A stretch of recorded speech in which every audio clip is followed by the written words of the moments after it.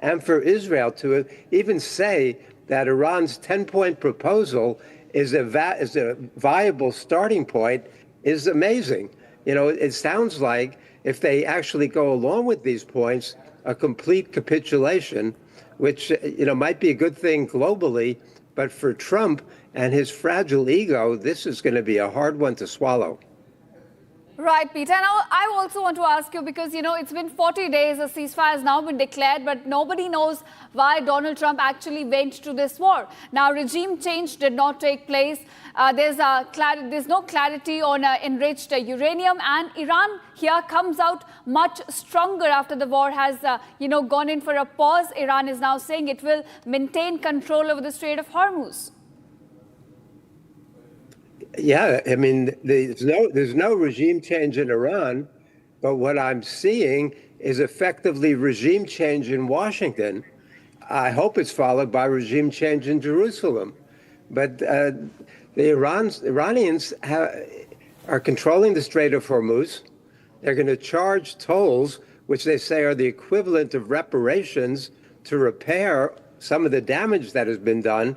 I mean, we have to realize that Iran comes out politically ahead, but economically, Iran has been set back and really hurt. They blew up a lot of Iranian infrastructure. Trump was threatening to blow up Iranian infrastructure, the bridges and the roads and the energy facilities, but the Israelis were doing that today. And so, it's not as if Iran comes away unscathed. They've achieved their big objectives, but they've suffered a lot in the process because the United States and Israel can blow things up. You know, we knew that was true, and they've proven it again. But that doesn't mean a victory in terms of achieving your objectives, and the objectives change by the minute. Nobody in the United States even knows what Trump's real objectives were or why he did this. Yes, in fact, Peter, do stay with us because we have a big development coming in from across West Asia as missile alerts have been sounded now in Saudi Arabia, Bahrain and Kuwait as well, despite US and Iran saying that they have reached a 2-week ceasefire agreement. Now, Kuwait Army also says that its air defenses are currently confronting hostile elements and drone attacks in the region. And the General Staff of the Army has noted that if explosion sounds are heard, that means that they are a result of air defense systems intercepting hostile attacks. Now, Peter, the 2-week agreement of ceasefire has just been agreed. It's out, and now this will, in fact, if this is true, in fact, that there are intercepting hostile elements, that means that the ground rules of an agreement is in fact broken. So, how do you see this? As Kuwait defense systems are saying that they are still intercepting hostile elements. In fact, missiles alerts have been sounded in this region. I basically see two possibilities. I mean, I'm hoping that this ceasefire holds. I think the world is holding its breath to figure out if this is going to work. But it's possible that the Iranian leadership is fractured and splintered. And while some elements have gone along with this ceasefire, there could be other elements, rogue elements, that are acting on their own and don't want to see a ceasefire. That would be, I think, a terrible development because Iran should claim victory and work to get a permanent solution to this situation. It's just too dangerous, too volatile, and too easy to spread into something else. We in the United States really feared that Trump was going to resort to using nuclear weapons. I've done about 10 interviews today where people keep asking. When I first started issuing warnings about this in some articles I wrote in Al Jazeera and other places and interviews, people were very skeptical. But the last 2 days, nobody's skeptical about the thought that Trump could resort to using nuclear weapons. Everybody is very worried about it. So that's why I'm so relieved that they have come to an agreement, and I don't want to see anybody take any action that could disrupt it right now.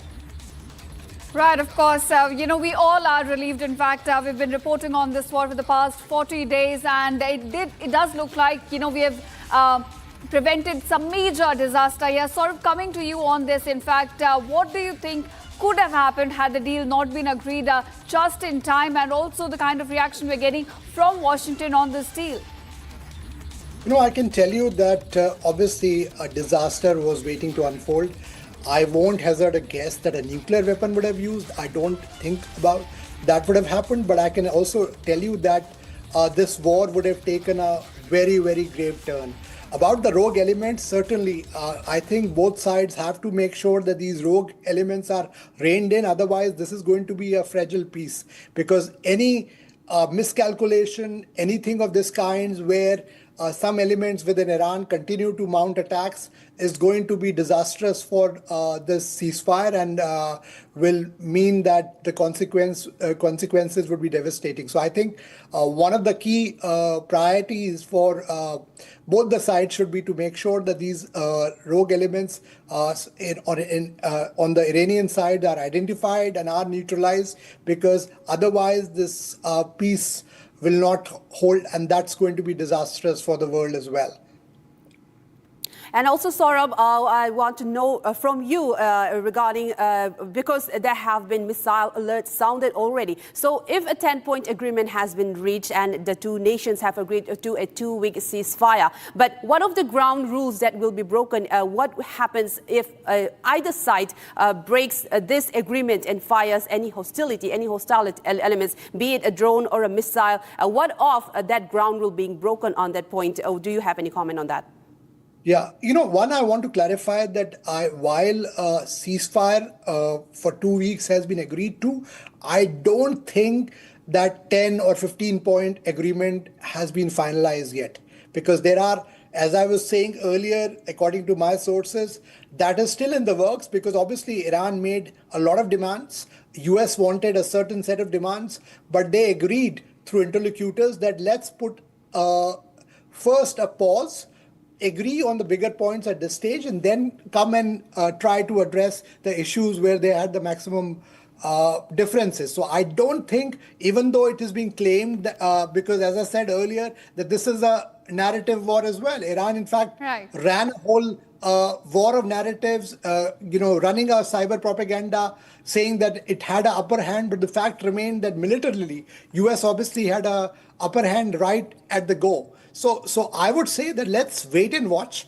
I don't think the there is a final pin or final needle that has been put to the plan yet. But the fact remains that they've agreed to come to a ceasefire agreement for 2 weeks and then decide on a final course of action. That's going to happen. But I again caution that if these rogue elements continue to mount, and if your reports that are coming at this moment can be verified, then obviously that's not really good news for the peace plan, because this has to hold, given the situation that it was, is very, very important. Even though Iran's foreign minister is saying that because this is also partly because of the fact that there were enough and more hardliners within Iran, because unlike the US, which is a democracy obviously, and the US president can take a certain decision. In Iran's case, obviously there is a hardliner leadership on one side, and there are some people who want this plan to succeed. So certainly there is a fractured kind of a situation there. So we have to wait and watch on that. How will the exact contours of these plans will map out? So I would caution against relying on these reports saying that 10-part or the 15-part plan has been agreed to. My sense is that is still in the works. Right, of course, Saurabh, there is a narrative war also playing out right now between the two sides. Peter, coming to you now, Donald Trump says that these 2 weeks will be used to finalize an agreement, and the base of which will be US's 15-point plan and Iran's 10-point plan. How do you think this give and take is likely to now go between the two sides? Well, Saurabh is right that we don't know how this is going to go exactly. Trump did say, according to my sources and the New York Times, that the Iranian 10-point plan is a viable starting point for negotiations. But if you look at the demands the U.S. has been making and compare it to the demands that the Iranians are making, there's no overlap. they're in parallel universes. Exactly. They contradict each other on every point. The question is how much pressure can be mounted inside the United States to force the Trump regime to come to an agreement. Trump's own party is putting a lot of pressure on him. The Republicans fear that there's going to be a slaughter in the November midterm elections, and that the longer this goes on, gas is up to what, $4.14 a gallon average price today. People are hurting in the grocery stores, energy prices, everything is being affected. And that's hurting Trump's own base as much as it's hurting other Americans right now. So his people in his party are feeling it, and they're very worried about what it looks like for them going forward. And so they're putting pressure on Trump. They don't come out a lot, now some of them are starting to come out publicly, but behind the scenes, we know there's enormous pressure right now. So that makes me think that the United States is in a better position or more likely to yield to some of the Iranian demands. But I hope they can find enough common ground to come to an agreement. And but we're going to need skilled negotiators. You can't send Witkoff and Kushner, the Laurel and Hardy of American diplomats, and expect to get a real negotiation. When Obama negotiated the JCPOA, the Iran nuclear deal in 2015, there were scores of nuclear experts involved, technical people. When Kushner and Witkoff were negotiating, there were no experts involved. And you can't do it like that. You're going to have serious people conducting serious diplomacy. We know that Trump has gotten rid of most of the diplomats in the U.S., and the Israelis in the U.S. have killed much of the moderate leadership, if there was such a thing, in Iran. So we're going to have to find people on both sides who can sit down, talk to each other, and come to a common understanding, which is what the world is crying out for right now. Right.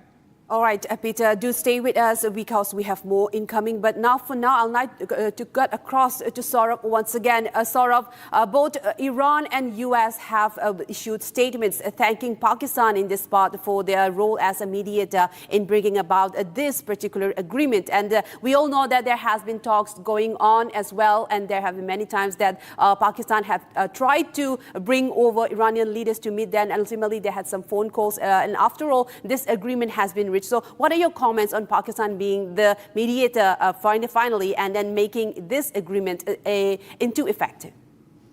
I can tell you Pakistan was fighting a battle for relevance, at least for now in temporary stage. Obviously, it has managed to find some relevance through this deal. I don't see Pakistan being able to be an honest negotiator to get a final deal into play. But the fact remains that Pakistan couldn't have asked for a better deal out of this. It has got relevance because Pakistan's Prime Minister found a mention on President Trump's Truth Social. Obviously, they were trying to play, they were completely on the margins, if you ask me, on geopolitics. But clearly, they have seem to have gotten hold of some people within the Trump orbit, smartly, I would say, in this case, and they managed to get it out. So, but I don't see that the entire peace plan can hinge on only Pakistan, and I think US also realizes it. That's the reason why it will be in the larger interest of the US as well to use some deft negotiators to make sure that whatever they agree to is a watertight plan, which is all vetted, and also get some expert advice there, because that's going to be a prudent one, because you cannot have a peace plan stitched which will not hold in the long run, because as this war demonstrated, this has a wider impact not only on the relationship that US has with the Middle East,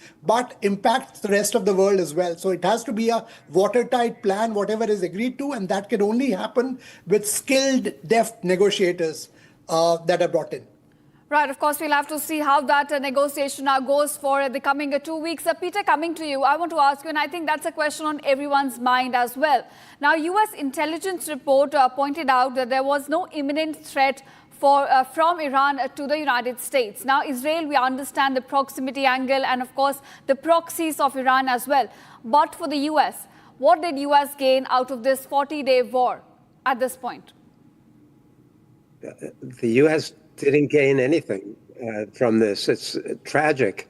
You know, I'm old enough to have seen my country lied into one war after another. But there's never been a war that started off with so little public support.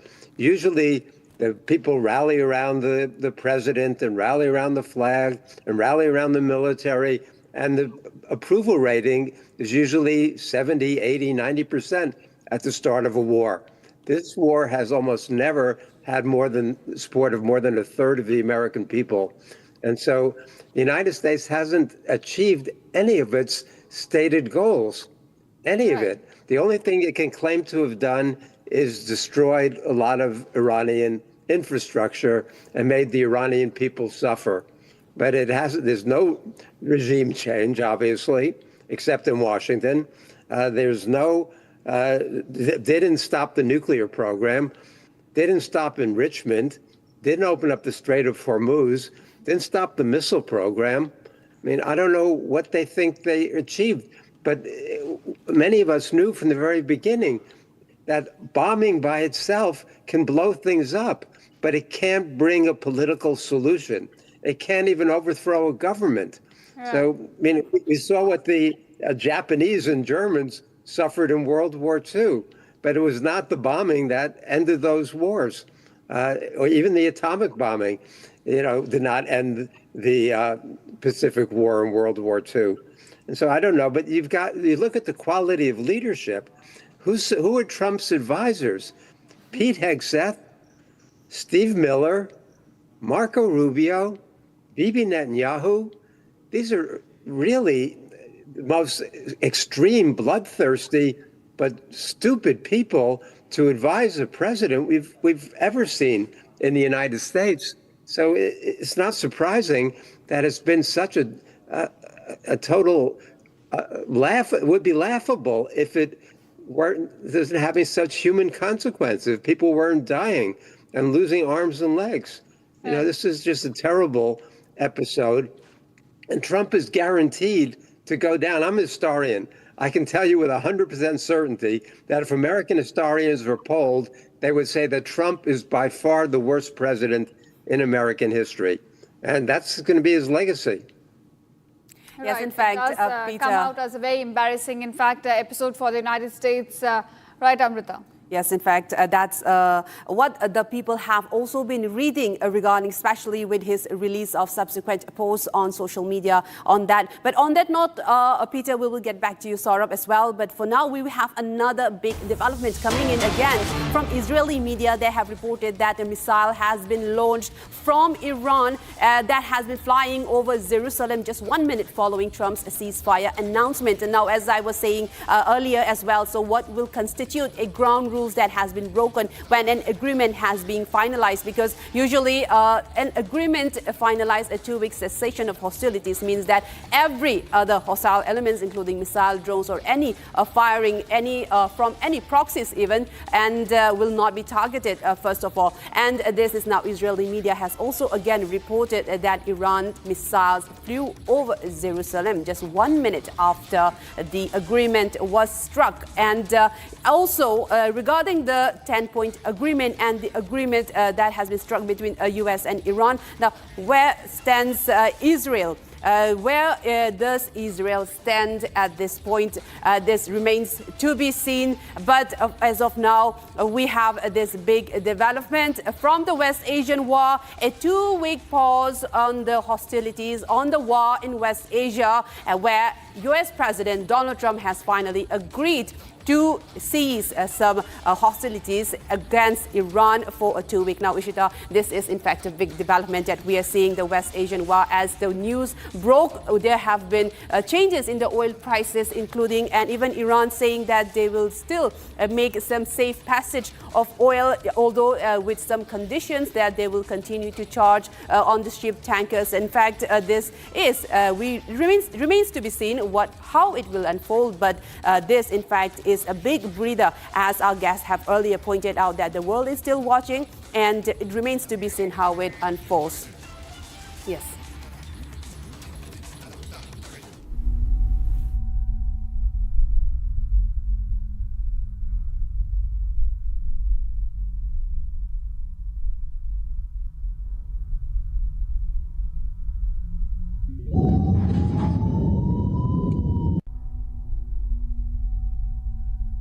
Viewers, we're getting you some live visuals. In fact, from Israel, this is where Iranian missiles were spotted flying over the skies of Jerusalem right after there was a declaration about the 2-week ceasefire from Donald Trump and from Iran as well. Now, Israel, in fact, has come out to saying that they support the ceasefire, which has been declared by President Trump. They have accepted the conditions. But right now, negotiations are on to come out with the final agreement. In these 2 weeks, negotiations will take place between the two sides. But right after there was the declaration, the announcement by President Trump, we are looking at visuals coming to light of Iranian missiles still flying over Jerusalem. So we could be looking at some rogue elements which are not on board with this ceasefire agreement within Iran, because we have seen IRGC and several militias, exercising a major control. And in fact, the executive branch was given lesser role than IRGC. We have seen right after Mojtaba Khamenei took over the country, and now we're looking at, despite the declaration of a ceasefire, a 2-week conditional pause of this conflict, Iranian missiles were seen flying over the skies of Jerusalem. So now this could be some rogue elements, or we could see a complete cessation of this conflict for about 2 weeks. We are already looking at major impact, positive in fact, on the oil market. Brent crude is now down by 5%. WTI crude is down by 8.5%. So markets, oil markets especially, are reacting very positively to the announcement of 2-week pause in this conflict. But the big question, of course, now remains, will this peace hold in West Asia? It is a fragile condition right now. All right, in fact, we'll get you more developments regarding the recent breaking news we're getting from the war region in West Asia. Let's get you the breakdown of what exactly the either side has said. Now, Trump declared this deal, saying that a 2-week ceasefire has come into being. He announced a pause for 2 weeks. He also said that talks involved in this case Pakistan's Prime Minister Shehbaz Sharif and their army chief Asim Munir as well. He also said that right now this pause in conflict is subject to the condition that Strait of Hormuz will be reopened by Iran. Now, that's the basic condition Donald Trump announced, while claiming that all the military objectives of the United States against Iran have been achieved. Now, this is what Donald Trump declared as he announced a 2-week ceasefire. He also said that there's a 10-point proposal which will be factored in to finalize the US-Iran agreement. Now, those are the major points of what Donald Trump said while he announced the ceasefire, the 2-week ceasefire that is now into effect. Now, Donald Trump declared that he will factor into the 10-point proposal put forward by Iran, and while also declaring that this ceasefire, in fact, is subjected to the condition of Strait of Hormuz being reopened by Iran. Now, my colleague Amrita will also walk our viewers through the 10-point proposal that Iran has put forward. Yes, in fact, the 10-point, the key point proposed by Iran. And in fact, the first point being that there will be no aggression by US and Israel against Iran. And second point being that Iran will still claim complete control over the Strait of Hormuz. And this is one of the big contentions in the agreement. And next, Iran control over Hormuz, that they will also take some compensation for passage of ships as well. And the fourth point, they have also pointed out that there will be lifting of all the primary sanctions that was placed against Iran, and not just the primary, also the secondary sanctions.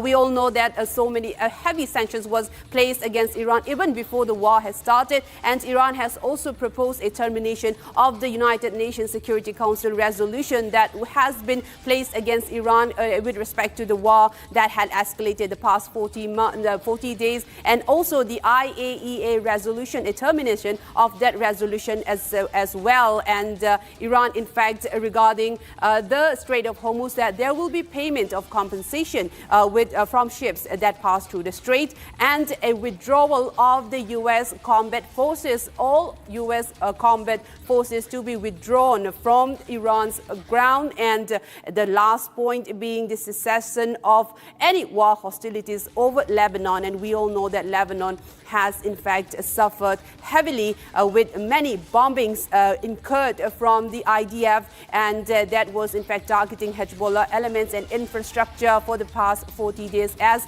the war was announced against Israel, Hezbollah has in fact started to strike as a defense forces, siding with Iran. And well, as of now, there has been no numbers released of how many Hezbollah terrorists have been in fact killed, but we all know that Lebanon it continues to suffer many civilian casualties, in fact, and even now, we are still seeing that as Trump and Iran has agreed to a 2-week ceasefire. There are, in fact, some rogue elements still firing missiles and drones, as Kuwait has also reportedly said that its air defenses intercepted some alert systems, sounding alert regarding any hostile drones being intercepted by its defense systems. And also, Israeli media has just claimed that just 1 minute after the agreement was reached between the two nations, that an Iranian missile flew over Jerusalem. So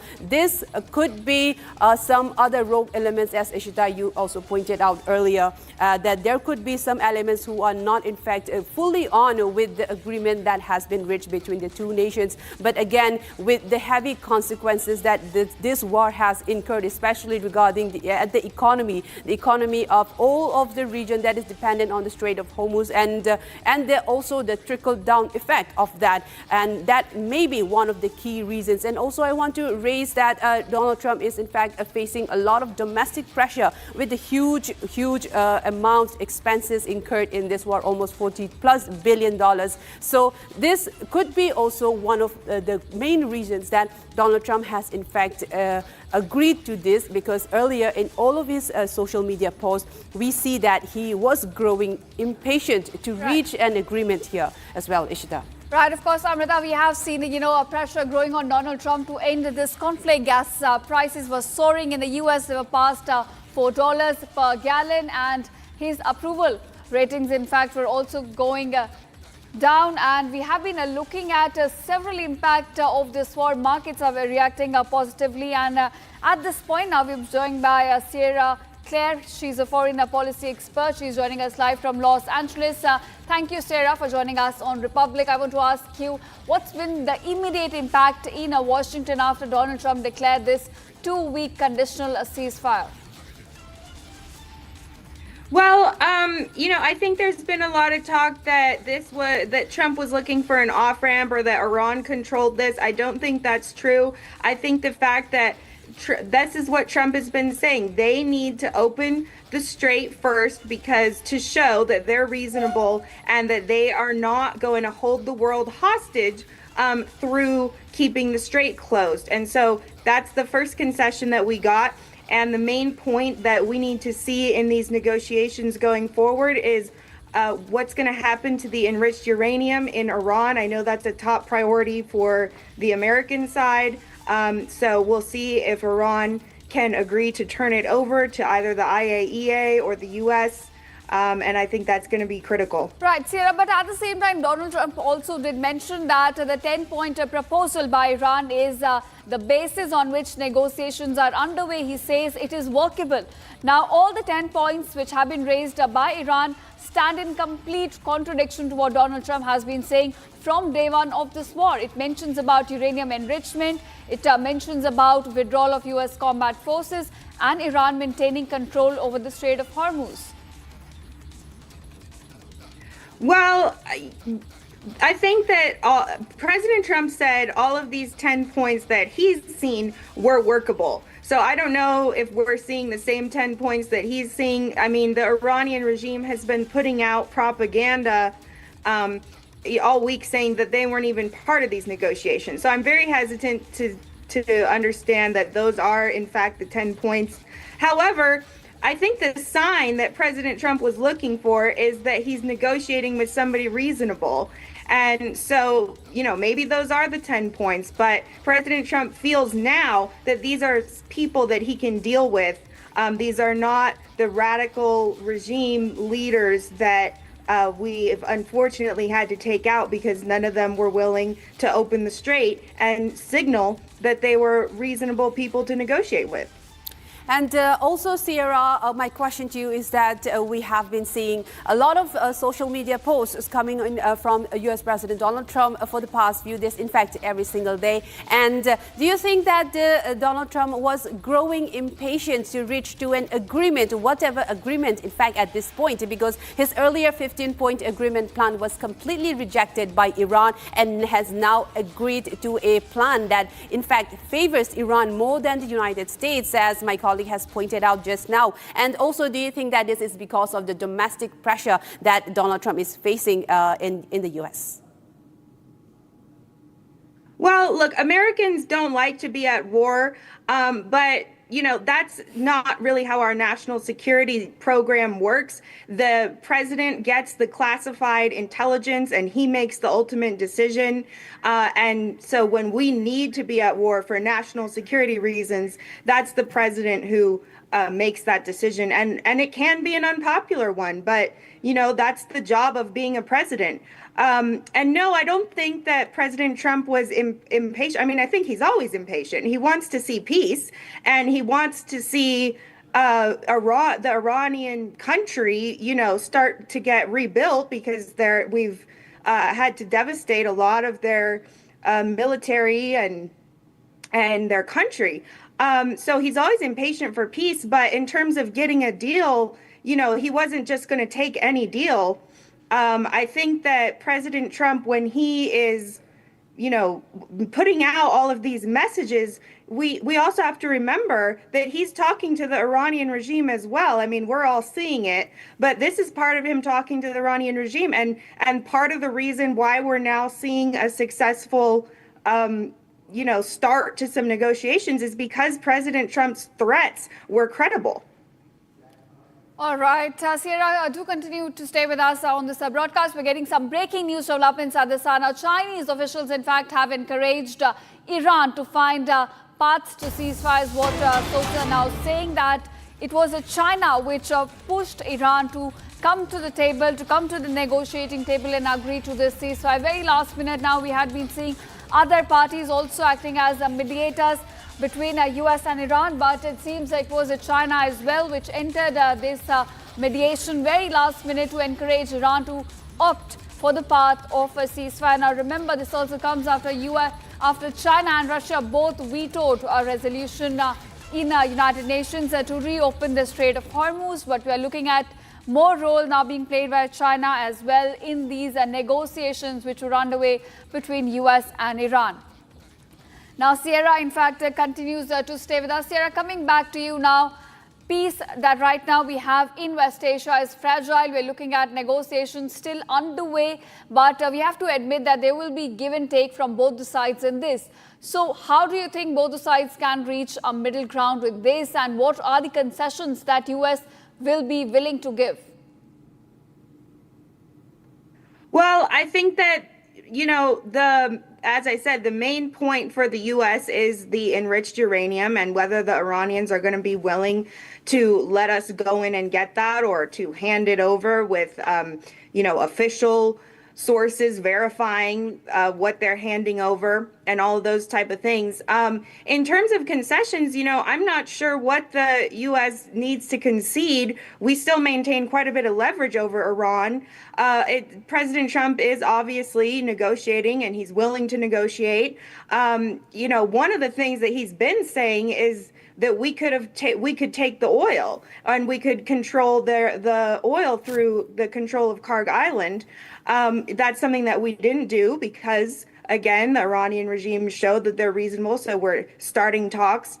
But I think that, the fact that we are saying we're going to allow Iran to make money from their oil industry, which is going to go towards rebuilding their country. We're not going to be taking any of that profit from them. That's already a concession right there. Sierra, but what's interesting is the fact that this war started when Strait of Hormuz was actually opened. And eventually, Donald Trump's goal began to shift around the Strait of Hormuz to keep it open at this point. And somewhere, the goal of enriched uranium took a backseat. Well, of course, President Trump cares about the global economic impacts that were happening because the strait was closed. So, I do believe that he's always looking at that and, watching, not wanting to let the world fall into total chaos.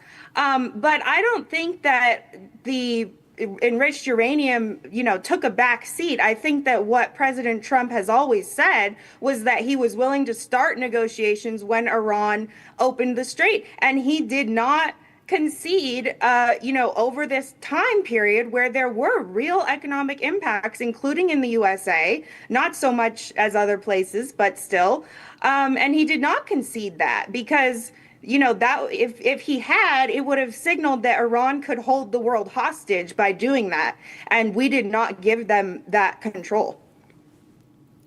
And also, Sierra, the one statement was coming in from Iran just a few days ago when Donald Trump has issued this deadline that all the bridges and all the power plants, electricity center sites will be blown up. And then just moments before the deadline was up, he agreed to this 10-point plan. Now, my question to you is that Iran issued one statement saying that whatever happens, the next stage will not be where a Strait of Hormuz will go back to the pre-war status, saying that there will be a new world order in the strait. And now with the 10-point agreement in place, we see that this is in fact favoring Iran because they are still controlling over the Strait of Hormuz, the passage of ships, and they will be charging compensations for ships to pass in this Strait of Hormuz as well. So what is going on here? Because we still see that even though Donald Trump said that they will be having this compensation, that in fact U.S. should be collecting tolls on the ships in the Strait of Hormuz, while also saying that the United States does not have to depend on the Strait of Hormuz earlier.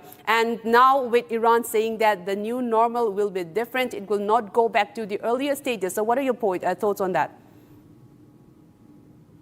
Well, I think President Trump is a businessman at heart, and he understands that the Iranian regime will need funds to, start rebuilding their country. Not hopefully on the military side, but for the humanitarian efforts. And so, it's possible that that's part of the agreement. I don't know. I have no way of verifying if in fact, the agreement is going to say that Iran can actually charge a fee for ships passing through. I think the other thing to think about here is the Gulf partners and what their voice is going to be in this. The United States has very close partnerships with all of these countries and grown even closer throughout this conflict. So it's possible that they may have input as well. And, whether that looks like Iran totally giving up the strait, I don't think that would happen. But there may be some increased cooperation, not with the U.S. necessarily, but with some of these other Gulf countries who are Arab countries that Iran, probably should have been working with earlier on.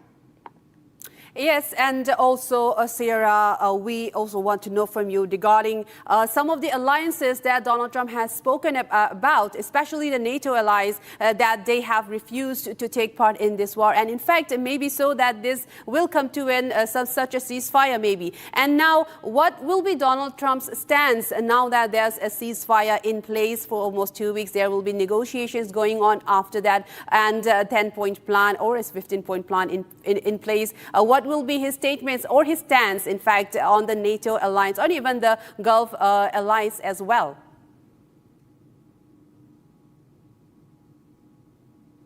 Well, the NATO alliance, nobody knows whether or not we're actually going to pull out of it. I think that's a kind of a leap, but it's very well possible after what we've seen from our so-called allies.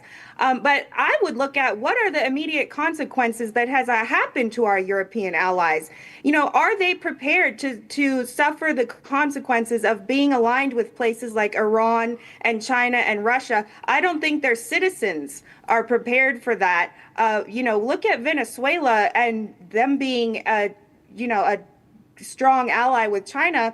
When the United States came after Venezuela, they were isolated. There were no countries around them in South America that were really willing to provide any meaningful military support. Is that what some of these European countries who've been, some of the worst ones, some of them haven't been so bad, but there's a few of them that have really been very vocal. And is that what they're willing to endure, is to be isolated with their neighbors in Europe who are maintaining good relationships with the US, and with that, and then them being isolated? So there's a lot of consequences, and they're already starting to see some of the consequences. The UAE is pulling out of deals with France and things like that. So I think the immediate consequences are the thing to look at here. All right, Sierra, continue to stay with us. We'll come back to you for more analysis. But right now, we're getting some breaking news developments. Now, markets have already started reacting to Donald Trump's conditional ceasefire, and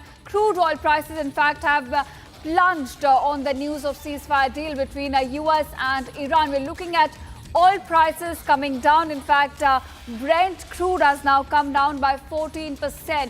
That's a major tumbling of oil prices that we're looking at right now, while markets all across the world are reacting very positively to this ceasefire. In fact, we have seen futures for the S&P 500, they were up by 2.2%, while US crude oil futures, in fact, have fell for more than 15%. So oil prices are now coming down, while we're looking at markets reacting very positively to this conditional ceasefire declared by Donald Trump. To give you some numbers, Brent crude, in fact, has now come down by over 14%.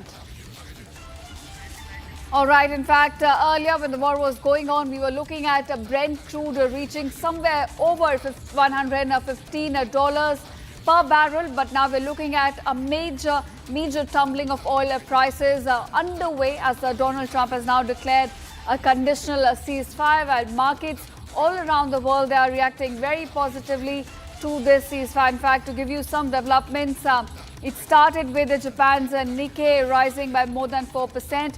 South Korea's Kospi also gaining 6%. So markets in Asia are reacting very positively. Looking at futures for US crude oil also sinking by 14%, while Brent crude, which is in fact the standard for oil prices all across the world, has now dropped by over 14%.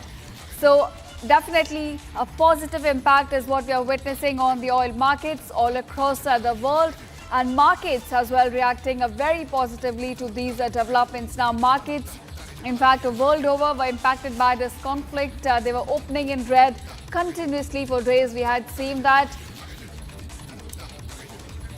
All right, Sierra continues to stay with us. Sierra, I want to ask you, we had seen there was much pressure on Donald Trump. His approval ratings were down.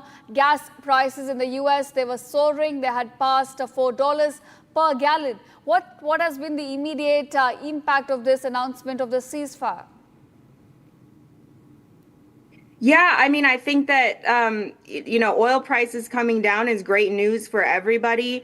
Of course, I'm sure many people in the United States will be relieved as well. And, for partners across the world who have seen sharper increases than even we have in the United States, I think it's overall good news. And, the market does react to to President Trump's statements and to this ceasefire. So I think that's a good sign that people feel confident that it is going to hold for at least the 2 weeks. Right, of course, but I want to ask you one question that, experts are also asking world over. What did United States achieve out of this 40-day war against Iran? Because regime change clearly did not happen. There is still no clarity about enriched uranium. Only one factor that Donald Trump claimed to his victory is about reopening of Strait of Hormuz. But this strait was actually opened before the war began. So in terms of the objectives, what did U.S. gain out of this conflict according to you? Well, that's an interesting question. A lot of people are talking about this. They're missing the point, I think. What did the U.S. gain? Well, we stopped Iran from building a ballistic missile program that could reach the shores of the United States. We've taken out every part of their nuclear apparatus, including some of their nuclear power plants, places that were involved in their nuclear weapons program as well. And, these were real credible threats to the United States. So an expert that I just spoke to earlier today said there could have even possibly been nuclear warheads in Iran, Sarah, and then they were trying to develop. Really sorry to interrupt you, but the U.S. intelligence reports have pointed it out that there was no imminent threat from Iran for the United States.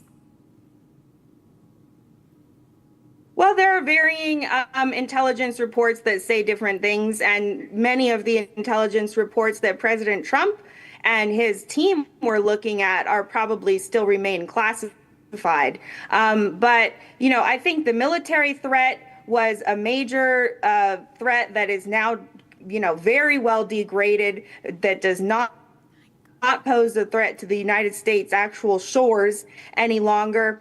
And, getting the Iranian regime, you said there's no regime change, but there is a more reasonable Iranian regime that is actually willing to take part in negotiations with the U.S. and maybe in the future with others as well. The Iranian regime also was not willing to negotiate with anybody in the Gulf. They weren't talking to their neighbors. They were using threats. So I think there's wins actually beyond just for the United States. All right, Sarah, thank you for your inputs and joining us on this broadcast. We will get back to you for more latest updates as well. Thank you so much for joining us. All right, viewers, we have another development coming in now. The U.S. military has halted all offensive operations against Iran, with a U.S. official now confirming that defensive measures and operations will still be in effect, although this development comes after President Donald Trump announced a 2-week ceasefire agreement with Iran, conditional on the fact that the Strait of Hormuz be reopened. So there, the United States military has now halted all offensive operations, although defensive forces will still be on. And as the agreement has just been announced, the U.S. has put its actions at play with halting operations against Iran. Now, Ishita, this is a big action, a big step, again, coming in from United States, although, of course, defensive actions across all the military bases will still be in place, but offensive actions have now gone down, in fact, halted immediately. Maybe after this step taken up by the United States, Iran will maybe continue to do so, because just before we were seeing that some rogue elements were firing missiles into the Gulf nations as well. All right, now we are joined by Or Shakit, a U.S. correspondent, and from Israel. Hayom, thank you so much for joining us on Republic. Now, my first question is that, as we've just heard, that now U.S. has halted operations, offensive operations, in fact, against Iran. So do you think that Iran will also follow suit and now hold any other strikes? Because just before we were just seeing that even a missile was flying across over Jerusalem just just a minute after the agreement was struck, and also some rogue elements were firing, and Kuwait air defenses were intercepting some drone attacks as well. So will this be the first step of many to de-escalation? Your thoughts? Well, thank you, and good morning and good evening from New York. Thank you very much for having me. As it pertains to your question, I agree with the factual basis. It is true that after the ceasefire was announced at around 6:30 p.m. Eastern Time, Iran has attacked Israel in a barrage of rockets. That also includes, according to my knowledge, at least 5 Gulf countries.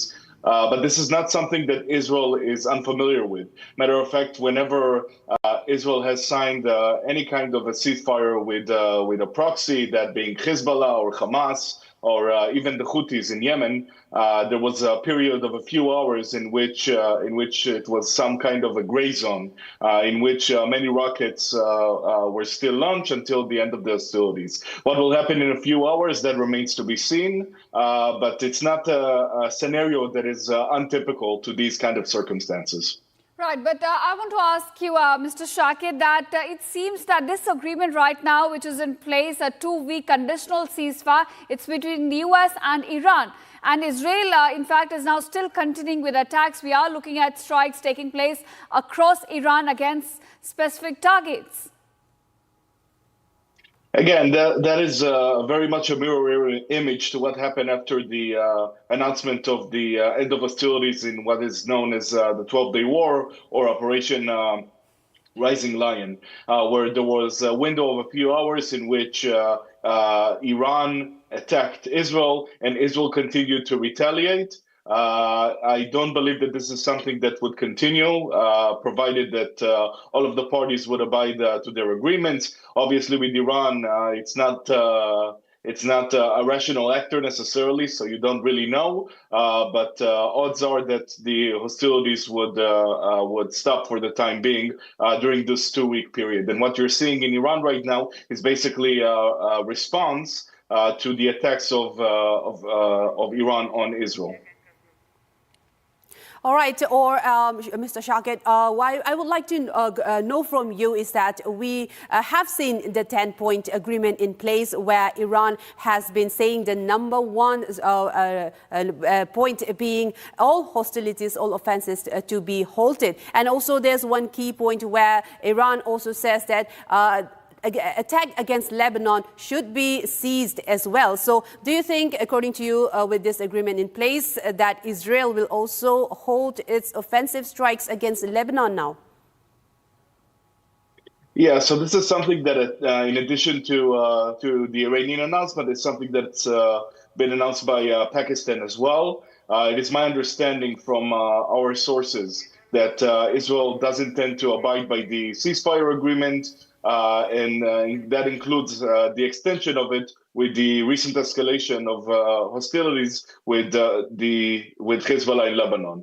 Now, again, things are still fluid on the ground, so the full details, not from Iran, have yet to be published in their entirety. We've definitely seen the Iranian perspective, but from the U.S. side of things, the details haven't been announced yet in full. So it remains to be seen. From my understanding, and based on the recent reporting in CNN and other places, it does in fact seem that Israel will abide to the agreement, and that extends to the Lebanese front as well. All right, Mr. Shakir, I take your point. And now we're also being joined by Major Samarpal Toor, a defense expert, as well as Charles A. Kapchan, a senior fellow, Council of Foreign Relations. Thank you to both of you for joining us on Republic. Now, coming to you, Charles, Donald Trump, in fact, has declared the conditional ceasefire. It's a 2-week ceasefire by the United States. Iran claims it's a victory for them, while Trump says negotiations still going on to finalize the agreement, while all military objectives have been met. How do you read this? I think that both sides blinked. I think that the Iranians were already getting hit hard and were probably taking quite seriously Trump's threat to start going after all kinds of civilian targets, power plants, desalination plants, bridges, train tracks. that would have caused damage that would take years and years to recover from and bring this war directly home to millions and millions of Iranians. And Trump confronted a war that exploded in ways that he did not expect.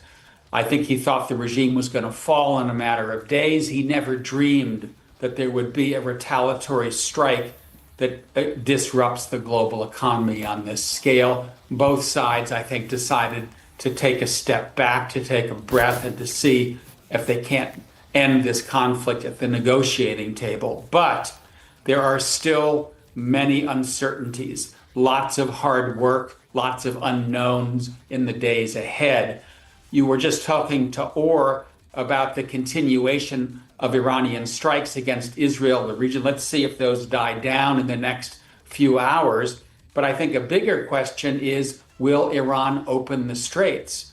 That's key to Donald Trump. He needs the oil, the gas, the helium, the fertilizer to be flowing again if you're going to bring down prices, if you're going to increase supply. And then there's the question of the follow-on conversations that will be taking place in Islamabad starting on Friday.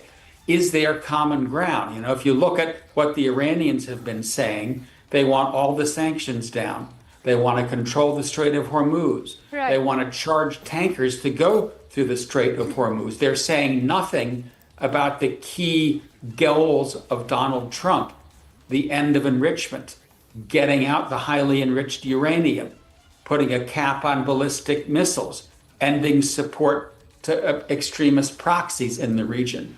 So right now, the two sides are extremely far apart. We have to wait and see whether both are willing to make concessions to find enough common ground at the negotiating table to actually bring this war to a durable end. Right, we'll have to see whether this peace will hold or not, because right now Trump's 15-point plan is stand in complete contradiction to what Iran has proposed in its 10-point plan. That's exactly right. And I think most of what's in the 10-point plan, at least as far as it's been reported, they're deal breakers for the United States. And even though Trump has said we've accomplished much of what we wanted to do militarily, and some of that is true, right? The Air Force has been destroyed. The Iranian Navy has been sunk. Many of the ballistic missiles and the missile launchers have been destroyed. Many of the factories that make missile fuel have been destroyed. But there is a residual capability, and if there isn't agreement to prevent Iran from rebuilding, then you have a regime that is wounded, that is angry, that is out for revenge, that may be even more hardline than the regime that was under the control of the father Khamenei. Now you've got the son Khamenei, Mojtaba, who may be harder line than his father, right? Unless you get a deal that puts constraints on this regime, there's no way that Donald Trump is going to be able to call this a victory. Right. All right. Shivam, this side would like to once again welcome all the guests that we are having here. We have Mr. Shaked here. Major Samarpal Toor is also with us, and Mr. Charles is also with us. Major Samarpal Toor, first question to you from my side. This is now Pakistan who is taking credit of the negotiations, and this is not a ceasefire as we speak. It's just a temporary pause of 2 weeks. Now, as we speak, there are strikes happening. There are missiles being intercepted. What's your take on what really unfolded? And Iran on one side is claiming, a certain section is claiming that Trump has surrendered, and this is the result that we have achieved a 2-week pause. Now, but what's your take on that? My take is that firstly, the Mosaic doctrine.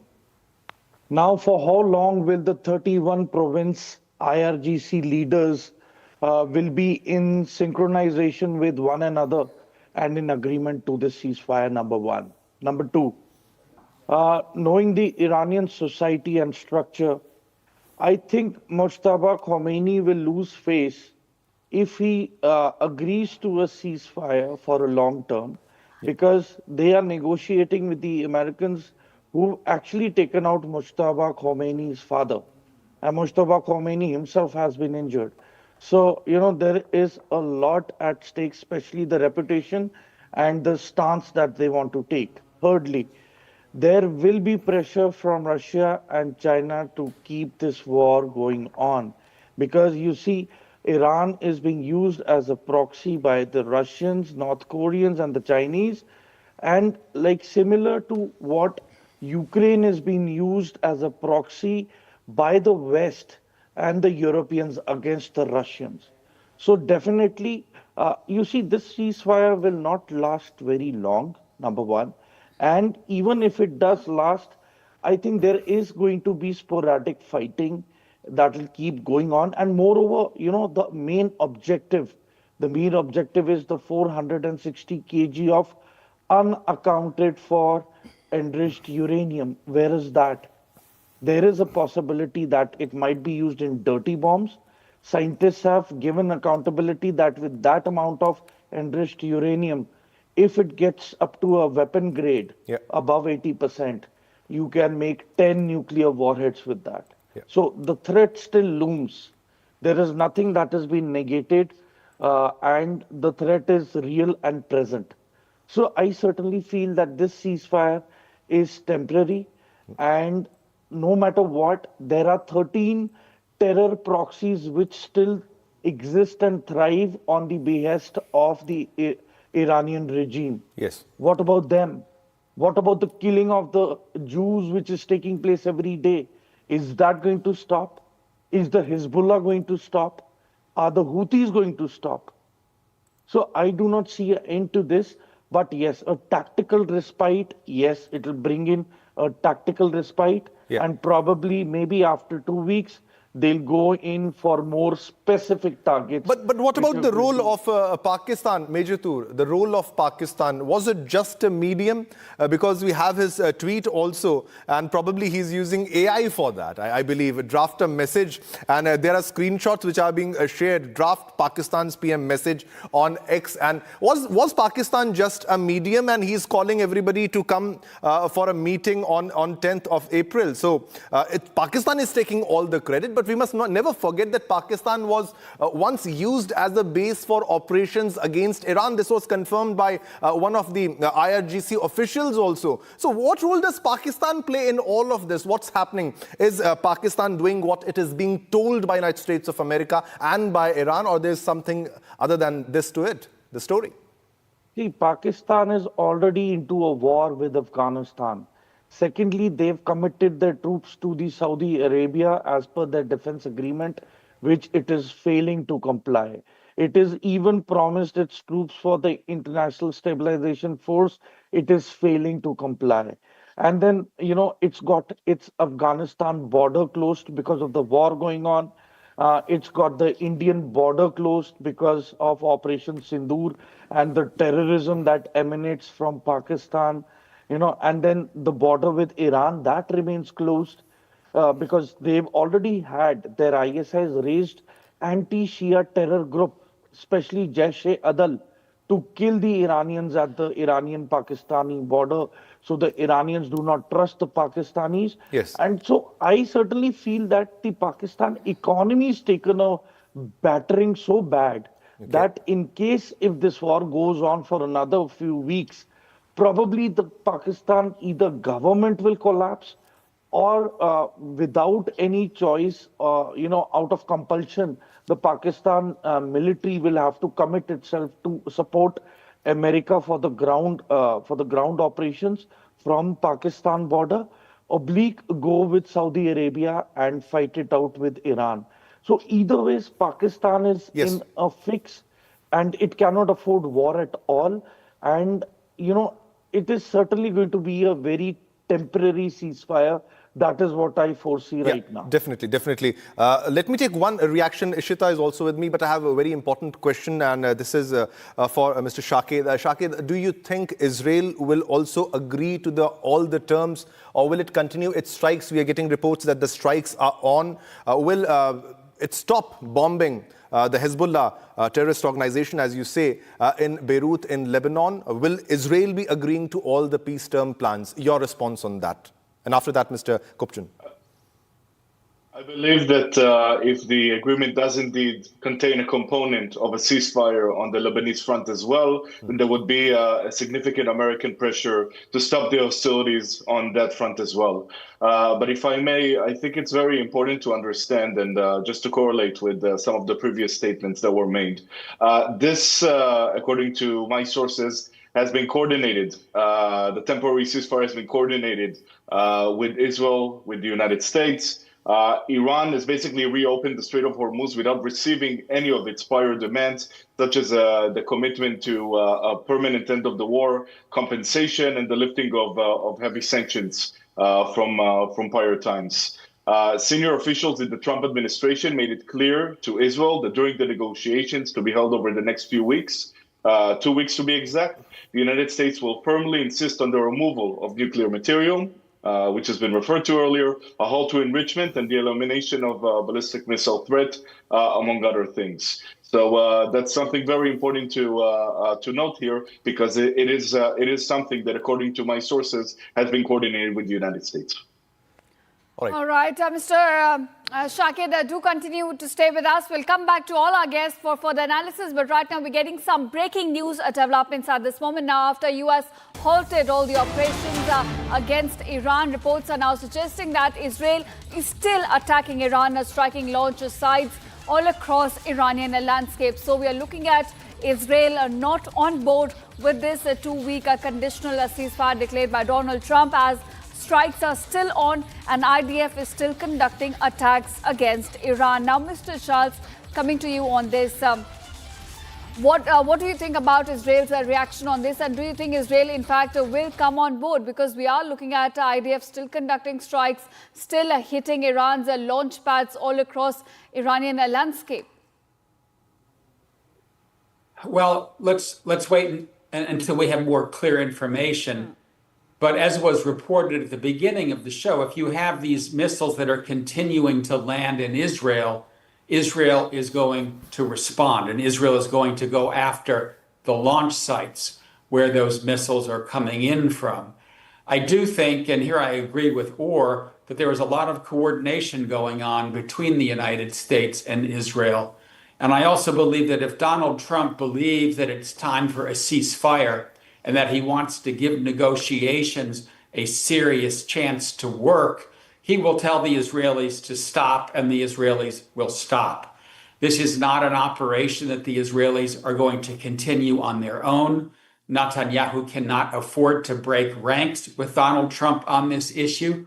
So if, in fact, there is an Israeli attack that's taking place, I think it's very much a tit-for-tat response to the missiles that are still coming in from Iran.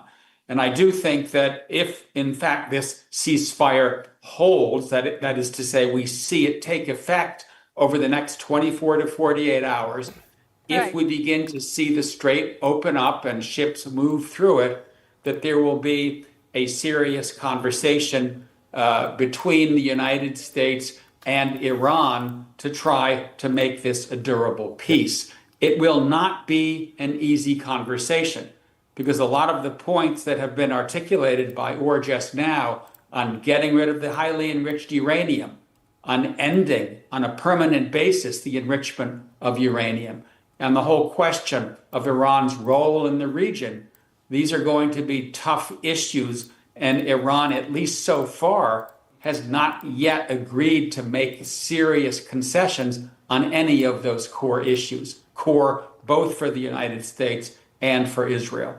Right. Yeah. Mr. Charles, you stated in your earlier answer that there has been a considerable damage done to Iran's navy, to Iran's army. But I want to ask you, the objectives with which the U.S. began this war, now of regime change, of ensuring that Iran does not possess a nuclear weapon. Now, those objectives have not been met, because clearly not a regime change on ground. And there's no clarity on where the enriched uranium is right now. So what do you think the U.S. gained out of this 40 days of conflict? Well, I do think that both Trump and Netanyahu went into this war believing that they would be able to achieve regime change. And I do also believe that for both of them, they were thinking about legacy. Donald Trump wanted to go down in history as the American president who had the guts to do what none of his predecessors had to do, and that is take down the Islamic Republic. Well, it didn't work, and there has been a blowback on the global economy and the price of oil and gasoline that I think has gone well beyond what Trump wanted, and has in many respects created political peril, not just for Trump, but for the Republicans heading into the midterms. And the affordability crisis that Americans complained about even before the Iran war has only gotten worse. But I do think that on those core issues of no more enrichment, of Iran never getting a nuclear weapon, of getting the highly enriched uranium out of the country, Trump can't really afford to make major concessions here, because then, as you said, this would be a pointless war. This would be a war that did not achieve its objectives. And then, in fact, you can see this happening again 6 months from now or a year from now, because Iran rebuilds its centrifuges, because Iran rebuilds its missile capabilities. And then the United States and Israel have to perform what they call mow the lawn, go back and do So you this mean to again. say that it might provide Iran with a window to prepare for future actions, for future wars in this case also. I would request everybody to stay with me, all the guests. We have a big breaking news development. We'll go to that and we'll take a reaction from all of you on that. It's about the oil prices. And this is something that concerned the entire globe. Now, oil prices crashed 14% within minutes as Donald Trump announces ceasefire. Now, Brent cracks below $100 per barrel. Meanwhile, Indian markets are set to open higher, and Gift Nifty hinting at a gap up opening of over 750 points. Asian markets are trading higher. South Korea's Kospi has jumped 5%. Now, this was a much needed relief, a sigh of relief for the global markets, because there had been a global bloodbath in the markets as we speak, whether it be Asian markets or European markets, and especially the way the oil prices shot up. All right, we have Pranav with us on a phone line for more details. He tracks markets. He's an expert on that. Pranav, the market has started reacting, and especially it was mostly about the oil, and the oil prices crashed 14%. That's the latest what we have. Give us the latest updates on that, Pranav. Well, yes, what we're seeing right now is a complete cracking of oil prices, given that after the ceasefire and the fact that they seem to have agreed to open Strait of Hormuz at least for the next 2 weeks, oil has crashed about 13 to 14%. Brent is trading right now at $95.39 a barrel, and oil is trading at $97.3 a barrel, and that impact is likely to be seen across the markets as well. Remember, the oil had almost touched about $120 per barrel mark in the peak of the war, but now what we're seeing is a massive fall in the prices of oil. And that is the sentiment that is likely to get reflected across Asian markets as they open shortly. Right, of course, and the Indian market is also expected to open higher as we're looking at this announcement of Donald Trump's ceasefire. What can we expect from the Indian market as well, Pranav? Well, investors and traders are eagerly waiting for the markets to open. As of now, the only indicator that hints that the market will open very, very strong is Gift Nifty, which is the Nifty futures trading at the Gift City. That's about 800. That's already jumped as we speak, about 800 points. So we're expecting a very, very strong opening for the first time probably ever since the war began. So we are expecting Indian markets to open higher. The Asian markets are already higher, and that is what the Indian markets are likely to track. Australian markets, Japan's Nikkei, Hong Kong's Hang Seng, all are trading up right now on a positive sentiment of the ceasefire announcement. All right, so markets are reacting positively to Donald Trump's ceasefire. Thank you, Pranav, for joining us and giving us all those details. Now, moving on to more breaking news developments coming in at this hour. Sure. Yeah, we have a very big breaking news development indeed, and this is about Mujtaba Khamenei, the supreme leader. We're getting that there are reports that Mujtaba Khamenei orders a halt to fire across all units. Now, this is an order from the Supreme Commander hours after Gulf and Israel strikes following ceasefire. This is official. This becomes official. This coming from the supreme leader of Iran, that is Mojtaba Khamenei. Big breaking news development. Mojtaba Khamenei has ordered IRGC, the Iranian army, to halt fire, to not continue with its operations across all units, hours after Gulf and Israel strikes following ceasefire. So there were reports of missiles being intercepted at various places, strikes happening as we speak. Israel continues to be at war, but now this is official statement which has been released as per Iranian media reports. Mojtaba has ordered halt on firing across all units. We continue to be with our guests and we need a reaction on that. All right, we have Mr. Shaked. Mr. Shaked, your reaction. Now, this becomes official. This is Mojtaba Khamenei asking everybody to stop the war. Do you think this will continue, or the proxies will keep on fighting like the way you kept on fighting? Israel kept on fighting with Hamas. Now, Houthis are there. Hezbollah is there. Will the war continue with the proxies now, from now onwards? That really depends on what the Iranians would actually do. But I just want to touch base on the announcement itself and the claims that Mojtaba Khamenei himself was the one that issued the message. This is yet another written message in a series of previous written messages from prior. Mr. Khamenei has not been seen in public since the beginning of this war, and there are serious doubts that he's actually capable of appearing in public or being in any condition to issue any policy comments, let alone statements such as this one that we just saw. So I would treat that with a grain of salt as to the source of this message, because there are many intelligence reports that suggest that Mr. Khamenei is incapable of issuing messages as such. Now, as it pertains to the ability of Iran to actually enforce that, let's analyze it both domestically and outwardly as it pertains to the proxies. Domestically, it's a question of, first of all, will. It might be a tactic where they issue one message and they actually do something else on the ground with regards to their instructions to the military forces of Iran, to the IRGC. And in addition to that, don't forget that there's an issue with communications, which is something that the Iranian regime has battled since the beginning of this war. Do not forget that the US and Israel took out many of their communication systems. So there's a question to be made here of whether, if the message was issued, then it is indeed legitimate, whether it actually reached all of the sources, the forces rather, on the ground. As it pertains to the proxies, it really depends on whether Iran actually issued an order for the proxies to stop. My belief is that if and when it actually does so, they will cease from their hostile actions. But if Iran did not issue that, in fact, then we will continue seeing this escalation to continue on these Right, fronts. Mr. Shaked. So we'll have to see whether the proxies will also fall in line with this ceasefire or not. Major Tur, coming to you now, we are looking at reports coming to light hinting at possible in-person meeting between Iran and the US delegations. We could have Kushner, Vance and Witkoff now traveling to Islamabad to hold this meet. Do you think there is a possibility of in-person talks now taking place given the trust deficit that's still there? As a military veteran, this is a tactical halt.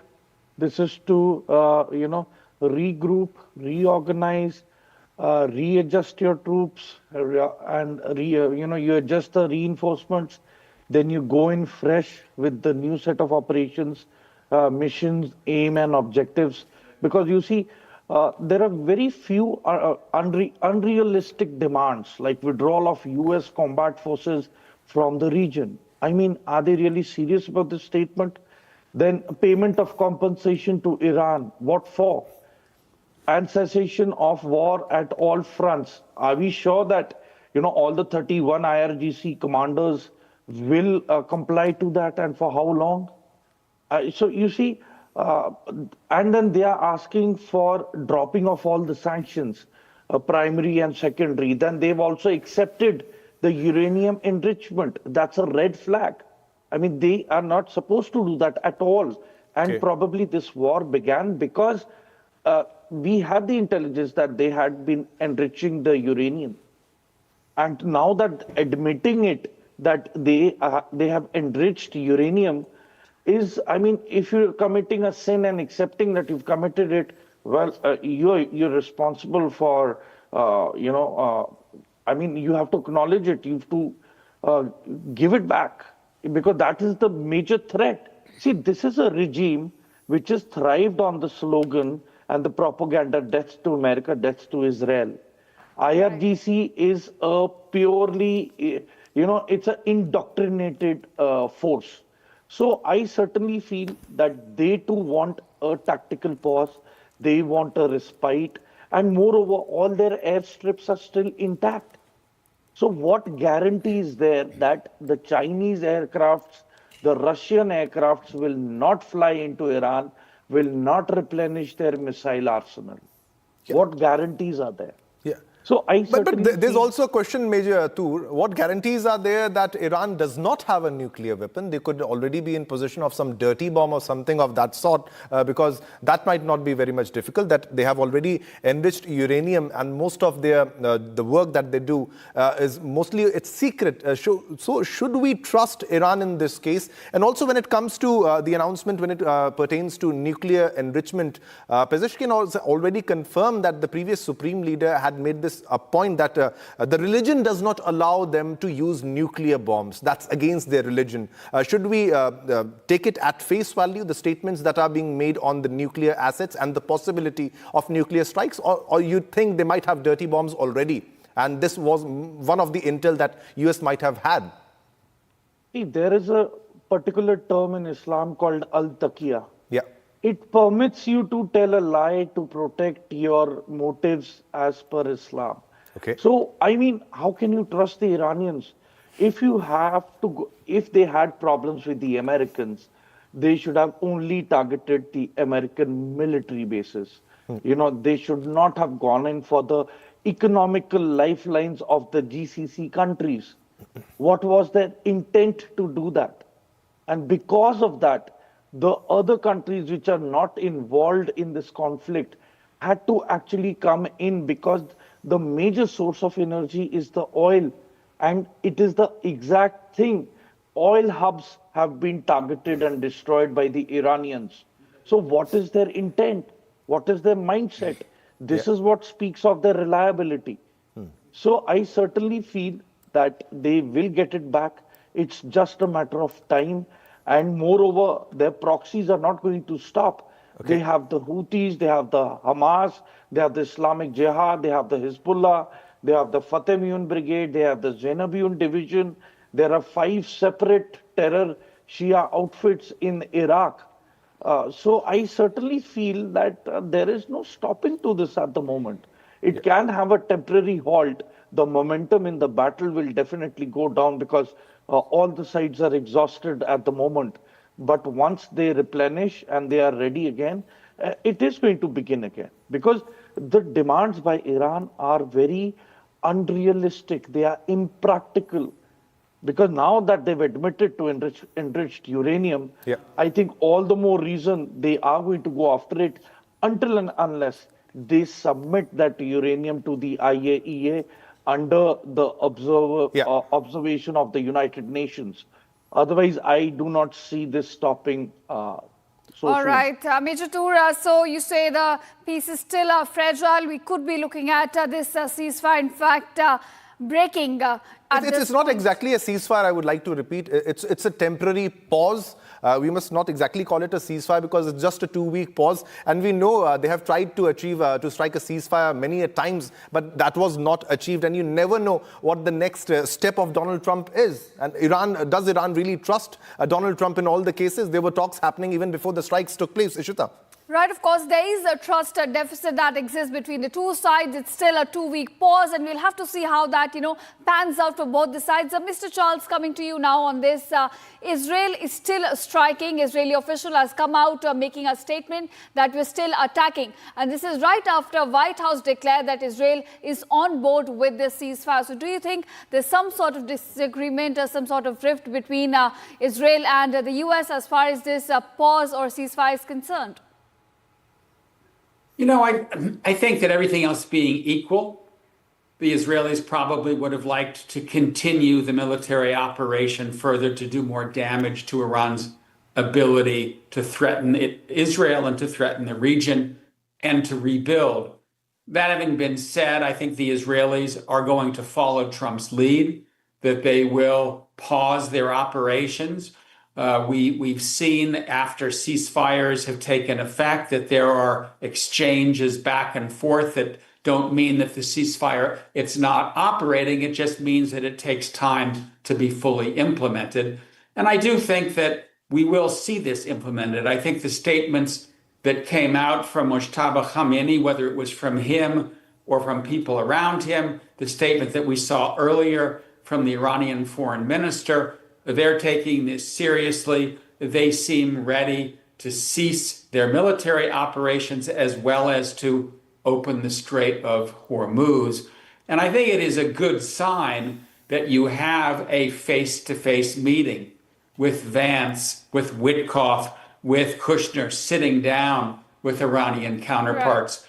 Because in the end of the day, that kind of face-to-face meeting is the only way that you're going to get a serious breakthrough. So let's wait and see where that conversation goes. Yes. Mr. Charles, I have one other question to you. Who will be paying for the damages? Who will be paying for the damages which were in Iran, mostly in Iran? Will there be a toll system for the ships that are passing, or will US be paying? We don't think so that the US will be paying, Donald Trump would be paying for all the damage that has been done in Iran. But what's your take on that? I think it's unrealistic for Iran to ask for reparations. This is a war that Israel, the United States, in fact, many other countries see as in some ways punishment for Iran troublemaking, Iran efforts to destabilize the region. This is not a regime that has a lot of goodwill. And in that sense, I think it's very different than, say, Ukraine, where when the war with Russia comes to an end, I think you'll see a lot of countries step up to the plate to help Ukraine get back on its feet. I don't think that is the case with the Islamic Republic. Iran does not have a lot of goodwill, except perhaps from the Russians and the Chinese.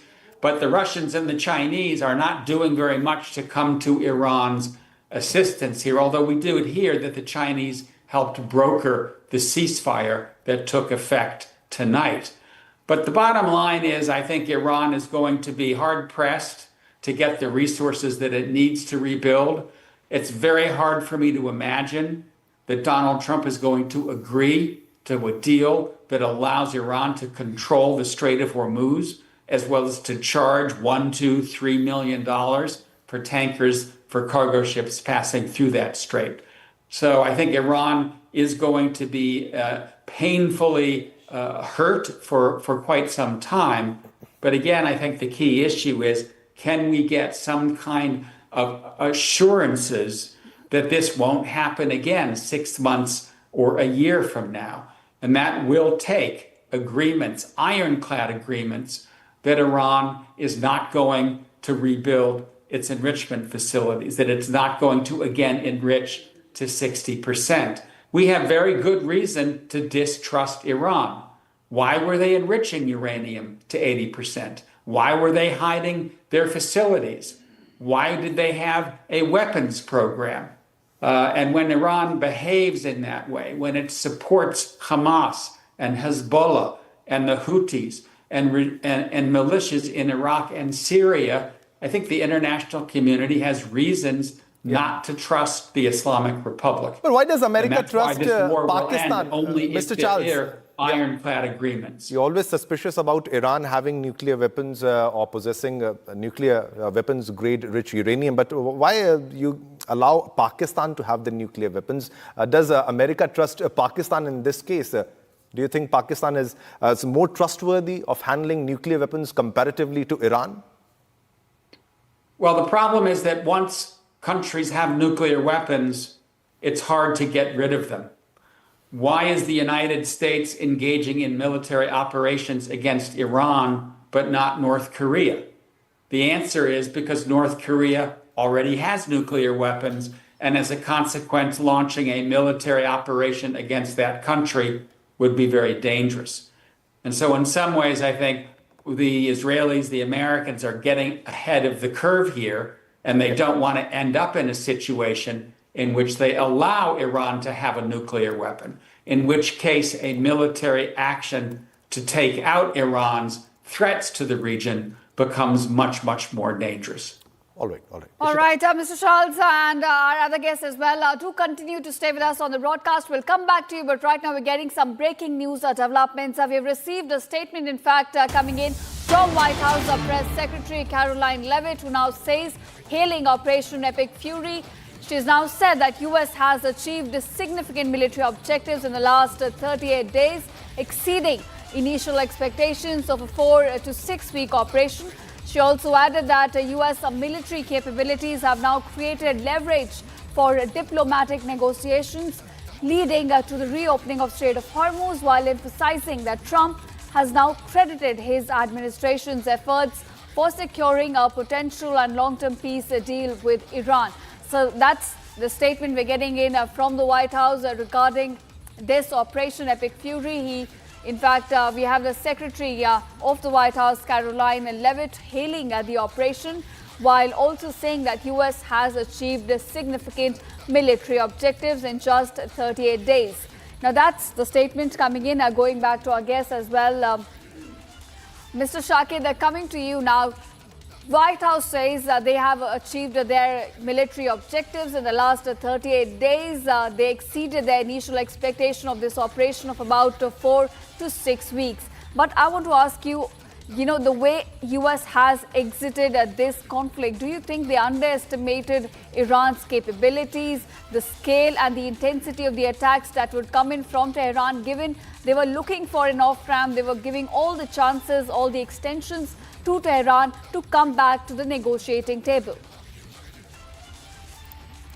Well, one important thing to know here is that it's not over. This is very much an active conflict with a temporary pause, as the other contributors here suggested. So this is not the final key for what we now know as the Iran war. Has the U.S. underestimated Iranian capabilities? That's up to the intelligence services of the United States to decide. I'm not a U.S. intelligence expert. There are some reports, including one that appeared in the New York Times today, in which it allegedly indicated that there were some expectations. The other panelists mentioned how there was a theoretical hope that the regime would be toppled fairly quickly, very much in a similar fashion to circumstances such as what happened with Venezuela. And other military circumstances as well. That, of course, was not the case. The leadership has indeed changed, but their merit and their intentions have not significantly changed. So while there is definitely a change in leadership personnel, it doesn't seem like a lot of people are being convinced by Trump saying that there is a de facto regime change. And I think that in that sense, there might have been some gaps in expectations. That being said, one cannot disregard or undermine the importance of the degradation of Iran's military capabilities. I mean, if you were to ask Israel right now, if the U.S. walks away, was this something that was worthwhile? The answer would be very clear. The answer is yes. Why? Because regardless of whether we'll end up with some kind of a framework that would establish that Iran would have its enriched uranium taken away, and some of the guarantees that Israel strives for, and that the U.S. reassured that they would make sure that would be included in such a framework. Iran is objectively, militarily, a fraction of what it was before, and that's something very significant. Yeah. Major Tur continues to be with us.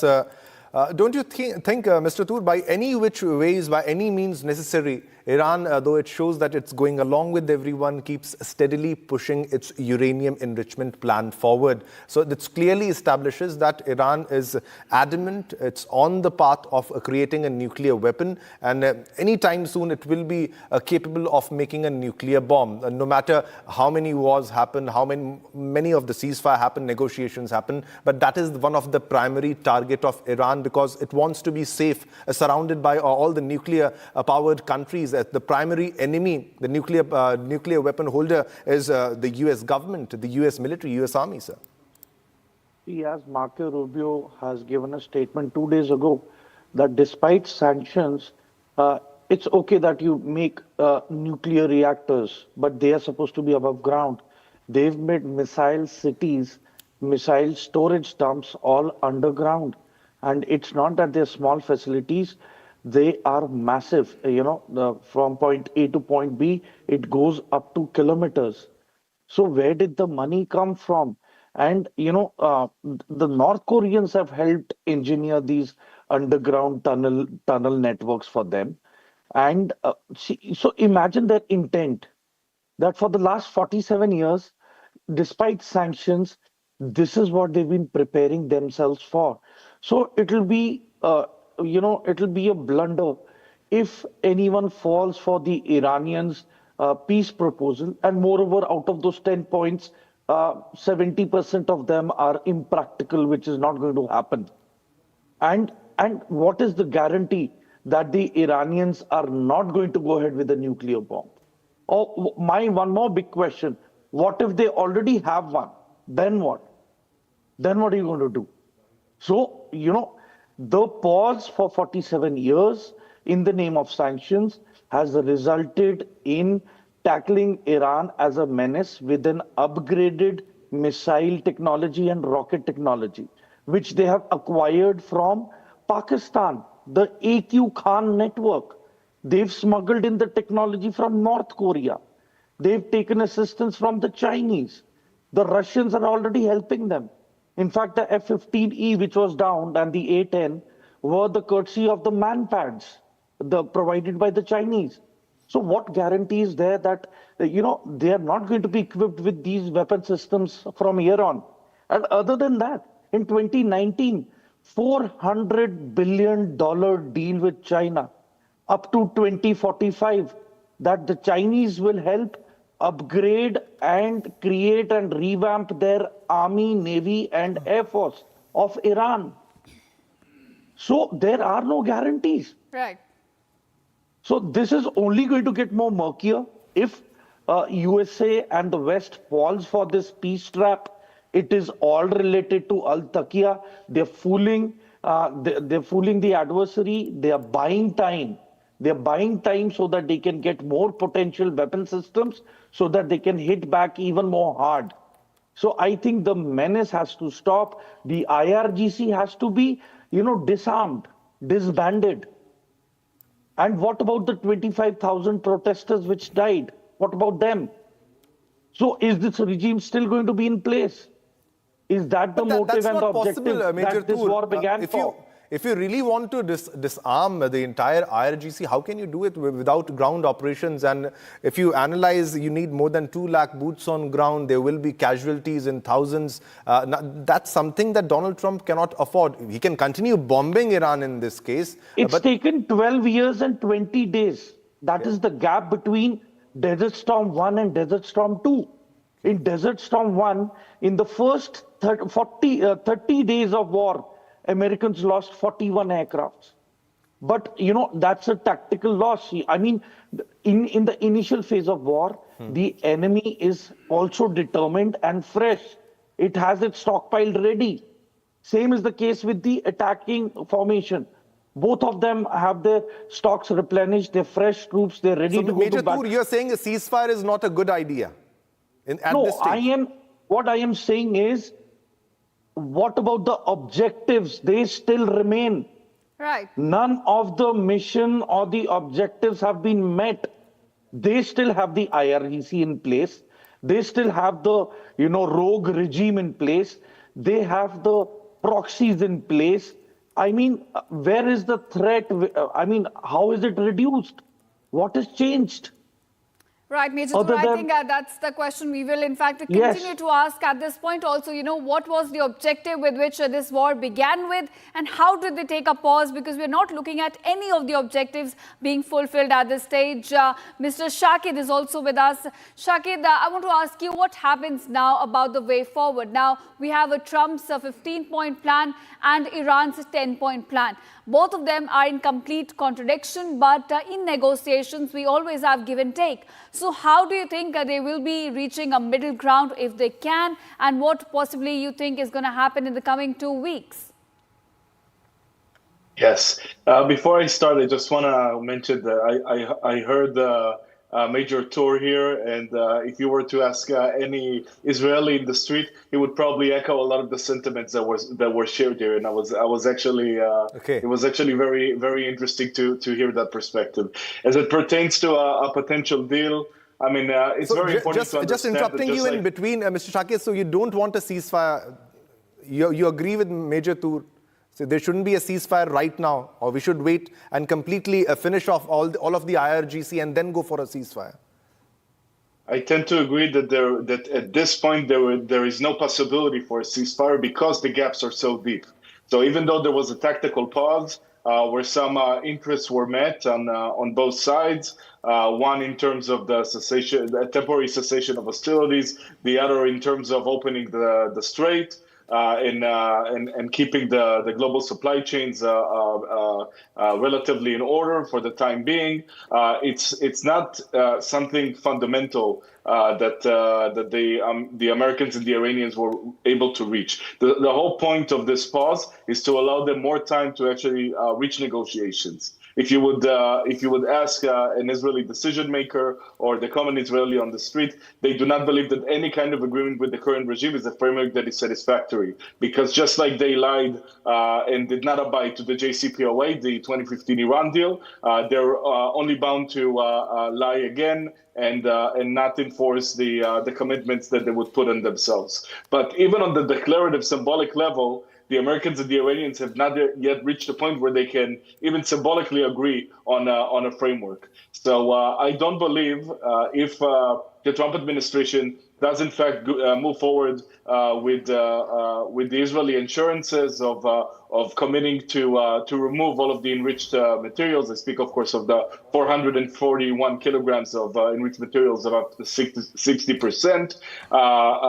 Making sure that the ballistic missile project is eliminated, making sure that Iran would not be able to possess the nuclear weapons, making sure that the proxies that Iran would stop the support as the largest state sponsor of terrorism to its proxies in the Gulf and beyond. If the Trump administration does hold on to these, there is a very high likelihood that there would not be an agreement and that hostilities would continue. All right, Mr. Shakir and Major Tour, thanks so much for joining us on Republic, sharing your inputs on this ceasefire, 2-week pause that's now been announced by Donald Trump.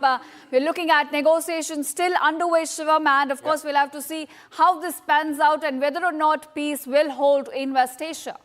Yeah, definitely. And the statement by Caroline Levitt also hailing Operation Epic Fury, saying that we have achieved our objectives, military objectives, but our guests, they beg to differ from their statement, and they say the objectives have not been achieved and a ceasefire at this point should not have taken place because their primary objective was to make sure that Iran does not reach to a point that it is prepared to enrich uranium or recover from the losses. Right, we are now slipping into a very short break, but don't go anywhere. On the other side, we'll continue our rolling coverage on Donald Trump's announcement of a 2-week pause in this conflict. All right, viewers, coming up on the other side, all the market reactions, what US and Israel are now saying on the 2-week pause and whether or not there will be in-person talks taking place between Iranian and US delegation.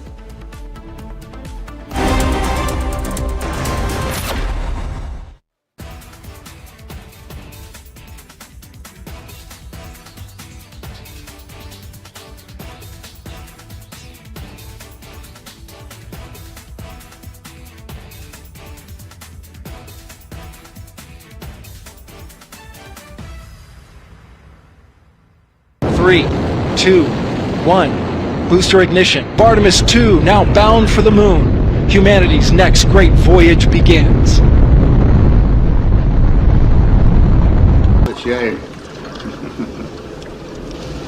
Okay, overboard dump coming up.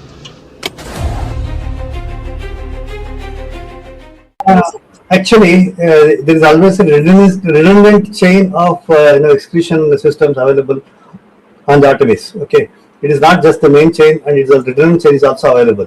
And there is no way that the astronauts will be stuck because of the the excretion issues. And what they have reported now, even we were going through and seeing, it is something to do with the valve which is to operate for section of the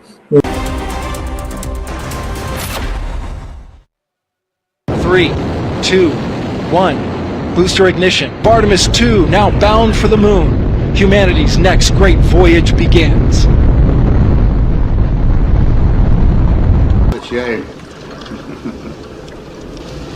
Okay, overboard dump coming up.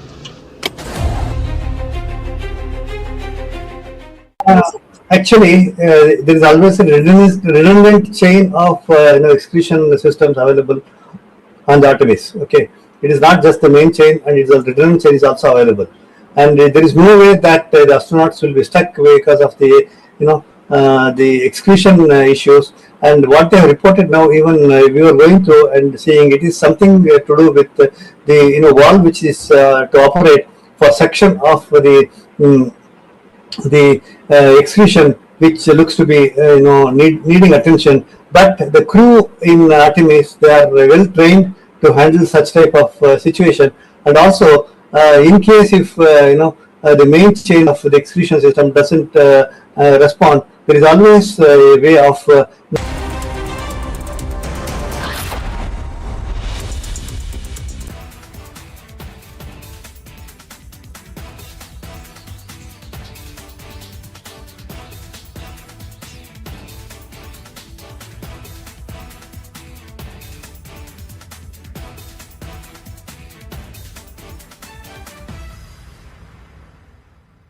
3, 2, 1. Booster ignition. Artemis 2 now bound for the moon. Humanity's next great voyage begins.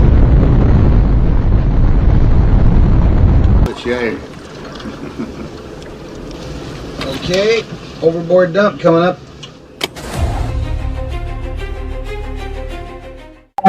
Actually, there is always a redundant chain of excretion systems available on the Artemis. Okay, it is not just the main chain, and it's a redundant chain is also available.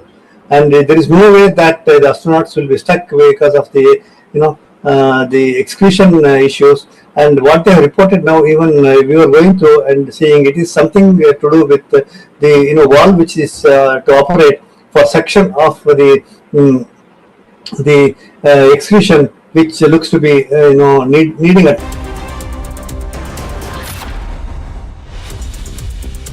3, 2, 1. Booster ignition. Artemis 2 now bound for the moon. Humanity's next great voyage begins.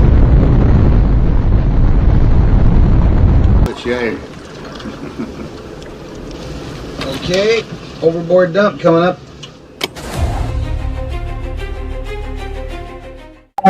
Actually, there is always a redundant chain of excretion systems available on the Artemis. Okay, it is not just the main chain, and it's a redundant chain is also available.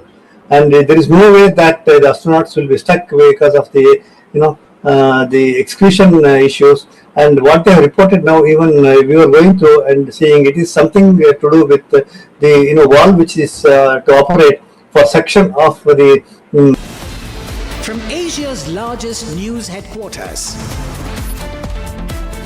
setting the agenda for Bharat.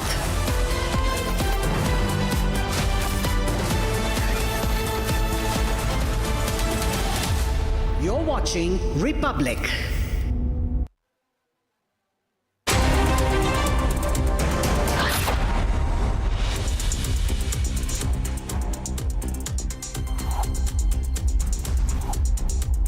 Hello and welcome viewers, you're watching Republic and we are rolling coverage on Donald Trump's announcement of 2-week pause in the ongoing conflict with Iran. Now we're looking at Donald Trump and Iran both claiming this as success for them, but the big question, will the peace hold in West Asia? My colleague Shivam also joins me on this. Yeah, there's now an official reaction from Mujtaba Khamenei, also the supreme leader, who has asked to stop firing at United States of America's military assets. Now, does this completely mean an end to war? This is a 2-week pause, but definitely a ceasefire as we speak. But if Iran follows all the points in the plan, we'll get you all the updates on this. But we have a big breaking news development that we are getting right now as we speak. Breaking news development on your screens in a short while. All right, US President Donald Trump has announced that the United States and Iran have agreed to a 2-week ceasefire in their ongoing conflict, suspending bombing and other military attacks as part of a temporary double-sided truce aimed at advancing broader negotiations. Ishita. Right, of course. So that's a statement coming in from the US. The president who goes ahead to say that the deal has been agreed just hours before the self-imposed deadline by the US president. It's now tied to Iran's commitment to fully and safely reopen the strategic Strait of Hormuz. So we're looking at some conditions and now coming in from both the sides. Donald Trump clearly mentioning that right now the 2-week pause is subject to the condition that Iran will immediately open the Strait of Hormuz. Yeah, he also adds that with regional mediation playing a role and global markets reacting with a sharp drop in oil prices, though the situation remains fluid and subject to further diplomatic development. So this should be underlined, and this should be the point we should be careful about, that subject to further diplomatic developments. So this is a very big development. Trump says the ceasefire is subject to Iran opening the Strait of Hormuz. So this is official. This is official confirmation. Iran has also agreed to the 2 weeks pause, but it has also given its 10-point plan on how the ceasefire should look like and what the conditions have been put by the Iranian regime in this case. But definitely they are agreeing to the ceasefire, the pause that was very much needed during the course of action, during the 39 days of action of war that was ongoing between Iran and Israel and United States of America. Big development. Many points have been raised, and Iran says that the US has agreed to commitment to non-aggression, continuation of Iran's control over the Strait of Hormuz, acceptance of uranium enrichment and lifting of all primary sanctions. All right, we have guests with us in the studio and joining us live from other parts, from California also, Ishita. Right, of course, we're being joined by Vibhuti Jha, former Republican candidate, joining us live from California. And we also have Colonel Shailendra Singh. He's a defense expert with us in our studio. So thank you to both of you for joining us. Coming to you, Vibhuti, first. Now, US is claiming that it's a success for them, that the conflict has been paused for 2 weeks. Strait of Hormuz has been opened. And they claim that all the military objectives have now been achieved in just about 38 days. Your first reaction on this? Thank you very much for having me. 2 points are very important here. The war would not have happened if Iran had actually committed to nuclear non-proliferation and nuclear weaponizing of its own country and enrichment of uranium. If Iran had signed on that dotted line, we would not be in this clash as of now. What was Mr. Trump's most important point was that for the last 47 years, Iran has been playing footsie with America, and all American presidents had caved in one way or the other. Mr. Trump's primary requirement is that Hormuz and other things are incidental to the whole cause. So this is the important point here. The second element equally important is that Iran never submitted 100% to IAEA investigation either. So their 10-point plan, which Trump has said he has received, makes no sense to me. If it doesn't make sense to me, I do not know if it makes sense for Mr. Trump either. Right. That you ask for reparations and enrichment of uranium and whatever else. So you have seen Takia play its own role. And, the famous statement made by many Iranian supporters have been that, Khamenei had said that their religion doesn't allow nuclearization. Right. Well, if that was religion was the cause for non-nuclearization promise, then how come Pakistan has a nuclear power? So you are seeing contradictions playing into the whole process. There is one more important part that we must bear in mind. Many people they say we have a 5,000-year-old civilization. It can't be. The original civilization there was Zoroastrianism and Persian cultures. They were destroyed by the current by the current dispensation of the faith that dominates. And this is not a 5,000-year culture. It is a 1,400-year-old established religion.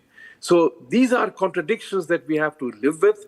And I think Iran has been a master negotiator or master deflector of things against us. If I were the president, I would not accept the 10 plans, including enrichment of uranium. And these ceasefires and this break that has happened, well, how long it will hold, I do not know. Yeah. But this is very important. If I'm the negotiator, I'm going to ask to Iran to completely abrogate and withdraw from the deaths to America or the Satan attack that they do on America all the time. Yeah. Will they shake hands with Israel? If they don't shake hands with Israel, where is the friendship? So where is the sincerity of purpose in it? And I think Mr. Trump had one deep understanding that the rest of the world was suffering because of the oil scenario. But a section of Iran, people in Iran are calling it a surrender. They're calling it a surrender of Donald Trump, and a section in America is calling it a surrender for Iran. So both are claiming victory, but we'll have to wait and watch who exactly has been victorious. So stay with us. We have another guest with us. We have defense expert, Colonel Shailendra Singh. Thank you so much, sir, for joining us in the studio. But what's your reaction? Everybody is talking about the objectives. Donald Trump is claiming that the objectives have been achieved. What exactly were the objectives? Was it about the nuclear weapons or the ICBMs or the regime change? Because he gave a statement that regime change was not in the plan. But initially, when the protests were happening, he was hinting that keep fighting, help is coming, we are on the way. So do we rule out regime change was one of the objectives? And there were other objectives. You can clarify what the objectives really were for the American government, for POTUS, for Donald Trump. Jai Hind, Namaskar. If you see this ceasefire, the brightness of your face and your co-panelist face is quite evident that we all are happy about it. Even your face, sir. I'm actually in a problem because now we have to evaluate whether this happiness is short-lived, long-lived, permanent or not. So that responsibility comes, which is a big one. Now coming down to our panelist educating us on a lot of good things, I do agree with it. Iran was never, Iran cannot be given that benefit of doubt that they were too good about the uranium. But at the same time, we need to see the things in reality, the day or the way they were. As on 25th and 26th of February, the official declaration of Oman and IAEA is that they were very close or had already closed the issue of uranium, whether it is to be handed over, downgraded, upgraded, whatever graded. But that talk on uranium was definitely making some sense to Oman and IAEA. There cannot be a super umpire called as US to take a decision on every nuclear terrorism. I'm using the word nuclear terrorism because if there is a nuclear terrorism as an agenda point of US, then well, I do have one in Asia. Would you like to handle that also? Coming down to specifics, Iran is guilty, I'll allow that because it has been supporting the terrorism of Houthi, Hamas, Hezbollah. We have sat down in the same studio to talk about it last year when their nuclear things was to be dismantled. But then the Americans will have to accept it. That were they lying last time? Were they unaware last time that the complete uranium has been destroyed or the uranium facility has been destroyed? Why do you require that to be coming up now? Coming to, 10 points or shake hand. Let Israel extend that hand. I'm a fan of Israel, by the way. But when it comes down to peace, if you will start looking for who won, who lost, who has surrendered, who has bowed down, then the diplomacy won't work. The diplomacy works that you keep all this aside, concentrate on those 10 points. Out of 10 points, you may agree to 2 I completely agree with you, Colonel, but the kind of statements which are being released by Donald Trump also do not add up to diplomacy. The kind of warnings and threats, back-channel talks, and then he warns them that you go for a ceasefire, otherwise I'll bomb your power plants, I'll bomb your key bridges. Now let's sit on the table and have a ceasefire. So on one side he's talking about diplomacy, and other side he's claiming that I'll wipe out the civilization. Just imagine me and you talking and having a cup of tea, and I'll warn you, you agree to me, or I'll bomb your home, and then we agree on the ceasefire terms. Can that be possible? You see, this is called as military diplomacy, that you want to have a talk or diplomacy from a position of strength. That is what exactly even Iran is doing. That's that bullying. Is what That's sort of bullying, I believe. Oh no, the language of US has always been bullying. Yeah. Whom have they not bullied?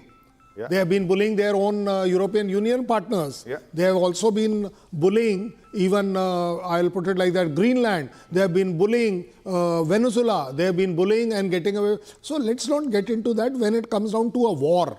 Yeah. Then the bigger point which has to be seen is that whether we are able to talk out to stop a war, to have a ceasefire, develop on that. That is how diplomacy works. Military power has already worked. You have actually destroyed Iran. There is no denial. I'll go by that. But within that destruction of your so-called declared 90%, 95% of Army, Navy, Air Force of Iran having been eliminated, decimated, I don't know which word to use or not, which has been used by them. But even with that weakness of 5%, they are still able to hold on to Hormuz. If there is no Navy, why are you not walking in? And why are you blaming Hormuz? Why are you not blaming yourself? Why did you attack on 28th? Hormuz is a sub-product of that. You didn't think about it? You didn't know about it? Yeah. Were you not advised about it? The way your chief has advised that boots on ground is suicidal. Yeah. You have finally conceded. You have made him resign. You have sacked him. You have sacked 8 of them. I don't know which regime change are we talking. Are we talking about the regime change of Iran? Or are we talking the regime change of the US Army? You have to see it. You see, you set your own objective, you set your own goal, and you set your own decision making that I have achieved it. Well, yes, you have achieved it. If you have achieved regime change in Iran, where lakhs and lakhs of people are coming under that flag and rejoicing, well, congratulations to you. That country has stood together much stronger. I am not a fan of Iran. I am then saying, you have to do an analysis unbiased. Yeah. And in that, you definitely find that within that weakness of Iran, which you have declared, Iran has emerged quite strong within that weakness. Right. Colonel, I sort of agree with you on the points that you have raised. Iran, despite the damage to its military infrastructure, despite the damage that's been caused to its top leaders, it has emerged sort of more resilient than the United States. And it also seemed, sort of towards the end, the US was more desperate. It was looking for an off-ramp, trying to give more extensions to Iran to have this conflict somehow settled. In fact, we're now taking a look at what Prime Minister of Pakistan posted. Now, viewers, if you go through the edited version of the text that Pakistan's Prime Minister posted on X, it looks like there was a draft sent to him by Washington, and he posted that by mistake with a header as well, that it's a draft to be put up by Pakistan's Prime Minister on X, and then he later edited that version. So, it looks like Pakistan acted like a US puppet all along the negotiation, just putting up a draft sent to him by Washington. So, when you talk about the role of the negotiations that have been going on, how do you look at it, sir? Yeah. Right. You're asking me? I'm so sorry. Let me tell you one thing. When you are talking about Pakistan, let me give out facts to you. I'll congratulate the world if Pakistan has been able to establish this peace. I'm one of them that yes, peace by even Nepal, if is initiated, India will always welcome it. So I am very clear on that part of it. But more important would be what? The more important is that is he actually able to? Because when it came down to the Prime Minister of Pakistan giving out that statement or coming out with that written statement that we offer. Well, offering is a good thing. But who appointed you? Number one. Number two, your own Deputy Prime Minister, Mr. Dar, he said, what are we doing? We are only passing one message to another. These are all recorded statements by the Pakistani.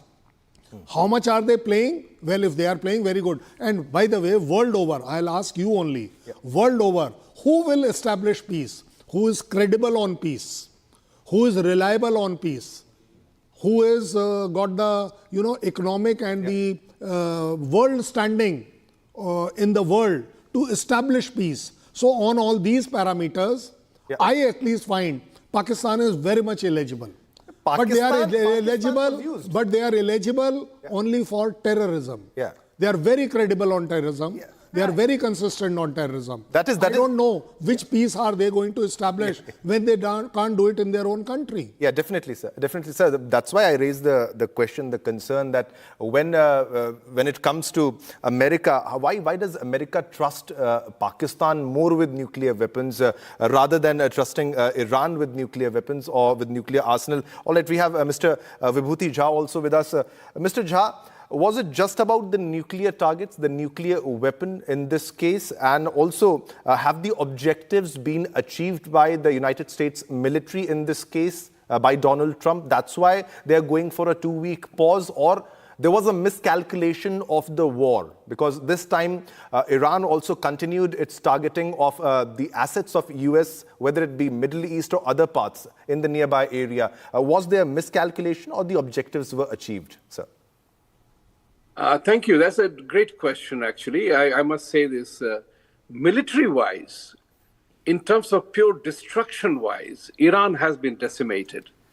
So when Trump threatened, and I think I agree with Colonel Shailendraji on the point that he commented upon Pakistan and the military objectives, that yes, militarily, America showcased the extent of damage that it can do to Iran. That is no doubt about that. One of the things that happens is, what is your own internal injuries? And that's where the aircraft shot brought down and the pilot rescue became a big issue for America. Because America, I've met if you have seen the movie Behind Enemy Lines over Kosovo, I have met that pilot. And his only statement was that this is the great strength of America, that if a man is left behind, they will do whatever it takes to rescue that man. So this was playing out in my mind when this was happening. And that must have taken Trump by surprise that it happened. And he was ready for that. That's why he's seizing the scenario to make an assessment. And now, here is very important part that Trump can definitely, you said about, destroying, sending the country to Stone Age. Now, the important part here is that he was using every single terminology which Kautilya said. Sam, Dam, Dand, Bhed. Okay. Think about it from that perspective. He is using every tool available in his kitty to use it. Whether you accept it or you fight against it is a different matter altogether. These 10 points, which the whole world now knows that Pakistan just acted on it as an American ally, whose defense minister is on record saying that we have been doing the dirty job of America and the West for last 30 years.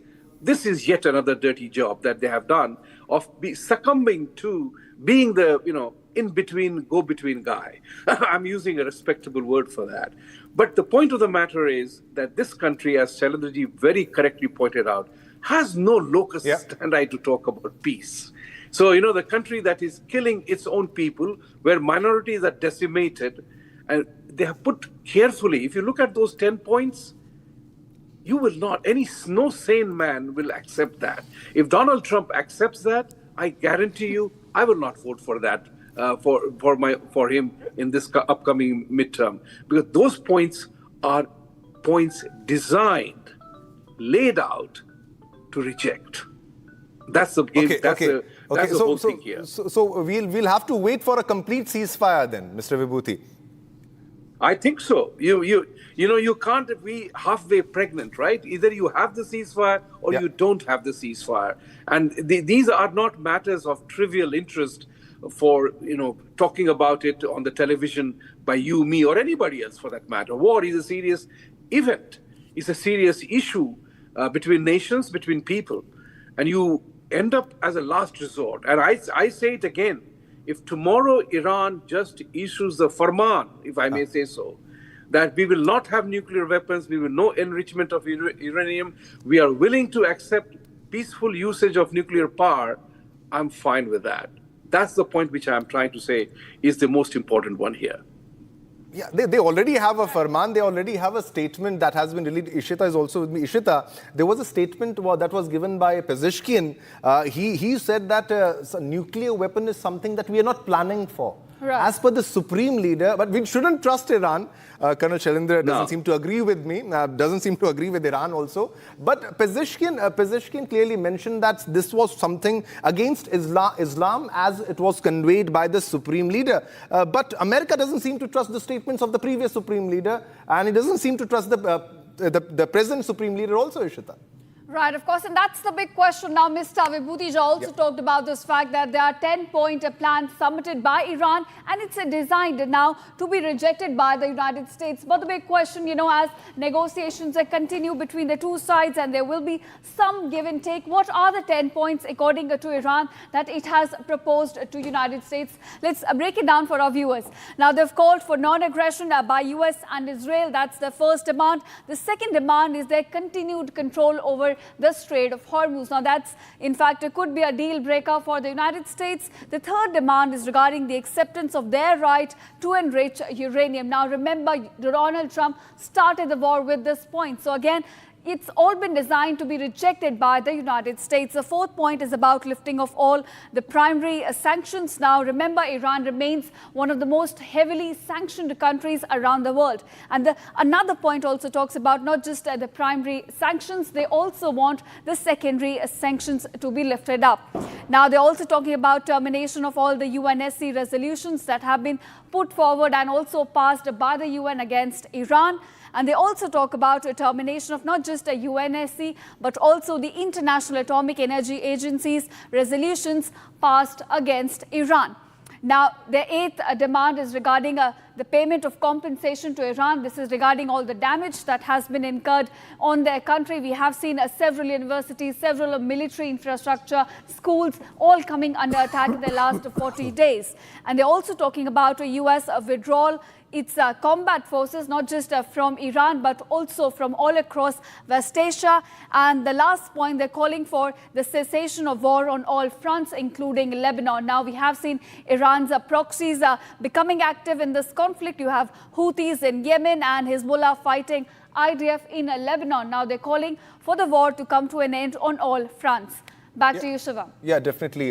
This was the complete explanation of the points that were made. All right, Colonel Shailendra is also with me. Colonel Shailendra, we'll go to Colonel Shailendra also and Mr. Vibhuti Jha also. But the thing is, it is a temporary pause. It is a temporary ceasefire. Has to become a complete ceasefire after all the terms are agreed. But definitely a 2 weeks pause. Colonel Shailendra, the statement that I just gave of possessing nuclear weapons, and Mr. Jha was asking they should release some sort of fatwa or farman. I just researched, there's already a fatwa that we won't be developing nuclear weapons. Now, this was from Ayatollah Ali Khamenei. Do you trust the statements by the Iranian regime in this case, or do you think they will definitely make nuclear weapons? And even though after the ceasefire, do you think there will be a stop? There will be a halt in enriching nuclear assets to a level to create nuclear bombs?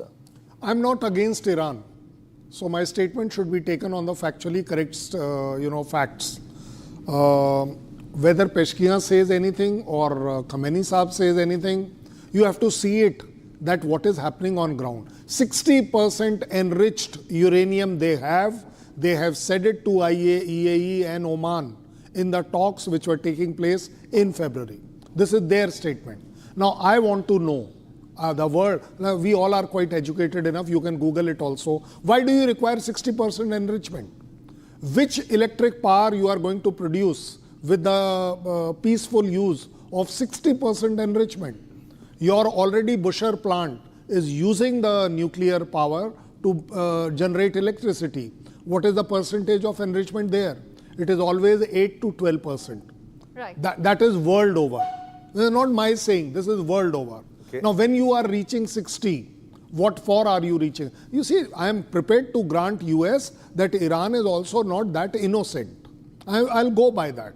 At the same time, I would also say that if Oman and IAEA are prepared to give out this, that they were agreeing to hand over degrade it back, and they will go, they will do away with the enrichment. No, that is all what. But then the point comes, no, you have to be without missile, you have to be without drone, you cannot have this, you cannot have that. You tell me one thing, the US also, like you said, objective. If the objective was that you want to eliminate Khamenei, he got eliminated. Right. Now your objective was regime change. I said that very clearly. Regime change did not take place. You may keep assuming it took place, but it effectively brought the Iranians together under their flag. Yeah. And today they are celebrating this so-called ceasefire. And when we come down to ceasefire, this is not a ceasefire. This is the initiation of ceasefire. On Friday, they are likely to meet maybe one-to-one, maybe through anybody. That's a minor part of it, because if at all they meet one-to-one, this will be first time ever that they will be meeting. Even in Oman talks, they were not one-to-one. They were in a different room, you were in a different room. Oman was conveying the messages and was mediating in a way. I'll put it like that. So on Friday, by Friday, there will be proposals, counter proposals to finally decide that yes, are we sitting down or we will talk through somebody. It could be anybody, even for that matter, if it is Pakistan, how the hell does it matter to you and me? To the world, the peace is important. Who comes into it? Well, the world will realize, or Iranians will realize whether Pakistan is reliable or not, or the Americans will realize that Pakistan is taking their side or the Iranian side. Right. So bottom line comes out that it is only on Friday onwards that there will be a progress seen, that whether we are going ahead or not, but there is an environment which is good, that yes, the hostilities come down, they will not stop, because whether you talk of Israel or you talk of Hezbollah, I don't think this is a war which has been initiated here in Iran. This is an age-old war continuing, and Israel gets a chance right now to eliminate or degrade as much of Hezbollah as possible. Okay. Right, of course, Mr. Karnal, I agree with you on that point that, there are maximalistic demands being put up by both the sides at this point. And what we're seeing right now could be the first step towards a peace. But we're also getting some breaking news development at this hour. Now, Israel has announced its support for President Trump's decision to suspend strikes against Iran for 2 weeks, conditional on Iran opening the Strait of Hormuz and halting attacks on US, Israeli and regional countries. Now, Israel also is backing US effort to prevent Iran from possessing a nuclear weapon, missile and terror threats to region as well as globally. We're looking at US assuring Israel of its commitment to achieving all of these shared goals with Israel and its regional allies in the upcoming negotiations. Now, things in fact, notably, the 2-week ceasefire doesn't apply to Lebanon. Okay, that's the big takeaway we're getting from the Israeli statement. Mr. Jha, coming to you on this point now, Israel has backed the US ceasefire against Iran for these 2 weeks, the pause that we're calling it right now. But it also goes on to mention that this pause does not include Lebanon, which means the fight we're looking at between IDF and Hezbollah, that is likely to continue right now. Oh, yes. Although Pakistani statement says that including Lebanon, but I don't think Israel is going to accept that. And what is critical here for all of us to consider, the element of, what Iran was trying to do here. Iran is not liked by Saudi Arabia or the other GCC countries. Right. They all have military bases run by America. The point of the matter is that all these countries mistrust Iran's intentions. So when they say that it is our religious doctrine that we don't have nuclear, that itself is a lie. And that's what one has to recognize. Right. That these people have tormented their own people. So the celebrations that you see on the streets, it will be the regime people. But we have also, I live in New York, not in Los Angeles. You guys made a mistake there, but not important. In my neighborhood where I live, there is significant amount of ex-Iranians living here. they were in a remarkable mood of upliftment that Trump will do something about this entire matter. They were looking forward to, change of regime in a manner that their old faith of Zoroastrianism and Persian came back. And this regime of terror that has tormented the lives of people who they kill. I mean, you know that, and we all know that. So how many people were killed by the regime when they protested against the regime here? So the question here is very important, that these people are being shot dead. I agree with you, and sorry to interrupt you there. I agree with you that there have been a very strong crackdown on the protesters in Iran, about 40,000 killed in the recent protests. But the big question is that when Donald Trump called them to come on the streets, they did not come up against their regime. In fact, they sort of stood with the regime. Yeah, because America has made a mistake. They did not. These people had big hopes from Mr. Barack Obama that he was the champion, and he was understanding of the problems, and he had said they expected America to support. They did not get. Lots of lives were lost. Lots of people were executed. Even in this time, the reports are that snipers are shooting any protester on the street. A 20-year-old wrestler, a 19-year-old girl, they are hanged just because they protested? What kind of society we support that? Regime? No. That's where the democracies are running into problem. And I have come to this conclusion that this regime and the regimes of this kind have configured that the freedom can be used as the fault line of democracy. And that's important for democracy lovers to understand, that those who do not subscribe to democracy, they are preaching freedoms. And Trump did call upon them, but people are afraid. 40,000 people were killed, as you rightly said. People are afraid. It's not that you did a one-on-one fight on the street.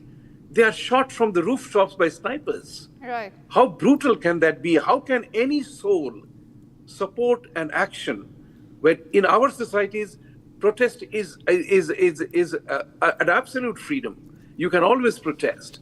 But there can be difference in degree of freedoms. Like in America, burning flag is accepted as a freedom of expression. In India, it is not.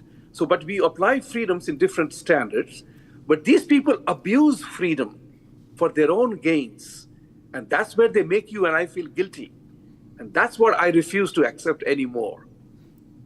Yeah, definitely. Mr. Jha, one question to you. Who exactly do you think is responsible for whatever is happening in Iran? Historically also, if we can reflect upon the 1953 coup or the 1979 Islamic Revolution, there always has been American intelligence, CIA involved, as some reports suggest. Don't you think US should not be involved too much in countries which are very far away from it, or it has strategic interests? It is actively participating, and we have seen Afghanistan, we have seen Iraq, we have seen Vietnam. Why does US only gets involved in countries where it should not have been involved? Very valid question, and I agree with you. And I'm of the opinion that United States, I participated in a PBS program about 12 years ago, where there were 4 chief of staff of 4 different presidents, and I opined. And the topic of discussion was exactly this, that do we need to have military presence in so many places in the world around? And I said, in that time, I had said that instead of, we must pull back our military presence. Why are we trying to be a global policeman? And I also suggested in that program, you will be happy to know, that instead of giving F-16s to Pakistan, you should give that same money for doing STEM education in madrasas, if they will do greater good to your ally than otherwise. So I totally agree. But here is a historical element. America recognized that without American participation in Second World War, Europe would be speaking German or whatever, or Italian. It is very important for all of us to configure that European imperialism and European colonialism is at the root of most of the flashpoints in the world today. And after they lost, they won the war, Second World War, because of American intervention, America suddenly realized that it had great military capability. But for them, they would have not. And that was their bargaining chip. Came the Marshall Plan, pumping of money in Europe, in Japan, rebuilding of Japan. So America became, to use the Hindi colloquial term, a Mai-Baap of the whole world. And when you have some power surge, this is the kind of thing that happens. That everybody was expecting America will do something. Isn't it true that in India also we were expecting for a long number of years that why doesn't America declare Pakistan as a terrorist state? But India would not do so. They were expecting America to do it. So when the world began to look at America as a power center, as a counter to communist Russia and whatever else, then America, it got it in their heads. And because of certain very clever economic instruments brought in, the Bretton Woods agreement went down, gold standard went down, and dollar became the big currency. America managed to have the petrodollar concept. Everybody has to buy. It gave them tremendous economic clout and political power. So when you have the ability to print notes, at some point in time is going to hurt you. And Trump as a businessman knows that. His mandate to Secretary Bessent, when he became, and Secretary Bessent said this in a show, and I heard it myself, were two. Secretary Bessent had two mandates. Do something about the deficit without affecting the dollar. Because he also noticed that a move against dollar was going on. So you are right. When you are very powerful, you try to protect all your power centers. And that's why America gets engaged in wars, which never wins, never intends to win. It only wants to show that I can whip your butt when I want to. Mr. Shah, Donald Trump That's also talked about not meddling in other wars, about taking US troops back. But eventually, when he came to power, he did the opposite. Now, Colonel Shailendra, looping you into the conversation as well, I want to ask you, Trump was emboldened by what took place in Venezuela. He took out the leader and suddenly he could negotiate for oil very easily. He also expected something similar could happen in Iran after the killing of Ayatollah Khamenei. So do you think there was, some miscalculation? They underestimated how Iran would react given the scale of this conflict and the intensity of the attacks that have come in from Tehran? Definitely, we can say it with a lot of authority because and a lot of understanding. Iran is not Venezuela. Right. There is just no two-way comparison that you can do this. That yes, you can treat every country like Iran. India is not Iran. India could fight back the tariffs. World has seen it. The world was finding that there is a tariff bomb being dropped by US everywhere in the world. India is the one who started it, and you found there were so many people, so many countries who followed it, that no, we don't have to accept it. We can talk about it. We are not fighting it, but we will defend ourselves. Now, same goes for Iran and Venezuela. Venezuela cannot be taken, and by the way, Venezuela and Iran otherwise are also not comparable. The situation except is not for oil, sir. Oil. I was about to say that. So effectively it comes out that you want a total domination on oil. You want the world to only follow petrodollars. Right. You want, when we are saying that what all good the US is looking for, let me tell you, the way I said for Iran, even US is not very innocent on all these subjects. Who made nuclear Iran? US, you made it. Who was involved in the coup? You are. No, I'm coming one by one. Now, coming down to any point regarding that Islamic revolution. Well, what happened in 79? You have woken up now. What did you do at that time? Is it your business? That time you said it's a country's business. Today it becomes your business that no. Coming down to even the point that a few thousand people got killed. Very bad. Iran should have never killed those protesters 3 months back. I'll agree on that. But if the killing of protesters is non-democratic, if it is, then tell me one thing, 70,000 killed in Gaza, is it that much acceptable? So you are having double standards. Coming down to another one, somebody said a child got hanged and whatever. You tell me what is happening in the Pakistani strikes in Afghanistan. Is that justified? 22 kids died. Also what happened in Iran, Minab school got attacked, 160 schoolgirls were killed. I'm coming one by one. This is what I'm saying. So you have to apply the same parameter for understanding. I think my foreign minister was very right. When there is a terrorism in US, it becomes a world terrorism.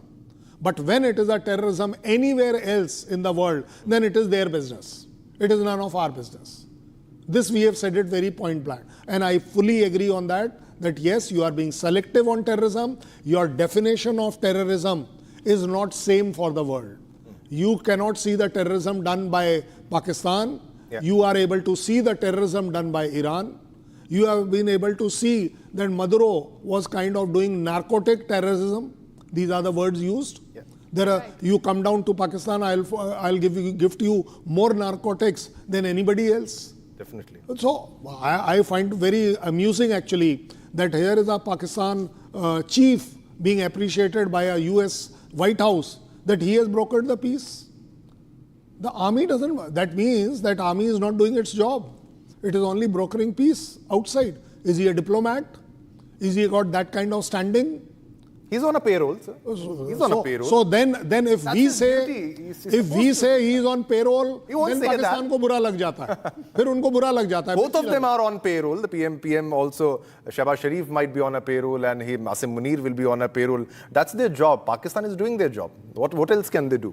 They don't have any other option in this case, Colonel Chalendra. But at the same time, I would say it very responsibly. Let the whole world encourage this so-called ceasefire getting converted into temporary to a permanent ceasefire, from a permanent ceasefire to a successful talk, to a visible, whether short-term or long-term solution for this problem, because this problem will come back again. It will haunt you again. Hormuz is going to stay. Bab al-Mandeb is going to stay. The Houthis are going to stay. Iran is going to stay. Hezbollah is going to stay in Lebanon. So we have to look at the wider part of it. The conflict may start from anywhere to anywhere, but it will spread world over and it will affect all of us. I think that is where the point should come, that US needs to review its strategy, that what are you wanting to do. If today China does a 40 days, NOTAM, you have no problems. But if anybody else does, why? Are you doing, NOTAM is issued for 1, 2, 3 days. Because you are doing a testing, you are doing an exercise. Here it's a 40-day. Are you, as a China, are you looking at Taiwan Strait? Definitely. As far as I'm concerned, so you see, the world has got this problem that these so-called rich countries, the economically strong countries, are probably dictating everywhere, suiting their convenience, which is bad. Yeah. China might be thinking that why should I feel left out? Why should we be left out? And we should also engage where Russia is doing, when America is doing. Why not we also get into some war and take over China? That gives them a window while everybody is doing that. Mr. Jha, I hope Mr. Jha is also with us, Mr. Vibhuti Jha.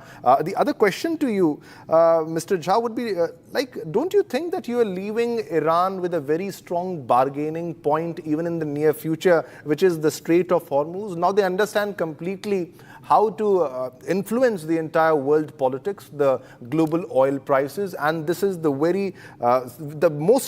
strongest point that we have. We can choke the Strait of Hormuz and make the world follow our terms, and everybody is going to agree with us. Don't you think this is giving a leverage to Iran, the Strait of Hormuz? The Strait of Hormuz is close to Iran. Iran is claiming that Hormuz must be theirs. It is not. It's international waters, and only the territorially is going there. So the important part here is there are critical international scenarios, transit and transportation, and there is a particular agreement on that. Iran is violating that. It's trying to draw a leverage on that. So the point of the matter is that Mr. Trump recognizes that element. It's out in the open. It will never be, Iran will never be allowed to have a control over the Strait of Hormuz, because that's where it is critical for the supplies to happen. But what I want to say is that, there was a discussion here, which I was a participant in. The world is hating America for being the global policeman. And I also have said America should pull back completely. But there is a debate needs to be had, a serious thinking needs to be had. What will the world look like if America was not there? Think about it, if America just pulls out. You know, people began to accuse Trump of creating a policy of isolationism. What did he say? I don't want to take part in anything else, right? He was wanting to be a president for peace. And, you know, this war was part of his action, that Iran has deceived for 47 years for all the presidents of America. I'm not going to go into a talk. What is there to talk? Just say no to nuclear. And Iran is not saying that. So this is where the whole challenge comes out. I totally agree with all of you that America is acting like a bully. Yes, I have said so myself. Yeah. And as a matter of fact, when he got elected, I told him, you are a super confident man.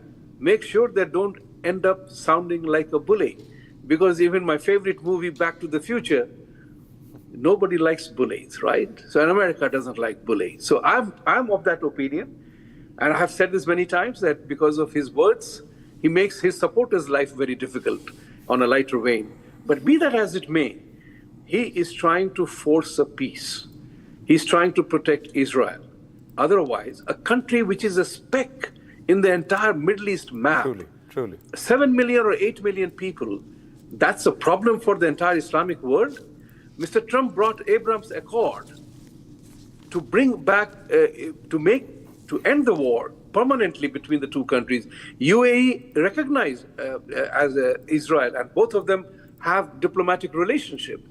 These were actual efforts to bring about authentic peace.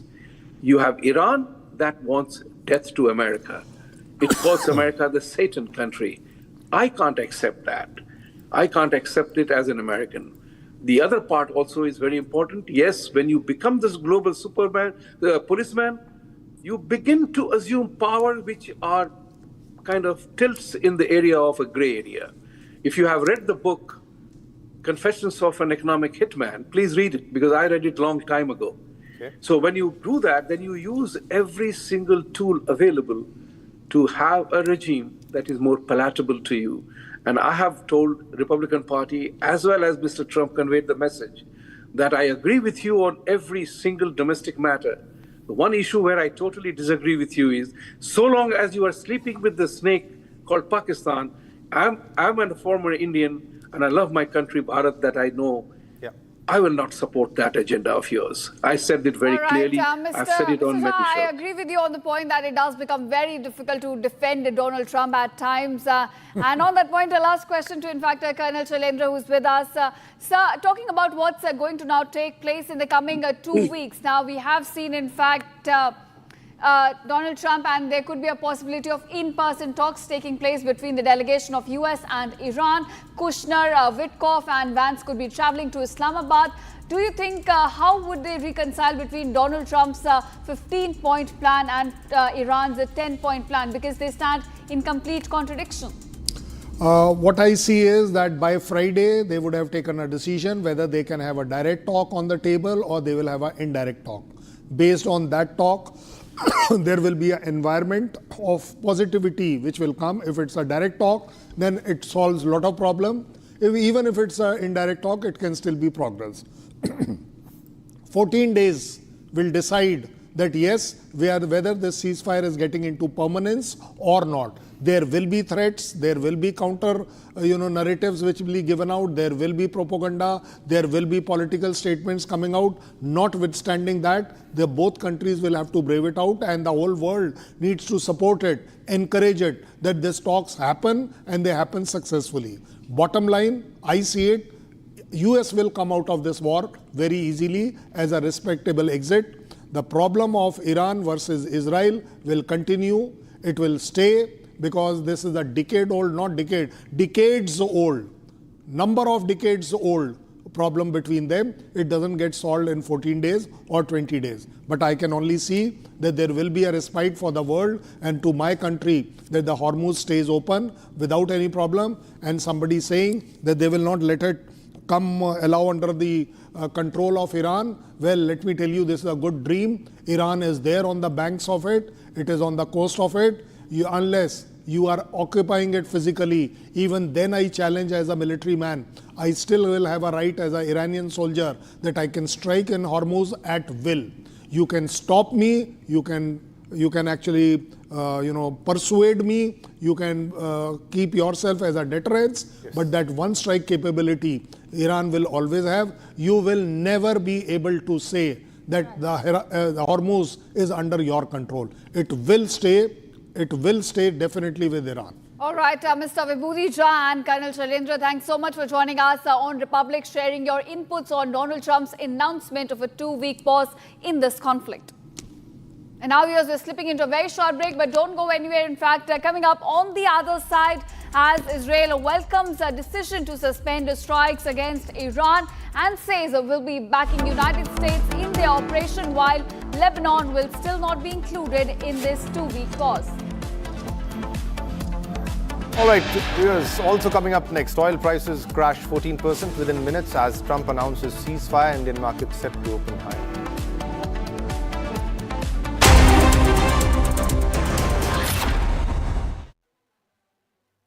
Amity has been ranked India's #1 not-for-profit private university for 11th year, with top 10 ranked institutions in management, engineering, biotech, law, masscom, telecom, hospitality, fashion and more. Yet another top ranking for Amity University. थोड़े में ज़्यादा स्वाद ये तो है इसकी खास बात। वाओ मामा, क्या स्वाद है? अरे मेरे राजा। सबका राजा और प्योर मसाला।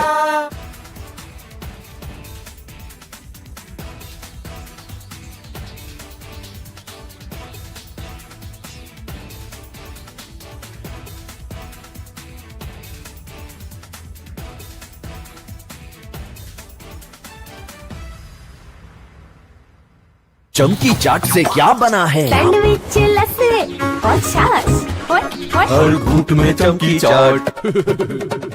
ड्राई फ्रूट और दही बड़े। चमकी चाट से स्वाद बढ़े। असली स्वाद सिर्फ chunky chaat. 3, 2, 1. Booster ignition. Artemis 2 now bound for the moon. Humanity's next great voyage begins.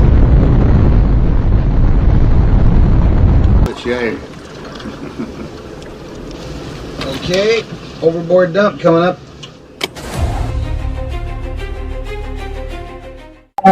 Actually, there is always a redundant chain of excretion system.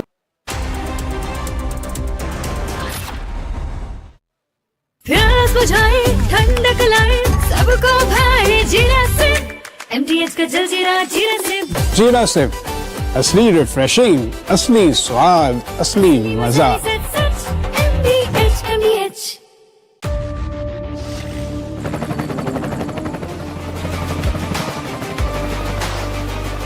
Character, the taste of success.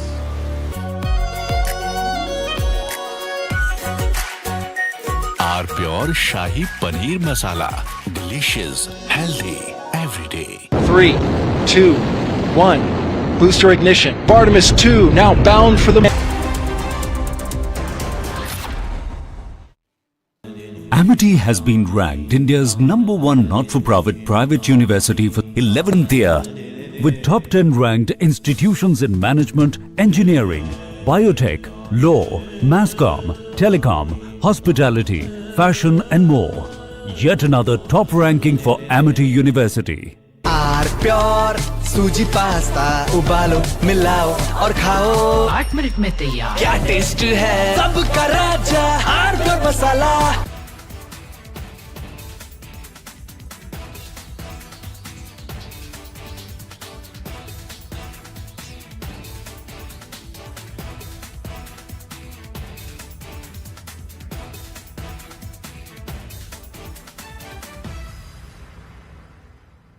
थोड़े में ज्यादा स्वाद ये तो है इसकी खास बात। वाओ मामा, क्या स्वाद है? अरे मेरे राजा। सबका राजा और pure masala. 3, 2, 1. Booster ignition. Artemis 2 now bound for the moon. Humanity's next great voyage begins.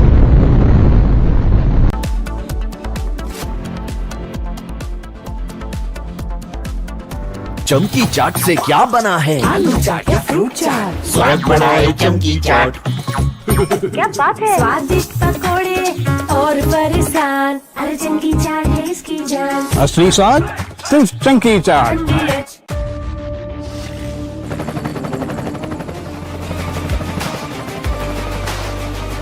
Character, the taste of success.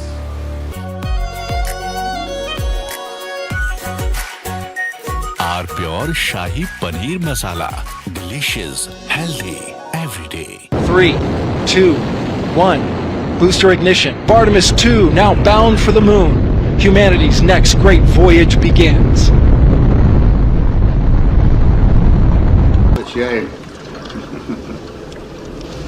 Okay, overboard dump coming up.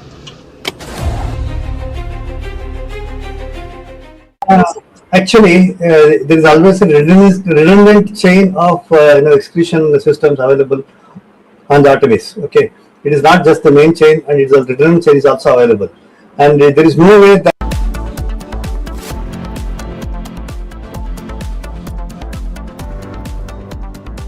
Are pure सूजी पास्ता उबालो मिलाओ और खाओ 8 मिनट में तैयार। क्या टेस्ट है सबका राजा R pure masala.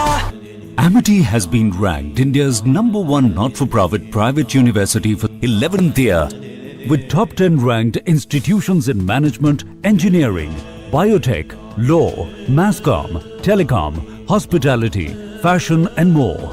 Yet another top ranking for Amity University. चमकी चाट से क्या बना है? सैंडविच लस्सी और छाछ। हर घूंट में चमकी चाट। अब बताओ स्वाद आया? असली स्वाद सिर्फ चंकी चाट।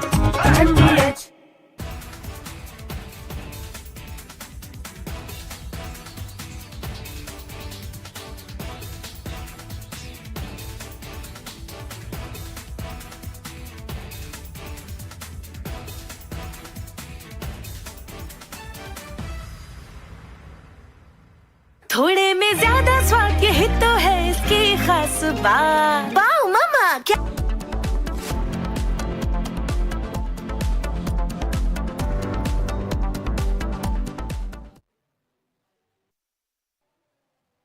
प्यास बुझाए, ठंडक लाए, सबको भाए जीरा से। MTH का जलजीरा जीरा से। जीरा सिर्फ असली रिफ्रेशिंग, असली स्वाद, असली मजा।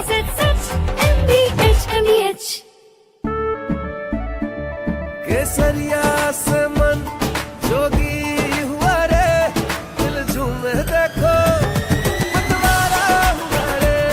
केसरिया से मन जोगी हुआ। हर पल मनाओ केसरी त्योहार। विमल बोलो जुबान केसरी।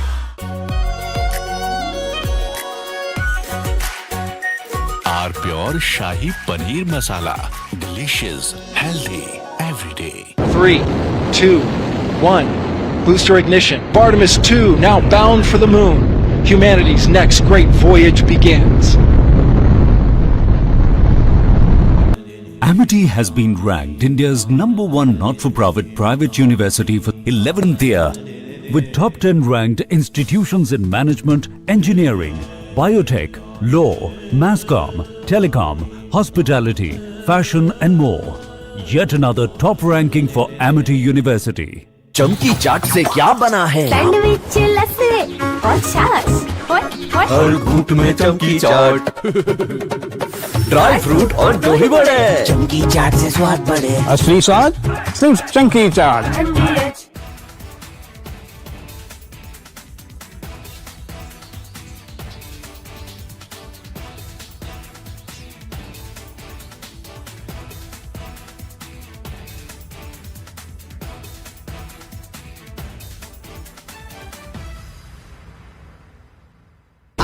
प्योर सूजी पास्ता उबालो मिलाओ और खाओ 8 मिनट में तैयार। क्या टेस्ट है सबका राजा R pure masala. 3, 2, 1. Booster ignition. Artemis 2 now bound.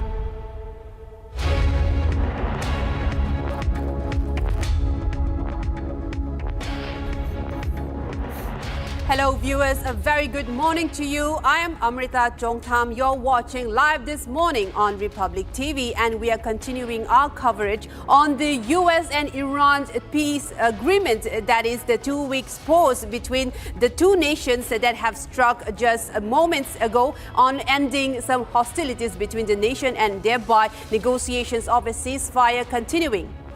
Definitely. This is Shivam Dutt Mehta, and we continue our coverage of on the 2-week pause. Not a complete ceasefire, yes, but it builds up to a ceasefire. There will not be any missile firing or firing of shots, because this was also confirmed by Mojtaba Khamenei as per Iranian press, as per Iranian media reports. We'll get you minute-to-minute updates on the peace plan, on whether both of them will be agreeing to the 10-point plan and 15-point plan. But first up, let's have a look at the top headlines of the hour.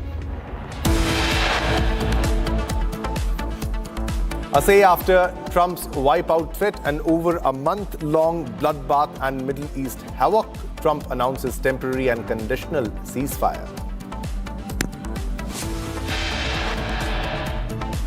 Both US and Iran forces halt all offensive operations after Trump's conditional ceasefire announcement. Iran claims achieving historic win by forcing US to accept its 10-point plan for ending war, calls for acceptance of uranium enrichment and removing all US sanctions. Israel welcomes the decision to suspend strikes against Iran, but says the 2-week ceasefire does not include Lebanon. And also, the markets have started reacting. Oil prices crashed 14% within minutes as Trump announces ceasefire. Indian markets set to open higher.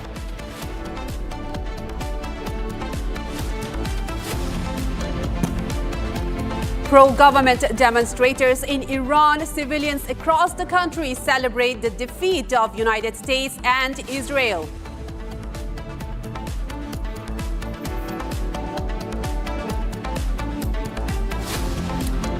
And draft tag in Sharif's X post raises questions after social media users flag what appears to be an edited post on social media platform X.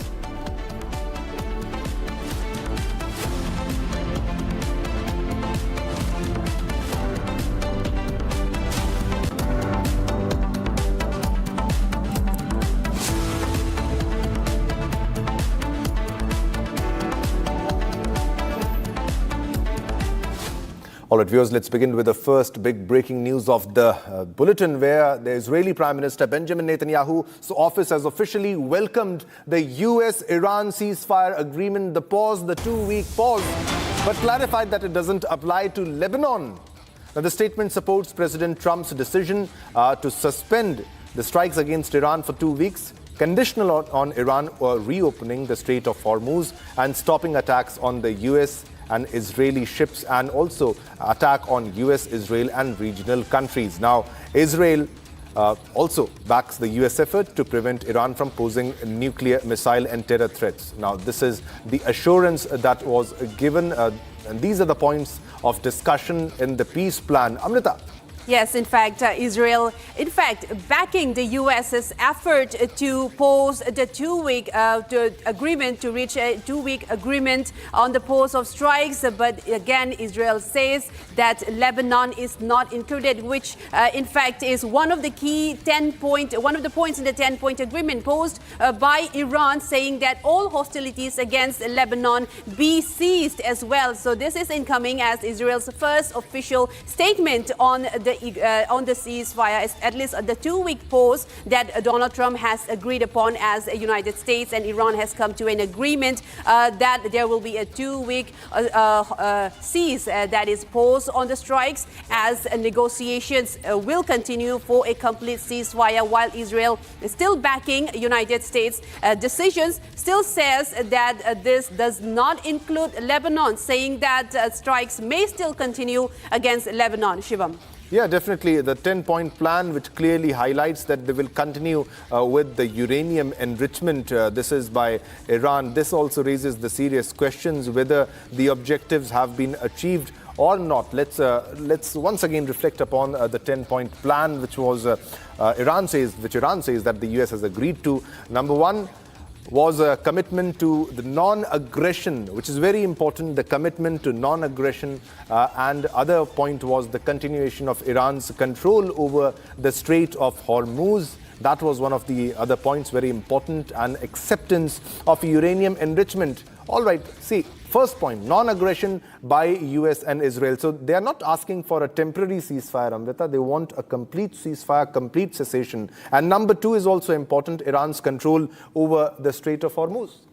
Yes, in fact, Iran still claims and to maintain maintaining control over the Strait of Hormuz, which was again one of the key contentions between US and Iran. And again, a lifting of all primary sanctions is one of the key points, as we all know that Iran has been heavily sanctioned for many years now. Also for lifting of all the secondary sanctions against Iran as well. And Iran is now also proposing for the termination of the United Nations security resolutions and also including the IAEA resolutions that were resolved against Iran since the past month. And also Iran is demanding the payment of compensation of whatever attacks that had occurred to the regime in the past month. And the ninth point, Iran says that there will be a complete withdrawal of all the US combat forces. And also one key important thing incoming here is of the cessation of war in Lebanon as the key point here,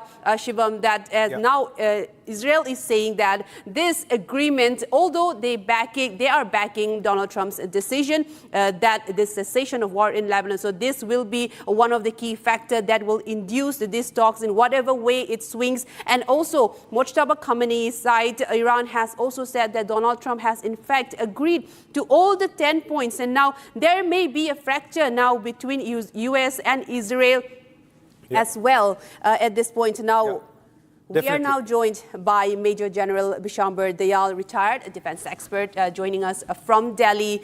Sir, my question to you is that is there a fracture since US has agreed to the 10-point plan posed by Iran, which includes cessation of hostilities in Lebanon as well, while Israel is still maintaining that even though they are backing the agreement between US and Iran, this 2-week pause will not include Lebanon. Your initial reaction, sir? See, if Israel completely does not agree to the stopping the operations in Lebanon, firstly, I think there will be no lasting peace. I mean, this is a truce which has been reached for 15 days, and both sides have realized, and it will give both sides a lot of opportunities to see their own damage. I mean, Iran would also realize within these 15 days how much actual damage has it suffered. In war, rhetoric is one issue, but actually assessing the damage and taking control of your country and visualizing how much it will take to rebuild is other aspect. Similarly, America will also realize how much it has been dented. And it cannot happen that Israel continue with this war and they keep negotiating. If they've agreed to come to a negotiating table, both sides have shown maturity and melt down.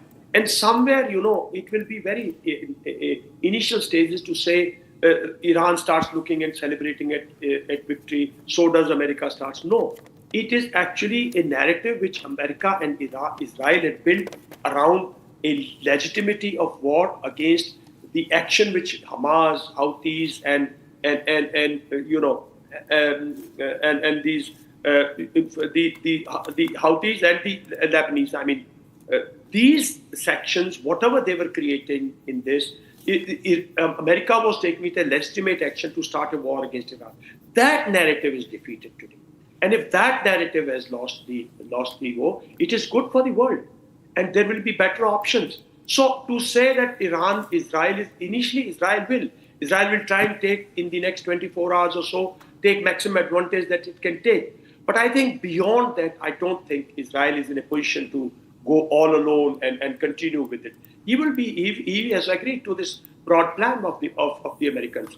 So let's not take this one incident for next 24 hours because it takes time for leaders to agree, but it takes longer time for the forces which are dealing with tactical situations to also agree. See, we have to realize this war was more of destruction, not of a decisive, anywhere decisive victory, because it was a conduit war. So it was a conduit war means it was a standoff war. There were no troops, there was no defined military objective in terms of geographic terms. It all was a stated aim of a country which kept shifting its goalpost, that is America. And yes, the Iranians will claim victory, so would the Americans claim victory. But I think ultimately the world opinion, public opinion, that because of economizing the Hormuz Strait, because of using it as a weapon during the war, is causing the world a lot of problem. And it was well known actually for all these years. We had known all this. So that is definitely. Now, Major General, what exactly do you think were the objectives of US military, of Donald Trump when he started the war? Because his statements previously about regime change were different after the war started. He said that regime change was never in the list, was never an option for us. But when the protests were happening, he was saying that keep on protesting, help is on the way, we are coming. He was maneuvering his aircraft carriers and trying to prove that we are very near to start the war. And the talks were happening, and Donald Trump betrayed the Iranian regime and started a war. But what exactly was the objective? Is there some hidden motive? Was it about protecting Israel against future threats? Was it about nuclear enrichment? What exactly do you think is the reason? No, I don't think any of those were the conducive objectives. I mean, the basic objective, I think, was totally control over energy sources from this area. After Venezuela and after putting ban on the Russian oil, he wanted to take control of this so that petrodollar could give back more to the American economy. And in these 15 days, you see, whatever the aim was to contain China and cause Chinese damage to their economy or whatever to isolate Russia, that didn't happen. So, and as far as regime change is concerned, it's a very vague term. You eliminated 50 leaders. So maybe today the regime which is talking for these peace negotiations, maybe once they get 15 days to talk to their hardliners, maybe the hardliners will see their point of view. So we do not know. The regime change, eliminating uranium enrichment process and this thing, these are all aims. Like I said, today's warfare has changed. It is more about destruction. They have really destroyed a lot of things in Iran, which we will get to see now. Now that there will be a ceasefire for some time, pictures from all over will emerge, clarity will emerge. We all have been only going by what we hear, either on social media or some pictures which are shown by the West, or some pictures which intentionally shown by Iran.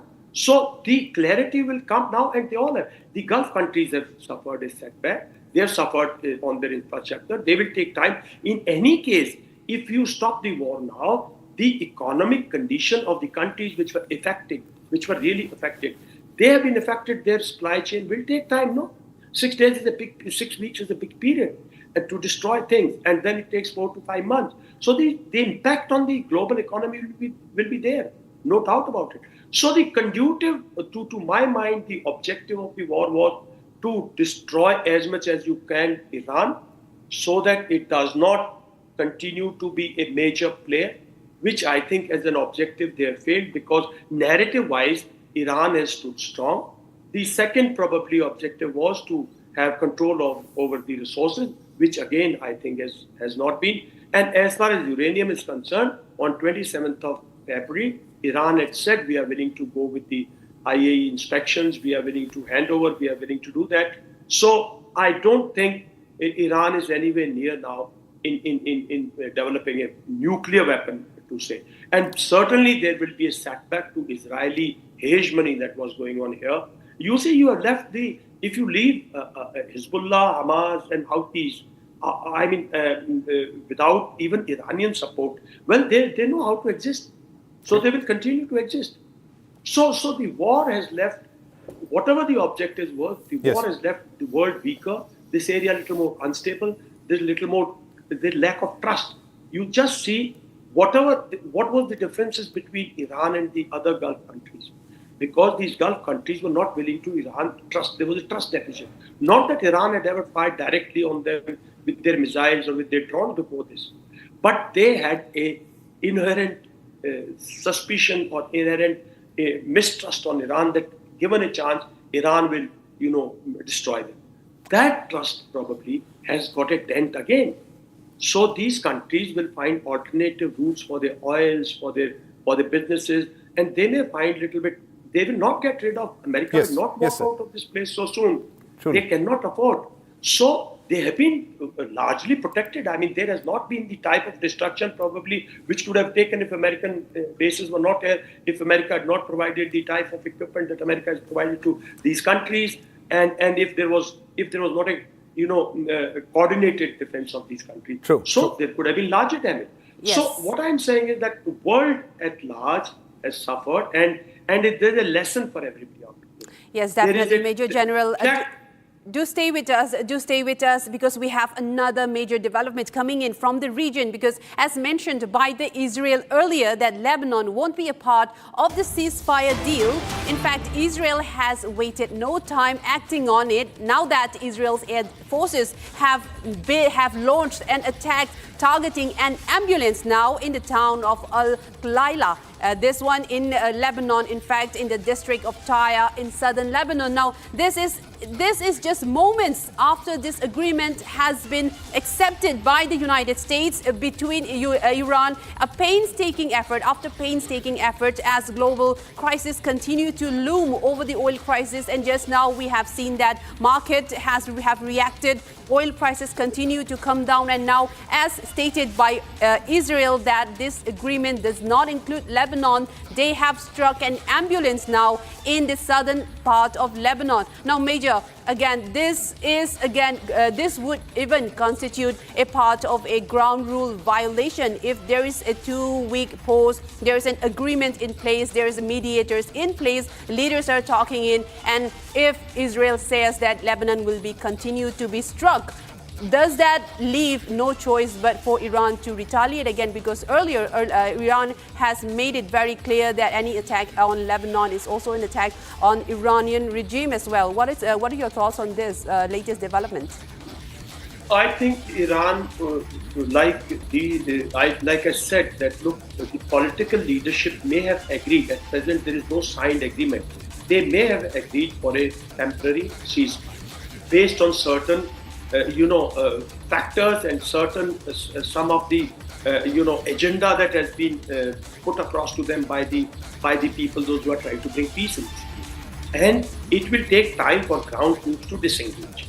This could well be ground troops action. This could well be a ground troop. This may continue, like I said, maximum for 24 hours or so. But then Israel will have to accept it.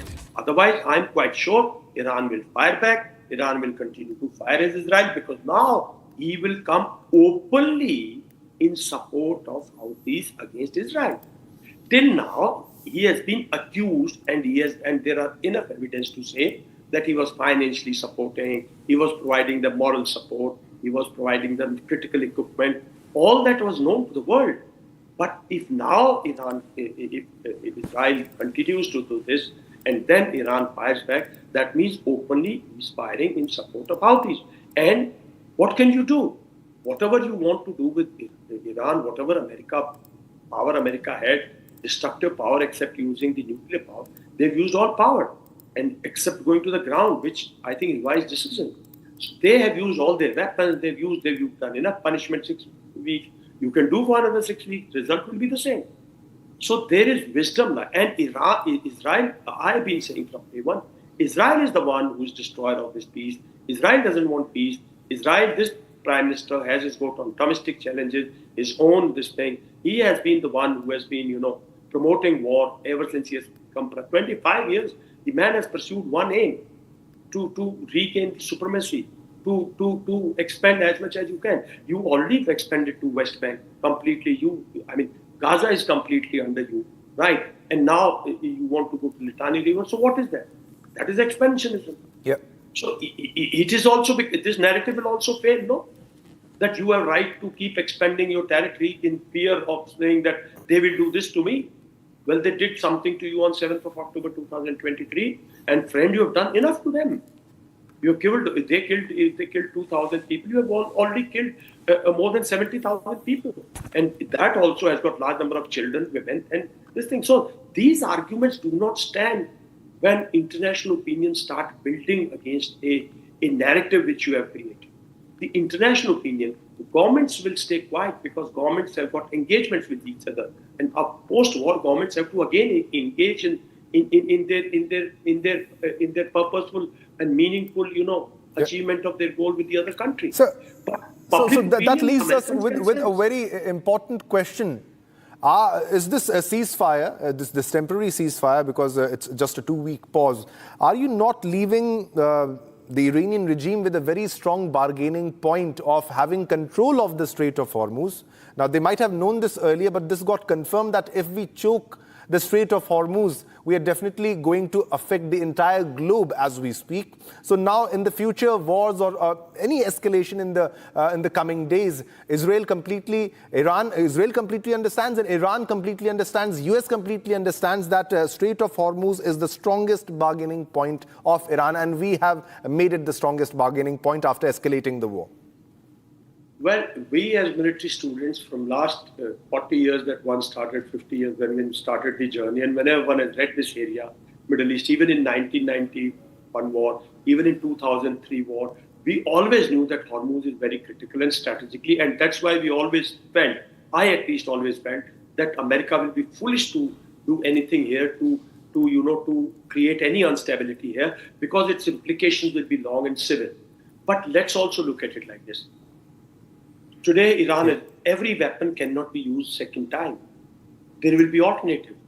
So Iran must realize, you use this weapon to buy peace.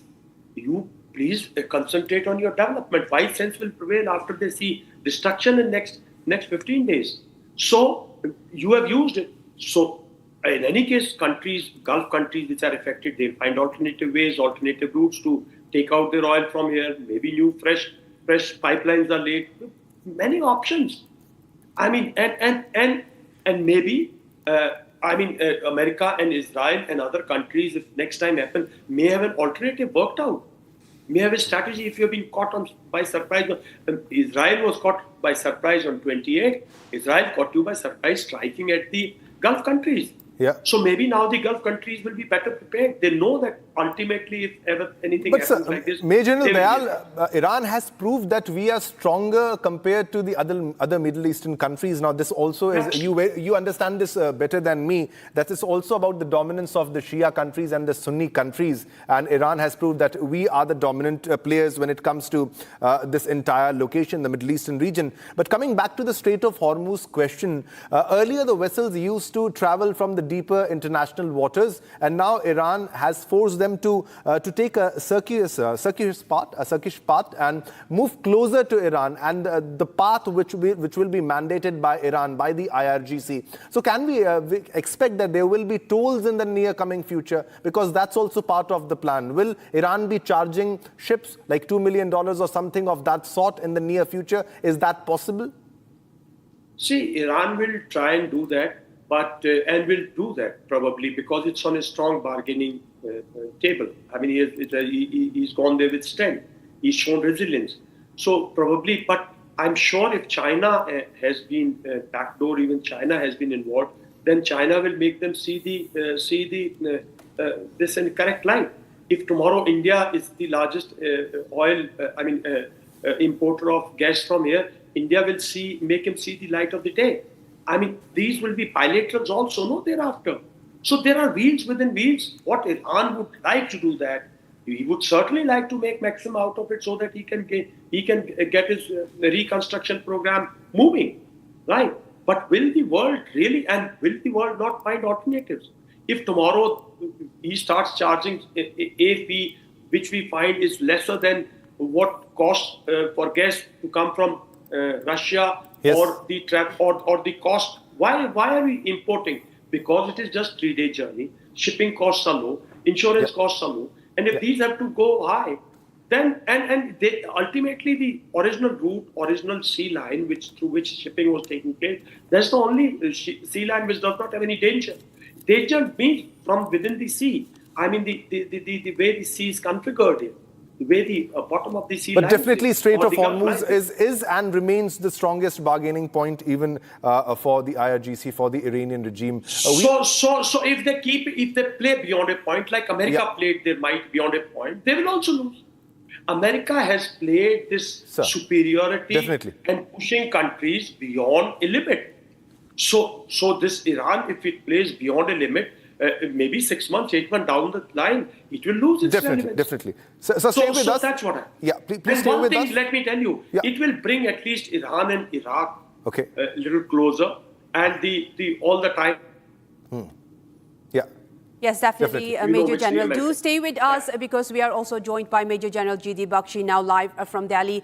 Major General, thank you so much for joining us on this broadcast. Now, my initial question to you is, sir, that we have now been, this agreement news has now settled in. Now, my initial question to you is that now Donald Trump has initially also wanted to take control of the oil in Iran, saying that the Kurg Island will be completely taken over, and also he was warning of this deadline that all hell will break loose over Iran as well. And now as this peace agreement has been struck, in fact 2-week pause on the strikes, now it seems that all of the 10 points that have been proposed by Iran is now only favoring Iran more than the US. What are your initial thoughts, sir?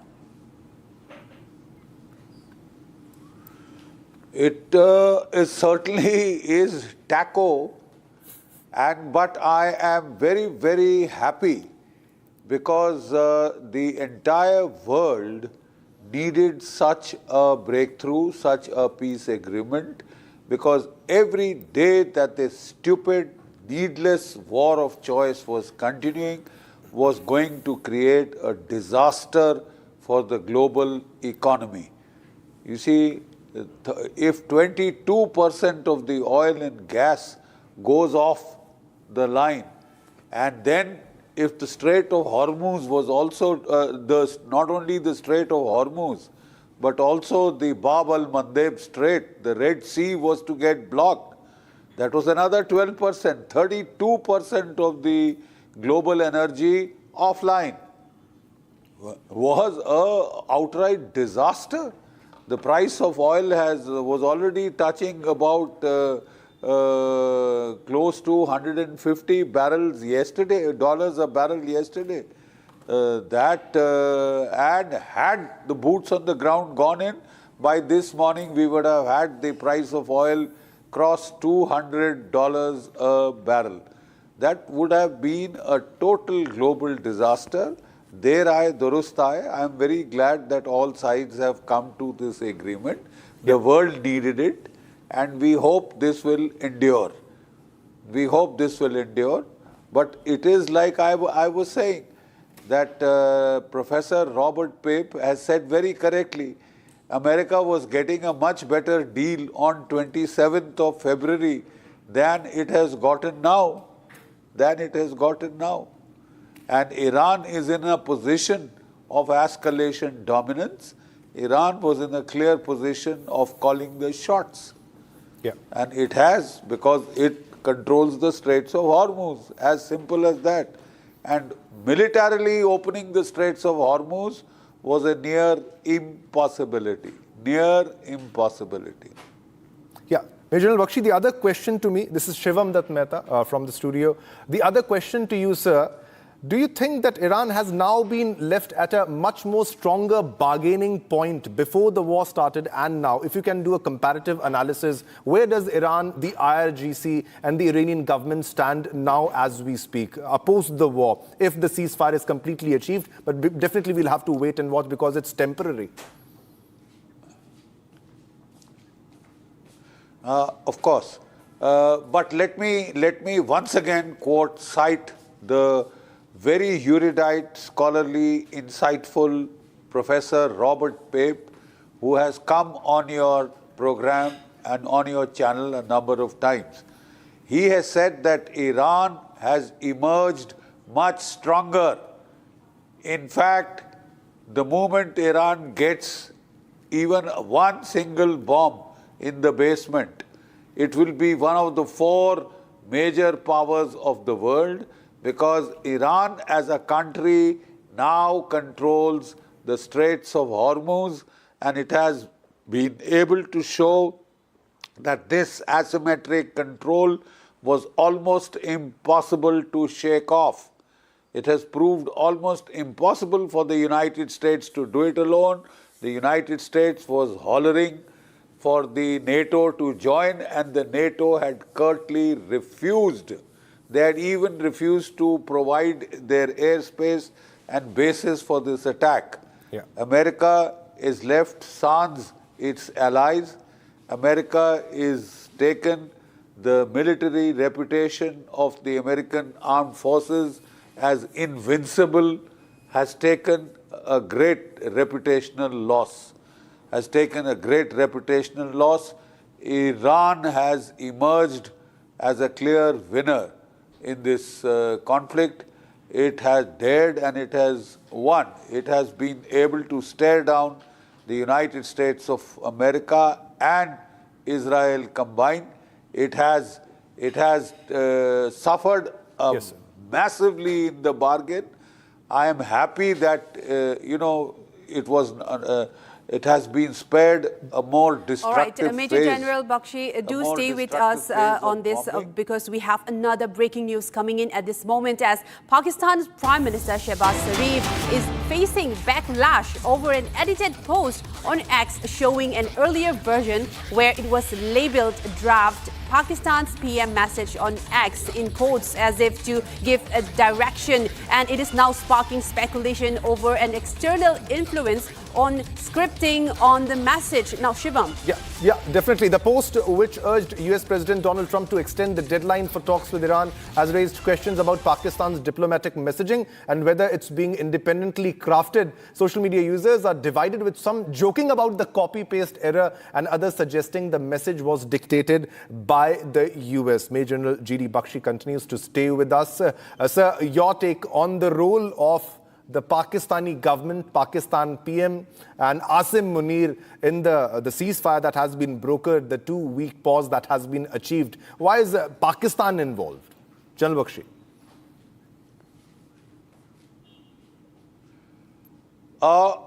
Pakistan's involvement was because of Asim Munir's, sucking up to Donald Trump in a very major way. And Pakistan had combined with Turkey, had combined with Egypt to try and broker this deal. I understand even Oman has played a part behind the scenes. And to that extent, well, they made that bold gambit. And at the end of the day, well, it has worked. It has worked. So that's what counts in the day. And also, that's General... what counts, because yes. we were suggesting, some of us, that it was India that was much better placed to carry out this deal because we had very good relations with all sides. But for some reason, we were surprised to hear that our foreign minister said that India is not a broker nation.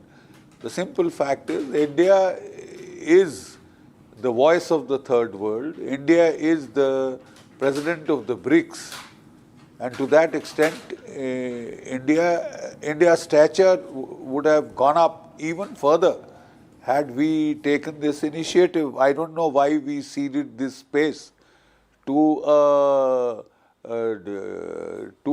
state on the verge of economic collapse called Pakistan. A terror state has stolen the limelight for no rhyme or reason. But in any case, like I said, the world needed ceasefire. The world needed to go back, revert to sanity. And if Pakistan, Turkey and Egypt have helped to bring it along, the simple fact that has brought it along is the military limitations of the United States and Israel, which have been highlighted more than adequately to the whole world. Like I said, this was a seminal conflict which would have either taken the world, let Donald Trump bully the world back to unipolarity, or it would firmly put multipolarity in place. That is so, and you have another major power which has emerged now, virtue its control of the Gulf of Hormuz. Right, Virtue its Major General control of the Abbas, Gulf of Hormuz, and right. Now, Major General, we generally look for a mediator which is a neutral country, can stand on an equal footing with both the countries. But here, Pakistan completely acted like a US puppet, also visible in the tweet put up by the Prime Minister of the country. But last question to you, sir, quick one. In fact, now there could be likely in-person talks between the delegation of Iran and the United States. We could have Kushner, Vance and Witkoff, in fact, traveling to Islamabad. How do you think these in-person talks could go, in fact? we were initially told, of course, that Vice President J.D. Vance was in Hungary and all set to take part in these talks. There was a view that Iran was sick and tired of this duo of Kushner and Jared Kushner and Witkoff, the golf buddy of Donald Trump. They had no other credentials, no experience. They were not area experts. They were not experts in nuclear negotiations. One was the golf buddy, the other was the son-in-law of the president. And with this president, that counts more than any professional expertise. I'm not sure what this duo will be able to achieve. I do think at some stage more higher level figure would have to step in rather than this duo, which we know what happened to the talks last year in June. We know what happened to the talks on 27th of February this year. Right. We hope and pray that the denouement would be better for the sake of the world's economy. Yes, definitely, General J.D. Bakshi. Thank you so much for joining us on this broadcast, and we will get back to you for more latest updates as well. And now I will cut across to our guest, Major General Dayal as well. He is here with us still. Major General, regarding Pakistan playing the mediator role here, as my colleague has earlier pointed out, now here Vice President J.D. Vance and Jared Kushner and also Witkoff are all in this mediation talks as well, with some elements, with some leaders from the Iranian regime who Donald Trump used to say that they are very reasonable. And now with this new 10-point agreement coming in place and Mujtaba Khamenei also saying that they are saying that US has in fact agreed to all the 10-point plan. Do you think that in fact it was Pakistan who really scripted this 2-week pause coming about, or was there other hands into coming this into effect? What are your thoughts on that? Firstly, see, me and Jan Bakshi, sir, you're listening to me. Good morning to you, Jai Hind. See, me and Jan Bakshi have been quite hardliner against Pakistan on certain issues. We do not give so much leverage to Pakistan as a lot of people give. But let's not put this entire thing as an Indo-Pak and the Pak image and our not. Let's not put it that way. This is a movement which has been reached because of resilience of Iran and because of America somewhere realizing that it is not going to achieve what it wanted to achieve without backdoor channels. And backdoor channels have worked. We do not know. I mean, you see, it will be, we are not doing any great service to focus so much on Pakistan. Pakistan, because of its proximity, on very first day on Mr. Arnab Goswami's show said, which army is closest to the IRGC in the world? It is the Pak army. It is the Pak chief of army staff who can speak to the IRGC at will. Can India speak to them?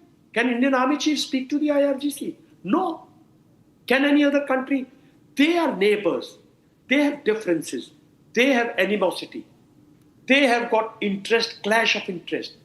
But somewhere, as neighbors, they also know how to reach out to each other.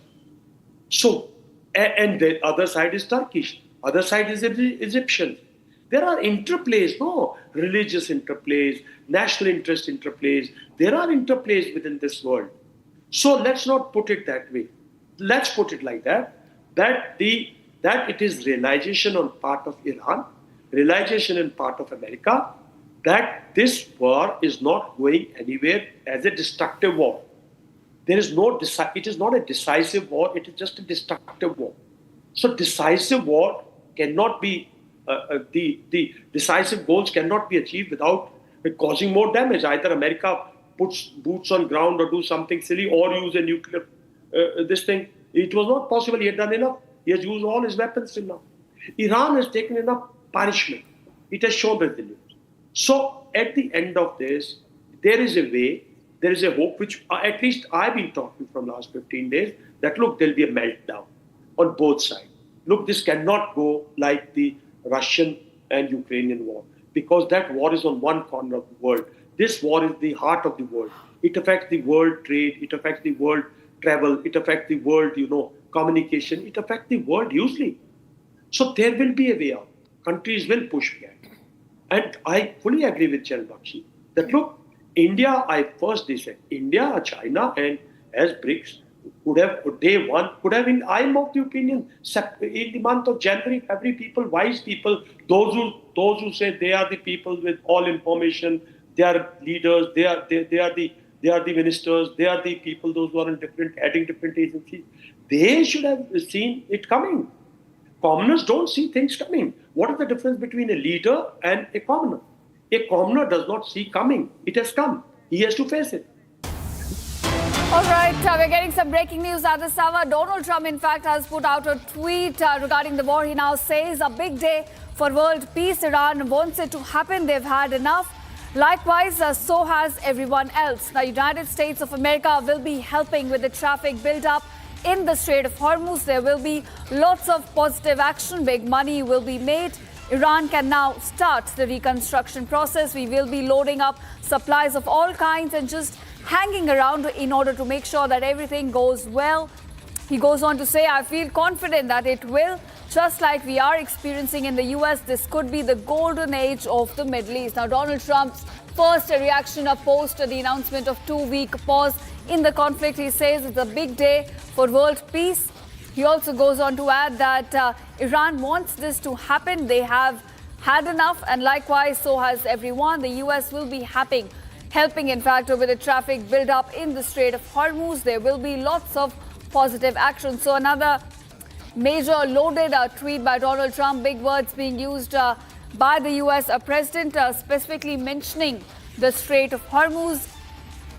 Amrita, it seems he also goes on to mention that we will be hanging around in order to make sure that everything goes well, which means US troops, their presence will be maintained to ensure that Iran does open the Strait of Hormuz. Yes, in fact, this is very interesting because just moments ago when Iran had agreed to this 2 weeks pause, they also said that there will be a safe passage for ships in the Strait of Hormuz, and that will be done with the forces, with the Iranian forces in the region, saying that this will still be done on their own terms. But now Donald Trump is saying that they will be hanging around in a way to mention that they will be there to look after the operations, especially the passage of the ships in this region. And this is very interesting coming in because this is the first statement released by the president, and after the ceasefire has been struck and negotiations underway. In fact, the second meet will be taking place on Friday in Islamabad. And now, especially regarding the Strait of Hormuz, Ishita, before, as what I was saying, as Iran was in fact saying that this will be going through the passage of ships in the strait will be going through the Iranian forces, which also includes, like as you mentioned, if the US will be hanging around, there will be troops from both sides in the region saying that there is no other escalations, but still it can be, we can still maintain it to think that there will be no hostilities for now, since the 2-week pause is in fact in place. So yeah, this is a big. And he also goes on to say, in fact, that there will be lots of positive action. Iran can start the reconstruction process, also hinting at the fact that there could be finalizing the agreement in the coming 2 weeks, because if Iran starts a reconstruction, we cannot be looking at the ceasefire breaking down. So Donald Trump here hinting that both the sides are on board. They're looking for a more finalization of this agreement that could come in about 2 weeks. And right now, according to Donald Trump's recent post, Iran can begin reconstruction process. So it does seem that they are headed towards finalization of their talks. There's some middle ground, both of them trying to reach as they try to finalize their agreement in the coming 2 weeks. Donald Trump also sounding very confident and declaring that I feel confident it will happen. And just like we are experiencing in the US, this could also be the golden age of the Middle East. So he also goes on to say that this peace is not just important for Iran and the US, but also for the region and for the world at large. When this conflict has ended, we are looking at more economic impact also, because Strait of Hormuz, as we have mentioned, it's a crucial economic corridor. About 1/5 of the global oil passes through it. So as now we're looking at normalization of the traffic along the economic corridor, the world will also in fact be feeling the positive action. That's what Donald Trump seems to be hinting at, Amrita. Yes, definitely. And Donald Trump, in fact, he is saying towards the end of this statement that this could be the golden age of the Middle East. And this is a big statement coming from the US president, because earlier he had made released many statements regarding oil of Iran. Especially, this is a big interesting story because Kirk Island was a key target of the US forces, and he also went on to say many times that the United States will in fact acquire Kirk Island, and saying that the Strait of Hormuz is not that much important to the United States, saying that the other nations dependent on the strait can do something about it. And now he is jubilant on this, especially the reopening of the strait. Now he is the most jubilant, and even saying that they will help the reconstruction process, and also that this could be a golden age. Well, remains to be seen what the golden age would be according to him, but in fact the safe passage will in fact be a big relief, as you mentioned, for the economy, for the world. Oil prices now continuing to come down from the earlier $120 per barrel. That was in fact the peak when it started, but now there's a sharp decline in the oil prices as well. Right, of course, Amrita, we are seeing markets are reacting very positively to Donald Trump's announcement. Oil prices are plummeting. They've come somewhere between $93 to $95 per barrel, and as you mentioned, they had reached about $120 per barrel during the peak of this conflict. So definitely we are looking at positive impact and now over oil economy, over markets, ever since Donald Trump announced the ceasefire. Now also he goes on to say that Iran wants this to happen. So sort of indicating that there is willingness on the part of Tehran also to end this conflict, as war fatigue we have seen was growing on both the sides. Both the sides were also stretched thin in this conflict. It was about 40 days. And Donald Trump now saying that Iran wants this to happen, which means there are positive talks now taking place, and there is definitely momentum on those conversations going on between the two sides. And we could be looking at certainly finalization of these peace talks between the two sides. They could come up with their final agreement, in fact, which settle down this conflict between the two. And now it does look like we are moving towards something more positive in the region, as Donald Trump now hints that this is in fact the golden age for the region, and we could be moving towards more positive action. So it does look like that a final deal could be sealed between the two sides, and the talks are now moving in the right direction. Also hints at the fact that there could be in-person talks. Now there are reports claiming that there could be in-person talks in Islamabad with Jared Kushner and J.D. Vance and Steve Witkoff also traveling to meet the Iranian delegation in the Pakistan's capital. So it does look like we are moving towards something positive in this conflict. Yes, in fact, and also the U.S. administration earlier had mentioned, in fact, that the people that they were talking to in Iran are quite reasonable, and this has been reiterated many times, that the new leaders in the regime, especially in Iran, are quite reasonable, and they are in fact willing to make this work for Iran. And in fact, now Donald Trump saying that on his latest post of the 2-week pause on the hostilities against Iran, saying that it is in fact a big day for world peace. Now he is saying, in fact, it is world peace now that Iran wants it to happen. And he also goes on to add that Iran has had it enough, and he in fact had said many times, Ishita, that Iran has been decimated, completely destroyed. All right, we are now joined by General Rajan Kushan here on the phone line. All right, yes, Amrita, we're being joined by retired Major General Rajan Kocha, who's joining us on Republic TV. Thank you, sir, for joining us. I want to ask you a quick reaction from you on this 2-week pause that we have got in this conflict between US and Iran. Donald Trump now says golden age coming in for the Middle East. How do you decode this?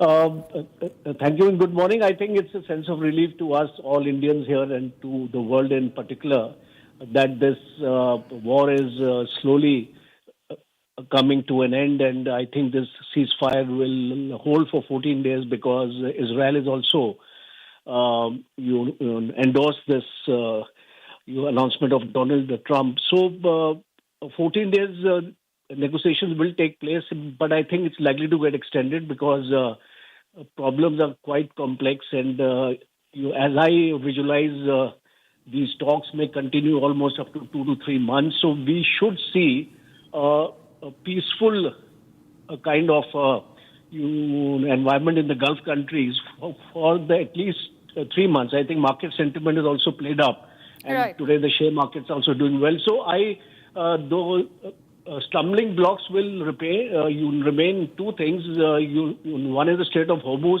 that what kind of control Iran is going to exercise on that. And second is the enrichment program. So I think that are the issues which will need to be negotiated upon. And security guarantees, I think China and Russia will have to come into play here. And Trump has already made a mention of China. So I think China and Russia would have to stand guarantees in case of any future conflict, because Iran is not looking at the present situation. Iran is looking at the future. And Iran wants assurance from US and Israel that in future no such attacks will take place on Iran. So these are the major concerns, I think, and I'm sure that when they sit down, they'll be able to iron out their differences. All right. So you say we could be looking at more role by the other countries, including China, in this conflict. But thanks so much, Major General, for joining us on Republic. And viewers, we're looking at a 2-week pause being announced by Donald Trump in this ongoing conflict. And now he says that golden age could be coming in for the Middle East. Yes, in fact, and do stay with us, taking a short break now. And coming up after the short break, both US and Iran forces halt all offensive operations after Donald Trump's conditional ceasefire announcement. Coming up after the break. Stay tuned.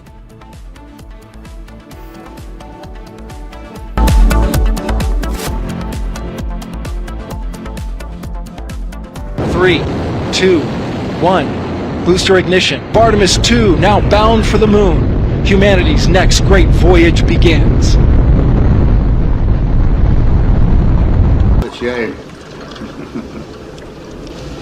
Okay, overboard dump coming up.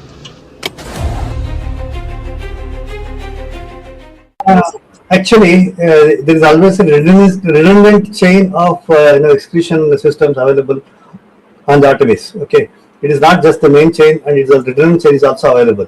And there is no way that the astronauts will be stuck because of the the excretion issues. And what they have reported now, even we were going through and seeing, it is something to do with the valve which is to operate for section of the excretion, which looks to be needing attention. But the crew in Artemis, they are well trained to handle such type of situation. And also, in case if the main chain of the excretion system doesn't respond, there is always a way of redundant chain and the methodology for excretion, and I don't think it is a major issue, but I'm sure it will get sorted out. And of course, there is a redundant chain which can be conveniently operated. Good luck. Godspeed, Artemis 2. Let's go. And here we go. 10, 9, 8, 7. RS-25 engines lit. 4, 3, 2, 1. Booster ignition. And liftoff. The crew of Artemis 2 now bound for the moon. Humanity's next great voyage begins.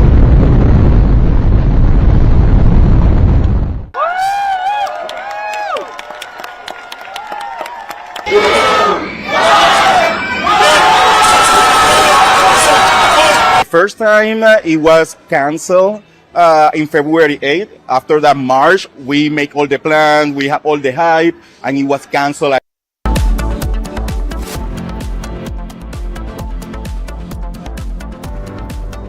चमकी चाट से क्या बना है? आलू चाट या fruit चाट, स्वाद बनाए चमकी चाट। क्या बात है? स्वादिष्ट पकोड़े और परेशान, अरे चमकी चाट है इसकी जान। असली स्वाद सिर्फ चमकी चाट।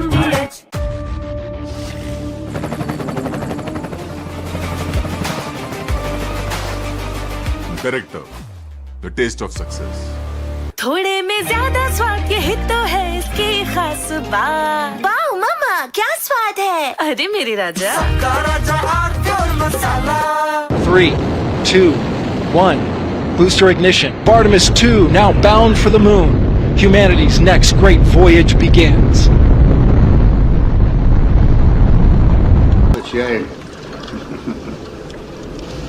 Okay, overboard dump coming up.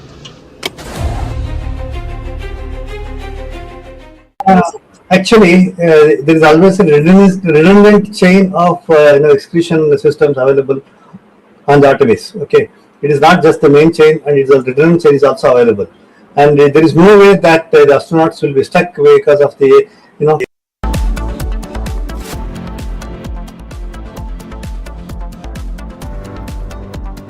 Powered by Century Ply Club Prime. Raho befikar.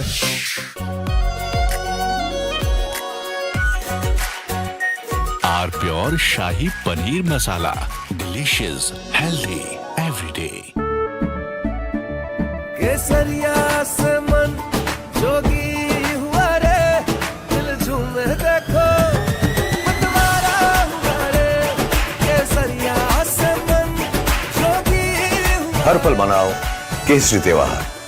विमल, बोलो जुबान केसरी। प्यास बुझाए, ठंडक लाए, सबको भाए जीरा से। MTH का जल जीरा, जीरा से। जीरा सिप, असली रिफ्रेशिंग, असली स्वाद, असली मजा। MTH।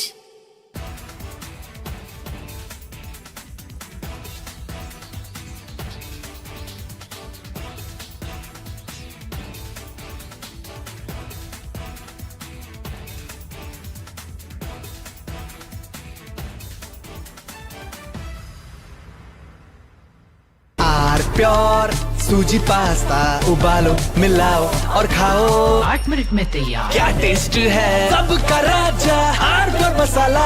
3.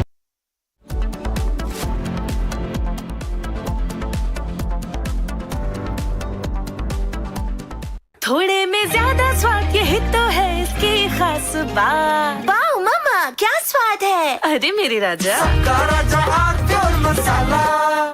Amity has been ranked India's #1 not-for-profit private university for 11th year, with top 10 ranked institutions in management, engineering, biotech, law, masscom, telecom, hospitality, fashion and more.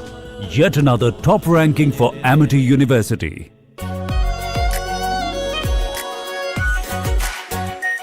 Are pure shahi paneer masala, delicious, healthy everyday. 3.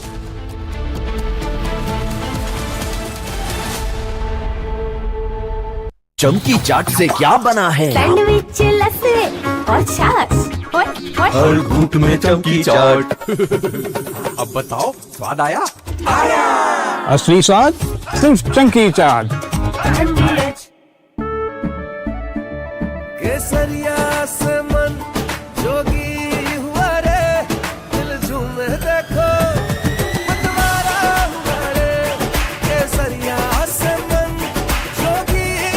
हर पल मनाओ केसरी त्योहार। विमल, बोलो जुबान Kesari.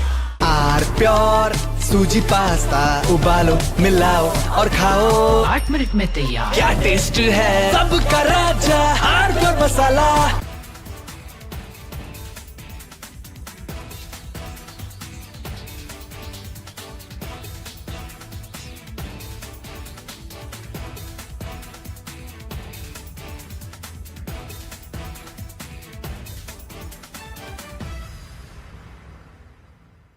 Three, 2, 1.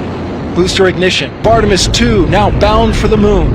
Humanity's next great voyage begins.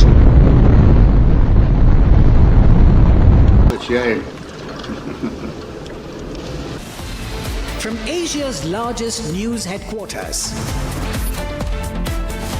setting the agenda for Bharat.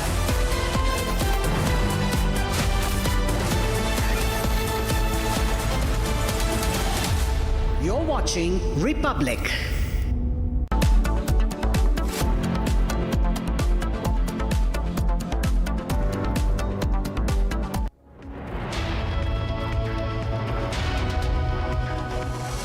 Hello viewers, a very good morning to you. You're watching Republic TV. I'm Chongtham Amrita and we are continuing our coverage of the 2-week war pause struck between US and Iran.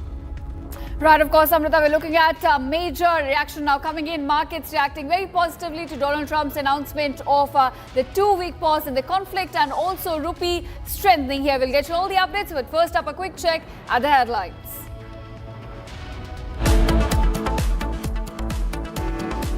A day after Trump's wipeout threat and over a month-long bloodbath, Trump announces 2-week conditional ceasefire in Iran. Both US and Iran forces hold all offensive operations after Trump's conditional ceasefire announcement. Iran claims achieving historic win by forcing US to accept its 10-point plan for ending war, calls for accepting uranium enrichment and removing all US sanctions. Israel welcomes decision to suspend strikes against Iran but says the 2-week ceasefire does not include Lebanon. Oil prices crash 14% within minutes as Trump announces ceasefire. Indian markets open higher. Pro-government demonstrators in Iran, civilians across the country celebrate the defeat of United States and Israel. Draft tag in Sharif's X poster raises questions after social media users flag what appears to be an edited post on X.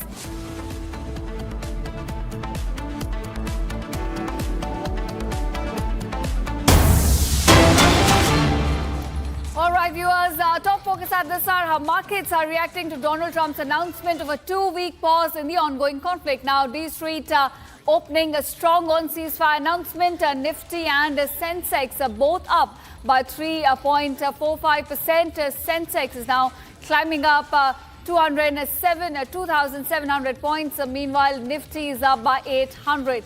We're looking at Asian shares zooming and Kospi also, in fact, up by 6%, while oil prices have now plummeted by at least 15%. So oil prices coming down and markets reacting very positively and opening higher, not just in India, but all across Asia. That's the reaction we're getting in from market as Donald Trump has now announced a 2-week pause in the ongoing conflict. We're looking at all the markets across Asia opening higher. My colleague Pranav now joins with more details on this. Pranav, markets are reacting very positively, very positive sentiment all across the market as Donald Trump announces a 2-week ceasefire. Well, absolutely. As we speak, in fact, the Indian markets are already up. They opened with a gap of around 3%, and as we speak, Nifty is trading near about 24,000 and Sensex is trading above 77,000. Remember, the markets fell approximately 10%. India has, in fact, been the worst performing market over the past year, thanks to tariffs and now the Strait of Hormuz. but the markets are currently looking at a positive sentiment across the global markets. And yes, as you rightly said, in fact, the Asian markets have also risen.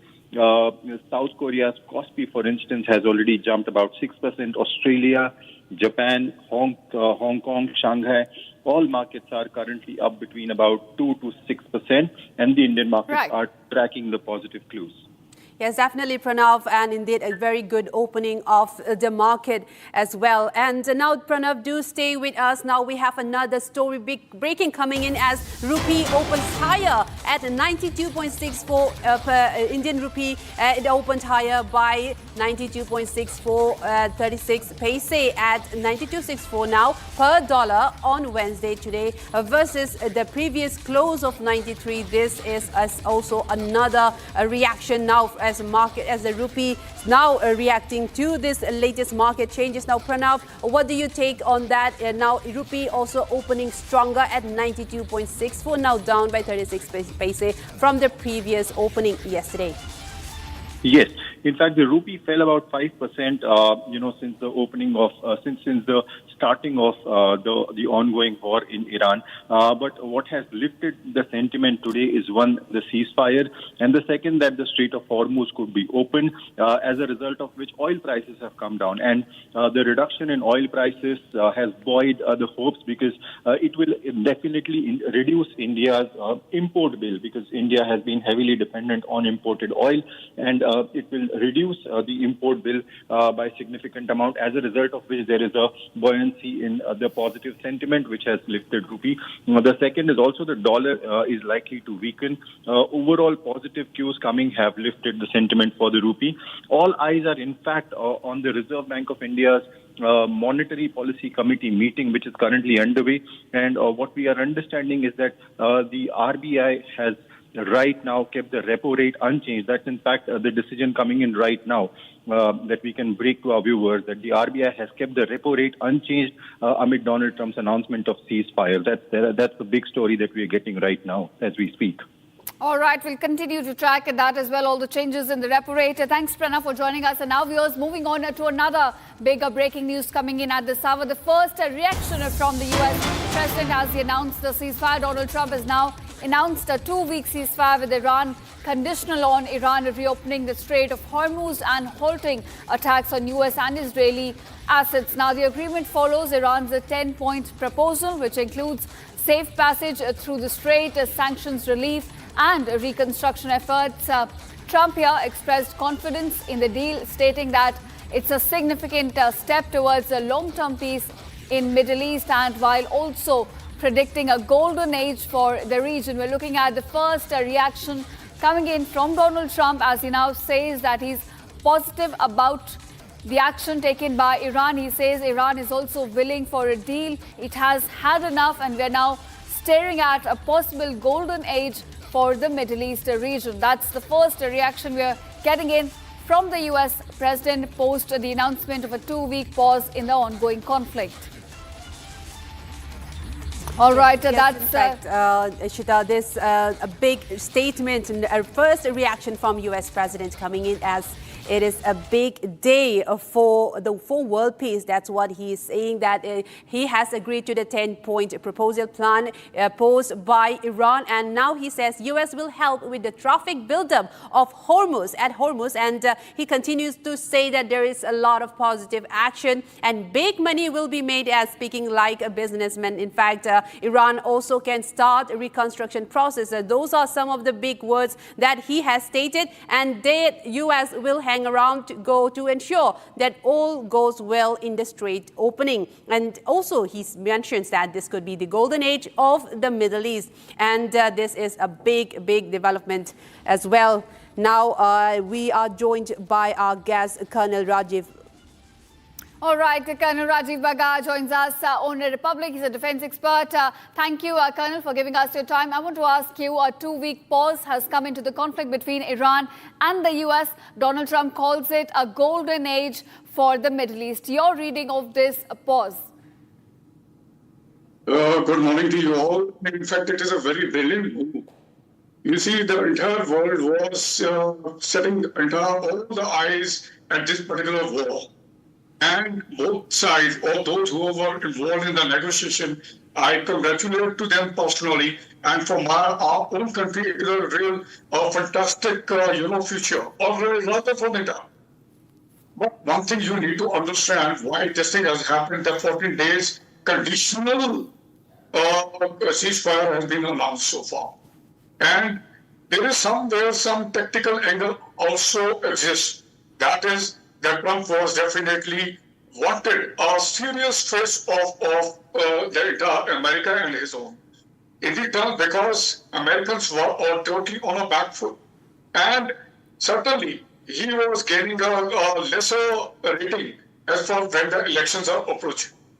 And second part is, he was also convinced that any amount of missiles or any type of aircraft strike he can carry out till the time he doesn't capture the foothold at this particular region, the victory is not going to be counted. So he opted for another option. And suddenly, after carrying out the strikes at Khark, and in fact that was really moving in the wrong direction, he suddenly realized that must have been advised by his White House advisors and the Pentagon also, look, this is not a real great approach. So this is what exactly as for the Americans is concerned. If you talk about the Iranians definitely they were going strong, but at the same time, you must have realized yesterday when Americans just started smashing their rail lines, that were primarily to stop or abduct their any move of their troops for the reinforcement in case any ground forces get involved. So let's not talk about the war, that what exactly he has spoken. Still, I personally feel that as a military analyst, that it is a lull in the war. That time is going to speak what's going to happen after 14 days or during this entire course. As far as Israel is concerned, they have already made it very clear, look, anything is acceptable, and that is Lebanon, they are not going to spare. And there are some extent they are correct at their own ground. The reason is this war is not new against the Hezbollah. Basically, they are fighting for more than decades. So there was certainly, and as I was also expecting, they are not going to party to this particular point. However, what exactly Trump has said that he is going to help out to open the Strait of Hormuz, which is definitely a kind of a bone of contention in this entire war. It is a good move, but at the same time, they need to go parallel with a parallel thought with the Iranians, and certainly in a real diplomatic manner, rather than imposing or forcing their ideology on each other. Yes, in fact, and also Colonel Bagga, do tell us that Donald Trump has also said that the U.S. will be hanging around, in fact, in the reconstruction process of Iran, because we know that just a day earlier when he was issuing the deadline, he said that Iran will be thrown back to the Stone Age by destroying all of its infrastructure, and now U.S. is stepping up now to say that Iran can begin its reconstruction process and that they will be hanging around as well. So how do you interpret these statements? Will this be a reconstruction process with the aid of U.S., or will this be just a personal presence in the region, or is there something else? Do tell us your interpretation on this. The two connotations comes out of it. Firstly, if Trump is really serious about creating a, giving a time to Iran to carry out the reconstruction of their losses, that's a good move. But at the same time, he needs to reciprocate in the form he has to withdraw his forces from this region if he's serious. One side you say, okay, fine, I'm with you, you continue your normal life, and still you bring your that war-like umbrella in that region, that will Iran will be definitely apprehensive. So that's why I earlier said it is totally lull in a battle.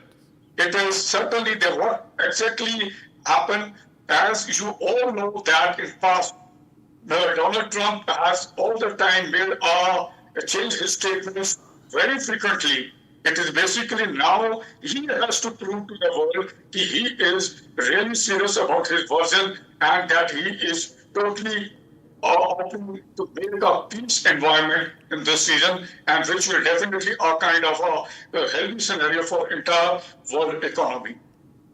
And also, Colonel, I want to get back to the 10-point agreement that was agreed between U.S. and Iran. So there's one point where U.S. has agreed. In fact, Iran has said that U.S. has agreed to all of the 10 points. So there's two lines about sanctions, that both the primary and the secondary sanctions be lifted. So how do you see that about happening? Because Iran has been facing a lot of sanctions previously, even before the war has started on February 27 and 28. So do you think that according to you, what kind of sanctions will be lifted in this agreement now?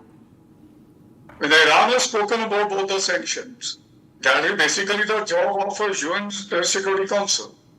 I personally feel that no country has got any role to impose any amount of kind of bomb on another country. Yes, if the UN United Nations Security Council feels so, that holding a uranium or doing some type of a war type of act is totally kind of alarming to the peace of the world.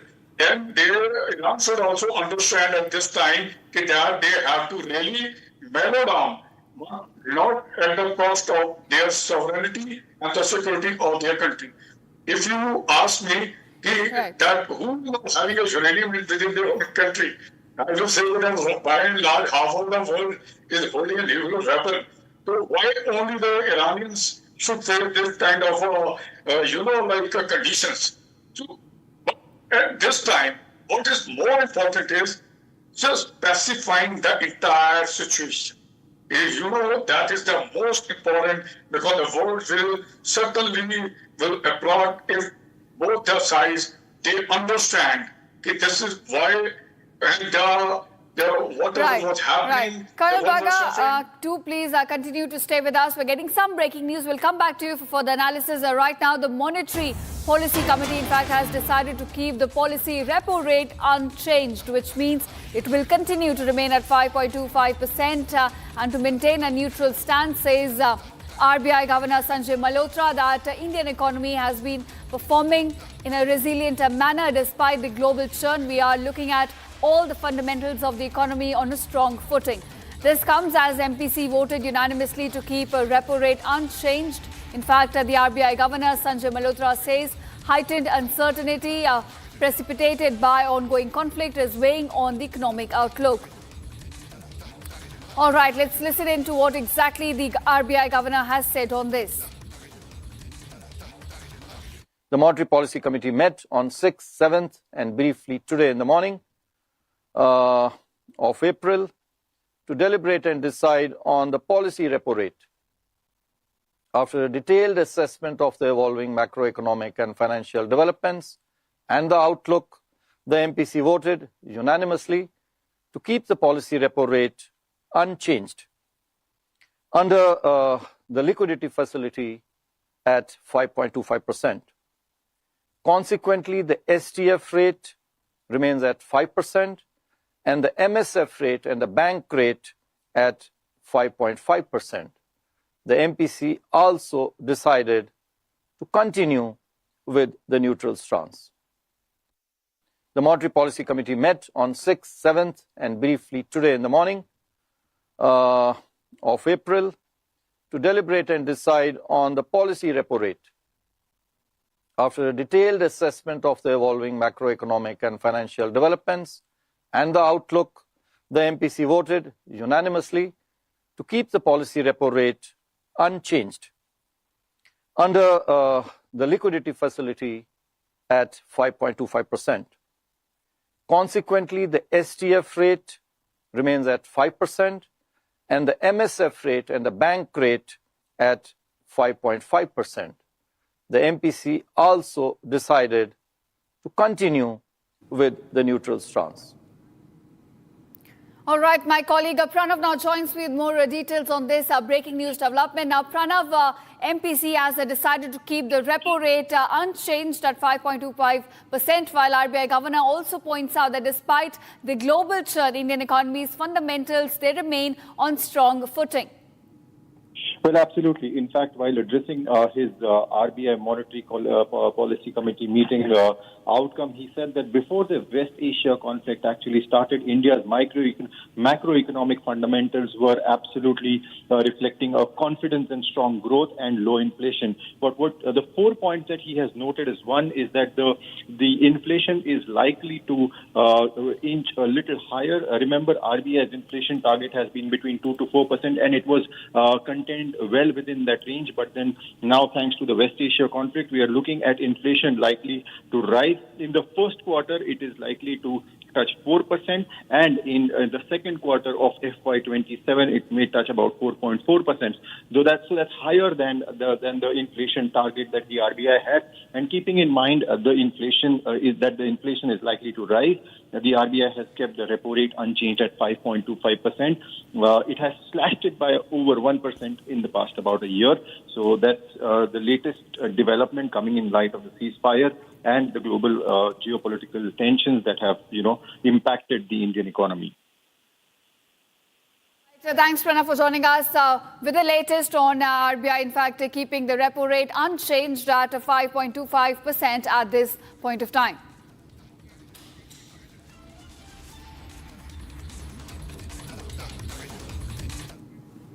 All right, viewers, now let's move on to another story that we've been tracking for you now. U.S. President Donald Trump has, in fact, agreed to a 2-week notice of ceasefire and a reduction of hostilities of strikes between U.S. and Iran. And after Iran has also agreed to this ceasefire while negotiations are being talked between the two nations. And the two nations has, in fact, called off all offensive hostilities as well. Let's take a look at this full report. U.S. President Donald Trump agreed to a 2-week ceasefire just hours before the deadline he had set for Iran to capitulate, warning that otherwise a whole civilization will die tonight. Pakistan Prime Minister Shehbaz Sharif invited American and Iranian leaders to Islamabad on Friday to further negotiate a long-term peace solution. Trump, in his post, announced that he is holding off to ramp up attacks on Iran and credits the 10-point proposal put forward by the Islamic regime and calls it a workable basis on which to negotiate. The 2-week ceasefire plan includes allowing Iran to charge fees on ships transiting through the Strait of Hormuz, the narrow mouth of the Persian Gulf. With the ceasefire agreement in place, both the U.S. and Iran have ordered its military to halt all offensive strikes in the region.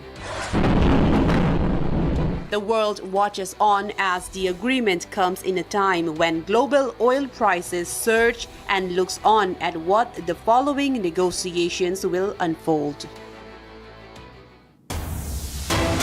All right, we're getting more developments from the war zone areas. Despite Donald Trump announcing a 2-week pause, we are looking at attacks now taking place all across Lebanon, with the recent Israeli strike now killing at least 8 people in the southern Lebanese city. So, although Israel has backed the ceasefire, it has also mentioned that Lebanon is not part of that ceasefire, which means the attacks against Hezbollah will continue. And now you're looking at the attacks causing about 8 fatalities in southern Lebanon's coastal city as well. All right. Colonel Rajiv Bagga continues to stay with us on the broadcast. Colonel, sir, coming to you now on this. Israel has clearly mentioned that despite the ceasefire, despite them supporting the 2-week pause, as far as Lebanon is concerned, they will continue with their attacks. You see, earlier also I mentioned that Israel has used, it is a historical opportunity for the Israel to crush their enemies, and which he is fighting for past decades. And if the world is expecting that they will pacify or they will slow down or they will incorporate this particular point also in the ceasefire, I don't think so. But again, in this in the silver ray, I personally feel that the attacks of Israel on Lebanon plus Hezbollah or the carrying out technical damage in Lebanon, it will be taken as a winning area. This may harm whatever the peace talk or whatever the 14 days truce has been called. This can become a sore issue, and there is a certainly requirement for that President Donald Trump must intervene in this also. If this thing continues, I am very sure, or rather it is likelihood that there will be another type of a front will be opened on that particular issue. All right.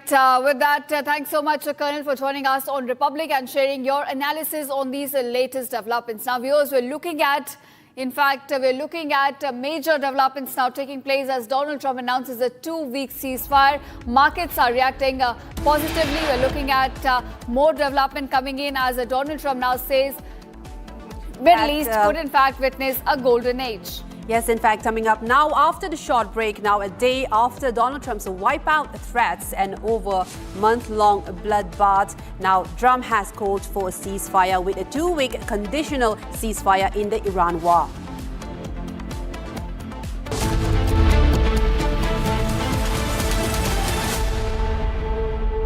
Powered by Century Ply Club Prime. Raho befikar. प्यास बुझाए ठंडक लाए सबको भाए जीरा से MTH का जल जीरा जीरा से जीरा से असली रिफ्रेशिंग, असली स्वाद, असली मजा। MTH केसरिया से मन जोगी हुआ रे, दिल झूमे देखो मतवारा हुआ रे, केसरिया से मन जोगी हर पल मनाओ केसरी त्योहार। विमल, बोलो जुबान केसरी। थोड़े में ज्यादा स्वाद यही तो है इसकी खास बात। वाओ मामा, क्या स्वाद है? अरे मेरे राजा। 3, 2, 1. Booster ignition. Artemis 2 now bound for the moon. Humanity's next great voyage begins.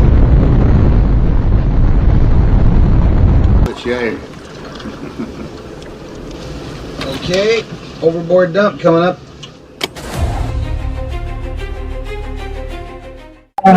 Actually, there is always a redundant chain of excretion systems available on the Artemis. Okay, it is not just the main chain, and it's a redundant chain is also available.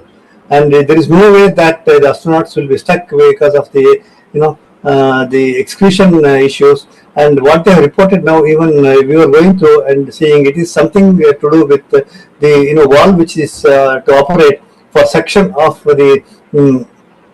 the excretion, which looks to be needing attention. But the crew in Artemis, they are well trained to handle such type of situation. And also, in case if the main chain of the excretion system doesn't respond, there is always a way of redundant chain and the methodology for excretion. And I don't think it is a major issue, but I'm sure it will get sorted out. And of course, there is a redundant chain which can be conveniently operated. Good luck. Godspeed, Artemis 2. Let's go. And here we go. 10, 9, 8, 7. RS-25 engines ready. 4, 3, 2, 1. Booster ignition. And liftoff. The crew of Artemis 2 now bound for the moon. Humanity's next great voyage begins.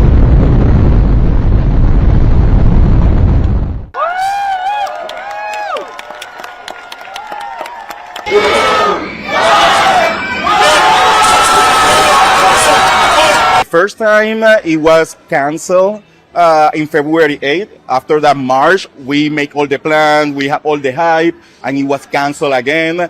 And finally, it's happening today. So we are going to celebrate a new milestone for everybody, not only for USA, for the whole planet, for the whole humanity.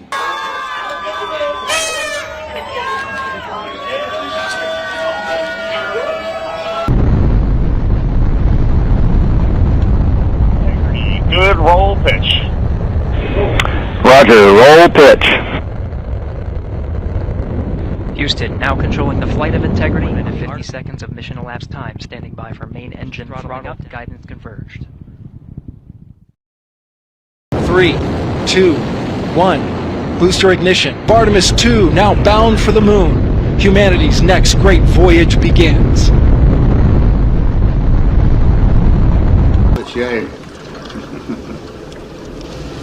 Okay, overboard dump coming up.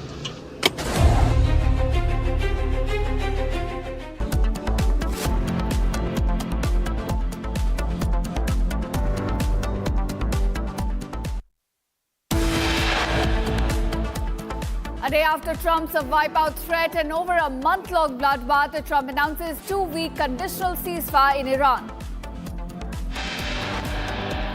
Both the US and Iran forces halt all offensive operations after Trump declares 2-week conditional ceasefire.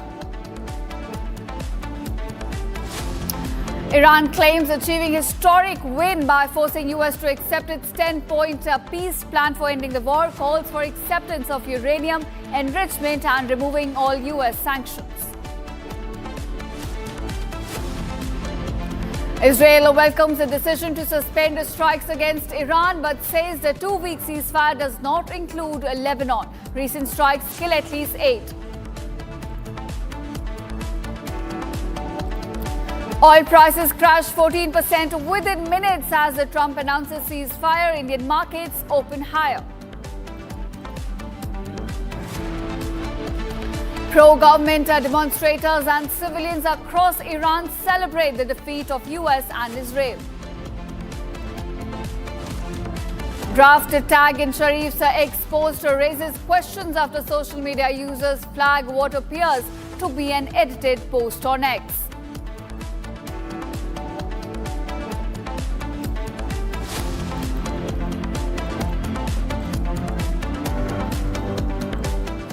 Hello viewers, we are getting your top updates coming in here and I'm Shivangi. With me I have my colleague Ishita. Ishita, it's a wave of green on D Street. D Street opened strong on ceasefire announcements. Nifty and Sensex up 3.45%. Sensex climbs 2,700 points. Meanwhile, Nifty is up 800 points.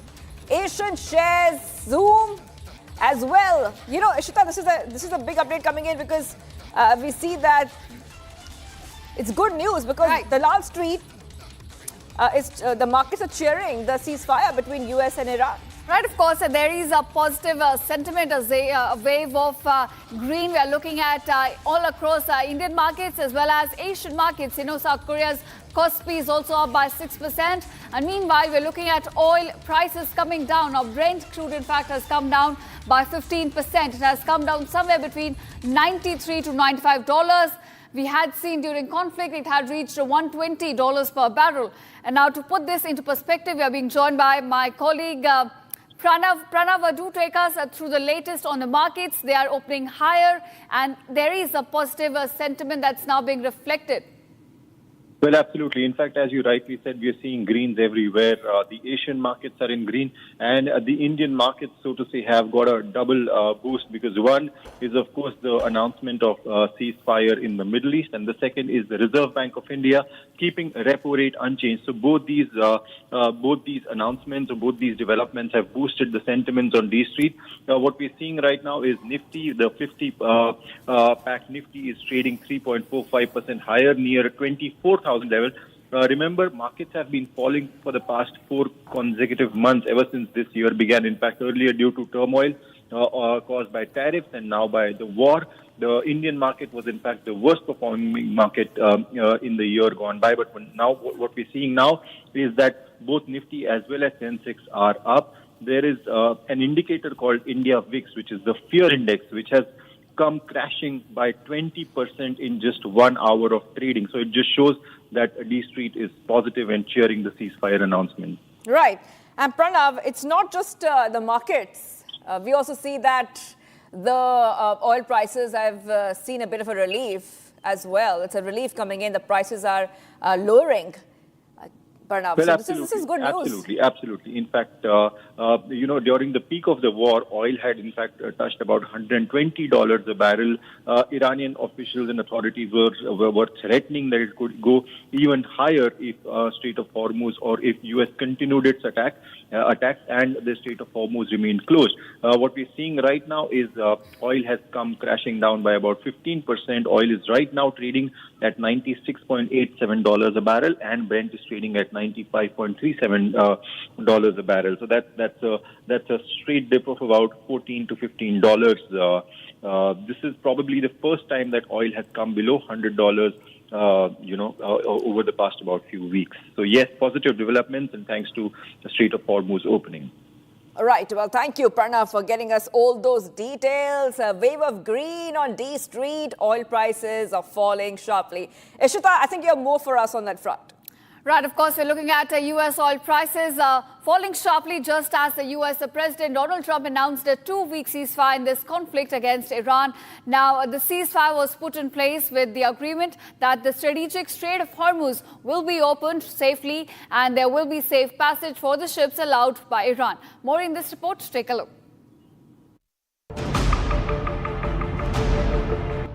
Oil prices plunged sharply after US President Donald Trump agreed to suspend attacks on Iran for 2 weeks in exchange for Tehran allowing safe passage through the Strait of Hormuz. Before the ceasefire, Brent crude futures spiked to about $120 per barrel, and US WTI oil climbed similarly, one of the highest levels since the year 2008. On news of Trump's conditional ceasefire, Brent fell about 14% to a $93 to $95 per barrel, and the US WTI dropped by a similar 14 to 15%, a strong reversal from the recent highs. International benchmark Brent for June delivery lost more than 15% to a $92 per barrel.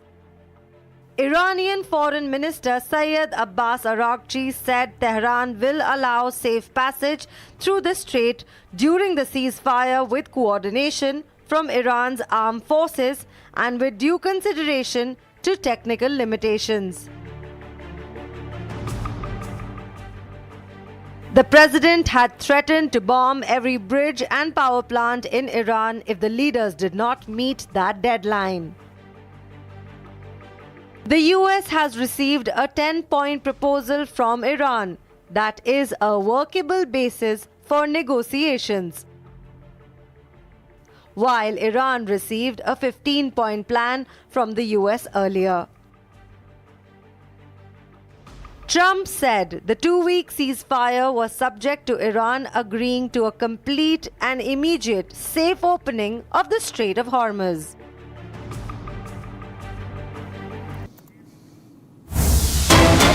Breaking news coming in. The UN Secretary General Antonio Guterres has welcomed 2-week ceasefire agreement between US and Iran, urging all parties to abide by the terms and work towards a lasting peace in the region. Guterres emphasized the importance of protecting civilians, and we are seeing that they're highlighting the urgency of ending hostilities to alleviate human suffering. A spokesperson stated that the UN chief is committed to supporting efforts towards lasting peace. So big updates coming in here on Republic TV. UN welcomes the ceasefire, urges end to hostilities, and is calling on all parties to abide the ceasefire terms.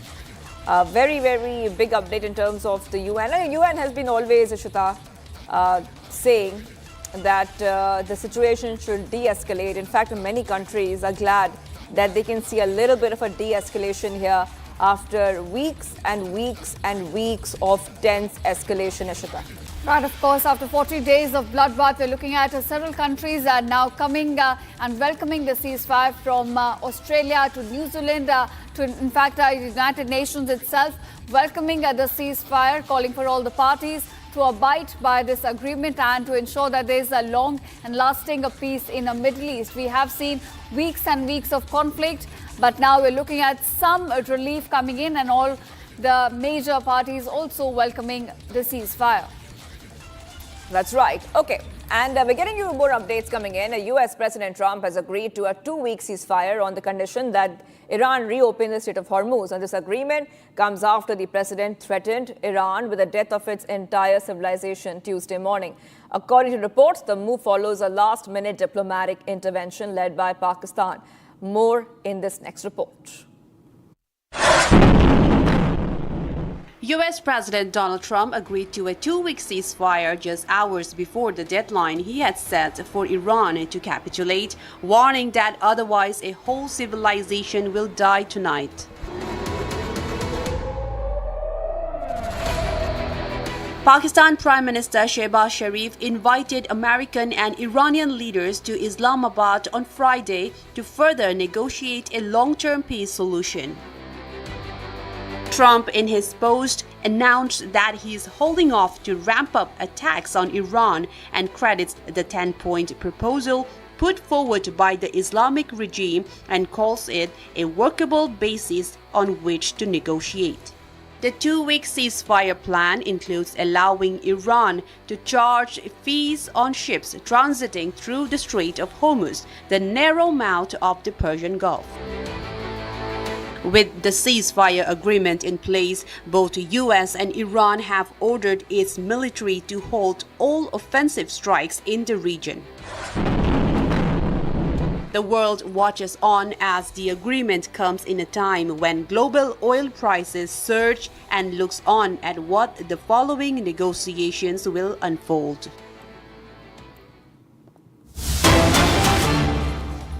All right, viewers, getting some more developments. Pakistan's Prime Minister Shehbaz Sharif is now facing a backlash after an edited post on X showed an earlier version labelled Draft Pakistan's PM message on X. Now, this has sparked the speculation about external influence or scripting of the message. So it clearly shows that this message was in fact sent as a script from Washington to Pakistan, and the Prime Minister's handle clearly just copy-pasted the entire message, with the label also showing the edited version. In fact, on your screen, you can see it shows the header, Draft Pakistan's PM message on X. So clearly showing that this message was somehow sent from Washington to Pakistan, and Pakistan being a US puppet and not actually a neutral mediator in this conflict, just copy-pasted, forgetting to even remove the label. That's right. So what we see is there is this post, and we put out that post for our viewers. And there's a big question, like you were asking there, that, you know, what does this post really show? Because Pakistan PM Sharif's edited X post showing a draft version has sparked questions over Islamabad's Iran diplomacy. And according to reports, Sharif's post sounds less like a leader speaking in his own voice and more like a template which was prepared for him. Right, of course, Shivangi, does look like it's a copy-paste error that was made by the Pakistan's Prime Minister. A lot of users on internet have suggested the same, that, you know, the Prime Minister's handle, in fact, whoever's handling it forgot to remove the label and then edited it later. But the edited version clearly shows that there was a label put up showing the message for Pakistan PM. It was a draft message sent by Washington, dictated by Washington, sent to Pakistan and asked by Washington, in fact, to Pakistan's Prime Minister to put up that message. That's right. So we have put out that post. So we see there were two versions of that post. So what did the Pakistan PM post first? There's the first post that we have put out, that diplomatic efforts for peaceful settlement of the ongoing war in the Middle East are progressing steadily, strongly and powerfully. And then he put out a second post. So this was an edited X post. So slowly we see the edit history of Shehbaz Sharif. And when you click on the edit history of any post on social media, you can see the original post. So when you click on the edit history, a click on the option shows what appears to be an earlier version of the post shared with an extra line, draft, Pakistan PM's message on X. It is time-stamped a minute earlier than the latest post on PM Sharif's profile. So screenshots of are there on your screens of the original post and the edited version. Ishita. Right, of course, a terror nation there, not acting as a neutral mediator, but in fact acting just like a US puppet. And now he is moving on, marking a possible end to the 39-day-long war across West Asia. US President Donald Trump has now announced a temporary and 2-week conditional ceasefire. It's struck with Iran already, while the ceasefire, as according to Trump, is broadly conditioned upon Iran reopening the Strait of Hormuz. There's been a lot of talk on how Iran claims that this ceasefire is actually a historic win for Tehran, as it forced the US to cave in to its own demands. Now, while the US has gone on above acknowledging receiving an initiation from Iran, the 10-point proposal, it says that will become the basis for negotiations further. More in this report.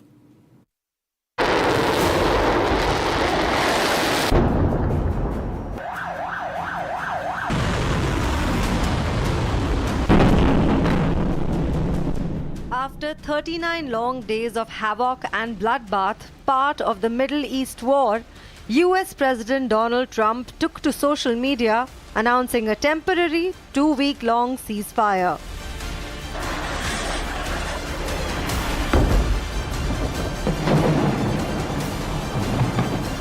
Amidst Trump's ceasefire announcement was one claim that said US had received Iran's 10-point proposal. This claim being something Iran boasted of too, of having Trump's cave in to Iran's demands for ceasefire.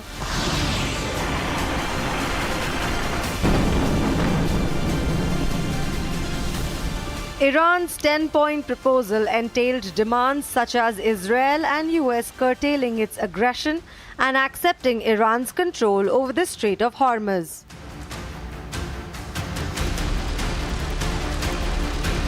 That's not all. Iran also urges for acceptance of uranium enrichment in the Farsi version of its ceasefire plan. Iran pushed for the lifting of all primary and secondary sanctions as was imposed by the US, especially amidst the war-resultant global economic and energy crisis, and termination of both UNSC and IAEA resolutions.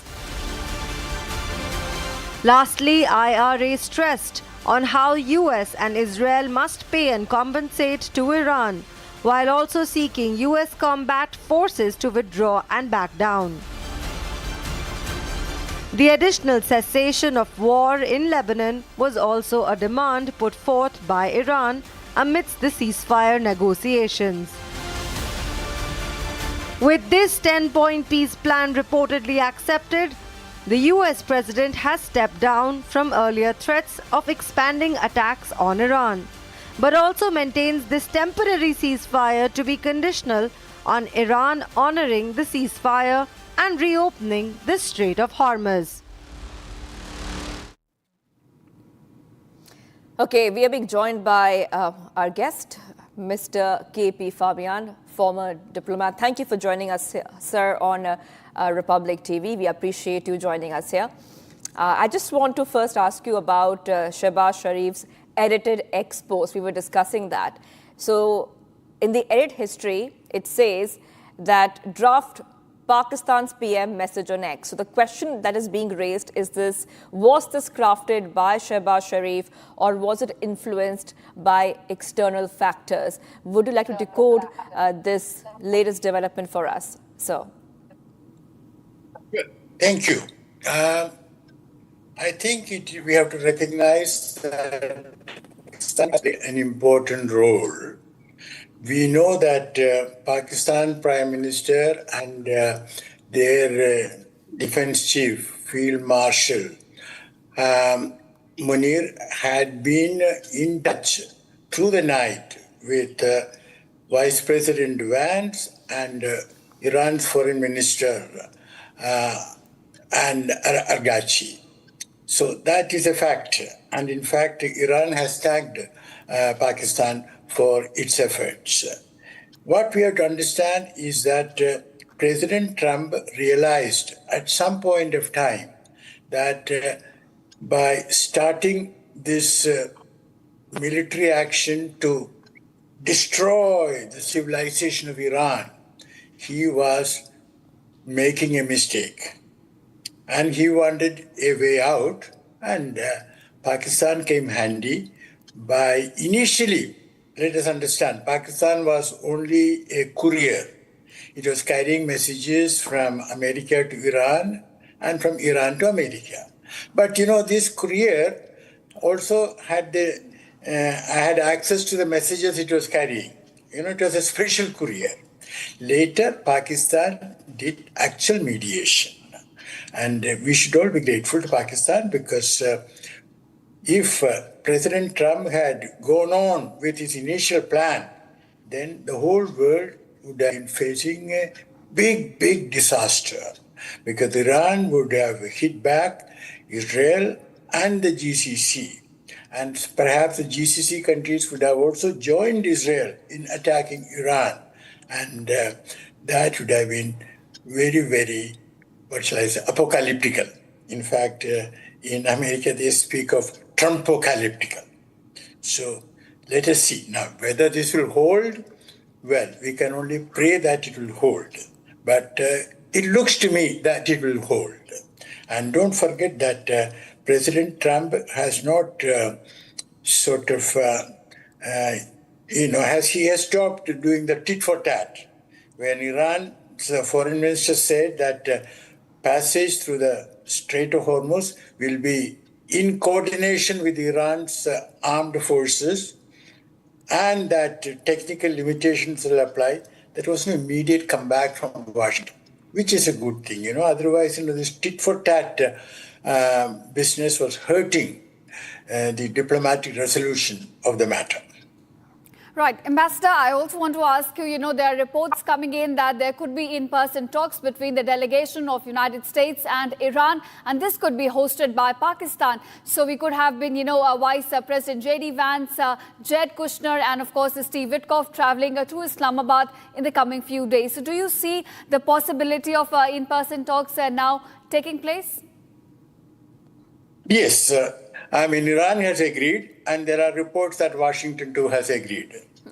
And my view is that President Trump has realized that he was going in the wrong direction by joining with Prime Minister Netanyahu in attacking Iran and then, sort of threatening to send Iran back to the Stone Age.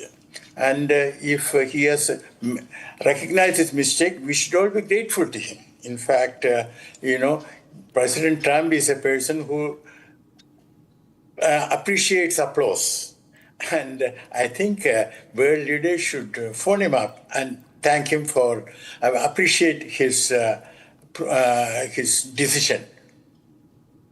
All right. Thanks so much, Ambassador, for joining us on Republic and sharing your inputs. Right. All right, and Ishita, we will be taking a short break right now. We have a lot lined up for our viewers. This is a rolling coverage. Ceasefire finally, both US and Iran forces halt all offensive operations. Yes, but it's a conditional ceasefire.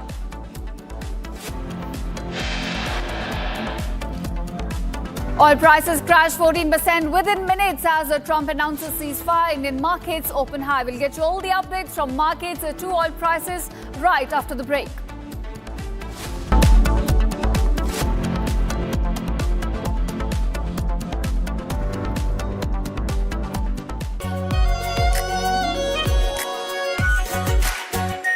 Our pure Shahi Paneer Masala. Delicious, healthy, every day. केसरिया से मन जोगी हुआ रे दिल झूमे देखो मतवारा हुआ रे केसरिया से मन जोगी हुआ हर पल मनाओ केसरी त्योहार विमल बोलो जुबान केसरी चमकी चाट से क्या बना है? सैंडविच लस्सी और छाछ हर घूंट में चमकी चाट। ड्राई फ्रूट और दही बड़े, चमकी चाट से स्वाद बढ़े। असली स्वाद सिर्फ chunky chaat.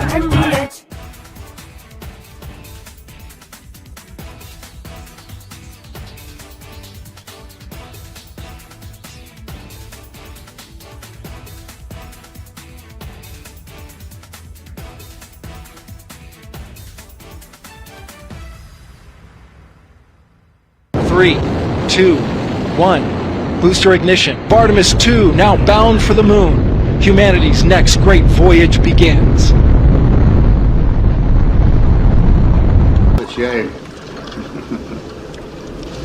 Okay, overboard dump coming up.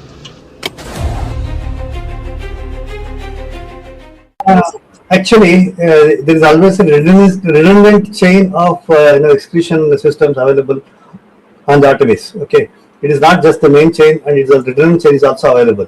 And there is no way that the astronauts will be stuck because of the the excretion issues. And what they have reported now, even we were going through and seeing, it is something to do with.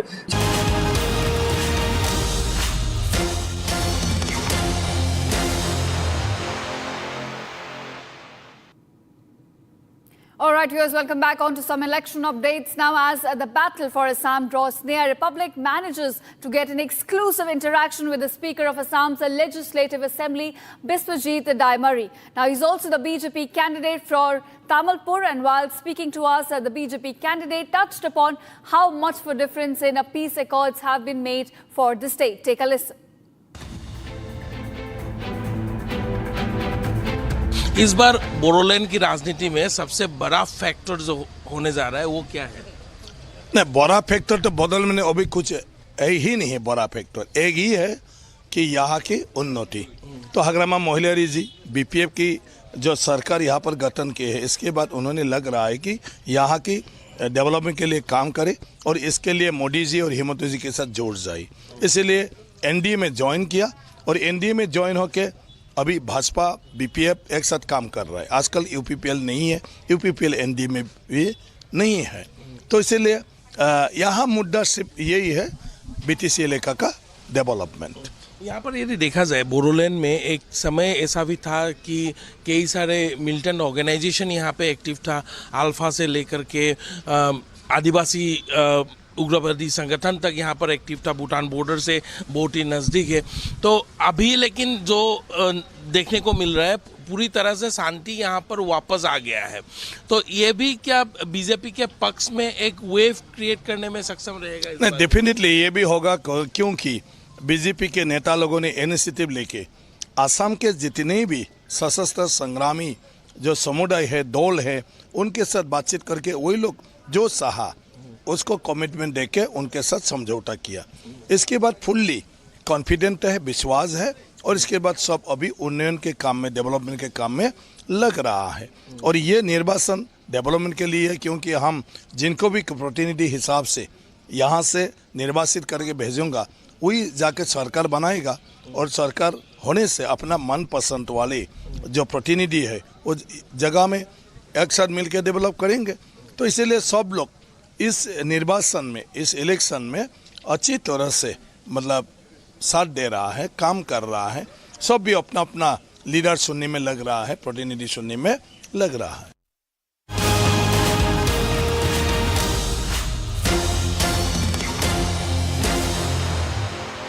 R pure सूजी pasta उबालो, मिलाओ और खाओ, 8 minute में तैयार। क्या taste है, सबका राजा R pure masala.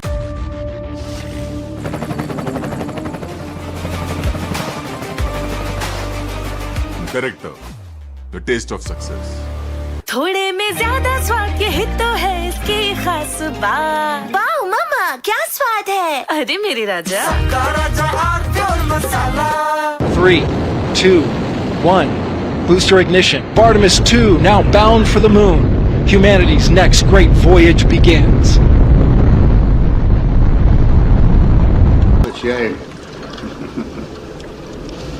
Okay, overboard dump coming up.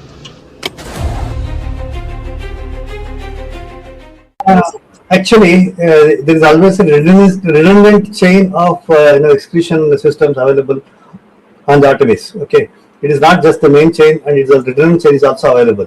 And there is no way that the astronauts will be stuck because of the the execution issues.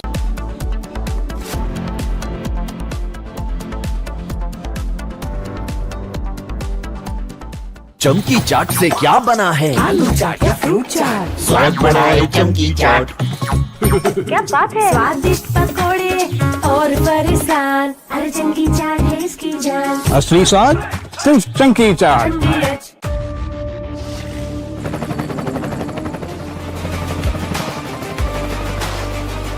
Correct. The taste of success.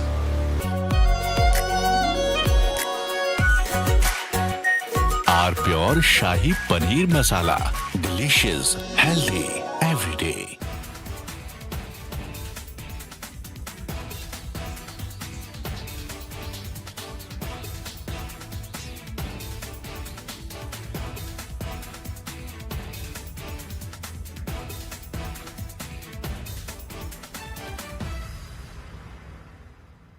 Three, 2, 1. Booster ignition. Artemis 2 now bound for the moon. Humanity's next great voyage begins.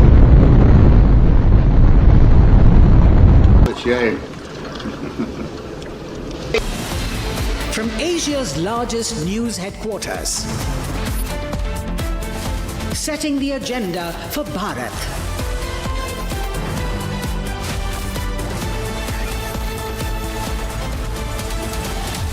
You're watching Republic.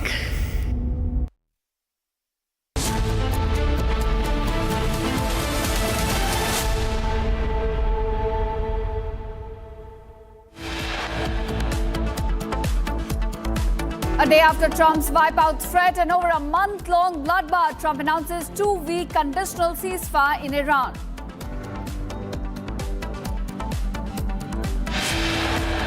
Both US and Iran forces halt all offensive operations after Trump's conditional ceasefire announcement.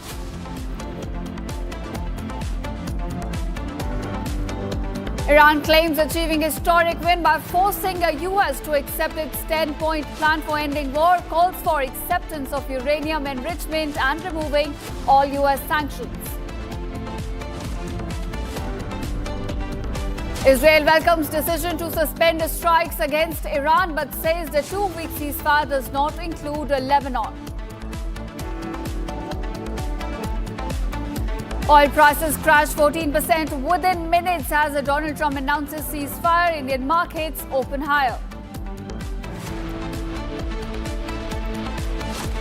Pro-government demonstrators in Iran as civilians across the country celebrate the defeat of United States and Israel. Draft tag in Sharif's ex-post raises questions after social media users flag what appears to be an edited post on X.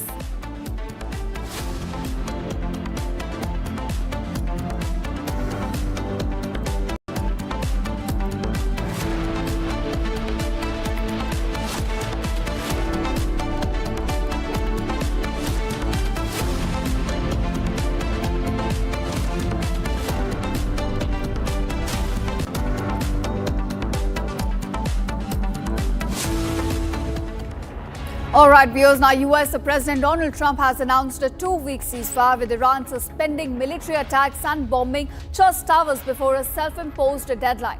Now, the deal here ties the ceasefire to Iran's commitment to reopening the Strait of Hormuz, allowing safe passage for ships. That's right. Iran has presented a 10-point proposal, which Trump considers a workable basis for negotiations, including non-aggression, lifting of sanctions, and recognition of Iran's uranium enrichment program. The agreement has led to a sharp drop in oil prices and a surge in global markets. A wave of green also being seen on the Dalal Street as markets are cheering this ceasefire. We're getting all these updates coming in here on Republic. Iran and US agreed to conditional 2-week ceasefire amid the opening of the Hormuz. We see that Hormuz has been such a big point here, because Trump says he has agreed to propose 2-week ceasefire. if shipping traffic is allowed to move through the Strait of Hormuz. Iranian Foreign Minister Abbas Araghchi says Tehran will agree to the end in fighting if attacks against Iran are halted. So both the sides putting out their points so there could be lasting peace. Okay, this is a post from US President Trump. Yes, Ishita, what does it say? Right, of course, this is the latest tweet put up by Donald Trump right after he announced a 2-week ceasefire. He says the golden age will now be returning to Middle East. It's a big day for world peace. Now, he also goes on to say that there's lots of positive action, big money will be made, and Iran can now, in fact, start the reconstruction process. So also hinting that this peace is certainly going to hold in the Middle East, while adding that we'll hang around to ensure all goes well. So we're not looking at US troops immediately, in fact, withdrawing from the region.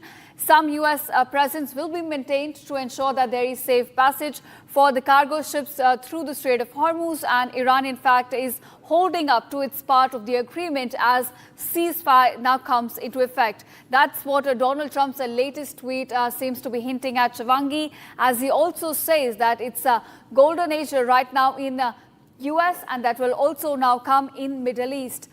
Yes, Israel says it supports Trump's decision to suspend strikes on Iran, but the 2-week ceasefire does not include Lebanon, from what we understand. The Pakistan Prime Minister says the opposite, that it does. So we're getting all these updates coming in. Pakistan has been acting as a mediator, has also invited both sides for talks in Islamabad. So the story is not over. We can expect more developments, more negotiations in the coming days. So this is a huge update coming in here. Oil prices drop and stocks rally after Trump's ceasefire announcement. This is also one of the big updates coming in on Republic TV as we keep getting our viewers more updates. US and Iran have agreed to this 2-week ceasefire. However, it does come with multiple conditions. Okay, let's go back to you, Ishita. Ishita, you know, Iran's military will coordinate the passage of vessels through the critical Strait of Hormuz during the ceasefire. So this is what has come in from Iran.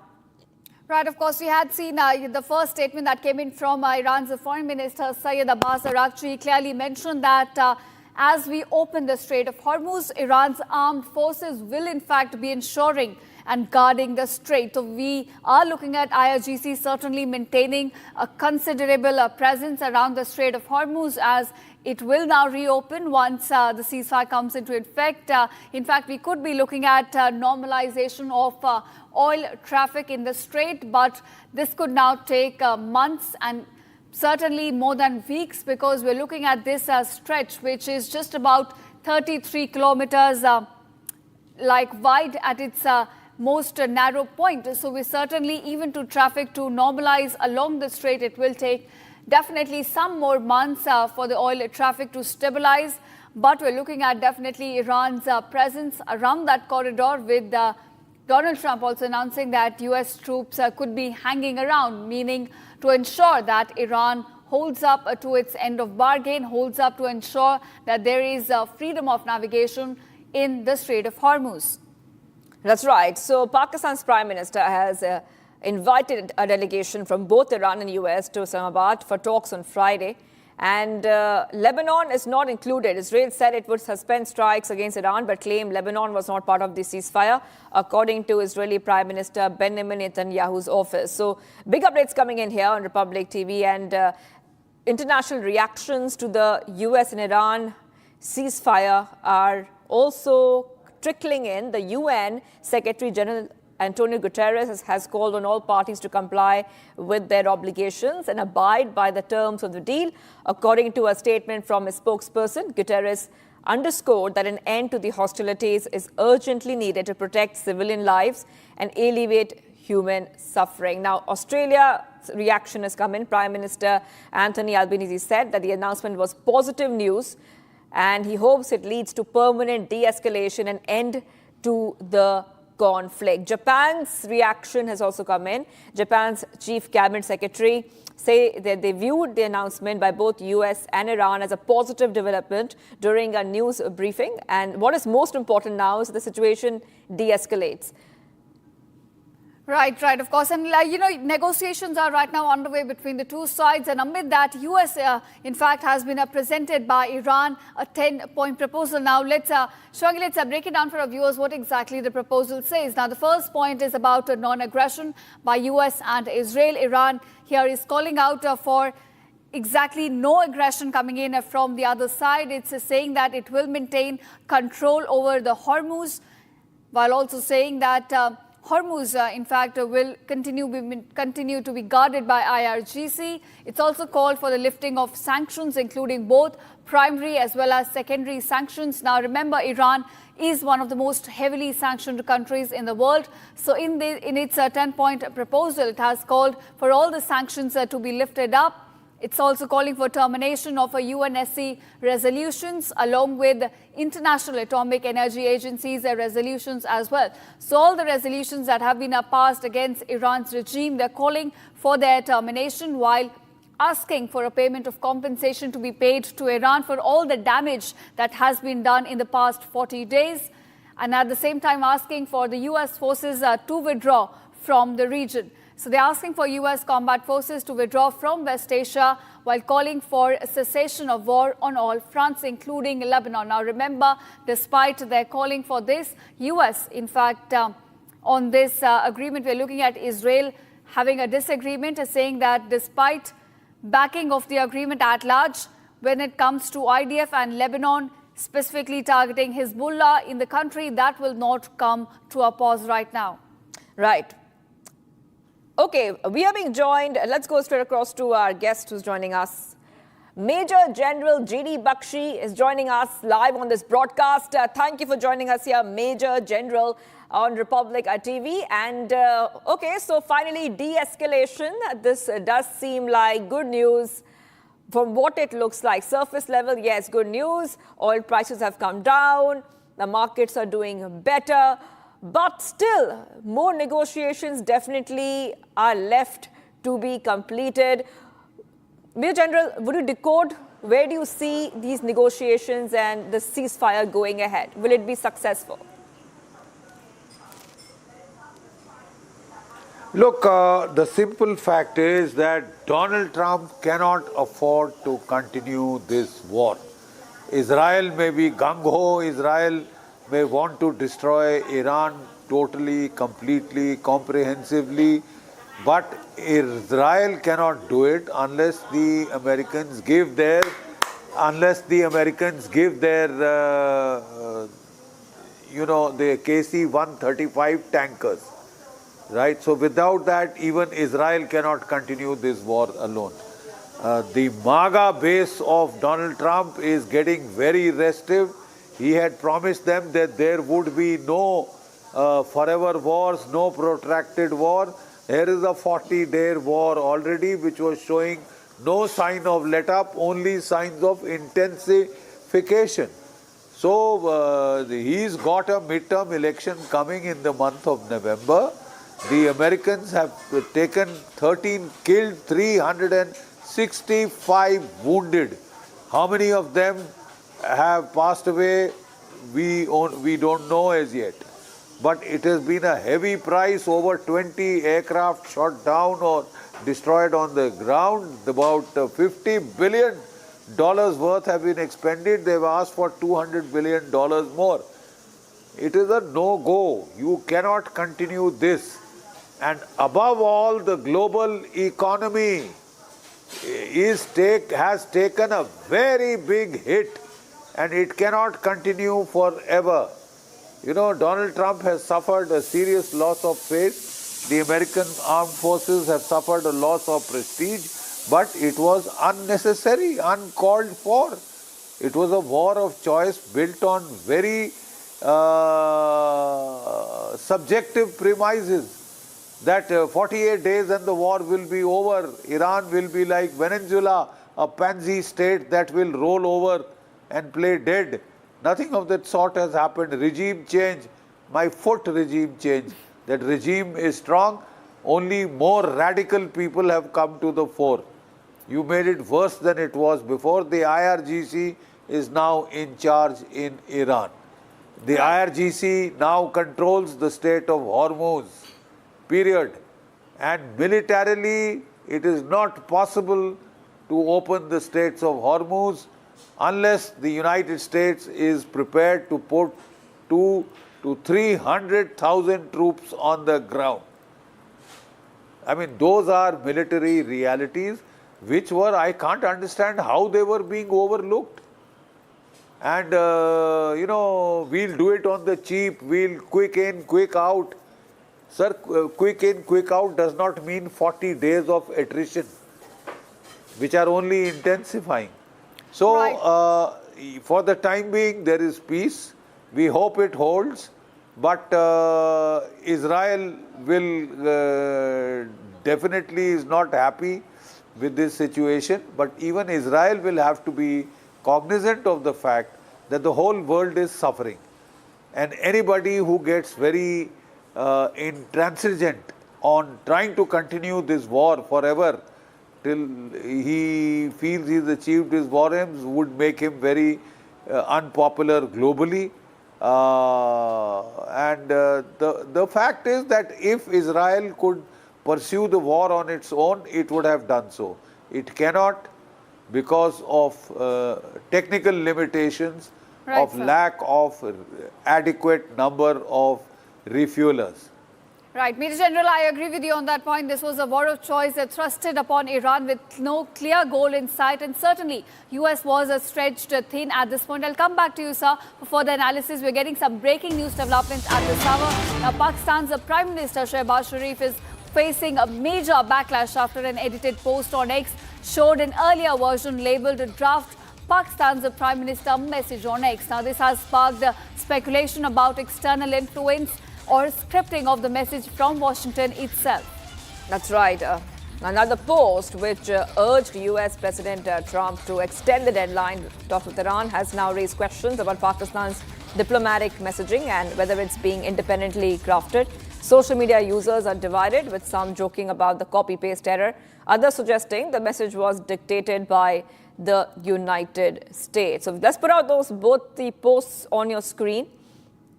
So this is the first earlier post, left. Right is the edited post. So we see that once you click on the edit history, you can see what appears to be the earlier version of the post shared with an extra line. Draft Pakistan Prime Minister's message on X. It's time-stamped a minute earlier than the latest post on PM Shehbaz Sharif's X profile. So let's go back to Major General J.D. Bakshi on this. So, a lot of people are commenting on that post that why was this phrase written, draft Pakistan PM's message on X? So the question that they're raising is that was this message crafted by Shehbaz Sharif or was it influenced by external factors? And we see a lot of traction online on this now, Major General. Look, the simple fact is Pakistan's role has been that of a post office. The primary, claim to fame is Asim Munir's bootlicking of Donald Trump. In the last 3 months, he has been to Washington 3 times, and traveling like a traveling salesman with a suitcase full of rare earth, metals, copper, tungsten, etc. The Pakistani military especially has a habit of bootlicking the United States and the Western powers, and that has been fairly obvious all along Pakistan's army's history.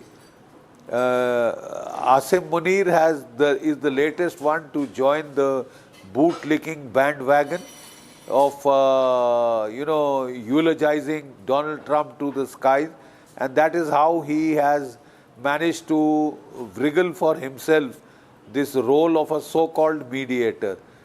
Egypt, Turkey, Iran were also, Oman were also involved, as was China behind the scenes, because this draft was discussed with the Chinese. The earlier drafts, all the peace proposals were discussed with the Chinese, who have played a quiet behind the role behind the scenes role, which is pivotal. Pakistan was just taking messages and forwarding them from United States to Iran, Iran to the United States, and the real, I think, heft is come from China, has come from China in this, which was the behind the scenes influencer, because it has influence with Tehran, which Pakistan totally lacks. Pakistan could just bootlick the United States. That was the sole qualification, for assuming the role of a communicator of choice, not a negotiator, communicator of choice. Right. Major General, I want to ask you a question about the larger picture that's now emerging. Now, regime change has certainly not taken place. Hormuz is still under Iran's shadow. Now, military capacity for sure has been hit, but not completely erased. And enriched uranium is still present inside Iran. So the big question is, what exactly did US gain out of this war? That is precisely, Professor Robert Pape, who forecast this conflict, who told you well before it happened that this would happen. And he also told you that if the United States had taken the off-ramp on 28th of February, a peace deal was almost through, brokered by Oman. The Omani's foreign minister had said that Iran had agreed to hand over its enriched uranium to the IAEA. That was, very callously, spurned, and America and Israel attacked Iran even while the negotiations were on. Now today, 40 days after this ridiculous war of choice started, America is worse off than it was at the start of the war.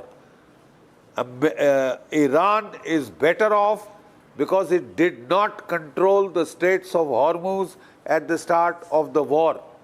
Opening the Straits of Hormuz is militarily extremely difficult unless America is prepared to put 200,000 to 300,000 boots on the ground for 18 months, and the estimate of Pentagon itself was that it would lead to 15,000 minimum body bags. Can Donald Trump afford that in a midterm election year? Absolute no. So Donald Trump has been forced to accept a deal much worse than what he was getting before he started this war. All right. Well, thank you, Major General, for joining us here with your perspective in decoding the situation that is playing out in the conflict. There's a ceasefire which has been announced, which is a temporary measure. Thank you so much, Major General. Okay, so we will be tracking more updates coming in. And Ishita, there has been a little bit of a good news. U.S. oil prices have fallen after U.S. President Trump has announced a 2-week ceasefire in the Iran war just hours after this deadline. Right, of course, Shivangi, the ceasefire was put in place with the agreement that the strategic Strait of Hormuz will be opened and safe passage will in fact be given to cargo ships. Take a look at this report, viewers. Oil prices plunged sharply after US President Donald Trump agreed to suspend attacks on Iran for 2 weeks in exchange for Tehran allowing safe passage through the Strait of Hormuz.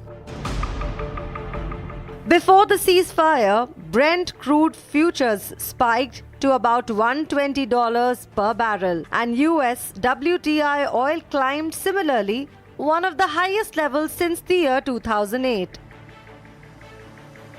On news of Trump's conditional ceasefire, Brent fell about 14% to a $93 to $95 per barrel, and the US WTI dropped by a similar 14 to 15%, a strong reversal from the recent highs. International benchmark Brent for June delivery lost more than 15% to a $92 per barrel. Iranian Foreign Minister Syed Abbas Araghchi said Tehran will allow safe passage through the strait during the ceasefire with coordination from Iran's armed forces and with due consideration to technical limitations. The president had threatened to bomb every bridge and power plant in Iran if the leaders did not meet that deadline. The US has received a 10-point proposal from Iran that is a workable basis for negotiations, while Iran received a 15-point plan from the US earlier. Trump said the 2-week ceasefire was subject to Iran agreeing to a complete and immediate safe opening of the Strait of Hormuz.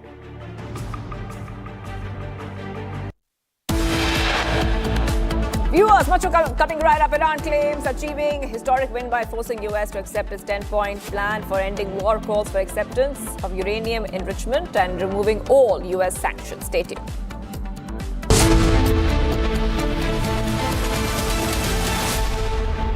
प्यास बुझाए ठंडक लाए सबको भाई जीरा से MTH का जलजीरा जीरा से जीरा से असली रिफ्रेशिंग, असली स्वाद, असली मजा। MTH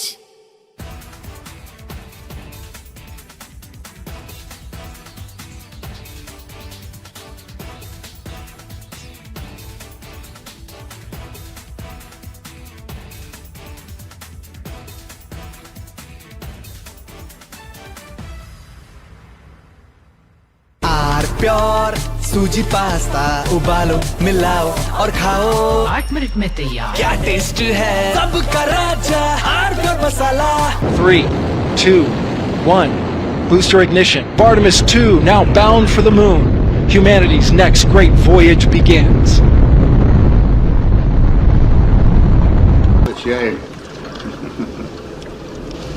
Okay, overboard dump coming up.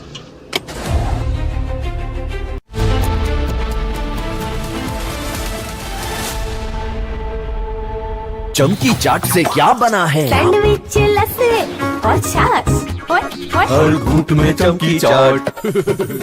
अब बताओ स्वाद आया? आया। असली स्वाद सिर्फ चंकी चाट।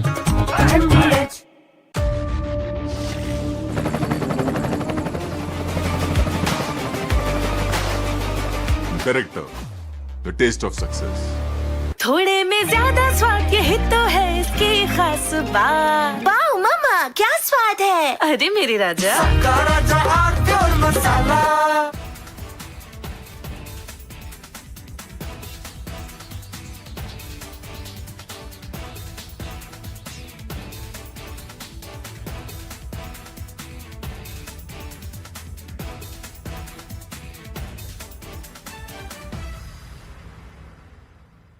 Three, 2, 1.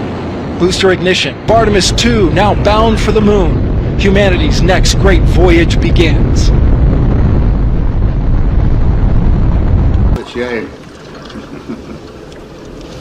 Okay, overboard dump coming up.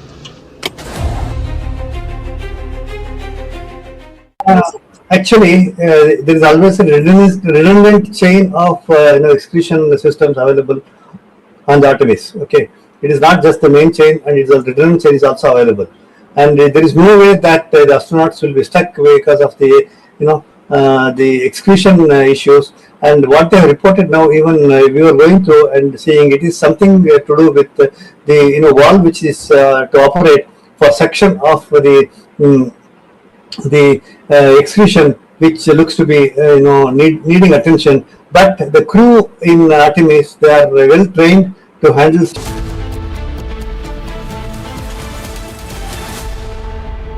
चमकी चाट से क्या बना है? सैंडविच लस्सी और छाछ हर घूंट में चमकी चाट। ड्राई फ्रूट और दही बड़े। चमकी चाट से स्वाद बढ़े। असली स्वाद सिर्फ चंकी चाट। केसरिया से मन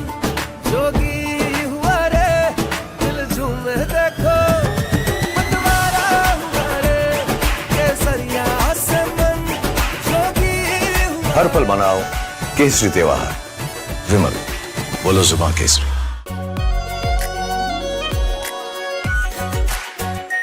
are pure shahi paneer masala, delicious, healthy everyday.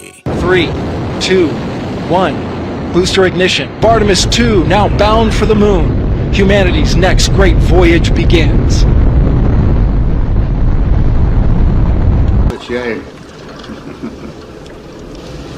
Okay, overboard dump coming up.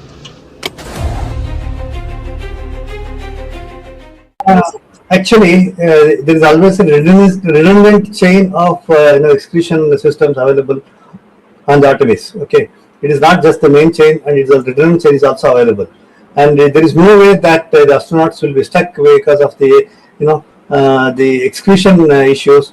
And what they have reported now, even we were going through and seeing, it is something to do with the valve which is to operate for section of the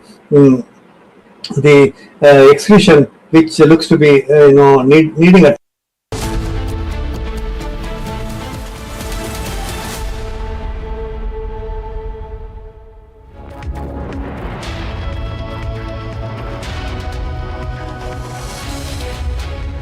Hello and welcome viewers, you're watching Live and Breaking on Republic TV with me, Ishita Mitra. My colleague Shivam is also present with me, and we're tracking all the developments getting in after Donald Trump announced a 2-week ceasefire between Iran and the US. So what's happening to the oil prices, to what's happening on the Dalal Street? We're getting you all the reactions ahead. Yeah, market seems to be stabilizing. The oil prices seem to be stabilizing because there was a bloodbath when the entire war was on. It was a very long war. It was benefiting no one, and it was a clear miscalculation by the American government on whether Iran will be striking back. And Iran held its ground and was striking the military assets in the entire Middle East. We'll get you all the latest updates on this 2-week pause, not a complete ceasefire, but definitely a 2-week pause, and other national and international breakings. But let's have a look at the top headlines of the hour first.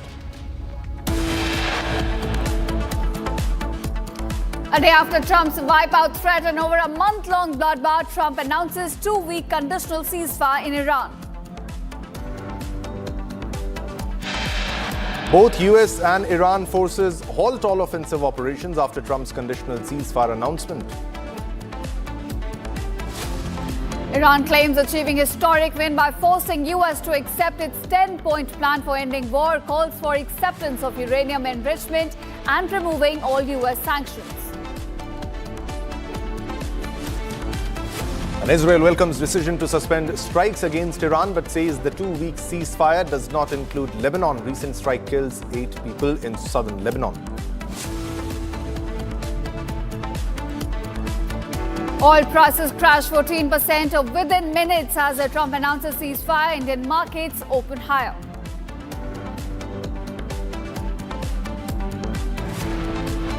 And pro-government demonstrators in Iran, civilians across the country celebrate the defeat of US and Israel.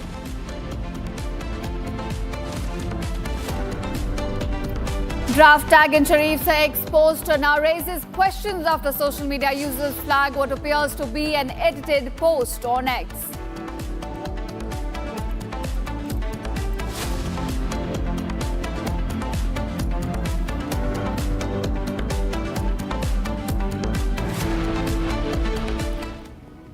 All right, viewers, the top focus at this hour. Now, the US President Donald Trump has announced a 2-week ceasefire with Iran, suspending military attacks and bombing just hours before a self-imposed deadline. Now, the deal here ties the ceasefire to Iran's commitment to reopen the strategic Strait of Hormuz, allowing a safe passage for ships. Definitely, Iran has presented a 10-point proposal which Trump considers a workable basis for negotiations, including non-aggression, lifting of sanctions, and recognition of Iran's uranium enrichment program. Now, the agreement has led to a sharp drop in oil prices and a surge in global markets. So the markets have reacted and there's a positive positivity which has come to the market after a lot of negativity, because markets run on sentiments, and also the prices of oil, the crude Brent, seems to normalize. 14% is a very good number in this case, because there was a bloodbath earlier in the global markets, the Asian markets, and also in the Indian markets, especially because of the ongoing war, because of the Strait of Hormuz being choked by the IRGC, because of the Strait of Hormuz being continuing to be a flashpoint, a war zone as declared by the IRGC. Now, as one of the points is opening the Strait of Hormuz, definitely this will impact the oil prices, and it has started showing up. Right, of course, and now we're joined by two guests, retired Major General Rajan Kochar, defense expert, who joins us, along with retired Major General G.D. Bakshi as well. Thank you to both of you for joining us on Republic TV. Major General G.D. Bakshi, coming to you first, we were discussing what exactly US gained out of this war. Now, the big question is, if it was not about regime change, what exactly was US objective, and did it achieve that at all? Look, the objectives stated by the Trump administration were varying from day to day. From day one, they started with regime change, then it went on to nation-state destruction, then it went on to stopping nuclear enrichment, defanging Iran's nascent nuclear program, then it went to missiles. Iran would have to give up its missile. No missiles more than 500 kilometers range. It would have to keep itself totally defenseless against all American and Israeli air attacks. And then it would have to cut off its ties, stop the support to its proxies of Hamas, Hezbollah, Houthis. These were tantamount to surrender, most of these demands, and none of them have been met. There has been no regime change in Iran. To the contrary, the son of the Ayatollah, a much younger, far more hardline person, has taken charge as the supreme leader. If you call that regime change, it is a travesty of the truth. It is a monumental joke.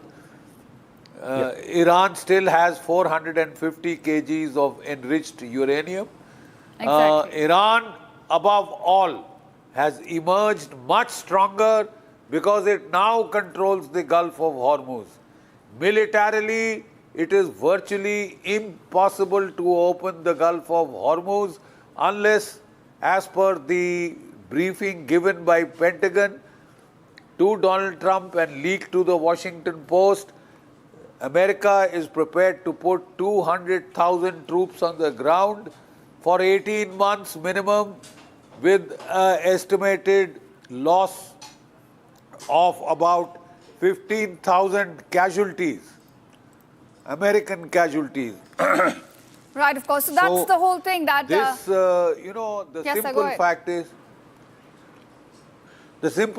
simple fact is that this is a midterm election year. This war, especially the idea of putting boots on the ground, was extremely unpopular in the United States. And even the MAGA base, support base of Donald Trump was beginning to show major cracks. And therefore, Donald Trump had to accept reality. He has had to accept conditions which are far worse than what he was getting on 27th of February this year. Right. Yes, sir. Yes, sir. All right. Major General Kochar also continues to be with us. Major General Kochar, my question to you would be, what will be the short-term impact and the long-term impact as an outcome of the war that continued? The short-term, definitely the loss of personnel, the loss of stockpiles of the missiles and the drones. But don't you think Iran will come out and emerge as a stronger player in the Middle East? It has proven its ground, and it has clearly proved that it is the ruler of the entire Middle East. It holds command, and it's stronger comparatively to any other Middle Eastern region, and all thanks to United States of America, sir.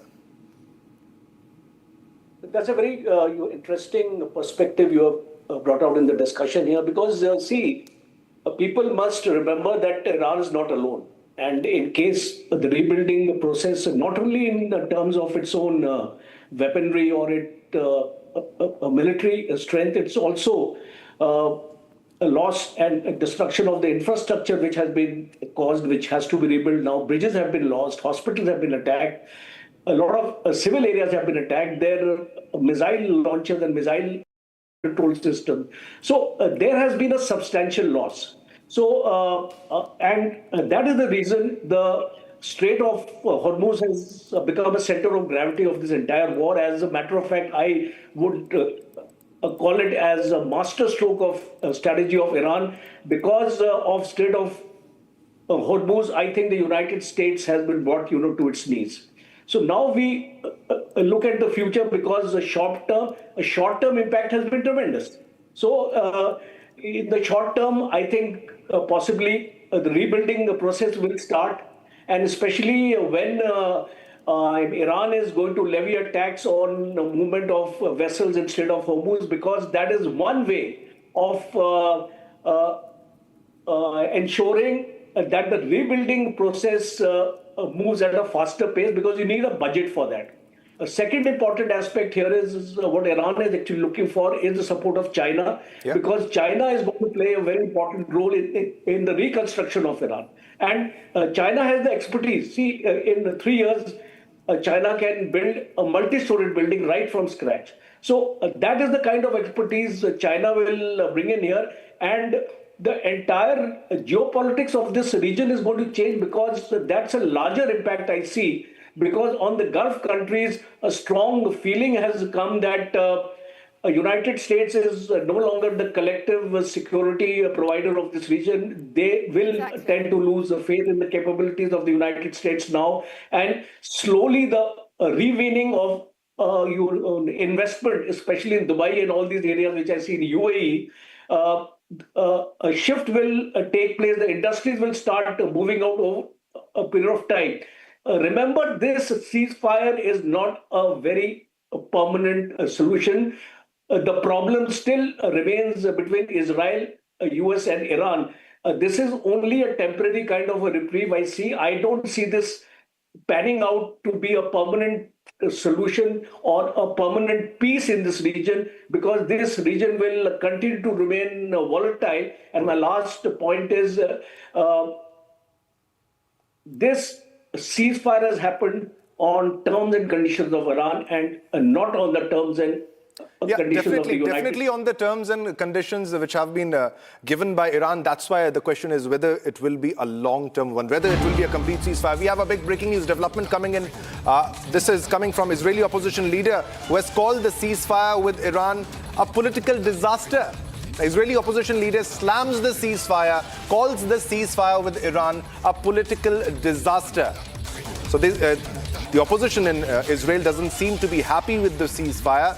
Many experts are also not happy with the ceasefire, because it will definitely make Iran stronger for a comeback and give it a chance, a window for making more weapons, for making more missiles in this case. All right, we have Major General G.D. Bakshi with us. General Bakshi, your take on the reaction of the opposition leader in this case.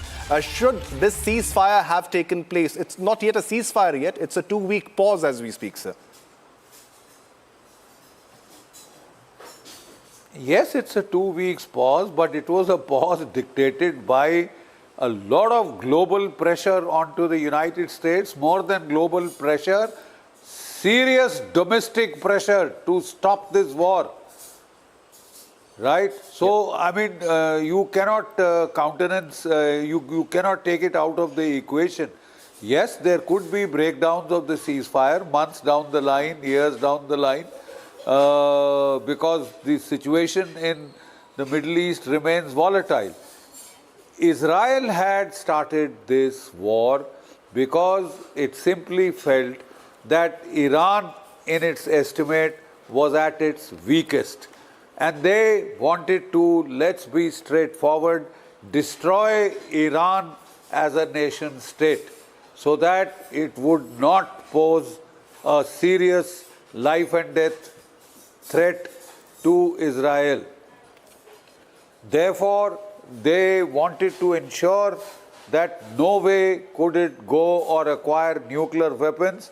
They wanted to also ensure that its missile arsenal was seriously curtailed, and that they would not be allowed to have, missiles more than 500 kilometers range, and that they would have to disown all ties with their proxies of the Hamas, Hezbollah, Houthis. All these were demands tantamount to surrender. Now, the Israelis are one of the best professional militaries in the world. The Mossad is one of the best intelligence agencies in the world.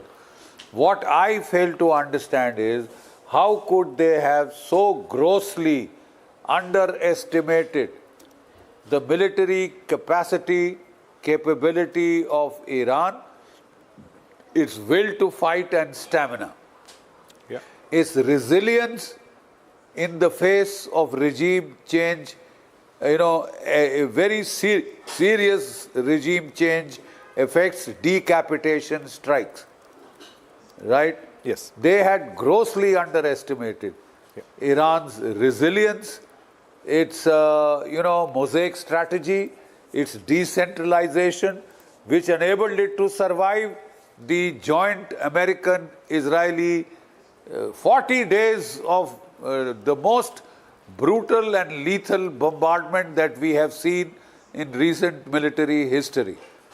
But it failed to break Iran's will, and it failed to see how Iran would, horizontally escalate the conflict by widening the ambit to 9 more countries of the Persian Gulf, as far as Cyprus, as far as Diego Garcia.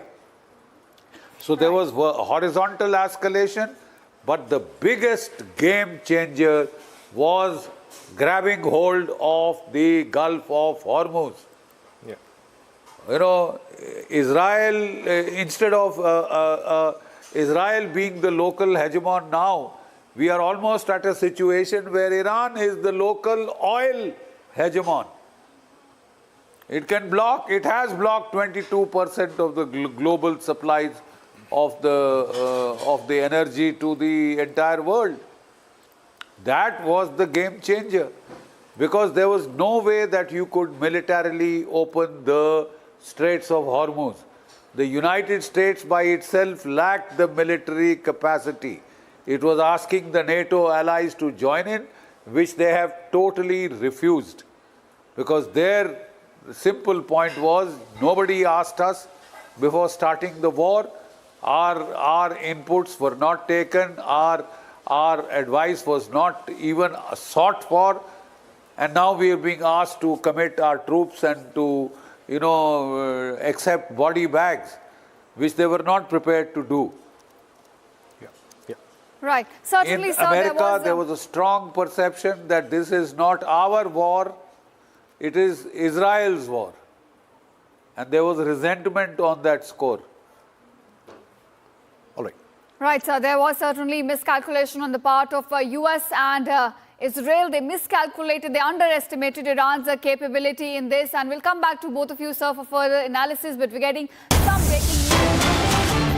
UK's Prime Minister Keir Starmer has welcomed the ceasefire agreement reached overnight. He says this will bring a moment of relief to the region and the world. Together with our partners, we must do all we can to support and sustain this ceasefire, turn it into a lasting agreement and reopen the Strait of Hormuz. So we are looking at more and more world reactions now pouring in on the ceasefire, with this one coming in from UK's Prime Minister Keir Starmer, who has welcomed the ceasefire deal, while also saying that we must do all we can at this point of time to ensure that this turns into a long and lasting agreement between the parties. So that's the statement coming in from Keir Starmer. He's now welcomed the ceasefire deal between Iran and US. Now, Major General Rajan Kochhar continues to stay with us. Major General Rajan Kochhar, I want to ask you, you were mentioning this, that GCC countries, they no longer trust the US as their net security provider. And we have seen after this conflict, Iran has certainly emerged more stronger with Hormuz under its shadow. Now, it knows that this leverage can be used wherever it wants, because it can hold the world economy to a choke point. It can block the Strait of Hormuz just whenever it wants. So in that regard, how do you look at now the change that could come in the security landscape of these Gulf countries? Because like Israel, even they did not want the war to end in this manner. See, you have to look at things from two perspectives. The first perspective is that what has been the relation of these Gulf countries or these Arab Muslim countries with Iran.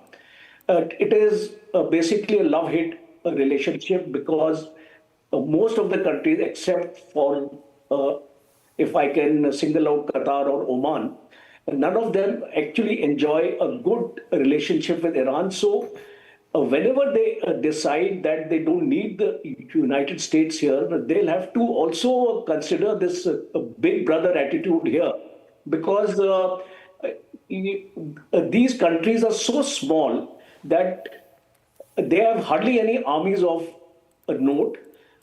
You see, at the most, they have the money power, they have the economic power, they can buy the weapons, they can have a good air defense system in the country, but beyond that, they'll not be able to fight in the case of altercation with Iran. So they need some kind of a security in this area, and that's why in the short term, I don't see any of the air bases or military bases of the United States moving out from here.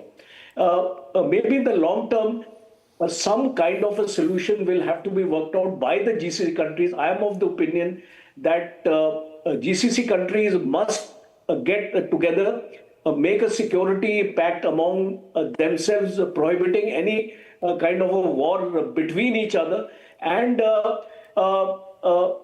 security guarantees need to be put in place. Only then I think the Gulf will decide, or the Gulf countries will decide that they don't need the US. Yeah. Second important aspect, which is emerging now is the role of China, because I'm trying to emphasize this again and again, because here is an opportunity which China is sensing now.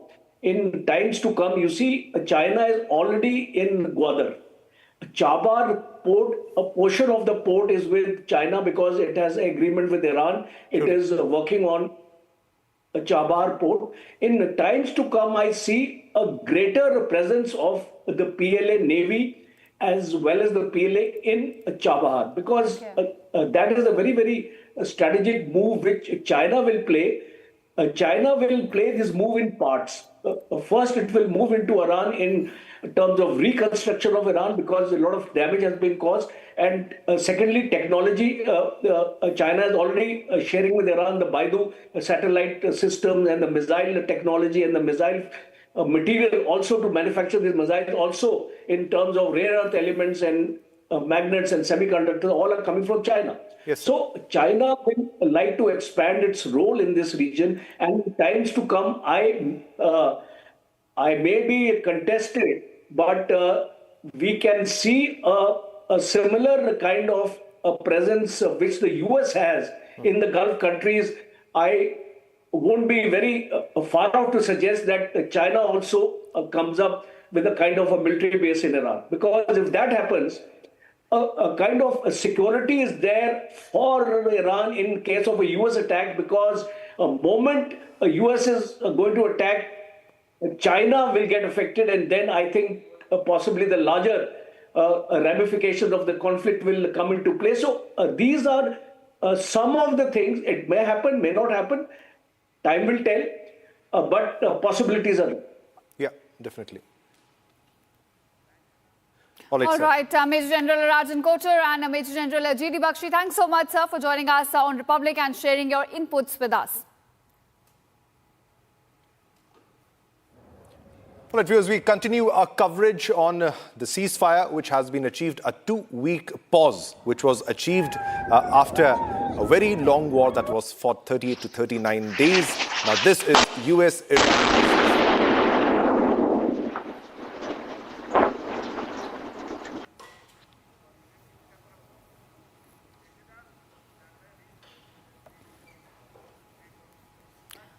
All right, viewers, now marking a possible end to the 39-day-long war across West Asia, U.S. President Donald Trump announced a temporary and conditional 2-week ceasefire struck with Iran.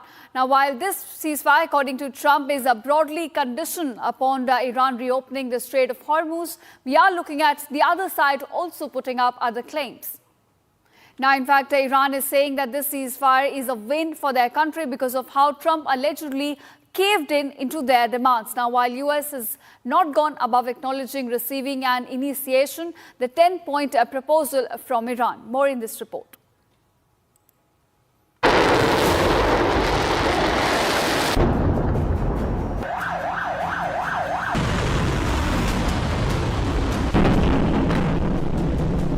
After 39 long days of havoc and bloodbath, part of the Middle East war, US President Donald Trump took to social media announcing a temporary 2-week-long ceasefire.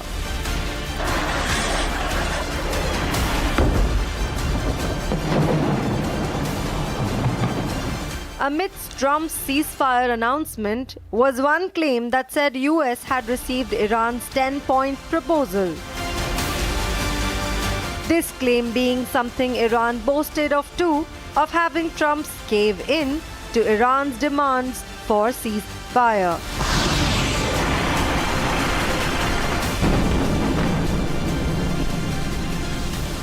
Iran's 10-point proposal entailed demands such as Israel and US curtailing its aggression and accepting Iran's control over the Strait of Hormuz.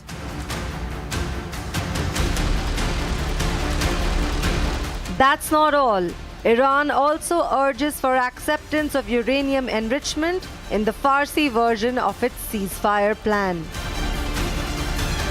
Iran pushed for the lifting of all primary and secondary sanctions as was imposed by the US, especially amidst the war-resultant global economic and energy crisis, and termination of both UNSC and IAEA resolutions. Lastly, IRA stressed on how US and Israel must pay and compensate to Iran, while also seeking US combat forces to withdraw and back down. The additional cessation of war in Lebanon was also a demand put forth by Iran amidst the ceasefire negotiations. With this 10-point peace plan reportedly accepted, the US president has stepped down from earlier threats of expanding attacks on Iran, but also maintains this temporary ceasefire to be conditional on Iran honoring the ceasefire and reopening the Strait of Hormuz. Coming up on the other side, Iran declares achieving historic win by forcing US to accept its 10-point proposal as Donald Trump declares ceasefire.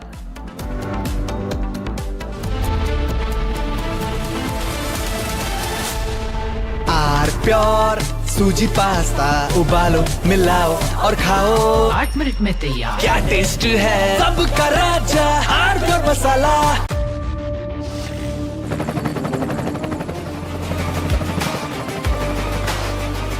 Correct. The taste of success. प्यास बुझाए ठंडक लाए सबको भाए जीरा से MTH का जलजीरा जीरा से जीरा से असली रिफ्रेशिंग, असली स्वाद, असली मजा। MTH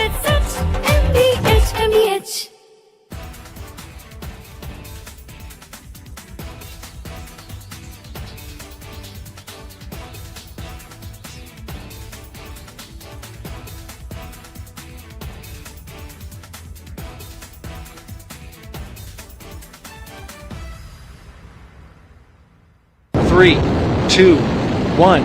Booster ignition. Artemis 2 now bound for the moon. Humanity's next great voyage begins.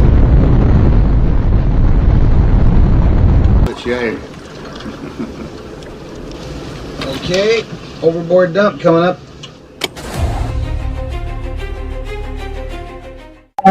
Actually, there is always a readiness.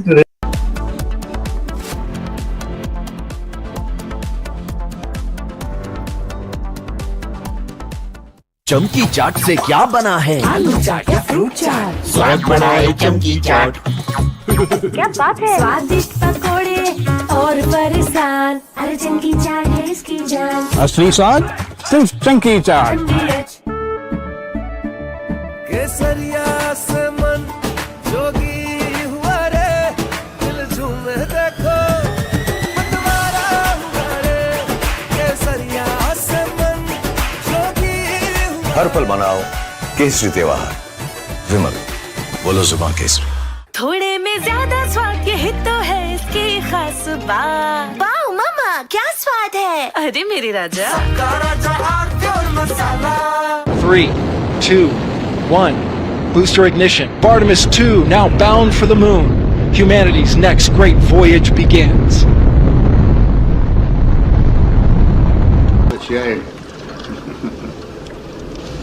Okay, overboard dump coming up.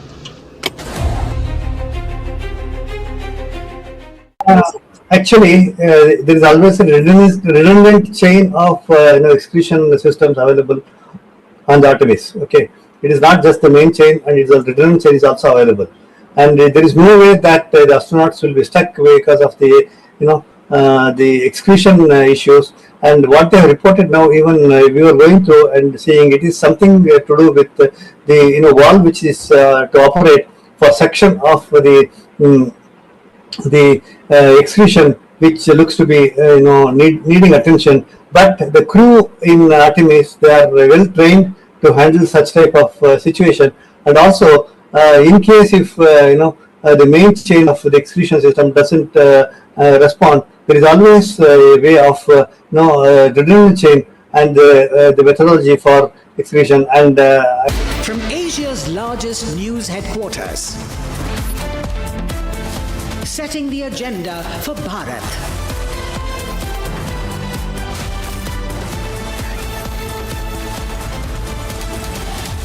You're watching Republic.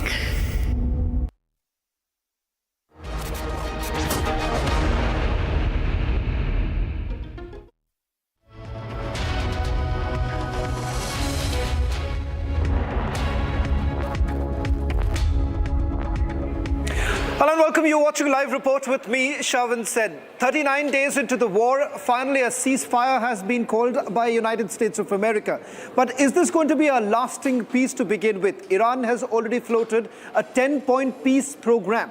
Over the next couple of minutes, we're going to take you through all the details, all that has transpired through the night, and how exactly has the ceasefire been reached upon. All this and much more. But up first, let me take you through the headlines we're tracking at this hour.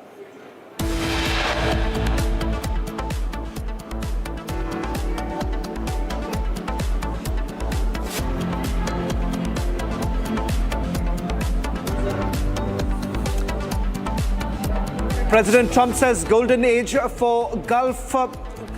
This after a ceasefire has been called.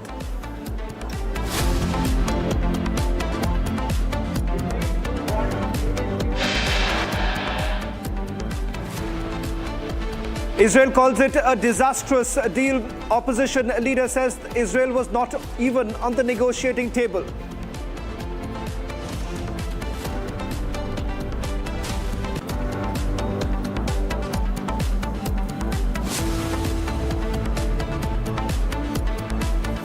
As two-week ceasefire begins, the focus now shifts to vessels transiting through the Hormuz Strait.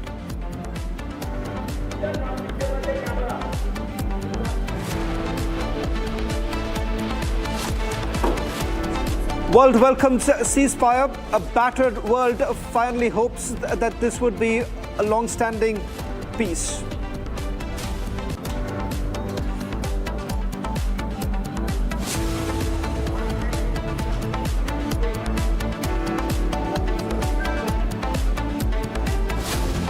No direct negotiation between the United States of America and Iran. It is Pakistan which has been sending across messages to United States of America.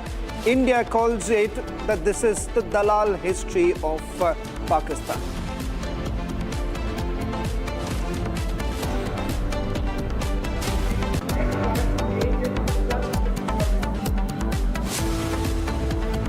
Lebanon not part of the deal. That That's what Israelis say as they continue to pound several infrastructure areas and projects in Israel.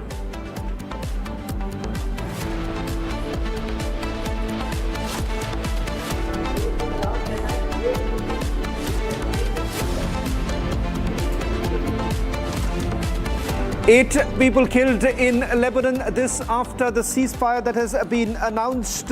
Israel says Lebanon not a part of the ceasefire deal.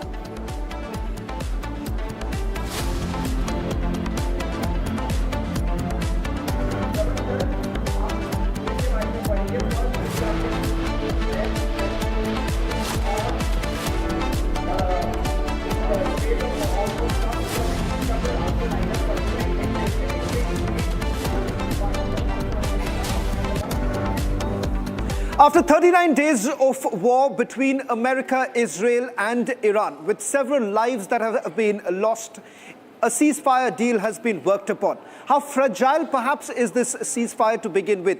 This comes at a time when President Trump had put up innumerous deadlines for Iran, hoping that the Strait of Hormuz, the strait that basically controls over 20% of the world oil, will finally be opened up. As markets have been soaring, there has been a response following the ceasefire announcement that has come in from President Trump early this morning.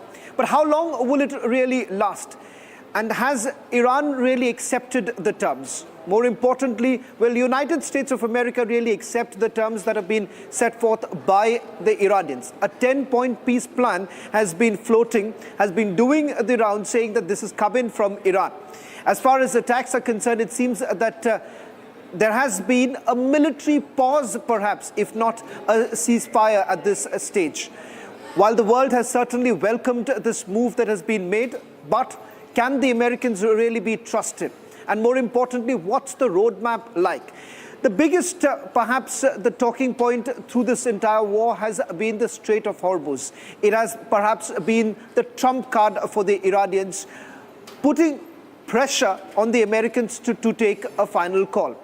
Given the fact that oil prices have been soaring, Brent crude price has crossed over $100 per barrel, putting perhaps the prices over the top.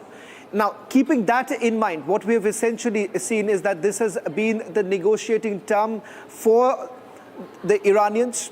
Today, the Iranians say that there is going to be a fee that is going to be imposed for all vessels passing through the Strait of Hormuz. Not just that, they also see an opportunity to make the demand that sanctions that were imposed by United States of America, that should be lifted. Will the Americans really accept it?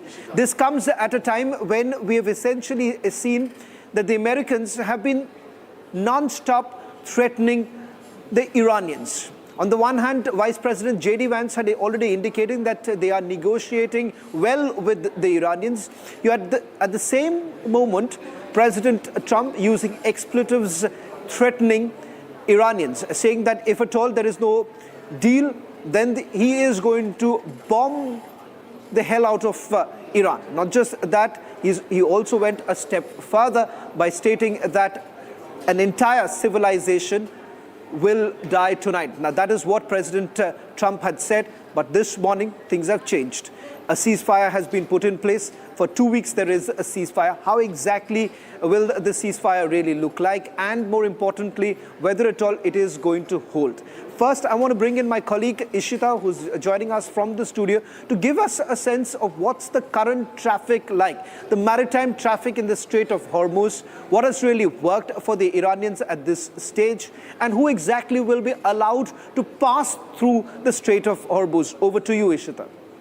Right, of course, so Shravan, we have seen a Strait of Hormuz, which is the economic corridor through which about 20% of the oil passes, has become the bone of contention. But now, as per the agreement which has been struck between US and Iran for this 2-week pause, we're looking at opening up of this Strait of Hormuz. Now, viewers, as you can see on both, this is essentially the Strait of Hormuz. As you can see on both the sides, you have ships which have been stranded there for the past 4 weeks. Now, these ships will be allowed to pass through the Strait of Hormuz, but it could take, if not months, at least several weeks for the oil traffic to now normalize and to go back where it was, in fact, before the war began. Now, you can see Iran's coastline along the Strait of Hormuz, and this is why, essentially, why IRGC will be maintaining, in fact, effective control over this economic corridor, while according to the latest Trump statement, he also says, quote unquote, that US, in fact, will be hanging around to ensure that this goes well, which means we will be looking at US troops presence as well to ensure that there is safe passage through Strait of Hormuz. Now, one important point is the fact that this is essentially the Strait of Hormuz, and at its narrowest point, it's just about 33 kilometers wide, which means even if it is open immediately, the traffic, the time it will take for the traffic to mobilize or to stabilize, in fact, for that matter, it will take several months for the oil flow to go where it was before the war began. Back to you, Shravan.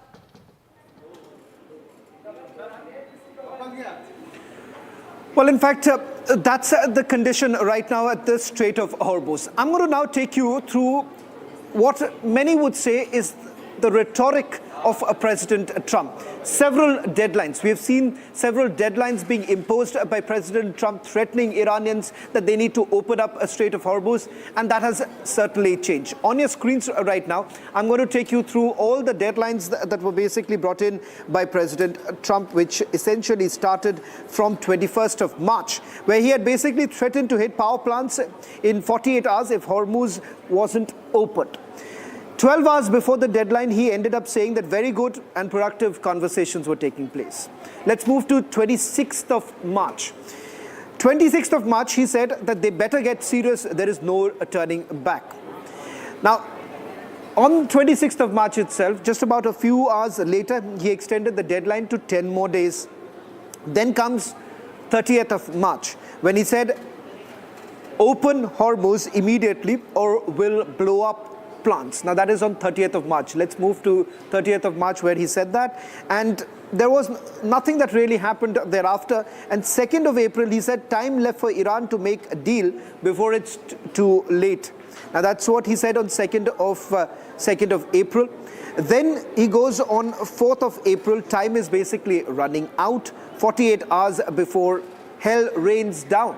That was on 4th of April. Let's move on to 5th of April when he said, open the strait or you will be living in hell. Then on 6th of April, he said the deadline of 7th of April is final. Iran can be taken out in one night. And finally, 7th of April, when he said, make a deal or whole civilization will die tonight. What do we really make of this? Ambassador Prabhu Dayal is joining us on this broadcast. Ambassador, thank you very much.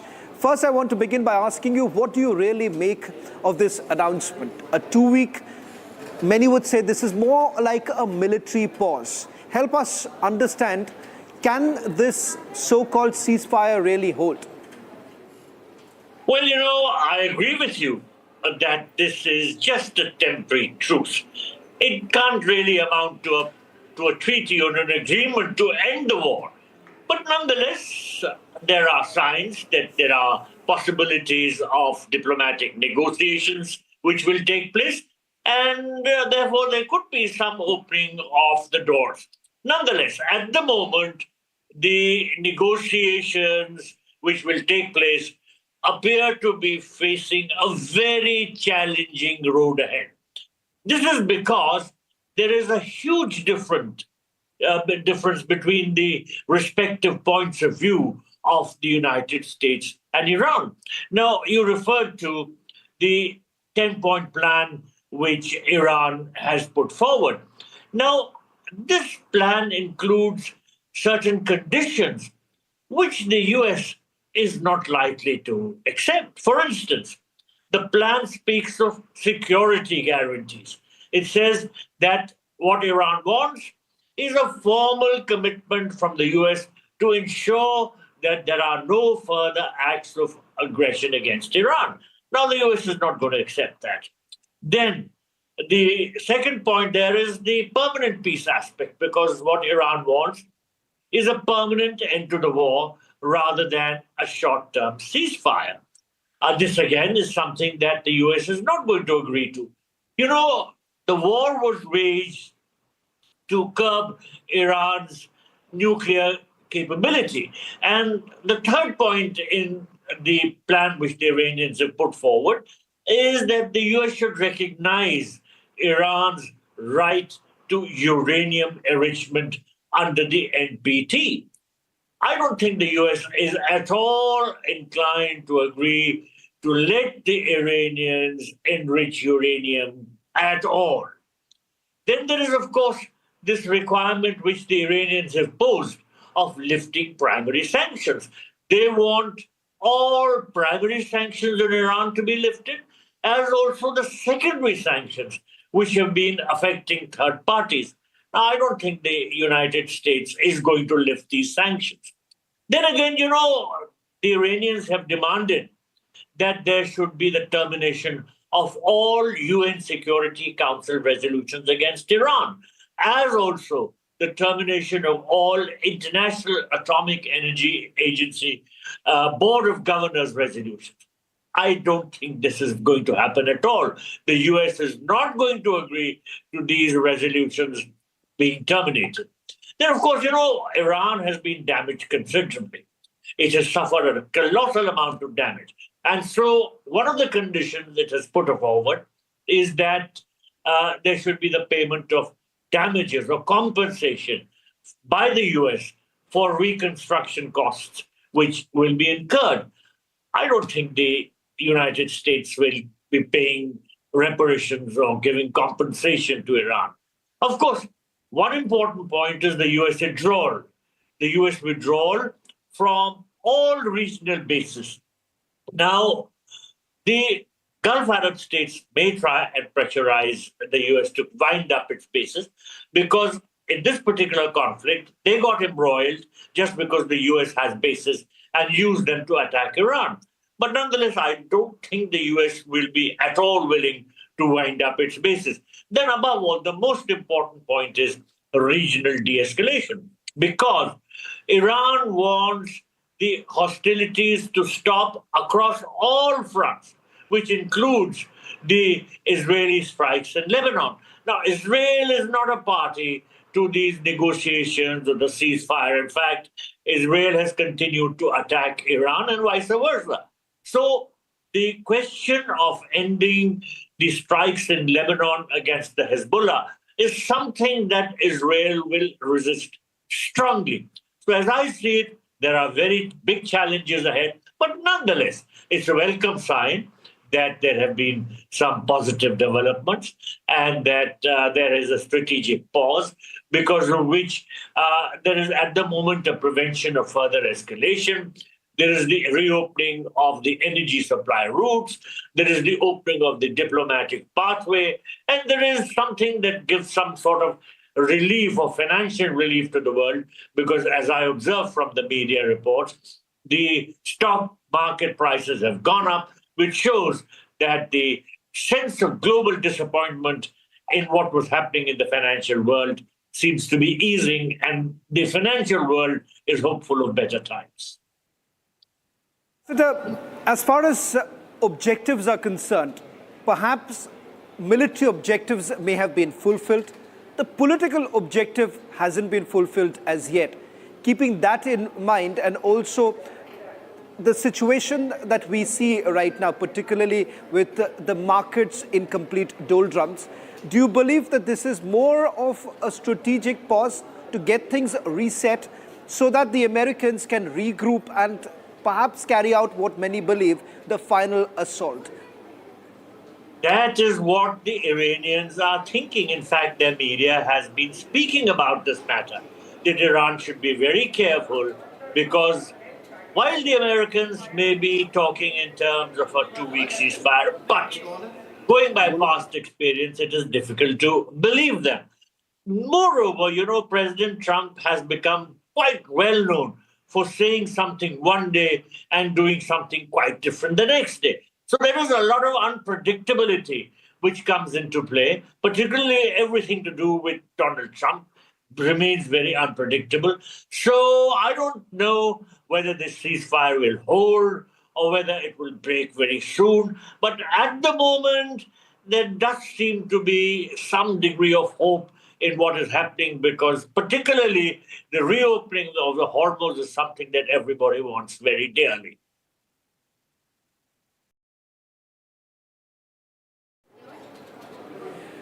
Ambassador, I just want to put out some information that we got by speaking to the Iranians earlier today. And as I understand that even today, there is no direct negotiation between the Iranians and US. As far as Pakistan's role is concerned, it more acts like a catalyst at this point in time, sending across messages. So it seems that a final messaging was essentially done by the Iranians through Pakistan and to United States of America. So even today, as I understand, this so-called ceasefire does not have both the warring parties on the negotiating table. Israel was not even on the negotiating table. So at least some of the key stakeholders are concerned, they were not even on the negotiating table.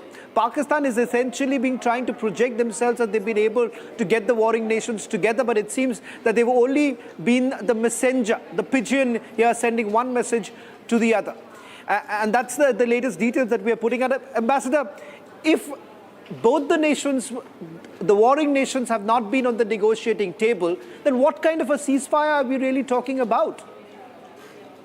Well, as you mentioned, Pakistan has been a messenger. It's been like a postman. And if we look carefully at the tweet by Pakistan's Prime Minister Shehbaz Sharif, it opens with the word draft. That indicates that it is a text which was sent to Pakistan by someone, and who else is that someone but the Americans? So Pakistan is clearly acting at the behest of the Americans. It's trying to send across a message which the Americans want to Iran, and probably relaying the messages back from Iran to America. But nonetheless, we come to the question which you mentioned, the one pertaining to Israel.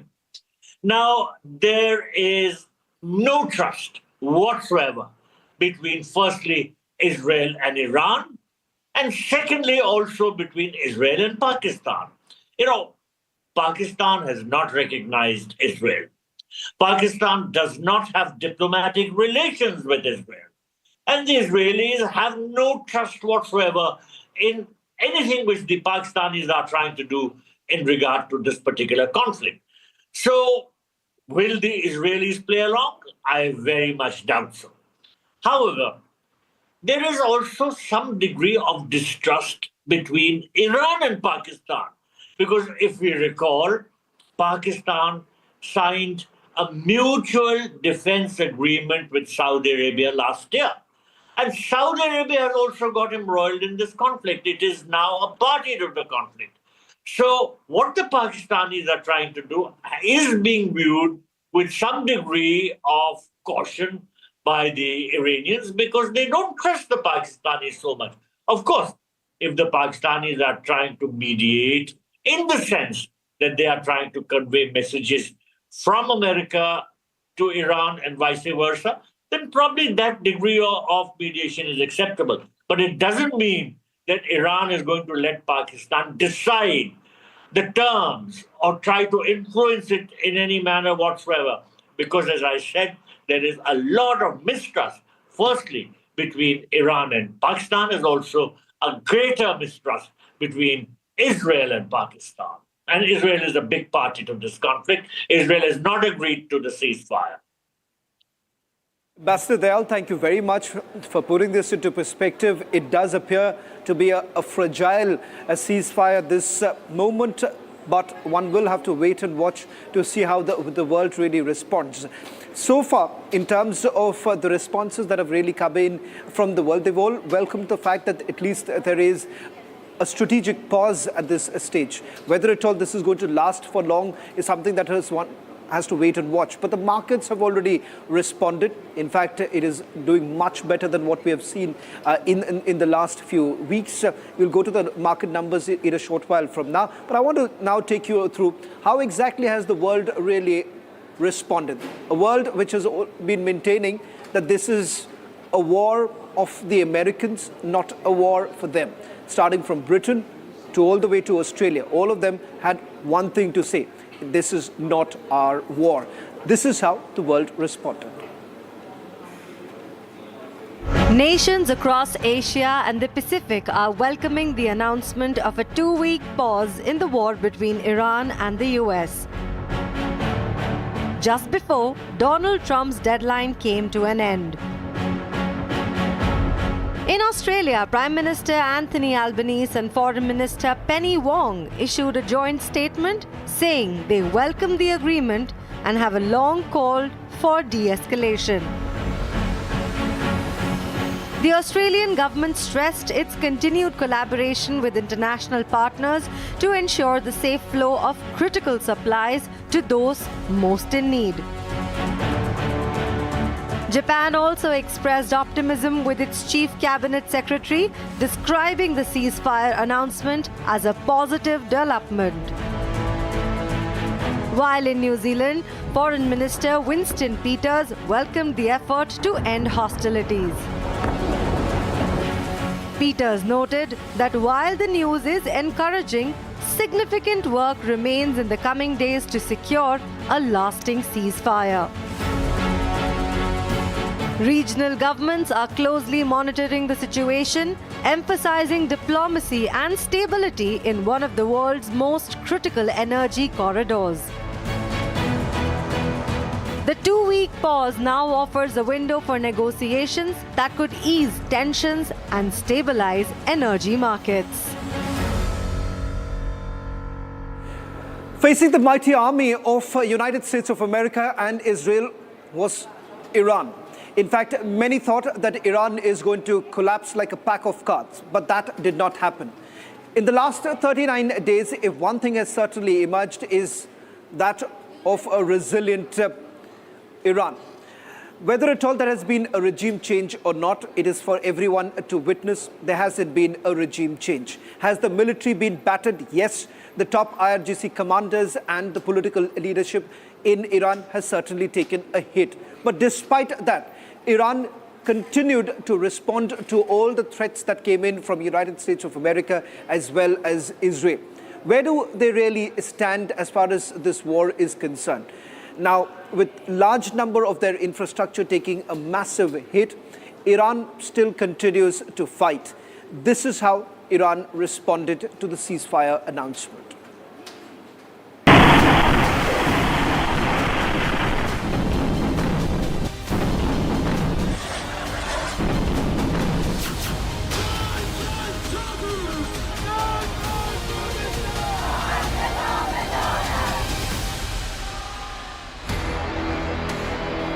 After being on the receiving end of US and Israeli strikes for 40 days, a 2-week peace plan is now in effect across Iran. However, hours after the ceasefire was made public, thousands of Iranians turned up on the streets of Tehran on Wednesday morning. They raised slogans in Farsi and Arabic. They shouted "Death to America," "Death to Israel," and "War until victory."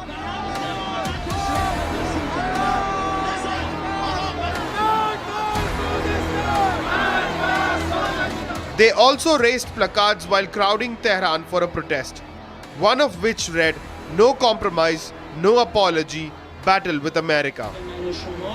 Iranians remain apprehensive and skeptical of the 2-week peace deal. They demand a Security Council resolution. قابل اعتماد نیست. قابل اعتماد نیست. تا قطعنامه نشه شورای امنیت تصویب نکنه و این خسارات واده نشه اصلا قابل اعتماد نیست. نه بنده نه ملت ایران این قبول نداره. The protesters also burnt American and Israeli flags. The loud chants by the protesters sparked concerns even among the organizers, who tried to calm the protesters, but in vain. The United Nations Secretary General Antonio Guterres also welcomed the peace deal. He called on all parties to abide by the terms of the ceasefire in order to pave the way towards a lasting and comprehensive peace in the region. Whoa. After being bombarded for 40 days, Iranians get a 2-week reprieve for life to return to normal.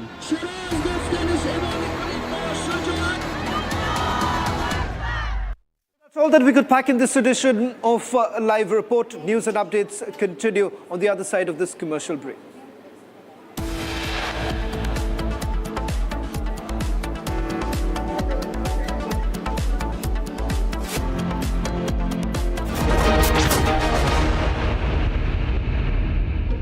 Amity has been ranked India's #1 not-for-profit private university for 11th year, with top 10 ranked institutions in management, engineering, biotech, law, masscom, telecom, hospitality, fashion and more.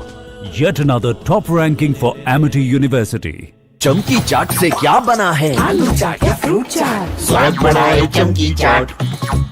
क्या बात है? स्वादिष्ट पकोड़े और फरसान, अरे चमकी चाट है इसकी जान। असली स्वाद सिर्फ chunky chaat.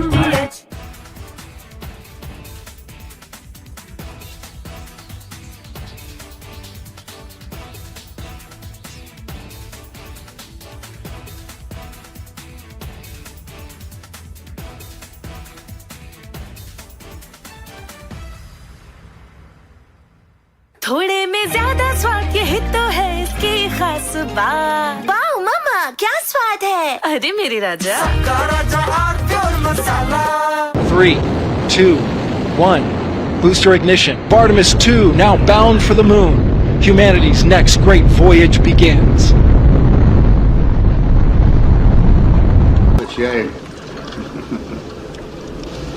Okay, overboard dump coming up.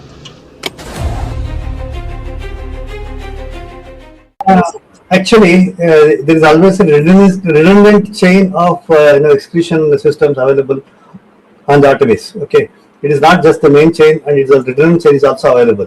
And there is no way that the astronauts will be stuck because of the the excretion issues. And what they have reported now, even we were going through and seeing, it is something to do with the valve which is to operate for suction of the excretion.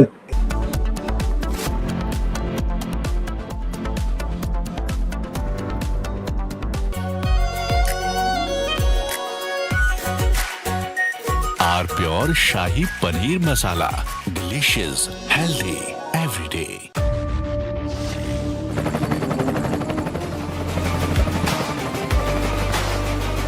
Director, the taste of success. प्यास बुझाए, ठंडक लाए, सबको भाए जीरा SIP. MTH का जल जीरा, जीरा सिप। जीरा सिप, असली रिफ्रेशिंग, असली स्वाद, असली मजा। MTH। 3, 2, 1. Booster ignition. Artemis 2 now bound for the moon. Humanity's next great voyage begins.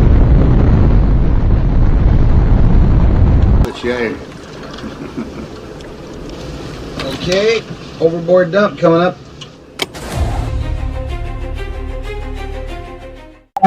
Actually, there is always a redundant chain of excretion systems available on the Artemis. Okay, it is not just the main chain, and it's a redundant chain is also available. And there is no way that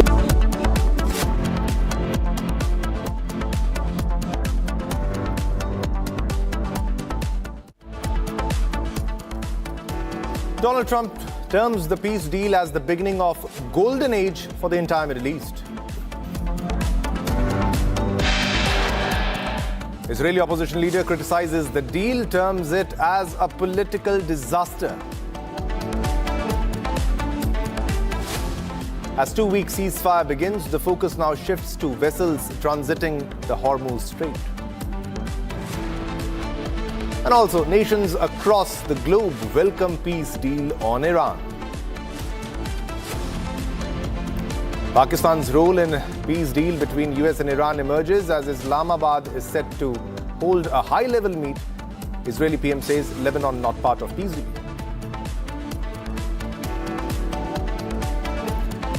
Israeli PM has said Lebanon not part of peace deal as strikes across southern Lebanon continues.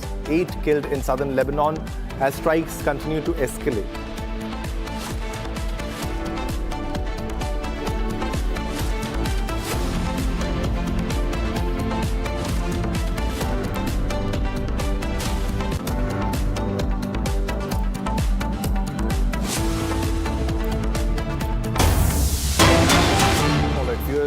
a big breaking news development. And now this is from RBI reality check on Iran war.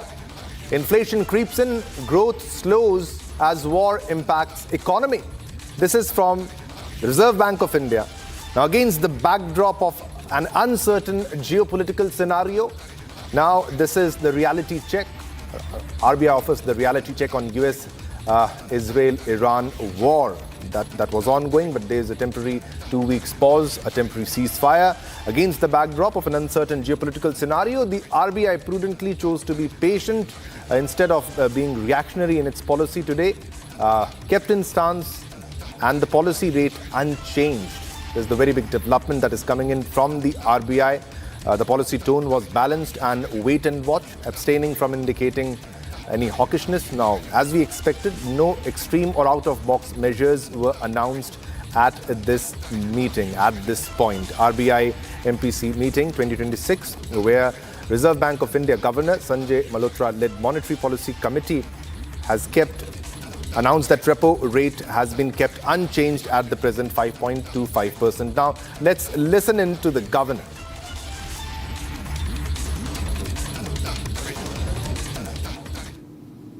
And the disruption in global supply chains. Before the outbreak of the West Asia conflict, India's macroeconomic fundamentals exuded confidence, with buoyant growth and low inflation. Conditions, however, turned adverse in March with the widening of the conflict zone and its intensification. The fundamentals of the Indian economy are on a stronger footing at the current juncture than it was in previous crisis episodes, as well as relative to many other economies. Today, and the disruption in global supply chains. Before the outbreak of the West Asia conflict, India's macroeconomic fundamentals exuded confidence, with buoyant growth and low inflation. Conditions, however, turned adverse in March with the widening of the conflict zone and its intensification. The fundamentals of the Indian economy are on a stronger footing at the current juncture than it was in previous crisis episodes, as well as relative to many other economies. All right, we have Pranav joining us from the digital newsroom for more updates on this. Now, this was definitely an RBI reality check on the war. There is a temporary ceasefire, Pranav, not a full ceasefire. There is a 2 week pause, and RBI chose to wait and watch and be prudent. No change in repo rate. More details, please. Well, absolutely. In fact, RBI said that the stance going forward is neutral, and it has kept the repo rate unchanged while revising some of the forecasts, some important forecasts, such as inflation forecast to 4.6% and GDP growth forecast to 4.9%. Remember, India's GDP was expected to grow between about 6.5 to 7.1%, but it's now on the 6.9%, which is towards the lower end of the spectrum, given that the West Asia conflict has hampered supply routes and oil prices. In fact, the Reserve Bank of India governor specifically mentioned, even in the press conference that he just addressed a few minutes ago, that Indian economy's fundamentals are strong. India's numbers are resilient, and more so when compared to its global peers. So yes, the confidence in Indian economy is reflected, the confidence in Indian numbers are reflected, but then numbers are obviously tweaked. Remember, RBI's inflation outlook, or the target for inflation, was between 2 to 4%, but what we could be staring at is 4.6%, and that's primarily one of the reasons why RBI has kept the repo rate unchanged.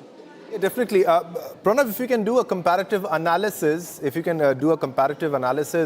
the global markets, how they reacted to the entire war scenario and how India reacted. And also, inflation is creeping in not just for India, but for the global markets. The threat is looming for the global scenario for all the countries across the globe. Where is India placed? A comparative analysis on that, please. Well, if we talk specifically about the markets, Indian markets are quite in line with the global peers. In fact, all the Asian markets are currently up. As far as the Asian markets are concerned, Australia is up, Nikkei is up, Hong Kong, Shanghai are both trading up in the range of about 2 to 6%. So Indian markets are quite in line with the global peers. As far as inflation outlook is concerned, in fact, India was one of the hardest hit economies given its over dependence on oil coming from West Asia. Remember, the input costs are likely to affect the oil costs, in fact, are expected to affect the input costs of India Inc. As a result of which, in fact, the RBI governor also said that the shock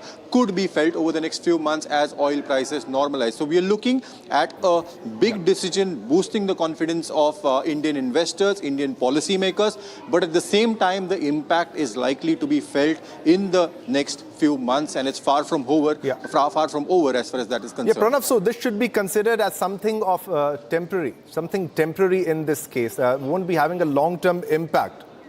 And primarily this was due to the high energy costs because there was a virtual blockade in the Strait of Hormuz. Now, this has not just impacted India, but impacted China and all those countries who were dependent on oil that passes through the Strait of Hormuz. So should we consider this is something that is temporary and will recover in the coming days, in the coming months?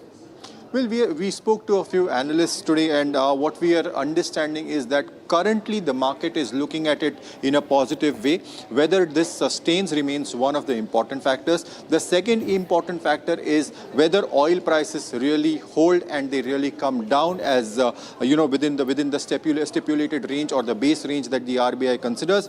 And the third most important factor is whether the other costs that have mounted in the in the Strait of Hormuz, primarily the insurance costs, if they come down over the next few months, we will have to wait and see how these factors play out in order to actually, derive as to whether this move in the markets or this positive bounce in the markets continues or it is just a blip that might reverse with yet another tweet from Donald Trump or yet another decision from the West Asian zone.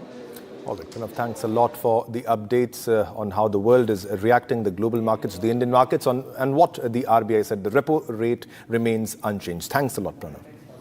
All right, viewers, now let's move on to another big breaking news development that we are getting right now.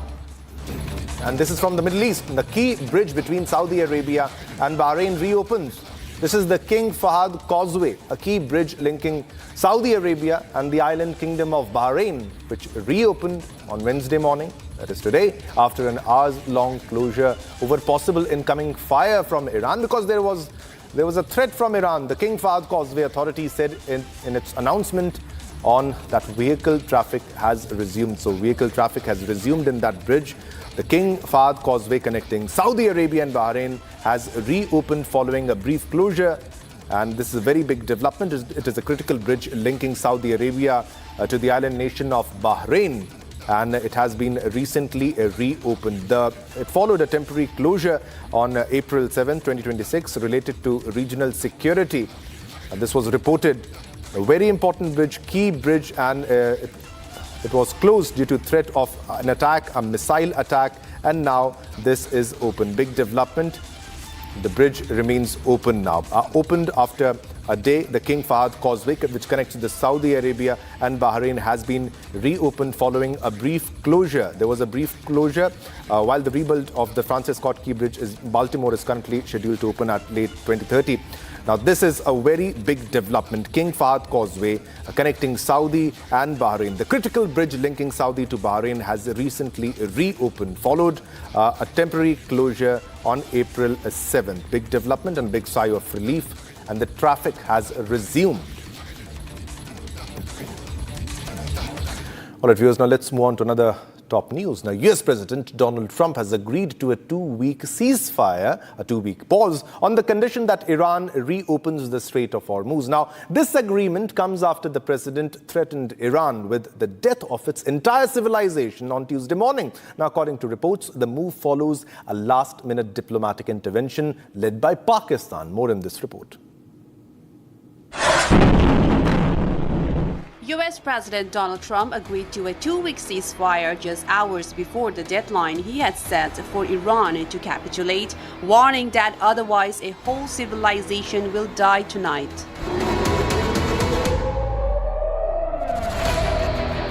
Pakistan Prime Minister Shehbaz Sharif invited American and Iranian leaders to Islamabad on Friday to further negotiate a long-term peace solution. Trump, in his post, announced that he is holding off to ramp up attacks on Iran and credits the 10-point proposal put forward by the Islamic regime and calls it a workable basis on which to negotiate. The 2-week ceasefire plan includes allowing Iran to charge fees on ships transiting through the Strait of Hormuz, the narrow mouth of the Persian Gulf. With the ceasefire agreement in place, both the US and Iran have ordered its military to halt all offensive strikes in the region. The world watches on as the agreement comes in a time when global oil prices surge and looks on at what the following negotiations will unfold.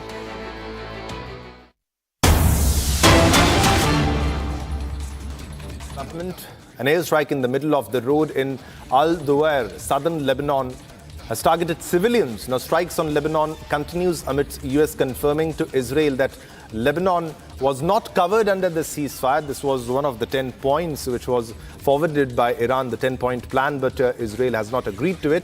And Israel promptly launched attacks on Lebanon, including bombing an ambulance, as per the claims, as per the reports, where 8 people were killed in that attack. So, attack continues, an airstrike in the middle of the road in Al-Duwair, which is southern Lebanon, being targeted, and especially civilians, the casualties involved civilians. Strikes on Lebanon continues amidst US confirming to Israel that Lebanon was not covered under the ceasefire, and Israel promptly launched attacks on Lebanon, including bombing an ambulance, killing at least 8. Now, the opposition leader had also reacted in Israel against the ceasefire. They were not happy with the ceasefire and the terms and conditions of the ceasefire. Most of them are saying that the ceasefire conditions, the 2-week pause conditions, the 10-point plan is favoring Iran more rather than US or Israel in this case, because they will continue to enrich uranium and they will continue their control of the Strait of Hormuz.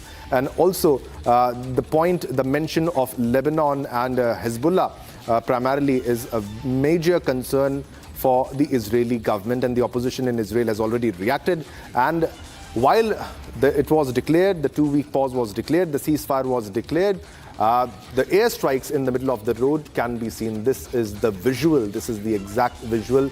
First on Republic on your television screen, as you can see, an airstrike in the middle of the road in Al-Duwair, southern Lebanon, which allegedly targeted civilians. Now, strikes on Lebanon continues amidst US confirming to Israel that Lebanon was not covered under the ceasefire, and Israel promptly launched attacks on Lebanon, including allegedly bombing an ambulance, killing at least 8 people in that bombing. These are the visuals which are coming from southern Lebanon. You can clearly see the skyline and the plume of smoke, fire.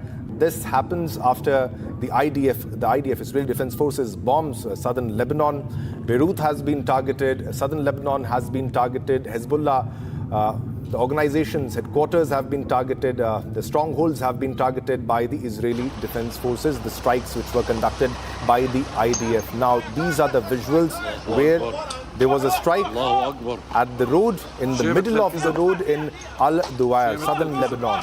Now, allegedly, civilians were targeted in this strike. Civilians include the casualties which have been reported, which includes an ambulance. So as per the reports that we are fetching, allegedly an ambulance was bombed, which killed at least 8. However, IDF refrains from collateral damage and refrains from attacking civilians in most of its strikes, but this has been reported. These are the fresh updates that we are receiving. Allegedly, an ambulance had been struck, killing at least 8 people.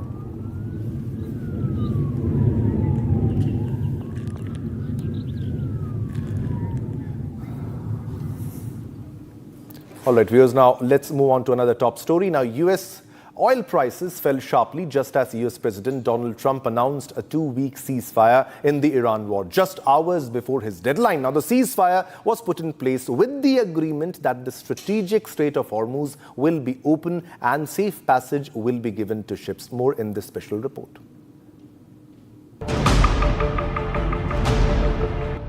Oil prices plunged sharply after US President Donald Trump agreed to suspend attacks on Iran for 2 weeks in exchange for Tehran allowing safe passage through the Strait of Hormuz. Before the ceasefire, Brent crude futures spiked to about $120 per barrel, and US WTI oil climbed similarly, one of the highest levels since the year 2008. On news of Trump's conditional ceasefire, Brent fell about 14% to a $93 to $95 per barrel, and the US WTI dropped by a similar 14 to 15%, a strong reversal from the recent highs. International benchmark Brent for June delivery lost more than 15% to a $92 per barrel. Iranian Foreign Minister Syed Abbas Araghchi said Tehran will allow safe passage through the strait during the ceasefire with coordination from Iran's armed forces and with due consideration to technical limitations. The president had threatened to bomb every bridge and power plant in Iran if the leaders did not meet that deadline. The US has received a 10-point proposal from Iran that is a workable basis for negotiations, while Iran received a 15-point plan from the US earlier. Trump said the 2-week ceasefire was subject to Iran agreeing to a complete and immediate safe opening of the Strait of Hormuz. All right, viewers, now let's move on to another big breaking news development that we are getting as we speak. Now, India is set to receive Iranian oil this week. Very big development. India will be receiving Iranian oil this week. Its first purchase in 7 years after the US temporarily removed sanctions on Iranian oil and refined products to ease supply shortages. Ship tracking data from Isaac and Kepler showed on Wednesday that India's oil ministry last week said that refiners have purchased Iranian oil amid the Middle East conflict that has disrupted supplies through the Strait of Hormuz. Ladies and gentlemen, as you remember, this was allowed by United States of America, that countries can now buy Iranian oil while they were at war with Iran. And they said that only the oil that was stranded at sea will be allowed to be purchased now. And Iranians also were making fun of the Americans, that there's no ship stranded in the sea. All right, we have Shivangi from the newsroom for more details on this. Shivangi, so the Iranian oil has been allowed by the US that you can purchase Iranian oil. Now, this is the first time that India will be receiving Iranian oil after a very long gap. More details, please. That is right. This is very important to note, of course. One point is, like you mentioned, it's after 7 years. That means since 2018, 2019, this is the first time that Iranian oil is on its way to India. Also, the bigger context, of course, we saw a global energy crisis all over the world because of the situation in the Middle East, Shivam. So this is a big shift coming in. It's also a big geopolitical shift. But apart from the shipments which will be coming, it's very important to note that how India has navigated this very sensitive time. So India has hedged the energy risk very smartly. We have seen how India has kept its options open now by having different supplies for its energy needs. So that's something we had pointed out. We also see that the disruptions in Hormuz, of course, have created a big risk for India. However, because India has diversified, we see that this is a possibility, that India is keeping all its options open to make sure that its energy supplies are not disrupted. Also, speaking a little bit more about how India has managed, to make sure that it's prioritized its energy security. We have seen that India is making sure that it is negotiating with everybody on the table. We have seen India really maintain that thin diplomatic line. Of course, India is managing the diplomacy with US, with Iran and other players, showing that India keeps its interests first before joining any particular bloc, especially when it comes to its citizens. So this is a very important geopolitical shift. It's a very important shift when it comes to India's energy crisis that we have seen. Of course, now the oil prices are going down. We see a little bit of ease there because of the ceasefire. But as for India, India has played this very, very well. And now we will see Iranian oil shipments coming through very soon. Well, back to you, Shiva. All right, Shivangi, thanks a lot for the updates on the story. Now, let's move on and get you another big breaking news development. Ladies and gentlemen, another big news coming in. This is Defense Minister Rajnath Singh to hold a meeting with group of ministers at around 3 p.m. in Kartavya Bhavan. Big breaking news development. Meeting of the group of ministers will be chaired by Defense Minister Rajnath Singh. The meeting will be held at Kartavya Bhavan at around 3 p.m.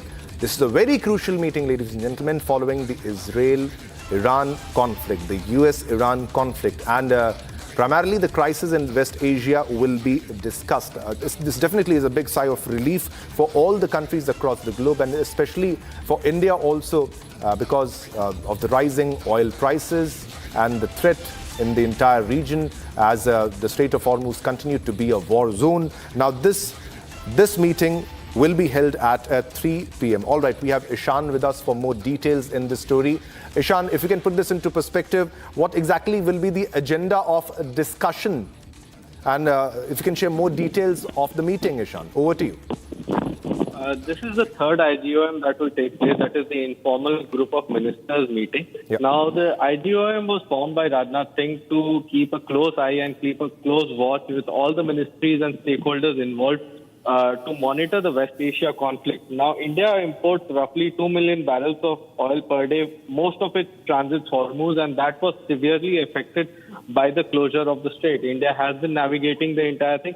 And now the informal group of ministers, which is chaired by Minister Arnab Singh, will meet and discuss the remedies and the current situation. Now, last night we saw that there was an escalation, and now we also saw that now there is a talk of a ceasefire, 2-week moratorium period, and both parties have presented their demands or the list of things that they would like to discuss. And this 2-week period is a ease on the tensions in the Strait of Hormuz. There will be passage of ships, and resources crunch will definitely reduce, and the pressure on the government will definitely reduce. And this will also be a very important for the energy security update. The volumes will increase, and apart from all of this, the most important part is that the 3 service chiefs will report on the force posture and missile defense readiness and contingency plans for protection of Indian vessels and diaspora in the Gulf. And all of this will be discussed during this particular meeting, as was done in the previous 2 meetings.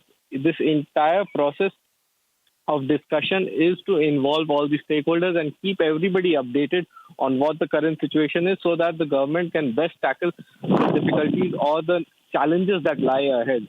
Back to you. All right, Ishan, thanks a lot for the details in this story. Well, it appears it's time to slip into a short commercial break, but don't go anywhere. Coming up next, Israeli PM says Lebanon not part of peace deal as strikes across southern Lebanon continues.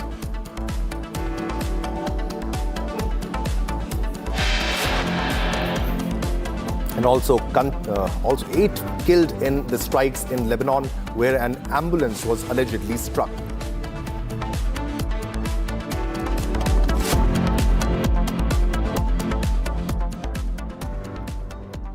Amity has been ranked India's #1 not-for-profit private university for 11th year, with top 10 ranked institutions in management, engineering, biotech, law, masscom, telecom, hospitality, fashion and more. Yet another top ranking for Amity University. चमकी चाट से क्या बना है? Sandwich लस्सी और छाछ हर घूंट में चमकी चाट। ड्राई फ्रूट और दही बड़े, चमकी चाट से स्वाद बढ़े। असली स्वाद सिर्फ chunky chaat.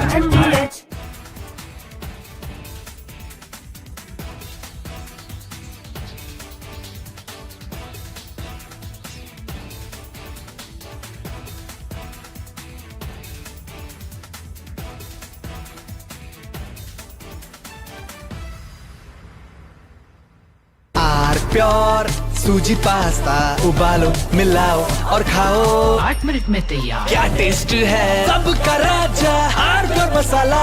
3, 2, 1. Booster ignition. Artemis 2 now bound for the moon. Humanity's next great voyage begins.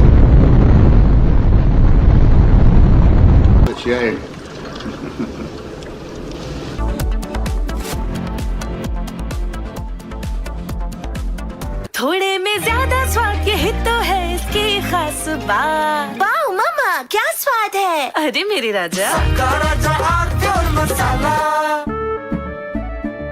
केसरिया से मन जोगी हुआ रे, दिल झूमे देखो मतवारा हुआ रे। केसरिया से मन जोगी हुआ। हर पल मनाओ केसरी त्योहार। विमल बोलो जुबान केसरी। चमकी चाट से क्या बना है? सैंडविच लस्सी और छाछ हर घूंट में चमकी चाट। अब बताओ स्वाद आया? असली स्वाद सिर्फ chunky chaat. 3, 2, 1. Booster ignition. Artemis 2 now bound for the moon. Humanity's next great voyage begins.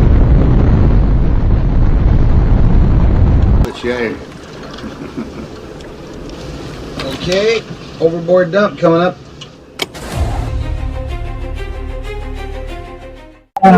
Actually, there is always a redundant chain of excretion systems available on the Artemis. Okay, it is not just the main chain, and it is a redundant chain is also available. And there is no way that the astronauts will be stuck because of the the excretion issues. And what they have reported now, even we were going through and seeing, it is something to do with the valve which is to operate for suction of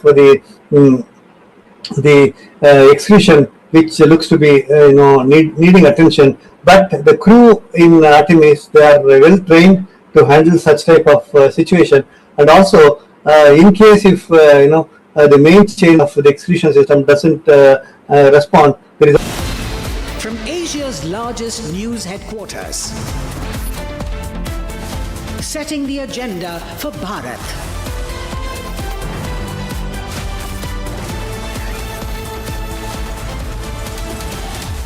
You're watching Republic.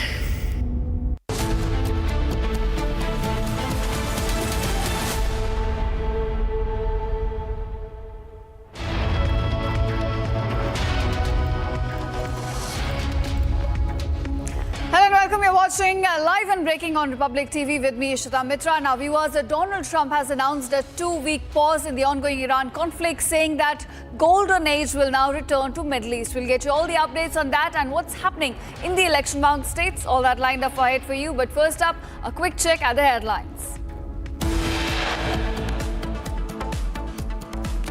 Donald Trump terms the peace deal with Iran as the beginning of golden age for Middle East.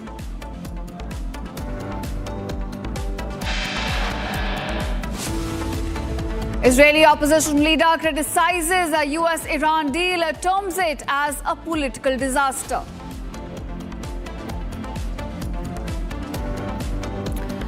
As 2-week ceasefire begins, the focus now shifts to vessels transiting to the Hormuz Strait. Nations across the world welcome the 2-week temporary ceasefire deal on Iran.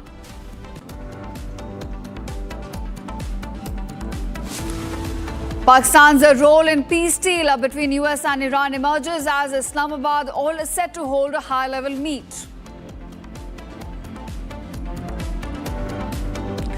Israeli Prime Minister says Lebanon not part of the peace deal as strikes across the southern part of the Lebanon continue with the latest killing at least 8.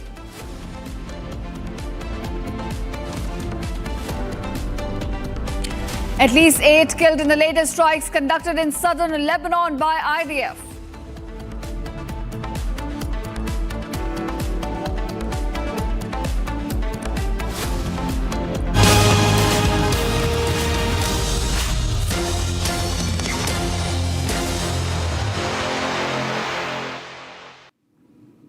All right, viewers, beginning with the election-bound state of Tamil Nadu, now actor turned politician and TVK chief Vijay is in fact holding a campaign. We'll get you the live visuals of his campaigning as top leaders are now hitting the streets ahead of Tamil Nadu elections.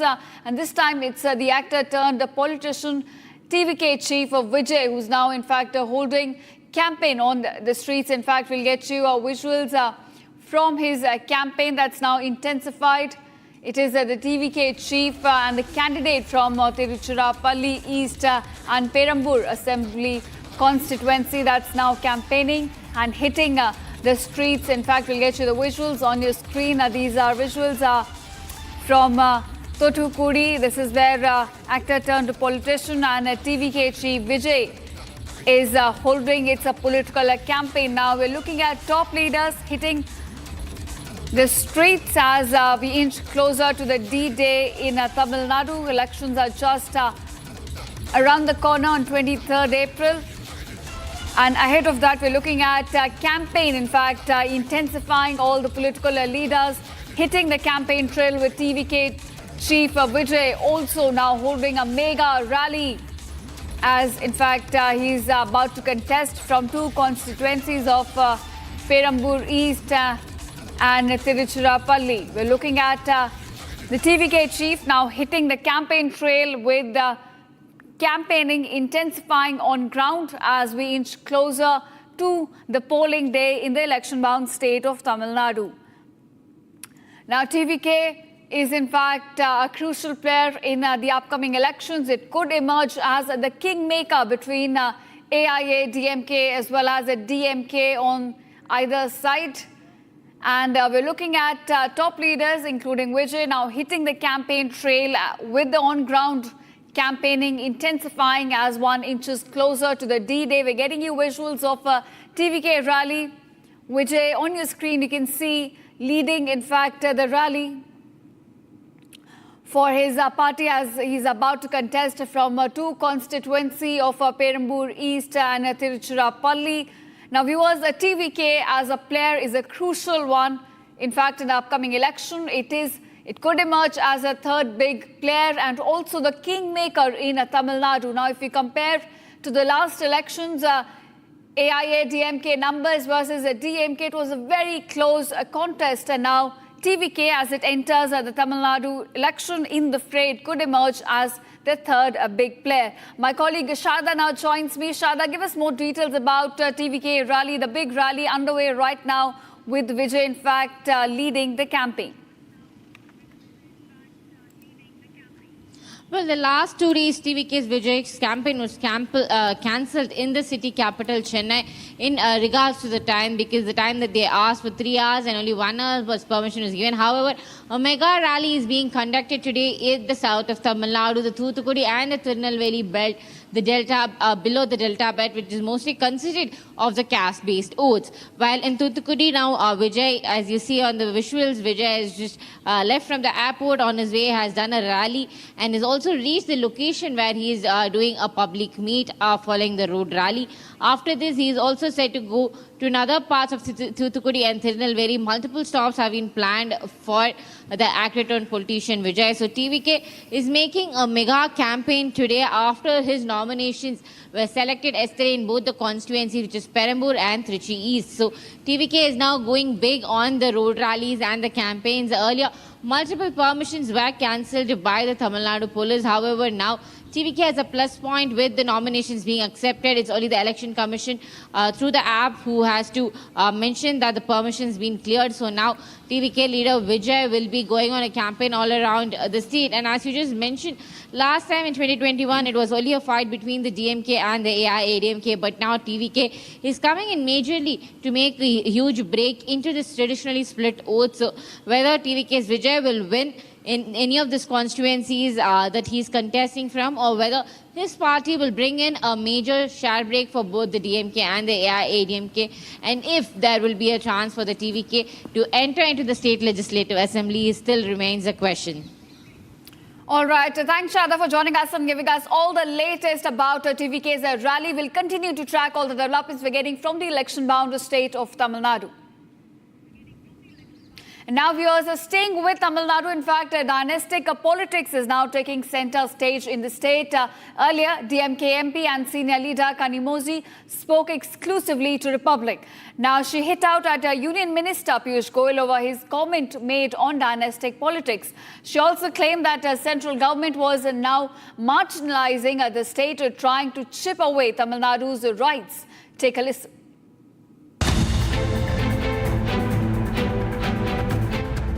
I feel very, very confident that the DMK is going to be voted back to power and people are with us. And also, yesterday Piyush Goyal stated that dynasty politics continue in DMK, and he's constantly been pointing out that. No, Piyush Goyal shouldn't be talking about dynasty politics because he comes from a dynasty himself.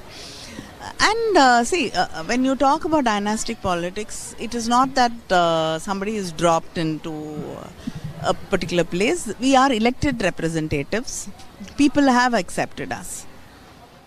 Also, you being an MP, being the centre, there's you also being the one who created the manifesto along with the team. The first page of your manifesto is talking about state and autonomy and getting the rights. You've been a person who's been fighting for it for a long time. Do you think that if elected to power, DMK will make sure that whatever resolution that you pass in the last assembly will you be able to bring it? See, the union government has made it a point to chip away, the state rights in every bill it passes. We are also worried about delimitation now. In the garb of bringing women's reservation, they are trying to, take away the number of seats from the states. So everything is against state rights. So it has become a constant battle now to make sure that the rights of the states, not just in Tamil Nadu, for the entire nation, it's protected. Also now VCK leader Thirumalan withdrew his nomination, and then ADMK leader Edapadi says that it is DMK's pressure that made the VCK leader. See, he is a very big leader, and I think it is his decision to contest and his decision to withdraw because of some decisions made within the party. I don't think the DMK has any say in it, nor do we believe that we can interfere into another party and ask them to do, because our leader MK Stalin and all of us in the party have great respect and regards for Mr. Thirumavalavan. Now, viewers, are moving on to the election-bound state of West Bengal, where we're looking at the tussle between TMC and the Election Commission now escalating. Now, TMC MP Derek O'Brien shouted at CEC, in fact, to which the Election Commissioner responded saying Derek O'Brien should respect the Commission and maintain a decorum than showing indecent behaviour towards the Election Commission. Now, the four-member delegation was also warned by CEC to not put out intimidating behavior, and no notice shall be accepted without a proper signature. So we are looking at tussle essentially escalating between a TMC as well as the Election Commission. This time it's Derek O'Brien who in fact is shouted at this Chief Election Commissioner, to which the election, in fact, the Commissioner has now responded very strongly, saying that Derek O'Brien should respect the Commission and maintain the decorum while in fact engaging with the Election Commission. Now, the four-member delegation was also warned by the Chief Election Commissioner to not put out intimidating behaviour, and no notice shall be accepted without proper signatures. My colleague Harsha now joins with more details on this. Harsha, it seems every day we're looking at this tussle between the Election Commission and TMC just intensifying. Now, this time it's Derek O'Brien at the heart of this controversy, with the Chief Election Commissioner strongly saying that he should, in fact, not engage in indecent behavior. So what we learned through our sources is that there was a very heated argument in the chamber of the CC Gyanesh Kumar. We saw that today morning there was a 4-member delegation of TMC which visited CC Gyanesh Kumar to register their complaint, to give the notice regarding the major deletion in the electoral list till now, and also what they have been stating that there are few observers against whom the CC should take action who are working in base of the Bharatiya Janata Party. This was their formal complaint and it was without signatures. But what was very surprising in that room where the TMC delegation was, that they all were arguing with CC Gyanesh Kumar, and Derek O'Brien completely lost his control on his behavior. His behavior was very indecent, which the CC had to respond to Derek O'Brien by telling him that you have to sit down. Such indecent behavior and the decorum has to be maintained of the commission and of the chair of the commission as well. Derek O'Brien can't lose his control, can't show the indecent behavior and lose the decorum in the chamber of the commission, election commission. This was what was the response of the CEC when Derek O'Brien stood up from his chair and he started shouting and lambasting at CC Gyanesh Kumar. We all very well know that how TMC has been alleging that CC Gyanesh Kumar, and also there are several election observers and polling observers who are working in behest of the Bharatiya Janata Party, to which each and every allegation has been straightforward, bluntly denied by CC by stating that each election observer and polling observer has been mindfully checked, and after that they have been deputed and deployed in the election bound states. There were many complaints about the officers of the West Bengal as well, and therefore they were transferred and also now have been deployed in different state elections rather than being deployed in West Bengal. But here the behavior of Derek O'Brien was very surprising towards CC Gyanesh Kumar. He started lambasting, he started shouting, he started at the top of his voice. Derek O'Brien was continuously arguing without any facts. What we have got to know from inside the sources of the election commission, that there were no facts. All the baseless allegations were being levelled by the TMC delegation on the CC Gyanesh Kumar. They all started shouting, and that very moment CC Gyanesh Kumar had to stop them and tell them to maintain the decorum of the commission and also not to showcase such indecent behavior inside the chamber of CC Gyanesh Kumar. The meeting went on for almost 20 minutes. They all came outside. They spoke to media. They spoke about the 4:30 p.m. press conference of the Indie bloc leaders against Gyanesh Kumar and against the election commission on the deletion and on the several allegations which they have levelled against the commission. Back to you. Right, of course, Harsha, and also, as you mentioned, it was clearly a very indecent act on the part of Derek O'Brien. Was there any apology issued after the incident, perhaps by the MP himself or by the party? Any words of remorse towards this incident? No, not yet. We have not heard anything like this from the TMC delegation. Derek O'Brien just came outside. He spoke about what happened in the meeting. He straightforwardly stated that these are the allegations. Our notice was not being accepted. In fact, Sagrika Ghosh, one of the member of the delegation, took to the social media platform. She has completely denied. No remorse, no apologies, no sorry to the commission for the indecent behavior. They in fact went on by stating that this was not what happened in the meeting. The meeting was completely opposite. CC Gyanesh Kumar is trying to have the benefit of the doubt from the entire meeting, and this was not what happened. Yes, the notice and the signatory issue was right, but then she has levelled again another allegation on CC Gyanesh Kumar by stating that the CC told the TMC delegation to go out of the room. So this is now what the war of words and the heated argument is being stated from the ECI sources and from the TMC side as well. But the reality which has come outside is that no, Derek O'Brien has not apologized, no sorry, no remorse. Yes, but he still behaved very indecently to the commission. He disrespected the chair of the commission. In fact, he went on shouting at CC Gyanesh Kumar inside the room at time when the meeting was underway between delegation and the commission. Back to you. All right, so no remorse and no apology from TMC right after it acted in a very indecent manner before the Chief Election Commissioner. Thanks, Harsha, for joining us, and we'll continue to track this tussle between TMC and the Election Commission.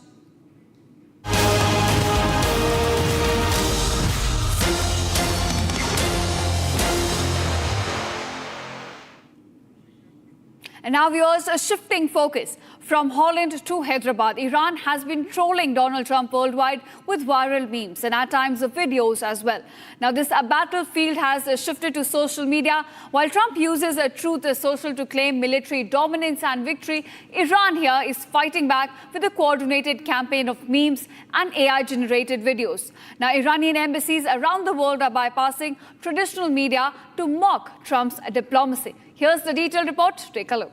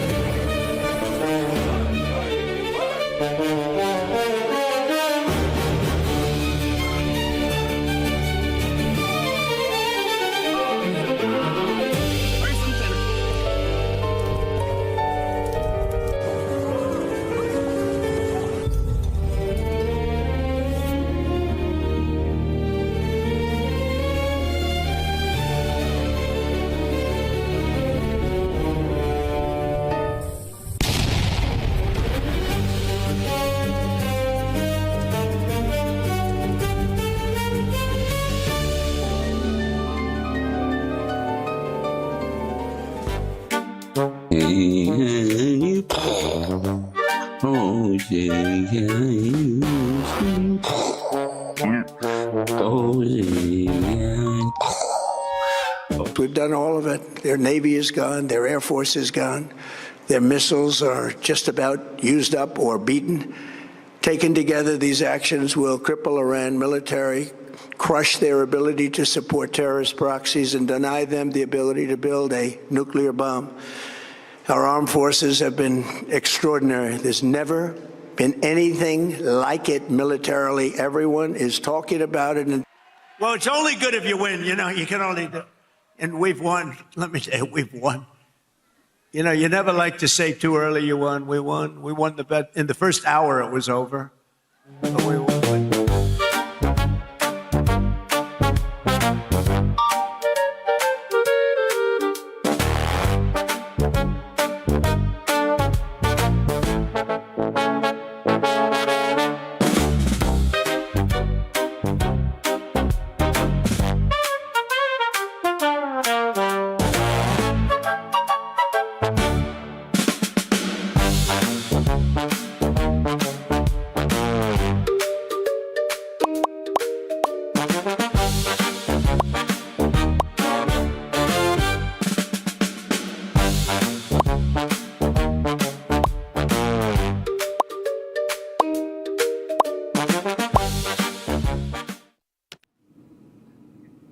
And now viewers, in a surprising move, President Donald Trump delayed planned military strikes on Iran, opting instead for a diplomatic approach. Now, Trump here agreed to suspend the attacks on Iran if Iran agrees to open the Strait of Hormuz on a temporary basis. Now, Iran, in turn, also proposed a peace plan and a 2-week ceasefire, easing regional tensions and allowing negotiations to now begin. Take a look at this report. In a strategic redirection, President Donald Trump paused imminent military action against Iran on Tuesday night, preferring a diplomatic solution to the escalating tensions. From "will put Iran into the Stone Age" rhetoric to now hailing a new golden age of the Middle East. Donald Trump has said that it is a big day for world peace and added that big money will be made from the reopening of Hormuz. Trump added that US forces would be hanging around in the region to ensure that the ceasefire was followed. Trump's shifting stance on Iran in less than 24 hours comes as a sigh of relief after 40 days of relentless attacks. Mere hours before the ceasefire deal was put into place, Trump had threatened the entire Iranian civilization. He had said that a whole civilization would die and never be brought back again, sparking fears of a catastrophic escalation. He termed it one of history's most important moments. And now that there is a 2-week ceasefire deal in place, all eyes are now on the Strait of Hormuz and what Iran has planned for it. Trump has said that the US would help with the traffic at Hormuz. However, Iranian officials pledged the strait would be accessible only under their military management. The 2-week ceasefire is temporary, but nations across the world are hoping for a permanent ease in the war and restoration of energy supply routes to normal.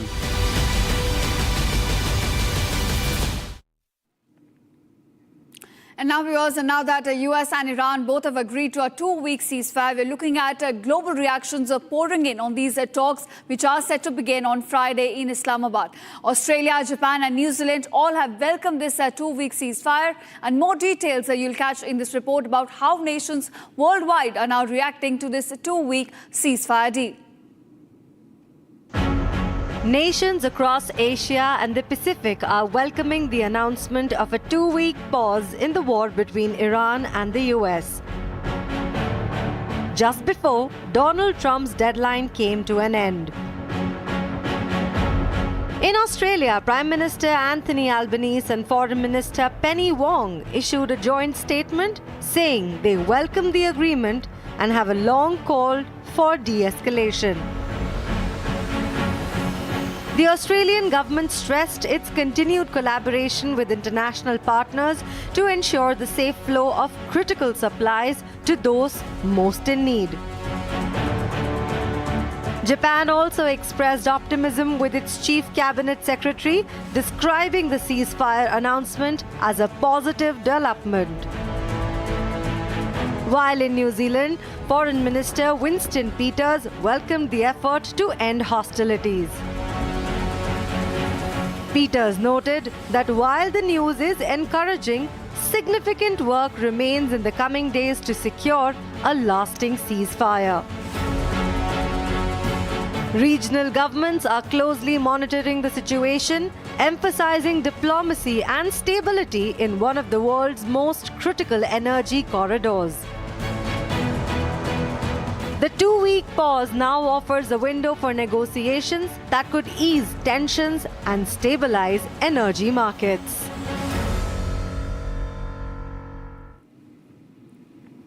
All right, that's the latest we could pick up from the war in West Asia and the election-bound states of Bengal and Tamil Nadu. Don't go anywhere. On the other side, we get you all the details about TVK chief holding a vibrant roadshow in Tuticorin. He is set to address now a massive public rally.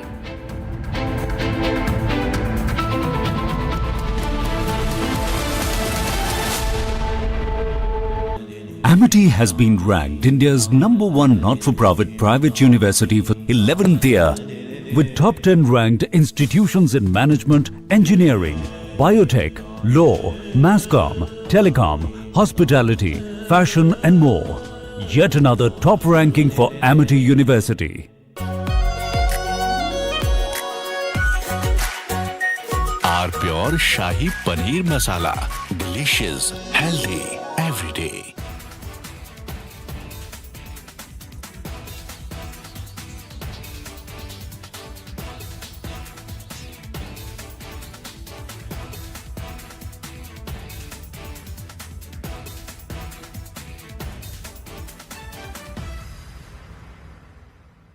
Three, two, one. Booster ignition. Artemis 2 now bound for the moon. Humanity's next great voyage begins.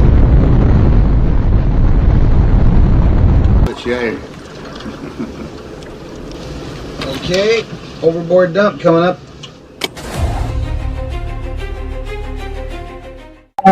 Actually, there is always a redundant chain of excretion systems available on the Artemis. Okay, it is not just the main chain, and it's a redundant chain is also available. And there is no way that the astronauts will be stuck because of the the excretion issues. And what they have reported now, even we were going through and seeing, it is something to do with the valve which is to operate for section of the excretion, which looks to be needing attention. But the crew in Artemis, they are well trained to handle such.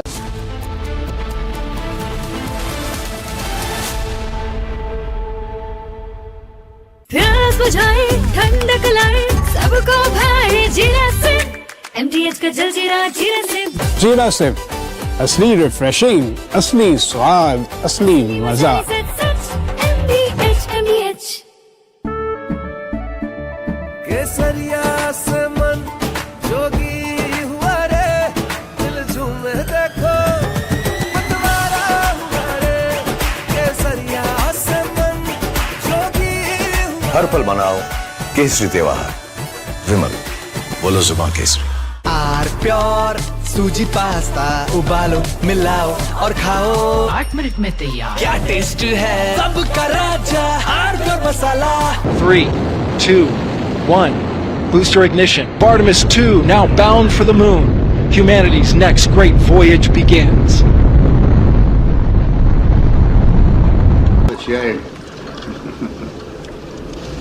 Okay, overboard dump coming up.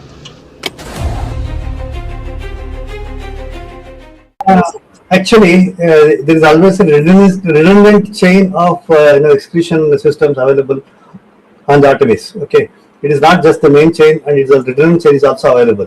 And there is no way that the astronauts will be stuck because of the the excretion issues. And what they have reported now, even we were going through and seeing, it is something to do with the valve which is to operate for section of the excretion, which looks to be needing attention.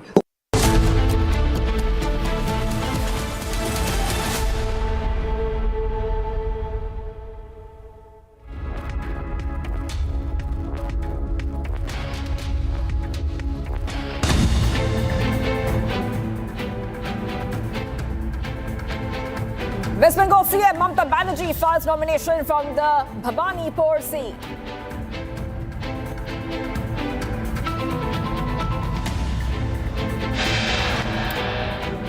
Chief Election Commissioner Ganesh Kumar allegedly tells TMC delegation to get lost during a meeting. TMC delegation raises concerns about voter disenfranchisement and alleged biases in SIR.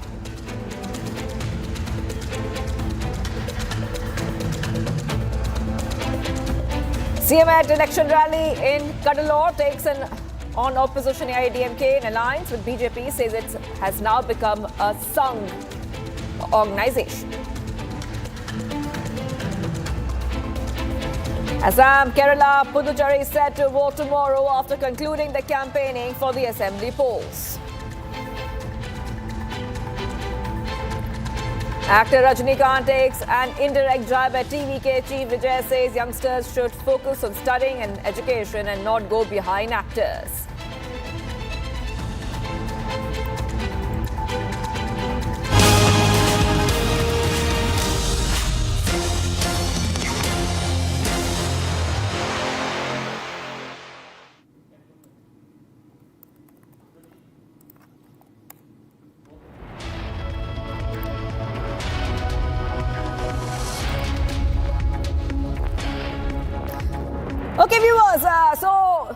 2026 verdict. Well, today is 8th of April and tomorrow multiple states will go to polls. So we're getting you all the top updates coming in here on Republic TV, and there's a lot of developments coming in from Assam. It's a big blow to Congress a day ahead of those elections. Congress candidate withdraws self from the election. So big updates coming in here. Breaking news from poll-bound Assam. Just a day before the state was supposed to go for polling, the Congress candidate has withdrawn themselves from the election. That is right. Big updates coming in here. A Congress candidate says Congress betrayed him and he will not contest. Today, ahead of the polls, Congress candidate says he is withdrawing himself from the fray. So big updates coming in here, viewers. On Republic TV, more allegations coming in here of a Congress candidate making these allegations, saying very clearly that the Congress has betrayed, and that is why he will not be going ahead and contesting in those polls. So back-to-back updates coming in here on Republic TV. Suren Daimeri is saying that they're going to go ahead and not contest. They will not be contesting in these elections because the Congress has betrayed him. He is a Congress candidate. And we're getting you all these updates coming in as Assam goes to polls. So back-to-back updates coming in here on Republic TV. Let's go to my colleague. We are being joined by Aniruddha. Aniruddha, we're counting down to the very important Assam elections. And how much time is left? Less than 24 hours. But one Congress candidate has withdrawn himself, and he has made a very, very big statement saying the Congress has betrayed him. Now, what was he talking about, and what are the allegations which are coming in from this candidate? Yes, Sivangi, this is a very unprecedented development. For the first time, such development has been witnessed in the country, where a candidate has declared that he is withdrawing himself from the fray just a day ahead of the poll. Remember, Assam is going to the poll tomorrow and today. Suren Daimeri, the Congress candidate of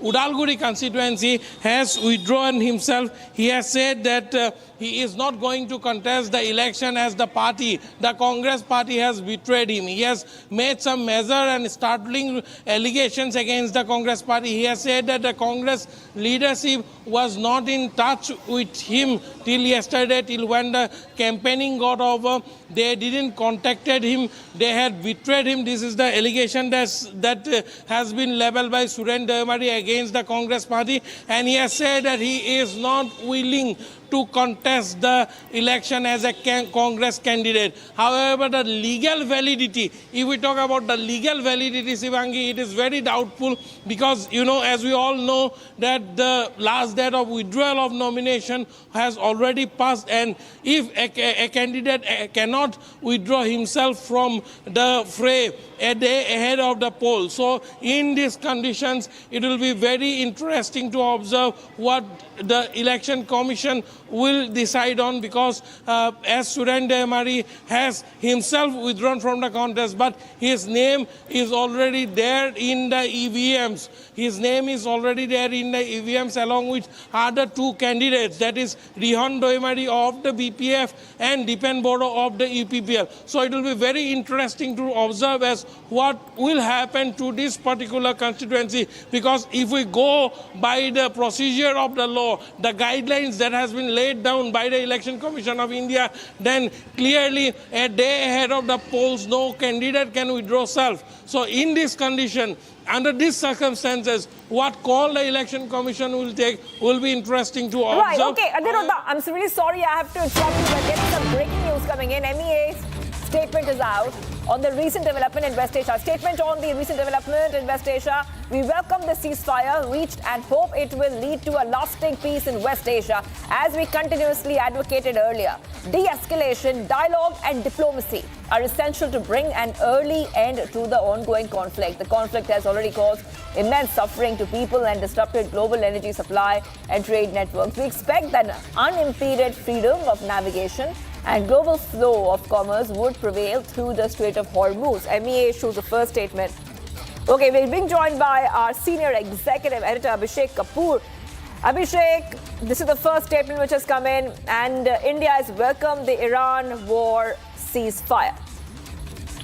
Well, yes, and rightly so, because our energy security was in jeopardy, getting compromised because of, like for so many others, because of the kind of from West Asia, and with the Hormuz choke, it was affecting India and rest of the world. And just like rest of the world, we also wanted this to end quickly and for peace to prevail. So, irrespective of who played a role, because Pakistan has taken an active lead because of the Muslim Brotherhood and the fact that they have an ongoing security pact with Saudi Arabia, and the fact that the Chinese were also comfortable talking to them through them rather than talking to the Americans directly.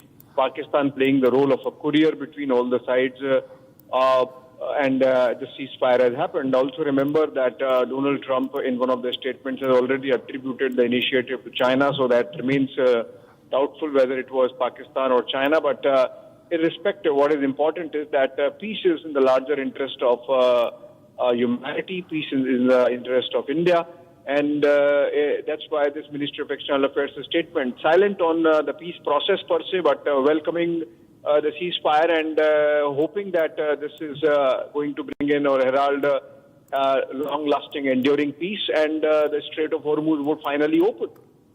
That's right. Abhishek is getting us more updates here. Abhishek, now we see it's a big statement coming in. And what also, like you mentioned here, which is very, very important, is the line about Strait of Hormuz. We expect that unimpeded freedom of navigation and global flow of commerce would prevail through the Strait of Hormuz. However, the MEA still says it's a hope, and it's a hope that a lot of countries have, that things should become a little bit easier there because you've seen a huge blockade and a lot of issues for multiple nations.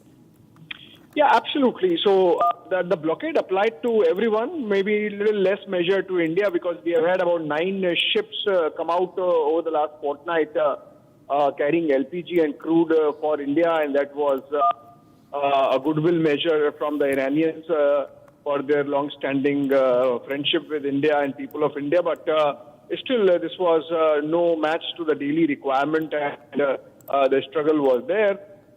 The government has managed to tide over the crisis, but this is coming out as a sigh of relief. And that's why there's hope that the Hormuz should become absolutely normalized in as soon as possible time. I also remember that the end of hostilities has been incumbent upon Iran removing the blockade. As per the agreement, it seems, so the contours of which are publicly available, Hormuz would be now jointly managed between Iran and Oman, and that there would be some fee charged which would act as a war reparation for Iran to rebuild. If that understanding is reached, then it applies to everyone. But if the Hormuz does not open, then of course you are back to square one, and the Americans again get an opportunity to escalate. We have in fact already seen, Shivangi, that despite the ceasefire announcement by President Trump, there has been some exchange of missiles between Iran and Israel, for example, and Israel completely refuses to accept one condition of the 10-point charter sent by Iranians, which is that the war in Lebanon has to stop. Iran does not want to do that. So, Israel does not want to do that. So, I think it's a fluid situation, but there is definitely an element of climb down from both the sides, from the Iranians and from the Americans. So President Trump, who was saying that a civilization would be obliterated just last evening, is now saying that, okay, fine, let's pull back. Typically Trump, and, the world is watching, and as the Ministry of External Affairs statement says, we hope that Hormuz is open, and the peace that has now been brought into the ceasefire is enduring and long-lasting. All right, thank you, Abhishek, for getting us all those details. MEA statement on the recent developments in West Asia, where the MEA has welcomed the ceasefire between US and Iran, and has, like India has been saying, that they have advocated dialogue and diplomacy in such situations. We're getting some more breaking news coming in. Pakistan Prime Minister Shehbaz Sharif's backlash after an edited post on X showed an earlier version labeled rough. Pakistan's PM message on X. sparking speculation about external influence or scripting of the message. The post, which urged US President Trump to extend the deadline for talks with Iran, has raised questions about Pakistan's diplomatic messaging and whether it's being independently crafted. Social media users are divided, with some joking about the copy-paste error and others suggesting the message was dictated by the United States. So they put out that post for you. So this is a message from Shehbaz Sharif urging Trump to delay threats of military action against Iran.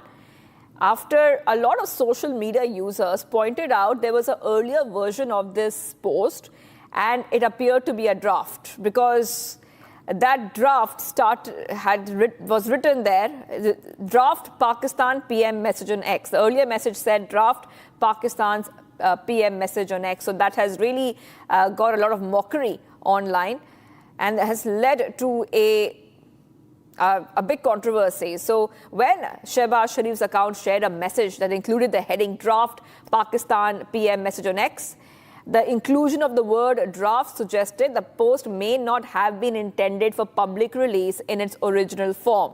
And the tweet was edited, removing the draft label but retaining the core content. So there you can see that the original post and then the edited post on your right. So now this entire tweet has really raised a lot of questions. A lot of questions are being raised and whether Pakistan Prime Minister was the one who drafted that message or was it influenced by external factors. So back-to-back updates coming in. A lot of social media users have also mocked this post of Shehbaz Sharif, raising concerns over the initial post being a draft and also questioning that who was really typing that message on behalf of Shehbaz Sharif. So getting you these updates coming in on Republic TV, there is a new row that you can see because of Shehbaz Sharif's draft post. And remember that Pakistan is trying to position itself as a diplomatic voice in the Iran crisis. And in the backdrop of all this is Prime Minister Shehbaz Sharif's tweet urging Trump to extend talks with Iran is now under scrutiny after an apparent draft version surfaced online.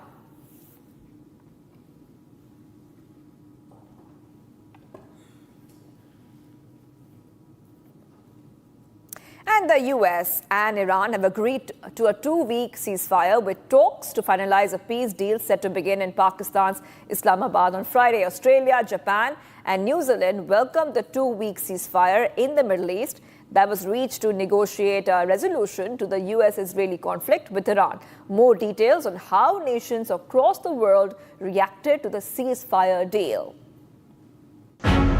Nations across Asia and the Pacific are welcoming the announcement of a 2-week pause in the war between Iran and the US. Just before Donald Trump's deadline came to an end. In Australia, Prime Minister Anthony Albanese and Foreign Minister Penny Wong issued a joint statement saying they welcome the agreement and have a long call for de-escalation. The Australian government stressed its continued collaboration with international partners to ensure the safe flow of critical supplies to those most in need. Japan also expressed optimism with its chief cabinet secretary, describing the ceasefire announcement as a positive development. While in New Zealand, Foreign Minister Winston Peters welcomed the effort to end hostilities. Peters noted that while the news is encouraging, significant work remains in the coming days to secure a lasting ceasefire. Regional governments are closely monitoring the situation, emphasizing diplomacy and stability in one of the world's most critical energy corridors. The 2-week pause now offers a window for negotiations that could ease tensions and stabilize energy markets.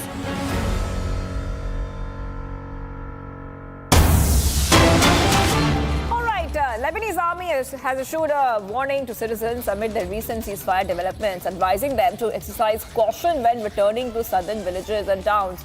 Warning comes after an Israeli airstrike targeted a building in the Al-Abbasiyah area of southern Lebanon, and residents are urged to steer clear of areas infiltrated by Israeli occupation forces to safeguard their safety, as they may be at risk of ongoing Israeli attacks. The army also reminds residents to follow directives from deployed military units and be vigilant about unexploded ordnance and suspicious objects left behind by Israeli aggression. So Lebanon army calls on citizens to exercise caution at these very, very sensitive times. This is a update coming in from the situation which is evolving in the West Asia region. Because also this getting back some details, as this reminding our viewers of some details which had come in earlier, because Lebanon is not included in that ceasefire. But Israel specifically has said this. Israel is carrying out new airstrikes in South Lebanon area, and it's saying that the 2-week ceasefire does not include Lebanon. So after that, the Lebanese army has issued a warning to citizens amid the recent ceasefire developments, advising them to exercise caution when returning to southern villages and towns. Warning comes after an Israeli airstrike targeted a building in the Al-Abbasiyah area of South Lebanon, and residents are urged to steer clear of areas infiltrated by Israeli occupation forces to safeguard their safety, as they may be at risk of ongoing Israeli attacks. The army also reminds residents to follow directives from deployed military units and be vigilant about unexploded ordnance and suspicious objects left behind by Israeli aggression.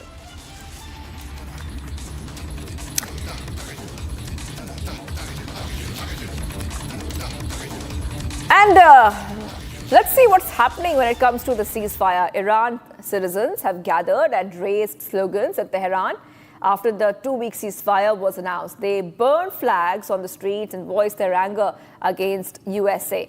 The 2-week ceasefire comes after 40 days of war, and it remains to be seen how the deal will play out over the next 10 days. Citizens in Iran remain apprehensive and are expecting the war to continue. More details in this next report.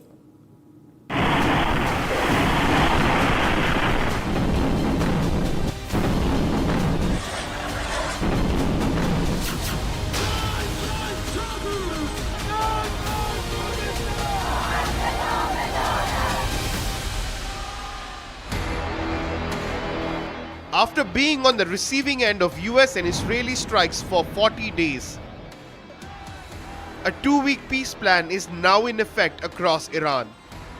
However, hours after the ceasefire was made public, thousands of Iranians turned up on the streets of Tehran on Wednesday morning.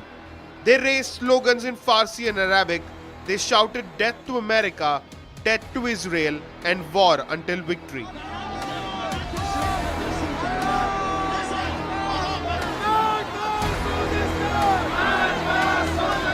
They also raised placards while crowding Tehran for a protest, one of which read, "No compromise, no apology, battle with America."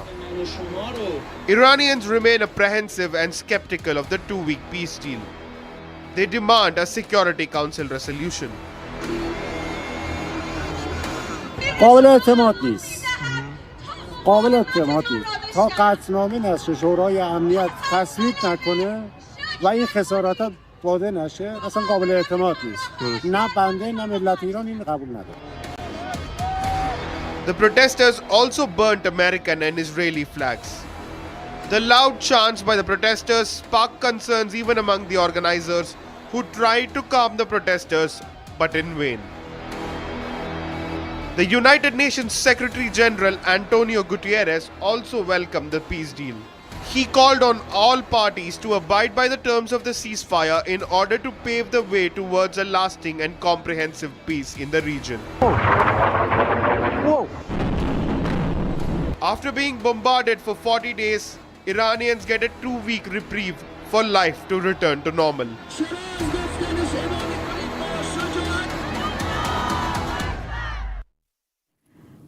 We're getting some more breaking news coming in. Meeting of the group of ministers chaired by Defence Minister Rajnath Singh. The meeting will be held at Kartavya Bhavan at 3 p.m. and a crucial meeting following the Israel-Iran conflict. The crisis in West Asia will be discussed. So big updates coming in here.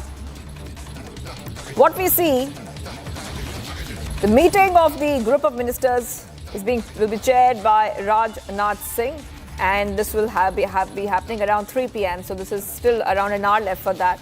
A crucial meeting following the Israel-Iran conflict, crisis in West Asia will be discussed. The multiple high-level meetings which have been held with Prime Minister Modi and Rajnath Singh, both of them chairing these very important meetings to discuss the situation which is evolving in West Asia. So it's very, very likely around 3 p.m. the Union Defence Minister Rajnath Singh will be chairing a meeting of a group of ministers to review the evolving situation in the region following this 2-week ceasefire between the US and Iran that will be expected to reopen the Strait of Hormuz. The meeting comes in the backdrop of an advisory issued by the Ministry of External Affairs urging Indian nationals in Iran to exit the conflict-hit country. And the ministry has also advised citizens against approaching international land borders without prior consultation. So we have seen Rajnath Singh chair multiple such similar meetings last week to assess the development and chart measures to mitigate the impact on India.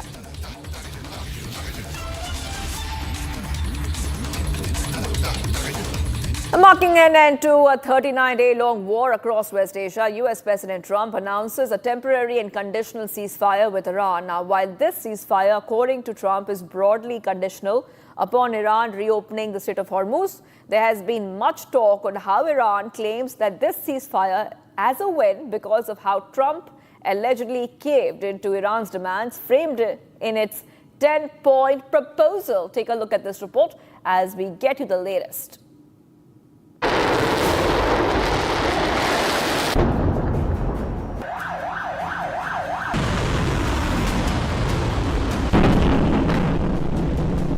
After 39 long days of havoc and bloodbath, part of the Middle East war, US President Donald Trump took to social media announcing a temporary 2-week-long ceasefire.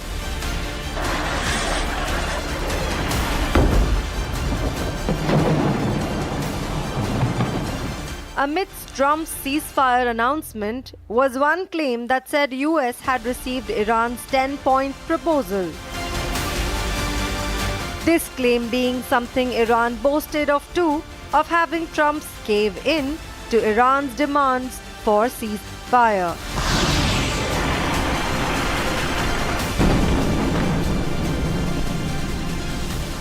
Iran's 10-point proposal entailed demands such as Israel and US curtailing its aggression and accepting Iran's control over the Strait of Hormuz.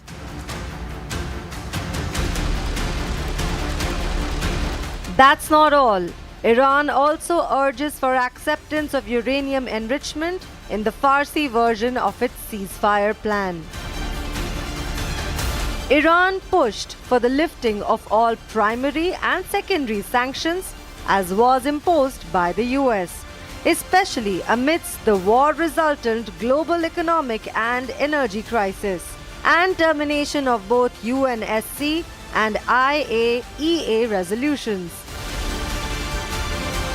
Lastly, IRA stressed on how US and Israel must pay and compensate to Iran, while also seeking US combat forces to withdraw and back down.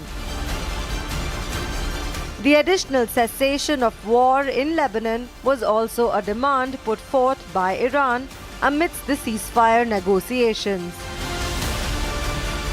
With this 10-point peace plan reportedly accepted, the US president has stepped down from earlier threats of expanding attacks on Iran, but also maintains this temporary ceasefire to be conditional on Iran honoring the ceasefire and reopening the Strait of Hormuz. And viewers, what's coming right up? Donald Trump terms a peace deal as the beginning of a golden age for Middle East.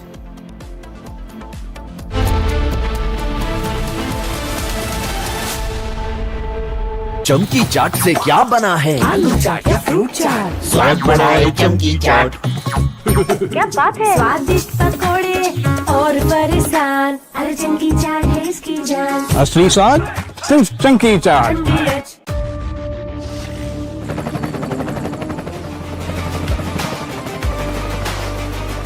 Character, the taste of success. थोड़े में ज्यादा स्वाद, यही तो है इसकी खास बात। वाओ मामा, क्या स्वाद है? अरे मेरे राजा, सबका राजा आरती और मसाला।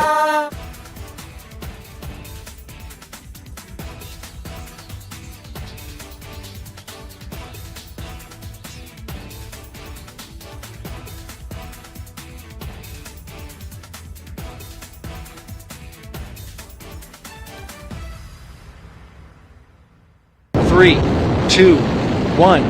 Booster ignition. Artemis 2 now bound for the moon. Humanity's next great voyage begins.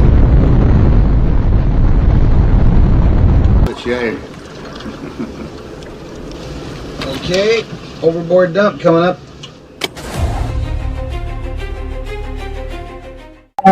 Actually, there is always a readiness.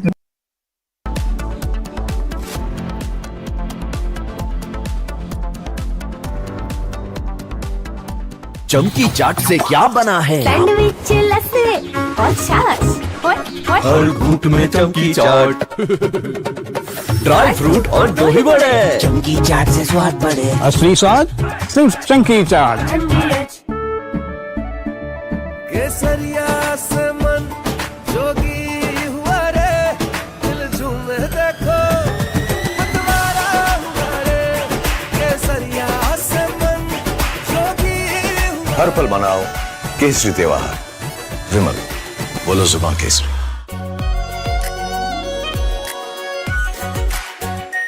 Are pure shahi paneer masala, delicious, healthy everyday. 3, 2, 1. Booster ignition. Artemis 2 now bound for the moon. Humanity's next great voyage begins.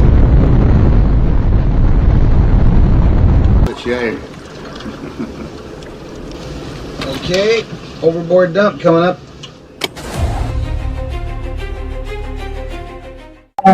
Actually, there is always a redundant chain of excretion systems available on the Artemis. Okay, it is not just the main chain, and it's a redundant chain is also available. And there is no way that the astronauts will be stuck because of the the excretion issues.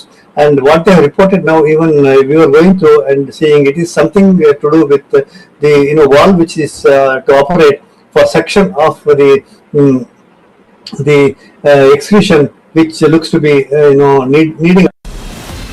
From Asia's largest news headquarters, setting the agenda for Bharat.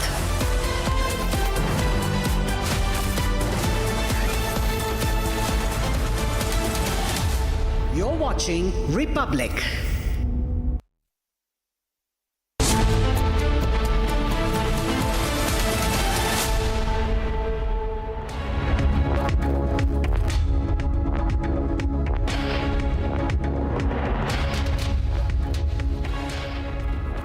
Hello and a very warm welcome. You're watching Republic TV. I'm Yesu Bharadwaj, and US President Donald Trump has announced a 2-week breather in the ongoing West Asia war. He said that he will stop all bombing campaigns against Iran for the next 2 weeks until a peace deal is reached. We're getting you all the details, but first, here's a check on your headlines for the hour. Take a look.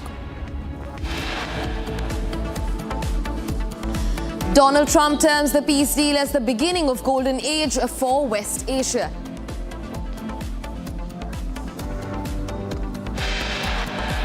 Israeli opposition leader criticizes deal, terms it a political disaster. As the 2-week ceasefire begins, the focus now shifts to vessels transiting the Strait of Hormuz.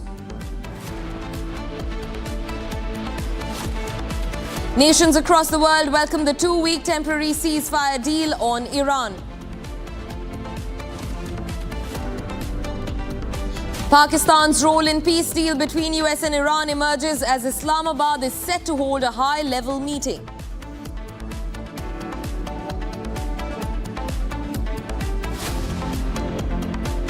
Israeli Prime Minister says Lebanon not part of peace deal as strikes across southern Lebanon continue.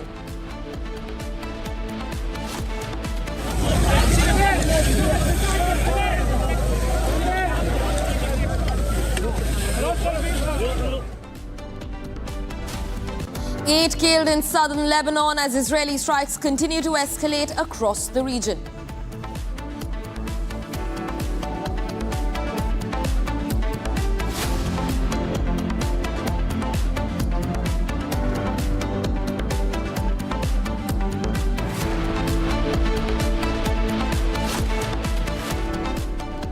Viewers, now Pakistan has emerged as a mediator in between the US and Iran in the ongoing West Asia tensions. Now Pakistan's Prime Minister Shehbaz Sharif is facing massive backlash after his edited post on X showed an earlier version that was labelled draft Pakistan's Prime Minister's message on X. Now this has sparked speculation about external influence or scripting of the message. Now the post that urged US President Donald Trump to extend the deadline for talks with Iran has had raised questions about Pakistan's diplomatic efforts in the war and whether or not these messaging are they original, whether it's being independently crafted. Now social media users stand divided, with some even joking about the copy-paste era and others suggesting that the message was dictated by the US President Donald Trump himself. That's the latest that we're picking up. Now that was the original tweet on your right that Shehbaz Sharif has posted, and on your left is the draft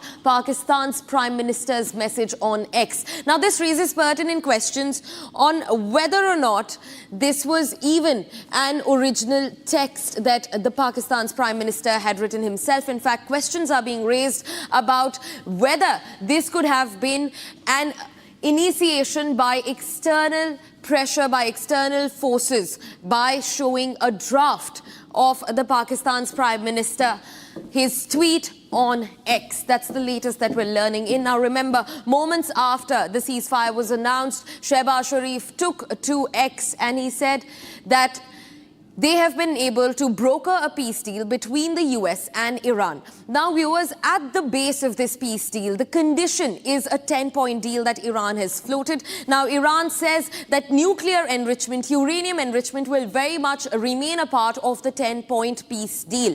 However, Donald Trump says that this deal is negotiable. Now, we're going to take you through what these 10 points are. First is non-aggression by the US and Israel. And this has remained on agenda 1 since the beginning of the war, since the time that the 10-point plan was floated initially by Iran. The second, Iran's control over the Strait of Hormuz. Now, we already know that Iran has started levying heavy taxes on shipments and on vessels that are passing through the strait. And Donald Trump, in fact, his, State Secretary Marco Rubio also called this illegal. However, they maintain that they will take full control of the Strait of Hormuz. The third point, acceptance of uranium enrichment. Now, the most contentious one for the US to even believe or to become a part of. US has started this war against the IRGC, the Iranian military, their nuclear development and their uranium enrichment programs. Now the fourth one is lifting all primary sanctions. Now Iran has been reeling under heavy Western sanctions for yesteryears now, and the fourth demand on the 10-point plan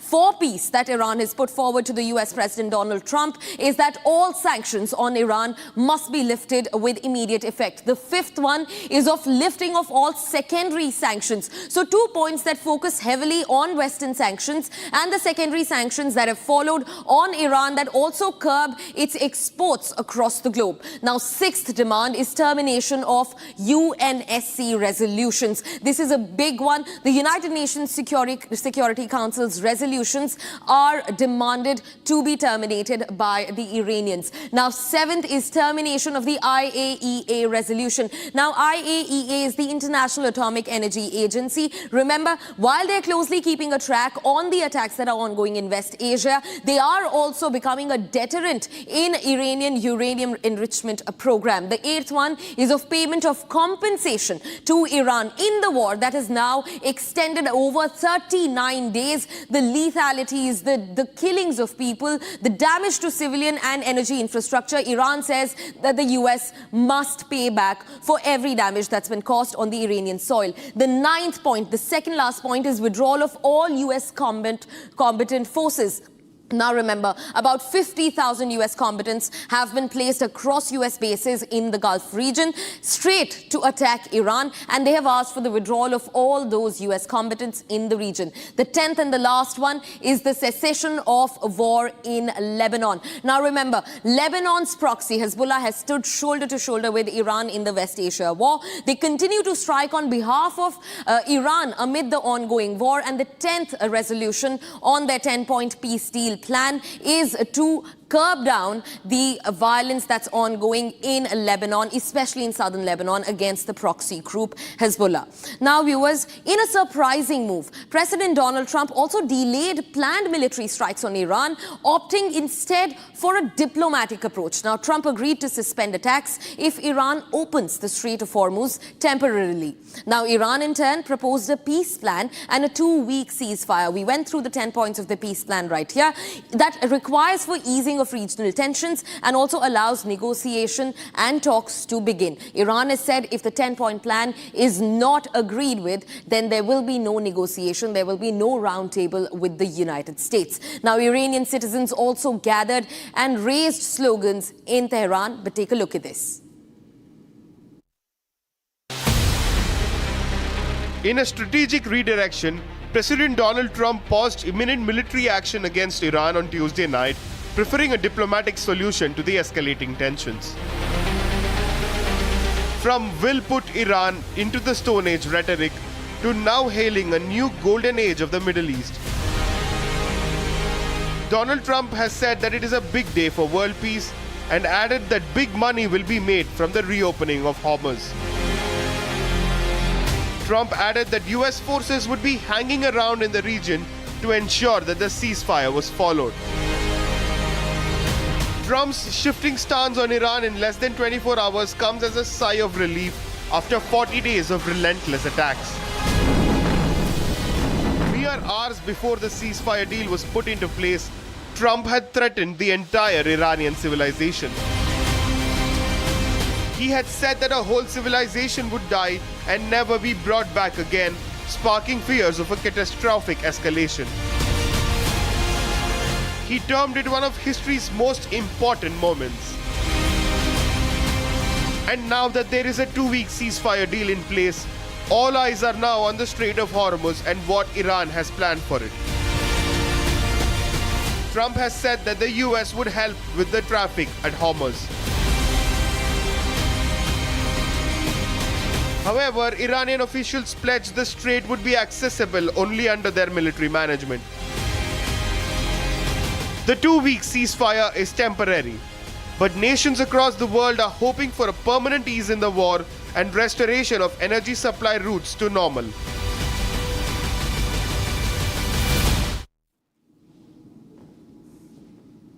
Viewers, now a very surprising development comes in the war. Now a 10-point plan that we just showed you, we walked you across all the 10 points that Iran has put forward for a possible truce with the United States. That also includes a ceasefire with Lebanon. But on a contrary, the Israeli Defense Forces have said that Lebanon is in fact not a part of the peace deal or the war pause at all, and they will continue to batter southern Lebanon. In fact, strikes were reported just this morning in southern Lebanon on various Hezbollah targets. But regional officials say that ceasefire also includes Lebanon. Now, they said that Lebanon is a part of the 2-week ceasefire that's ongoing between the United States and Iran. Now, this official who has made this statement is also involved in negotiations and spoke on the condition of anonymity. He said that the pause applies, and I'm quoting him, to all fronts, including Lebanon. Now, Pakistan, that remains a key mediator, has also said that ceasefire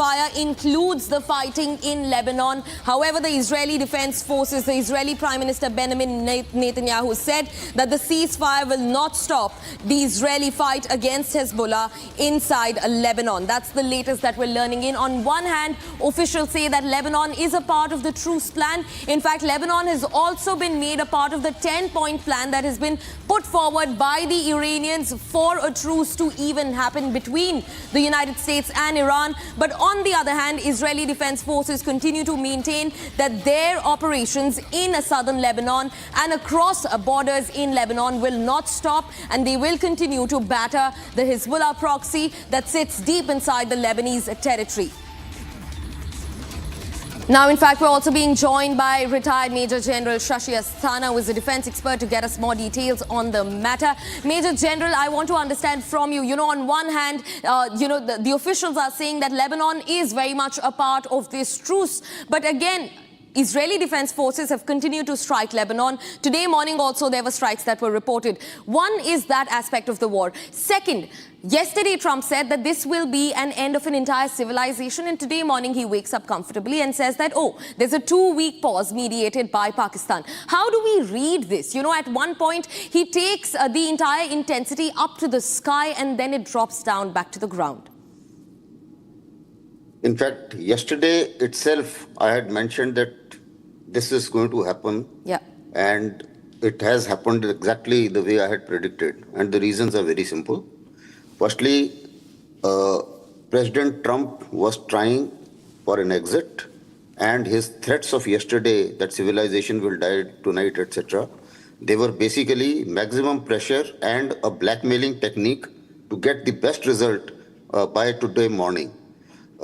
So when he realized that he is not going to get anything more than what has been given to him, perhaps he thought that it is better to pull back and declare a victory and somehow try and get an exit.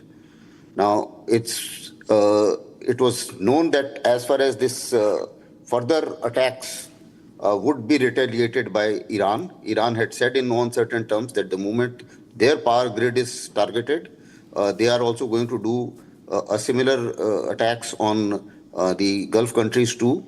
So that was one major issue. Secondly, going beyond that, so many were contemplating regarding nuclear war or something like that. That is beyond. I don't think he has that kind of confidence in him to do such a thing, because there was fair amount of internal pressure too. Yeah. Everybody knew that he is going to have the kind of, there was a question of impeachment also somehow. There was question of activating Article 25. People were thinking that the nuclear button under him may be a big problem. So things like that. There was a fair amount of pressure inside as well. So this is one part of it as to why that happened. The second part of the question which you asked was regarding the Lebanon issue. Yeah. See, Israel was trying to make the best of it, and this is also I pointed out yesterday when Israel was striking very hard on Iran, because Israel knew President Trump's taco syndrome, that is, Trump always chickens out. And they thought that might as well, before he signs something or before he agrees to something like ceasefire, let's degrade Iran's capability as much as we can. Now, when we come to the Iranian part, they also retaliated even in the morning, even after the ceasefire, because they also had to avenge whatever was done by Israel in last night. As far as Lebanon is concerned, the situation is slightly different. Right.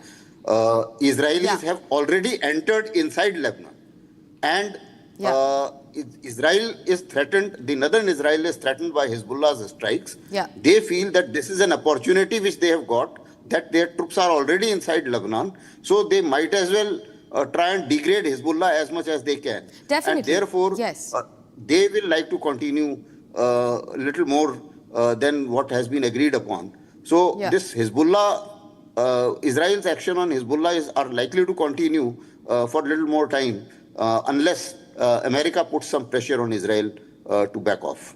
Right. Major General Asthana, in fact, continue being with us. We're also getting in some more breaking development now, viewers. Pakistan's Prime Minister Shehbaz Sharif is facing a huge backlash after a drafted tweet of his made it online. Now, viewers online are completely divided. They are saying that Sharif's earlier post, the draft that you can see on your left-hand side on the screens, was in fact not written by him. This was not an original deal that was brokered by Pakistan, and that the words words were in fact borrowed from the West, and they have also said, people are also saying, and there are contentious assumptions about the tweet where it said that Western pressure has in fact mediated Pakistan's position in this entire war, and that his earlier tweet, people are questioning whether Pakistan's diplomatic message is true, whether it's being independently crafted or not, or whether it's a meddling by the United States in the message that has been put up.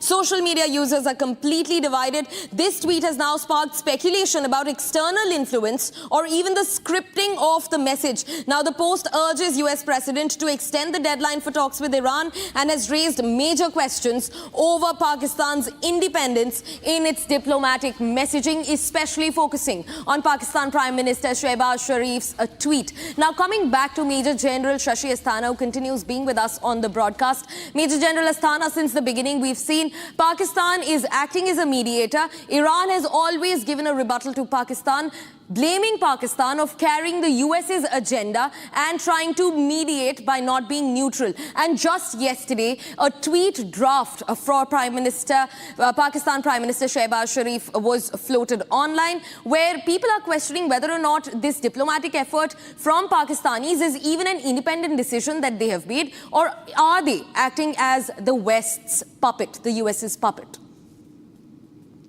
More than the puppet, I will say that Pakistan was acting like a postman or a delivery boy for the message for America. They were told to do a particular thing in a particular manner, and they have just obeyed what America has told them to do. Pakistan by itself doesn't have the kind of leverage. I don't think Iranians were listening to Pakistan by any stretch of imagination. Yeah. The only thing is that they were the conduit to get that message. And the fact that it was a draft given to Shehbaz Sharif seems little more credible because the kind of language which was used and the fact that by mistake he released the draft, maybe in the exuberance to do it faster, because maybe somebody was putting pressure on him to do so. So that's one part of it. The basic problem is, as far as Pakistan is concerned, they also had a nod from China. Yeah. Why I say so is because there were some consultations there. Chinese also had some kind of stake in a manner that initially Chinese did not intervene. And they were also getting benefited in a manner that when America is getting weaker, Iran is fighting them. America is losing reputation, losing material, and losing money. So that was to an advantage of China as far as Cold War 2.0 is concerned, and or competition, strategic competition between China and US is concerned. Yeah. But beyond a point, once the cost of oil started rising beyond a point, then I think it does affect China also adversely, and therefore China must have given them a nod. So as far as Pakistan was concerned, it was playing a puppet with two superpowers. Yeah. And that is how he managed to deliver a message, and by mistake it came out quite clearly as to what that he was given a text which he was supposed to convey as a postman or a delivery boy. I don't grant them any status more than that, because a mediator is supposed to have some leverage, and he is supposed to have some kind of, shall I say in the matter. They didn't have any say. Yeah, definitely. And Major General Asthana, also the fact that, you know, the top band of this message says draft for Pakistan's Prime Minister's message on X. That is exactly what, you know, the message quotes on its top band. And that is why speculations are being raised that this message was in fact dictated by the United States and sent to the Pakistani Prime Minister for him to then go on to upload it as an independent diplomatic claim in mediation from the Pakistani side. Your first comments on that also, since it is very clear that Pakistan is not in fact a neutral mediator. Pakistan is in already a defense deal with Saudi Arabia that is being struck by Iran, so they cannot be seen as a neutral mediator at all. Major General Asthana. Certainly, if as far as Iran is concerned, Pakistan had a defense deal with Saudi Arabia. So Iran being suspicious of Pakistan was quite obvious. Secondly, Pakistan was also a route in case US was to launch a major ground operation, let's say hypothetically after some time, then Pakistan was the logistic route. Thirdly, there were instances even earlier, somewhere around June or something, that Pakistan airspace was used when the nuclear sites were targeted. That was earlier part of this year, of last year. So the Iranians believing Pakistan was not a case, and therefore the neutrality of Pakistan was difficult to be assumed. Secondly, there are also suspicion to say that the Chinese help was coming via Pakistan to Iran. That there is also some speculation to that effect in terms of material, in terms of raw material to make drones and missiles. So that also was not very comfortable with United States. There are certain rumors to suggest, we won't know exactly the confirmation part of it, that America had told them that you stop. Initially, America wanted to they told Pakistan to send boots on ground, which Pakistan refused in context of the defense pact with Saudi Arabia and with their sensitivity of the border with Iran. So thereafter, I think they told them that, okay, if that be so, then nothing should move from China to Iran also. So Pakistan was stuck in between, and therefore they were forced to do something which they are not very used to, that is mediation, because they are themselves a problem. They are the only new country which has maximum number of UN designated terrorist entities, and they also have a nuclear weapon. So a nuclear weapon under the hand of terrorist state fits more with Pakistan than Iran, as President Trump was trying to label Iran earlier before this ceasefire happened. Right, Major General Asthana, it's always a pleasure to have you on Republic. Thanks for such a detailed lowdown on the situation, and of course the conversation will continue. Thank you for joining us on Republic. For now, viewers, shifting focus and taking a look at what's happening in Tehran. Now, Iranian citizens gathered and raised multiple slogans on the streets of Tehran right after the two-week truce. The two-week stopping of bombing campaign was announced by US President Donald Trump. Now, people not only said death to America and death to Israel, they expressed their anger for sure. They also burned flags on the street and voiced their dissent against the American aggression in Iran. Now, the two-week ceasefire comes after 40 long days of war, while Iranian territories, Iranian energy infrastructures have been completely flattened. Multiple deaths reported all across Iran. Now, much like the rest of the globe, the Iranians also do not trust Donald Trump for his word. He has announced a truce, a pause in the fighting before also, but bombing continued nevertheless. So there are speculations that this war will continue, it will go on, and that is the sentiment with which people in Tehran came out on the streets. Take a look at what unfolded.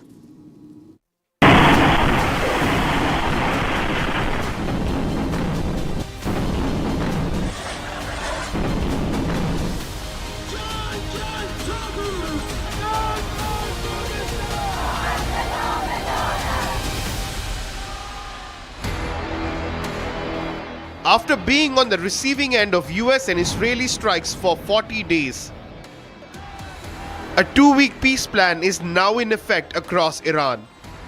However, hours after the ceasefire was made public, thousands of Iranians turned up on the streets of Tehran on Wednesday morning. They raised slogans in Farsi and Arabic. They shouted death to America, death to Israel, and war until victory.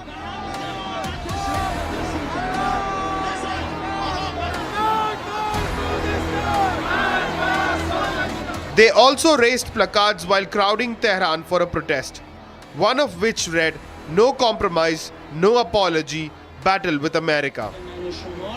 Iranians remain apprehensive and skeptical of the two-week peace deal. They demand a Security Council resolution. قابل اعتماد نیست. قابل اعتماد نیست تا قطعنامه نشه شورای امنیت تصویب نکنه و این خسارات داده نشه اصلا قابل اعتماد نیست نه بنده نه ملت ایران این قبول نداره.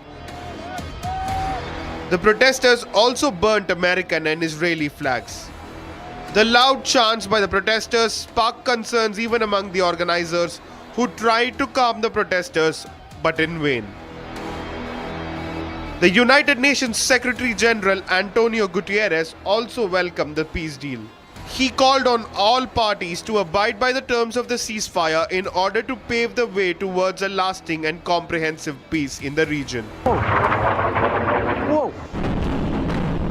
After being bombarded for 40 days, Iranians get a 2-week reprieve for life to return to normal.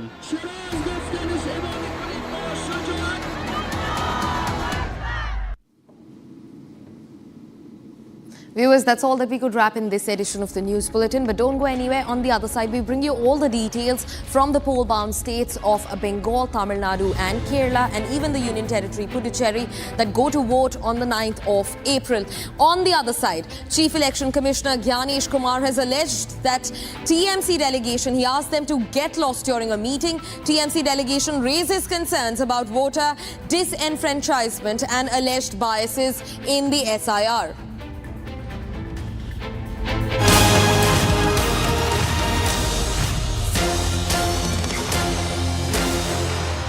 Are pure सूजी pasta उबालो मिलाओ और खाओ 8 minute में तैयार। क्या taste है सबका राजा R pure masala.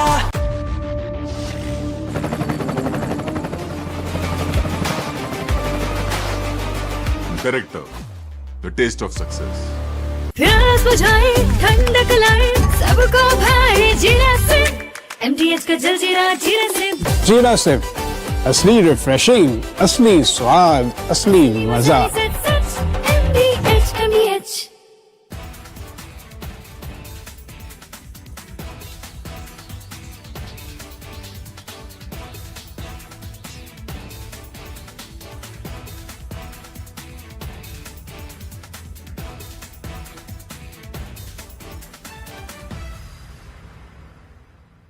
Three, 2, 1. Booster ignition. Artemis 2 now bound for the moon.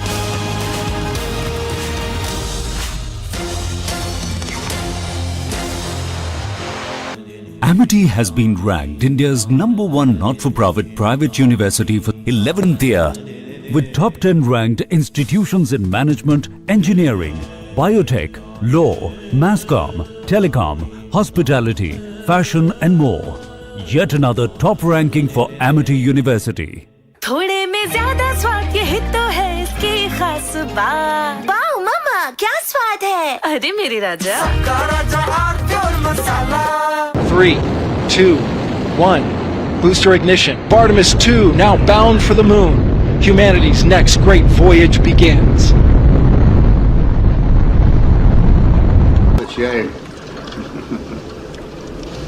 Okay, overboard dump coming up.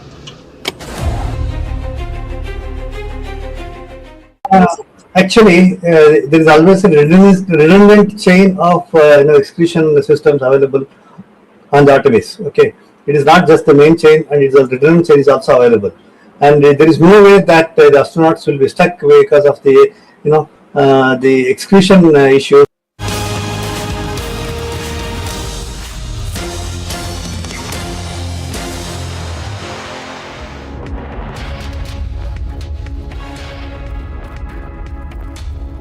Hello viewers, a very good afternoon. We are live and we are breaking. I'm Shivangi Shukla getting you the latest.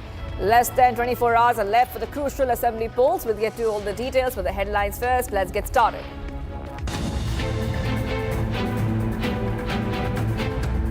West Bengal CM Mamata Banerjee files nomination from Bhawanipur seat.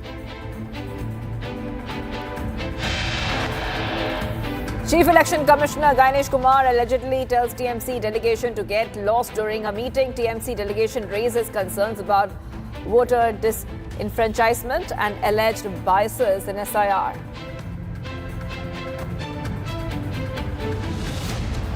CM at election rally in Kannalore takes an opposition. AIADMK in alliance with BJP says it has now become a Sangh organization.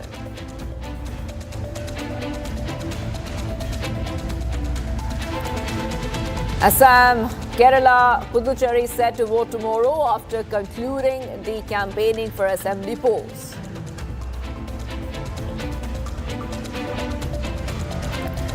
Actor Rajinikanth takes an indirect jibe at TVK chief. Vijay says youngsters should focus on studying and education and not go behind actors. And TVK holds mega roadshow and party chief Vijay addresses a massive public rally in Thoothukudi.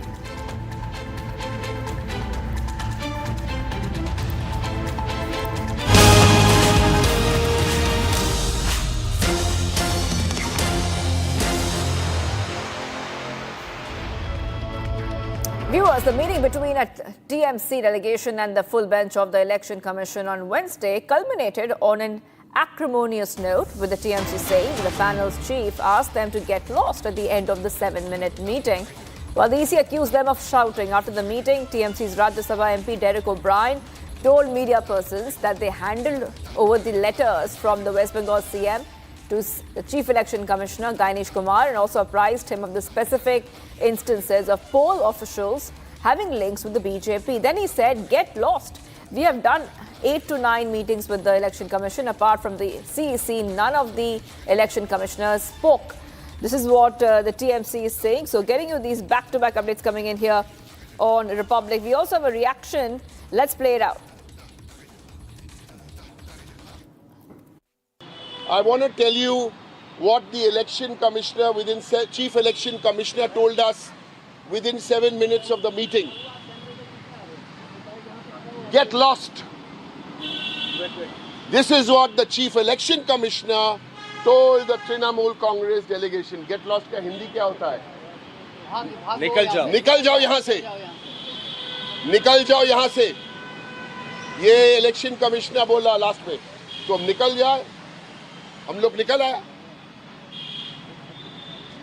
We are the second largest opposition party in parliament. So let's go across. Shambhavi is joining us live from outside the Election Commission office, headquarters. Well, Shambhavi, what really happened there? It was a very short meeting, very tense meeting. And what is an Election Commission saying on that meeting, which turned quite tense?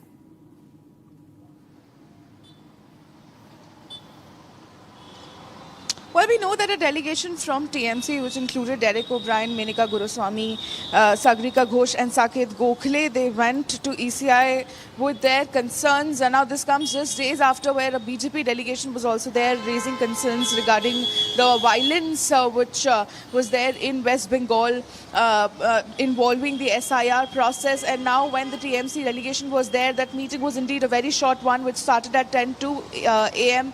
and ended at 10:07 a.m. As per Derek O'Brien. And then he said that the CEC asked him to get out.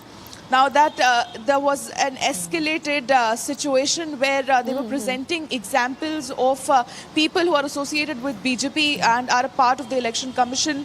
According to Derek O'Brien, they presented 6 examples, but the entire conversation got heated up and was asked to get out.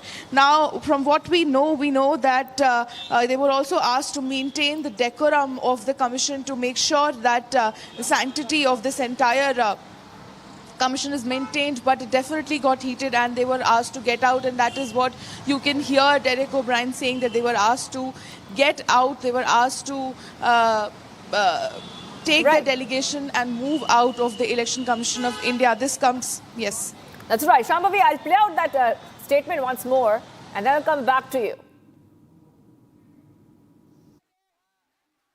I want to tell you what the election commissioner Chief Election Commissioner told us within 7 minutes of the meeting. Get lost. This is what the Chief Election Commissioner told the Trinamool Congress delegation. Get lost का हिंदी क्या होता है? निकल जाओ यहाँ से. निकल जाओ यहाँ से. ये इलेक्शन कमिश्नर बोला लास्ट में. तो हम निकल जाए. हम लोग निकल आए. We are the second largest opposition party in parliament. Okay, let's go back to Shambhavi, who's joining us live outside the ECI office. Yes, Shambhavi, coming back to you.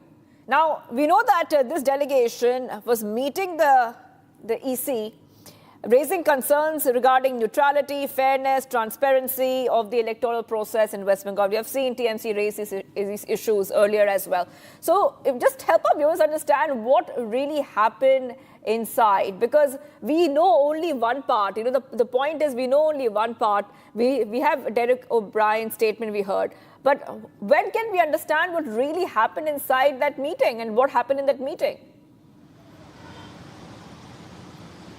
See, there wasn't much space for a lot to happen, given that it was a very short meeting indeed. And from what we know, they were on their part, they were presenting certain examples. As they were mentioning that there were 6 examples that they had of people who are affiliated with BJP and they are a part of the election commission. And during that, I think that got heated up, and they were also asked to not put out intimidating behavior. They were asked to, they were initially given warning if that is what is we understand. And apart from that, they were also asked that no petition or no notice will be accepted without proper signatures. So this is what was carried out. It was a very short one indeed. As per his own words, it started at 10:02 a.m. and ended at 10:07 a.m. So there was hardly even 6 minutes for that matter.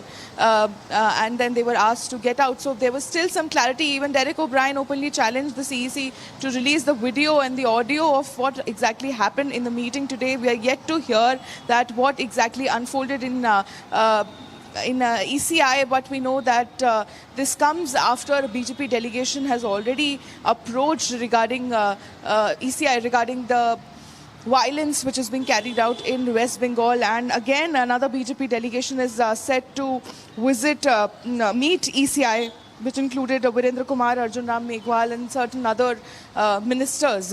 We'll see what direction does this take? Back to all you. right, well, thank you, Shambhu, for getting us all those details. A 7-minute long meeting between TMC and EC, which really turned tense. We also move ahead, viewers, right now. Fresh violence has once again shaken Manipur. Militants from the hill areas dominated by the Kuki launched a bomb attack on a civilian house. Attack killed 2 children and triggered panic in the conflict-prone region. The police have taken 1 suspect into custody for questioning. The Manipur CM is also chairing high-level meetings. This happened yesterday. There's a report here telling you what's been happening in Manipur. अभी तो कह रहा था कि अभी chief minister कह रहे थे, उससे आगे भी सभी लोग कह रहे थे कि मणिपुर में पीस आ गया. ये पीस है क्या? अगर ये पीस है तो हमें ये पीस नहीं चाहिए हमें.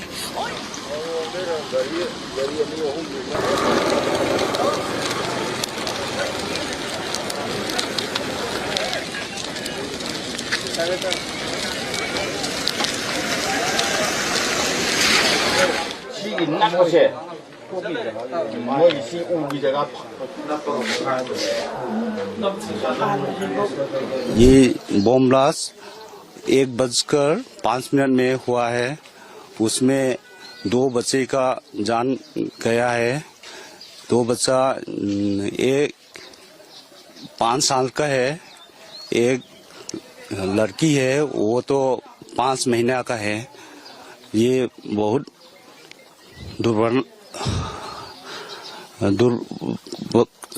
छह इंसिडेंट है. उसका माँ भी अभी भी इंजर्ड है. हॉस्पिटल में ट्रीटमेंट के लिए घायल तरीके से इंजर्ड है. ये आतंकवादी लोग हम लोग को टारगेट कर रहा है, मैती लोग को. इसलिए सरकार से विनती है, जल्द से ये घटना के सॉल्यूशन चाहिए. इसके लिए इंसाफ चाहिए. अजी कुकी ये बो मामा युम द तासले मुना प्रमाण हिदा असो पंजाब रे होजे हम को ना वादन ना मिजे हां ये हो गया यो ने मुझे असो क्या रे खाना मत सोए हमारा सोए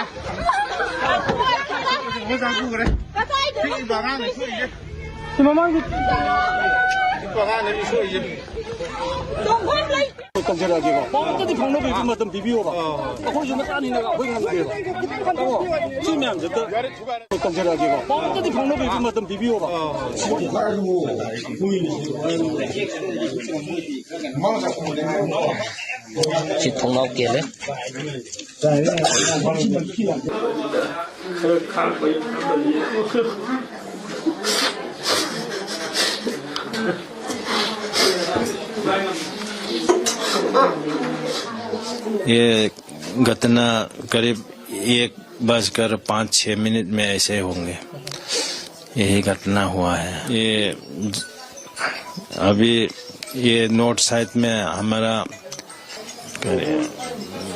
बहू के साथ दो बच्चा है, वो तीनों एक साथ होता है, इसमें एक घटना हुआ है।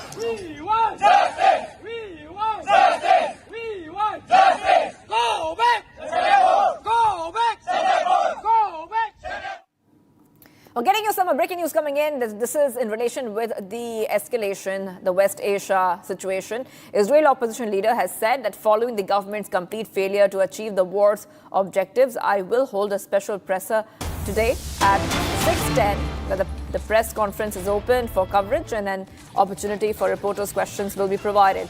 So Israel opposition leader is calling the deal a political disaster. So of course, Israel's opposition not too happy with what has happened, a ceasefire which was negotiated between Iran and US. Just giving a context, Iran and US have agreed to a conditional 2-week ceasefire, and Trump announced a 2-week ceasefire between US and Iran if shipping is allowed through the Strait of Hormuz. Iranian Foreign Minister Abbas Araghchi says Tehran will agree to the end of fighting if attacks against Iran are halted. Getting you some more updates coming in on Republic TV. We're getting some breaking news coming in. There are reports of Bahrain media claiming that Patriot missile strike post-ceasefire. And this is a mystery missile strike reported in the Bahrain region. So big updates coming in here on Republic TV. Let's go straight across to the next set of updates. Now we see that scenes are emerging from Bahrain showing the aftermath of a Patriot missile strike with damage reported in the affected area. So we have the picture coming in. Okay, you can see there's significant damage after that mystery missile strike which has happened a short while back. This is Bahrain, by the way. So this is Bahrain reports claiming that Patriot missile strike post-ceasefire, and this is a mystery missile, Patriot missile strike reported in Bahrain. You can see that there's some significant damage which has been made to those buildings, and some parts of the buildings have now caught fire because of that strike. The scenes are emerging from Bahrain showing the aftermath of a missile strike. Let's go. Ishita is joining us from our newsroom. Ishita, yes, go ahead. These are pictures coming first on Republic. So Gulf nations have been struck multiple times, but post the ceasefire, we're coming to know that Bahrain has been struck. So that is raising a lot of questions now, Ishita. Right, of course. Shvangi, we had seen just 90 minutes before the Trump deadline, there was a 2-week conditional ceasefire agreement that both the sides reached upon. It was from both the sides that they declared they will not be taking any offensive operation against each other. But even despite that, we're looking at Israel continuing its attacks against Lebanon, because it has clearly said that Lebanon is not part of this 2-week conditional ceasefire. But Iran did agree to stop all its attacks against the Gulf nations. And despite the announcement of ceasefire that is currently under effect, we're looking at this US Patriot missile strike being reported in Bahrain. Now, we do not have details as of now whether this missile was fired before the announcement of ceasefire or after it. But right now, the strike, in fact, has been reported. And as we are showing the visuals on our screen, there's been damage as well reported on a building in Bahrain. And this is despite the fact that right now a 2-week conditional ceasefire is underway, where both Iran and the US have agreed to stop all their aggression, stop all their offensive operations against each other. So, of course, we'll have to see whether this missile was fired before the announcement of this truce by Donald Trump or after it. That's right. Hold on, Ishita. Getting some more breaking news coming in. Iraq has reopened airports and airspace. Iraq's Civilian Aviation Authority chief has said the country's airports and airspace have reopened following the ceasefire between the US, Israel and Iran. He made the announcement just hours after the 2-week succession of hostilities mediated by Pakistan went into effect. Airspace and flights throughout the region have been disrupted by the war. Baghdad and other airports were shuttered and latter faces threats and attacks. So Iraqi airspace reopened after the ceasefire deal. So we're getting these updates coming in. I think we have Ishita back with us. Ishita, you know, we are trying to get some more updates to understand whether the situation is looking a little bit more normal now. But that's what a lot of countries are expecting. And a lot of countries have welcomed the ceasefire.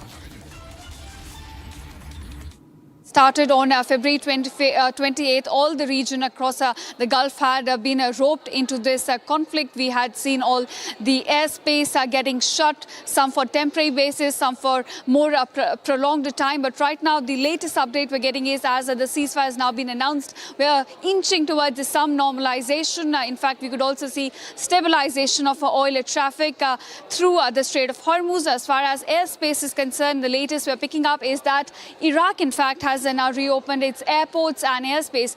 Now, remember, this comes right after there was a 2-week conditional ceasefire agreed upon by both the sides, Iran and the US. And Iran, in fact, agreed to stop all its aggression, all its attacks that have been taking place on civilian sites all across the Gulf nations, including sites such as airports. So this time, taking into factor that there is now safer conditions around these civilian sites, Iraq, in fact, has reopened its airspace as well as airports. Now, we also have a statement from Iraq's Civilian Aviation Authority chief, Bankin Rekani, who's now said that the country's airports and airspace have reopened following the ceasefire between US, Israel and Iran. So we are looking at more normalization, more stabilization coming in across Gulf nations. Now, thank you, Ishita, for getting us all those details. So Republic TV gets you the latest after the ceasefire announcement.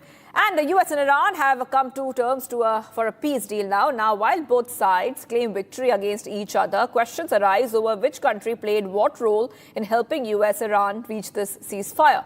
Among many countries, while Pakistan wants to take credit for the ceasefire, China emerges as a key player in helping in negotiations.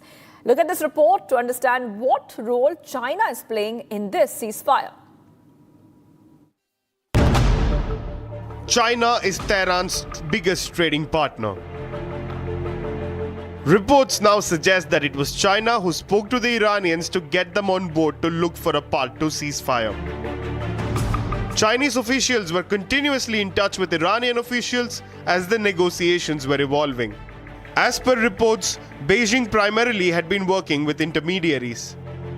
China worked with Pakistan, Turkey and Egypt as it tried to use its influence to de-escalate tensions. Earlier on Tuesday, the Chinese Foreign Ministry said all parties needed to demonstrate sincerity and quickly end this war that should not have happened in the first place. China said it was deeply concerned about the impact the conflict has had on the world economy and energy security. On Tuesday, China and Russia vetoed a UN resolution encouraging states to coordinate efforts to protect commercial shipping in the Strait of Hormuz. Both China and Russia termed the measure biased against Iran. The 15-member Security Council voted 11 in favor of the resolution, with 2 against it, being China and Russia. The opening of the Strait of Hormuz is crucial for China. Half of its crude oil imports pass through the Hormuz Strait. China relies on Strait of Hormuz for economic stability as it is the top importer of crude from this route. Roughly 84% of crude oil and condensates passing through the strait go to Asian markets. Over 90% of Iran's crude oil exports go to China, making Iran heavily reliant on China, whereas China uses this to maintain access to oil supplies. As a result, China has become a key diplomatic actor in keeping the strait open. China often utilized its influence with Iran to ensure its tankers receive passage during regional tensions. With a 2-week ceasefire in place, their next focus naturally turns to the Strait of Hormuz. And the US and Iran have agreed to a 2-week ceasefire with talks to finalize a peace deal set to begin in Pakistan's Islamabad on Friday. Australia, Japan, New Zealand welcomed the 2-week ceasefire in the Middle East that was reached to negotiate a resolution to the US-Israeli conflict with Iran. More details on how nations across the world reacted to the ceasefire deal.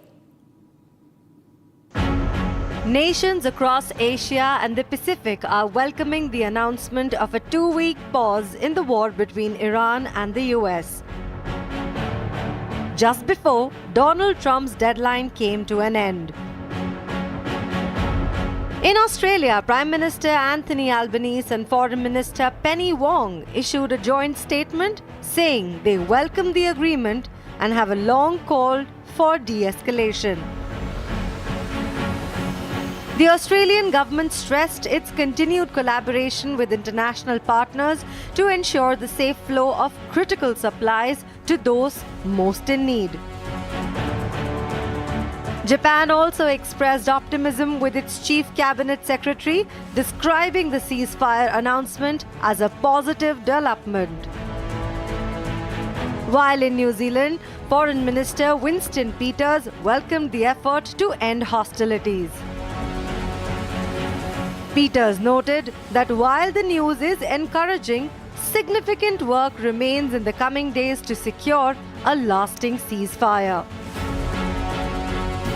Regional governments are closely monitoring the situation, emphasizing diplomacy and stability in one of the world's most critical energy corridors. The 2-week pause now offers a window for negotiations that could ease tensions and stabilize energy markets. Breaking news coming in. Explosion has been reported at Iran's Lavan refinery and the source of the blast remains unknown according to Iran's news agency. So getting you some more breaking news coming in right now on Republic TV. And we will be getting our viewers all these updates. Okay, this is Iran's Lavan refinery and the source of the blast remains unknown. So another explosion reported at Iran's refinery. Now, of course, we don't know exactly where this explosion has really come from. However, we have the picture for you. So let's put out the picture that you see on your screen. This is explosion which was reported. And you can see that some big plumes of smoke is coming out from Iran's Lavan refinery. Several explosions were reported at a refinery on Lavan Island just after the ceasefire took effect. The cause of the explosion is not clear as of now. So what caused that explosion, we do not know so far. But it's important to tell you that this is happening just after Iran and US agreed to a conditional 2-week ceasefire.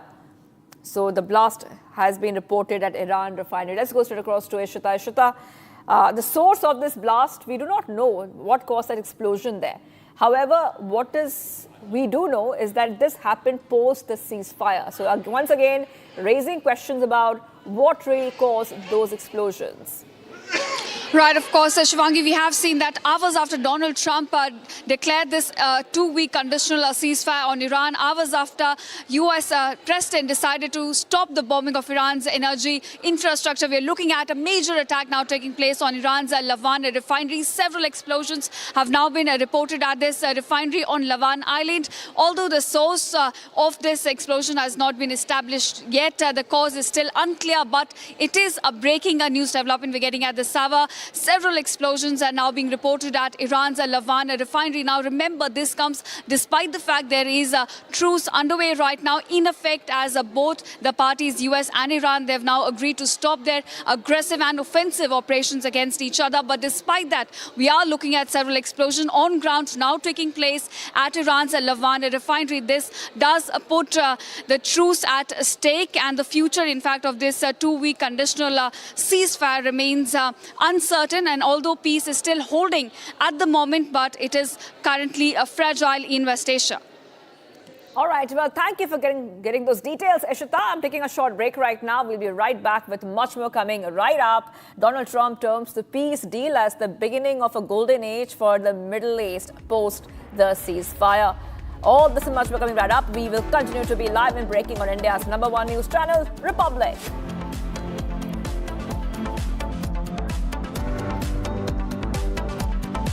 चमकी चाट से क्या बना है? Sandwich, लस्सी और छाछ। हर घूंट में चमकी चाट। अब बताओ, स्वाद आया? आया। असली स्वाद सिर्फ chunky chaat.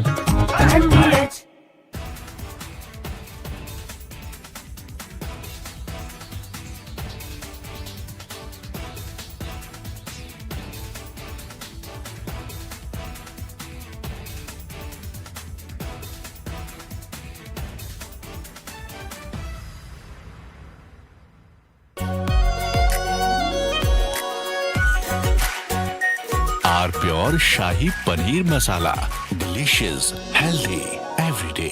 3, 2, 1. Booster ignition. Artemis 2 now bound for the moon. Humanity's next great voyage begins.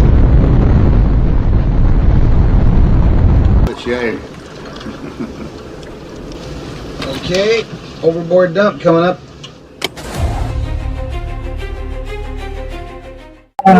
Actually, there is always a redundancy.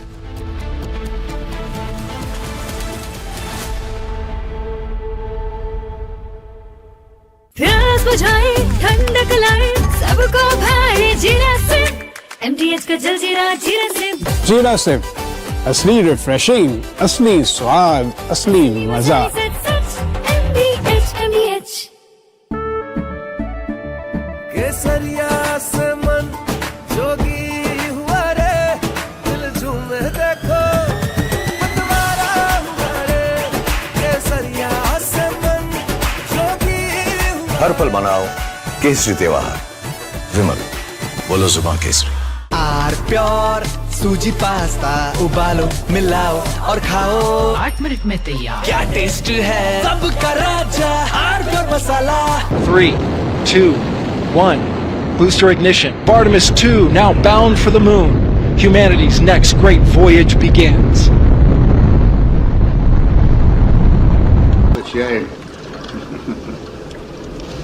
Okay, overboard dump coming up.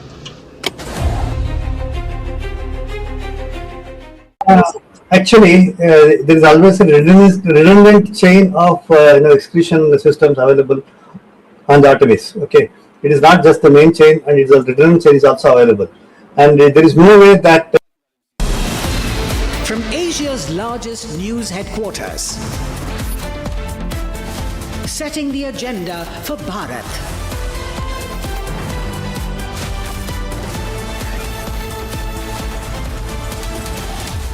You're watching Republic.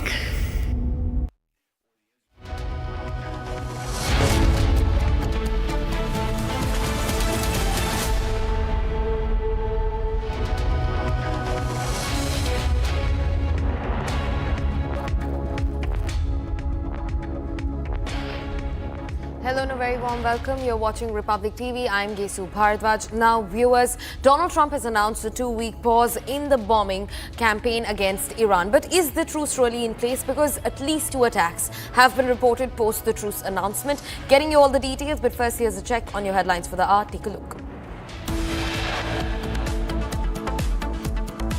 Donald Trump terms the peace deal as the beginning of golden age for West Asia.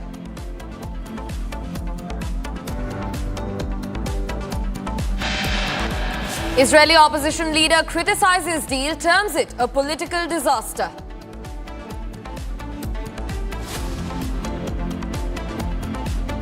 As 2-week ceasefire begins, the focus now shifts to vessels transiting the Strait of Hormuz.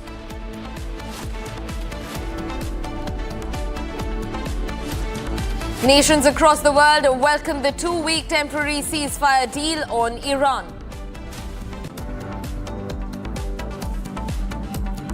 Pakistan's role in peace deal between US and Iran emerges as Islamabad is set to hold a high-level meeting.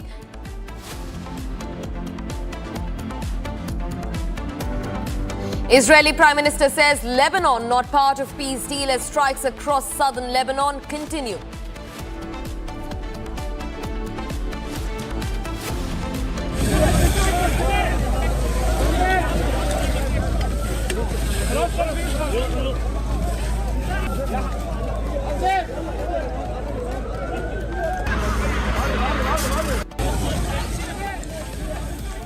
At least eight killed in southern Lebanon as Israeli strikes continue to escalate across the region.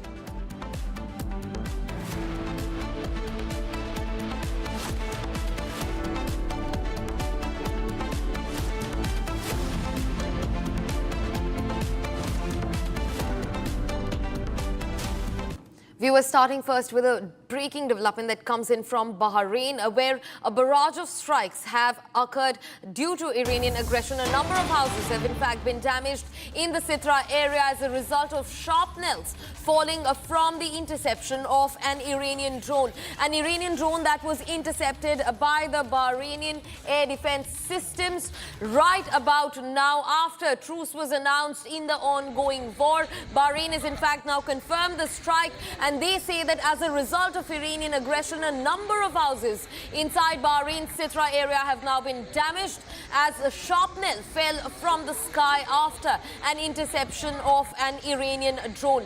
Take a look at these visuals. Houses have caught on fire. Residential areas in Bahrain have been struck once again.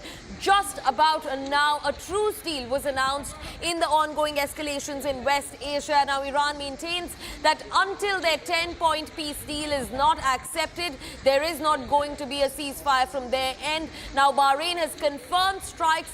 An Iranian drone that was downed by the Bahrainian air defense systems, and shrapnels then went on to fall on residential areas all across the Sitra area in Bahrain. These are the visuals on your screens. Republic brings you this report first and fastest. Take a look at that residential building burning in Bahrain. This is the Sitra area, a residential area that was struck, that was damaged because of shrapnels falling off an Iranian drone that was dismantled, intercepted by the Bahrain air defense systems. Now, this goes on to talk about the fragility of the ongoing truce that has occurred between the infighting that's ongoing in West Asia in its 40th day now. And in the latest, Bahrain's residential areas in Sitra have been struck by shrapnel that fell over these residences after the Iranian drone was intercepted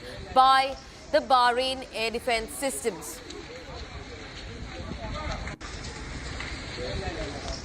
Viewers, now marking an end to a 39-day-long war across West Asia, US President Donald Trump announced a temporary yet conditional ceasefire with Iran.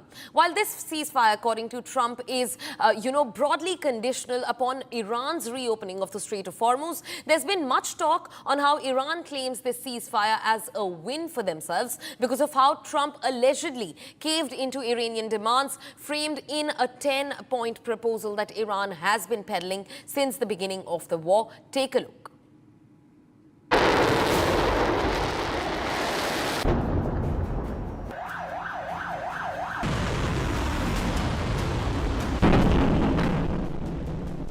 After 39 long days of havoc and bloodbath, part of the Middle East war, US President Donald Trump took to social media announcing a temporary 2-week-long ceasefire.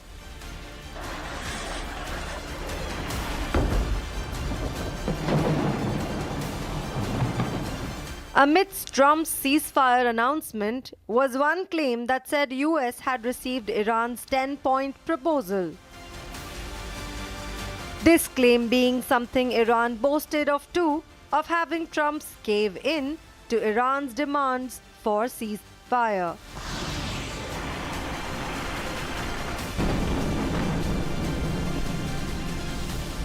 Iran's 10-point proposal entailed demands such as Israel and US curtailing its aggression and accepting Iran's control over the Strait of Hormuz.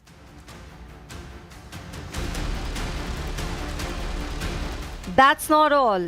Iran also urges for acceptance of uranium enrichment in the Farsi version of its ceasefire plan. Iran pushed for the lifting of all primary and secondary sanctions as was imposed by the US, especially amidst the war-resultant global economic and energy crisis, and termination of both UNSC and IAEA resolutions. Lastly, IRA stressed on how US and Israel must pay and compensate to Iran, while also seeking US combat forces to withdraw and back down. The additional cessation of war in Lebanon was also a demand put forth by Iran amidst the ceasefire negotiations. With this 10-point peace plan reportedly accepted, the US president has stepped down from earlier threats of expanding attacks on Iran, but also maintains this temporary ceasefire to be conditional on Iran honoring the ceasefire and reopening the Strait of Hormuz.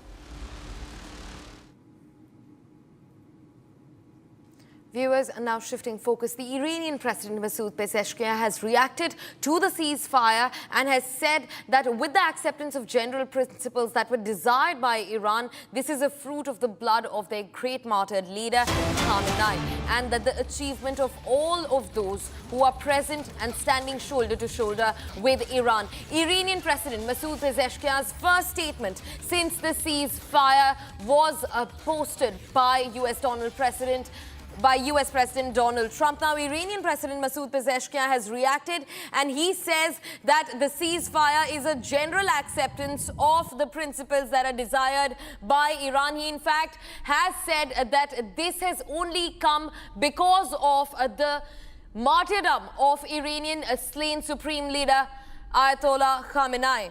Now, he also says that from today on, Iranians will continue to stand together. They will stand as one against all foreign aggression.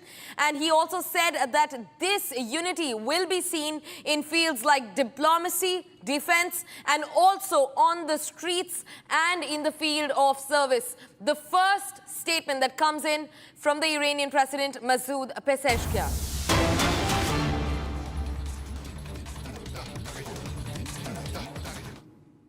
The Brusselian bureaucrats and the European elite said that, and somehow made a pressure that not to stop and not to make peace as soon as possible. What do you think?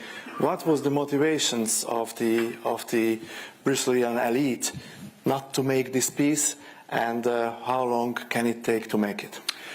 Well, first of all, yeah, the president has said this in the context of the Iran conflict. He said this in the context of some of the negotiations between Russia and Ukraine. As much as we love Europe, and as much as we love European peoples and cultures, I mean, the United States, as you know, is very much a daughter nation of the European continent. We've been disappointed by a lot of the political leadership in Europe because they don't seem particularly interested in solving this particular conflict. And what the president has said is it's the hardest war to solve. In some ways, we thought it would be the easiest, but it has been the hardest. We've been at it for now 14 months, and we're just going to keep on working at it. We have made significant progress. I mean, if you go back to where we were in the beginning, where we couldn't even get the Russians or the Ukrainians to put on paper what is it that you want in order to settle the conflict, we've now gotten that. And we've got pieces of paper from the Ukrainians and pieces of paper from the Russians. We've actually got them to state their positions, and over time, their positions have gotten closer and closer together. Now, obviously, they're not perfectly aligned, because if they were, the conflict would be over. But, we've had a lot of help from some of our friends. I think Giorgia Meloni in Italy has been very helpful. Even some of the Western European capitals have been helpful, at least behind the scenes. But the most helpful has been Victor, because Victor is the one who's encouraged us to truly understand this, to understand from the perspective of both the Ukrainians and the Russians what is necessary for them to end the conflict, and that's why we've made some progress. We haven't obviously made the final amount of progress, but I'm pretty optimistic about this because fundamentally the war has stopped making sense. What I would say to both the Russians and the Ukrainians is that, we're talking about haggling at this point over a few square kilometers of territory in one direction or another. Is that worth losing hundreds of thousands of additional Russian and Ukrainian young men? Is that worth an additional months or even years of higher energy prices and economic devastation? We think the answer is clearly no, but it takes, two to tango. So while Victor and President Trump are going to continue to work towards a peaceful settlement, fundamentally, we can only open the door. The Russians and the Ukrainians have to walk through it. And what do you think about Europe? Europe has several problems if we look on the growth numbers of the European Union, on the competitiveness, on the energy prices. How do you see Europe, and what could be the future for Europe under these circumstances? Yes, it's very sad because there's so much. I talked about this in my speech last night a little bit. There's so much discussion in the European press. Do Vance and Trump and Rubio, do they hate Europe? Do they love Europe? The answer is we absolutely love Europe. It's an important trading partner, but most importantly, again, like I said, it's an important cultural cousin of the United States of America. The ideas that founded the United States of America were first birthed on the European continent. We're very mindful of that fact. And of course, we love the people, the culture, the everything about this place. But we do have some disagreements with the political leadership. In particular, why have the Europeans, while saying, by the way, that Russia is the biggest national security threat, why have the Europeans made themselves completely dependent on unreliable sources of energy? Like, if you think that Russia, an energy superpower, is the biggest threat, you should do everything in your power to make yourselves economically and energy dominant, like President Trump has done in the United States. Our European friends have done the exact opposite. If you look at the cost of electricity in the United Kingdom, which is way underinvested in their energy resources, UK families are paying 4 times, 5 times, 6 times what United States citizens are paying for electricity. Now, obviously, I care most about America's citizens. That's who I'm elected to represent. But isn't it a scandal that middle-class Brits, that people who are working hard and playing by the rules can't afford to heat their home, can't afford to transport themselves to work because their leadership has made energy so expensive? Isn't it a scandal that when normal people on the European continent try to talk about what's going on in their governments, they try to criticize their governments, they try to exercise their rights of free speech, those governments then go to American social media companies and say, you must censor the citizens of your own country because we don't want to hear them. We don't want to hear their free expression. We don't want to hear their free speech. There's just so much wrong with the political leadership. And I would particularly say the bureaucratic leadership in Brussels, right? People who aren't elected, who are not responsive to the democratic will, and I think have made the European continent less secure, less free, and less prosperous. The reason why we make criticism of European political capitals is because we want Europe to thrive, and we think they're making a lot of mistakes. I've had a lot of conversations with European friends, with European heads of state and government, and it's always funny. They always say, well, the United States it defies economic logic. You guys just have way higher economic growth. You have way lower energy costs. They say this as if it was something that happened through accident, rather than through the policy choices of the President of the United States. It is not magical that the United States has lower energy costs than the United Kingdom. It's because we've made smart decisions and their leadership is not. They could change course, and we hope that they will.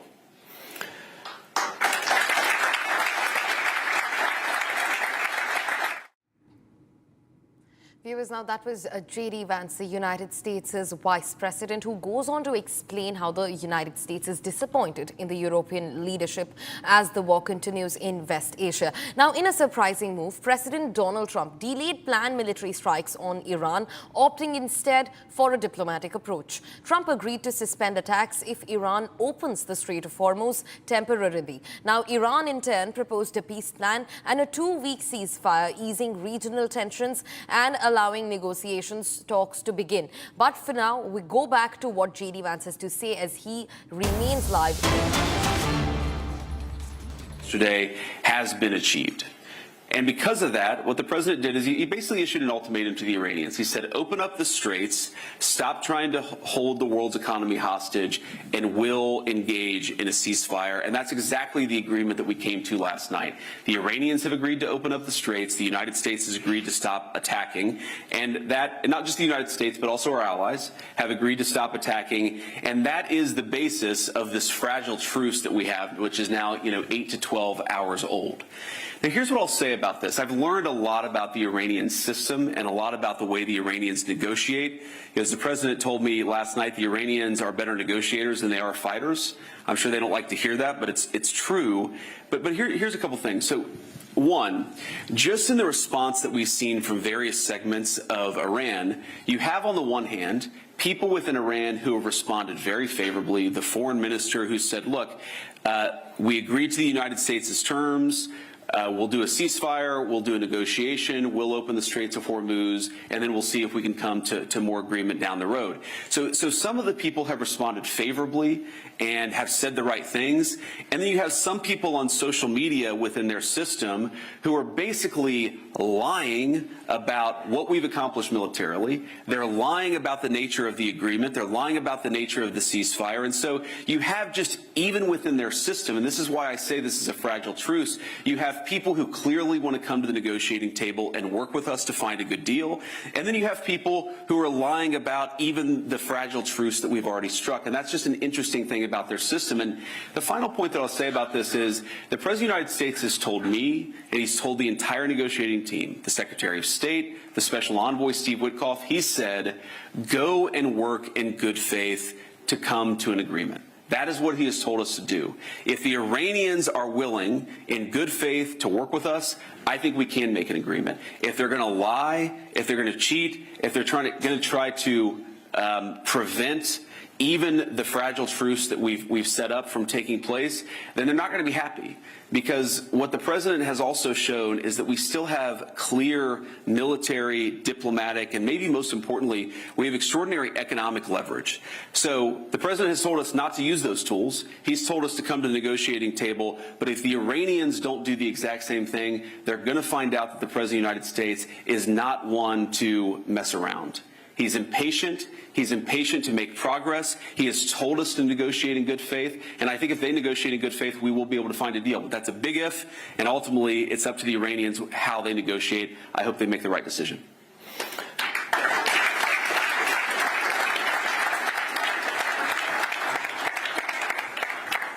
We are here with a lot of talented Hungarian students. You talk a lot about education. Yes. How do you see the future of education? In which direction should it be developed? And do you know a bit the Hungarian education system, especially the tertiary education system, our university system? What is your opinion about this, and how will you develop your education system? Well, I like that the Hungarian university system has... US Vice President J.D. Vance once again reiterating how the Americans are disappointed in the European leadership since they did not march along with the United States in their incursion against Iran. Now, viewers, the strikes and counter-strikes in West Asia have continued despite the pause on bombing. Now, in the latest, Kuwait says that it managed to intercept drones, some of which in fact targeted vital oil facilities and power stations in the south of the country, causing major infrastructural damage. That's the latest that we're learning from Kuwait. In fact, they have said that their air defenses are dealing with a wave of Iranian drone attacks since 8 a.m. local time. Now, the Kuwait air defenses have been dealing with strikes from the Iranian side since today morning. And now, with an intense wave of hostile Iranian attacks, drones have been intercepted that were targeting crucial oil facilities and infrastructure inside Kuwait. This is the latest that we're learning in, as Kuwait now says that it has intercepted drones, some of which in fact were out to target vital oil facilities and power stations in southern Kuwait, causing major infrastructural damage. That's the latest that we've picked up as of now. Even after a truce was announced, Iran continues to batter the neighbors in the Gulf region. after Bahrain. Now, Kuwait says that their air defenses have managed to strike down a swarm of Iranian drones. Kuwait says that it intercepted Iranian drones that were out to target vital oil facilities and power stations in southern Kuwait. In fact, they've also reported major damage, heavy damage to their infrastructure in the southern part of the country. Now, Kuwait also says that they have been dealing with a swarm of Iranian strikes since early morning today. The Kuwaiti air defenses have also said that there is an intense wave of hostilities that have been unleashed from the Iranian military, and drones have been intercepted that were targeting the state of Kuwait.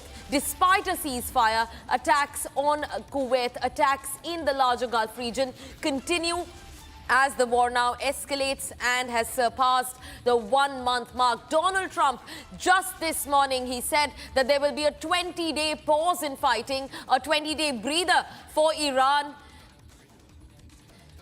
Viewers, in fact, quickly cutting across to JD Vance, who continues to make some vital points on Your book is also translated to Hungarian. The Netflix movie about you is also watched in Hungary. You are coming from a more poorer family. Sure. You are coming from Rust Belt society of the United States, and you attended an Ivy League university. You have a degree from Yale. What was the most important that you received during your education? That's a good question. You know, I mean, I guess the most important thing that I got during my education, at least in law school, is I got a wife because we met in law school, and that's very important. I'd get in trouble if I didn't say that. But she's actually now pregnant with our 4th child, so obviously family is always the most important. Thank you. And thank you. You know, family's the most important, and I do think that, you know, this maybe is going to sound trite, but not just marriage and relationships romantically, but also friendships. Some of the most important things that I got out of my educational experience, and I had a lot of good mentors who said, people don't invest enough in their friendships. This is a great opportunity to build the kind of friendships, if you're a young person, you're in university, to build the kind of relationships that really can last a lifetime. I think it's a very profound and powerful thing. You shouldn't, you know, yes, you want to get an education, yes, you want to get a good job, but you also, you know, you're spending 4 years with people, maybe longer. And I think you should take that opportunity to really get to know what you're interested in, who you are, and who you want to build a life with, because that's one of the best things that I think you can get out of an education. But I think that just, if you set aside the relationships, I think the most important thing that I acquired, if I'm being honest, at Yale Law School in particular, is that I learned how elite social networks actually work, okay? Like, when I looked at this from the perspective of my hometown and I said, why are all the people who have the fancy jobs, why do they have this credential? Or why are all the people who are on the Supreme Court? Or why are all the people who have been in positions of political leadership, why do they all seem to know the same people and come from the same world? And the answer is that, as I think a lot of us know, whether it's in Brussels or Washington, D.C. or New York City, these places become very insular.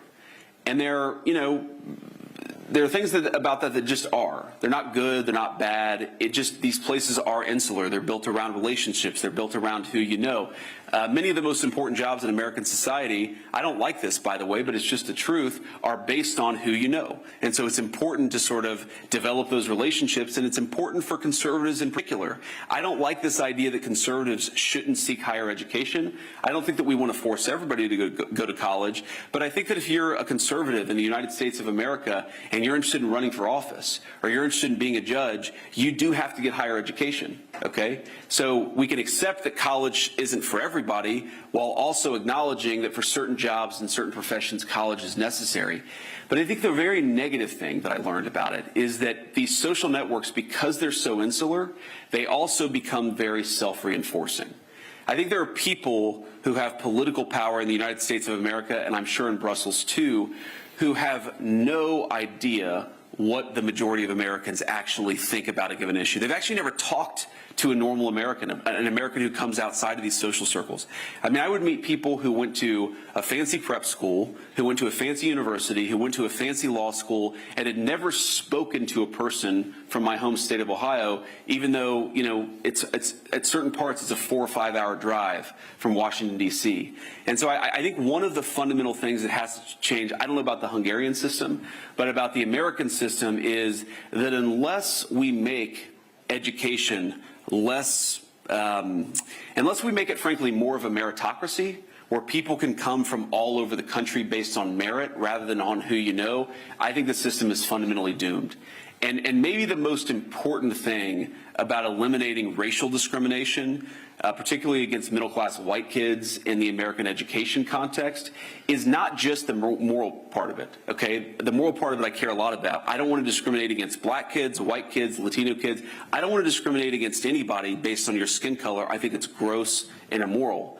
But a very, very important part of it is that you're going to have actually greater geographic diversity in our universities, because you're going to have people coming from all over the country to study. I think that will make those social networks less insular and less self-destructive. What would be your... There is a record. What would be your final message to the MCC students? Here are young individuals, 18, 19, 20.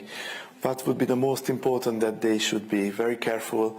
And if you would be as young as they are now, how would you do your career?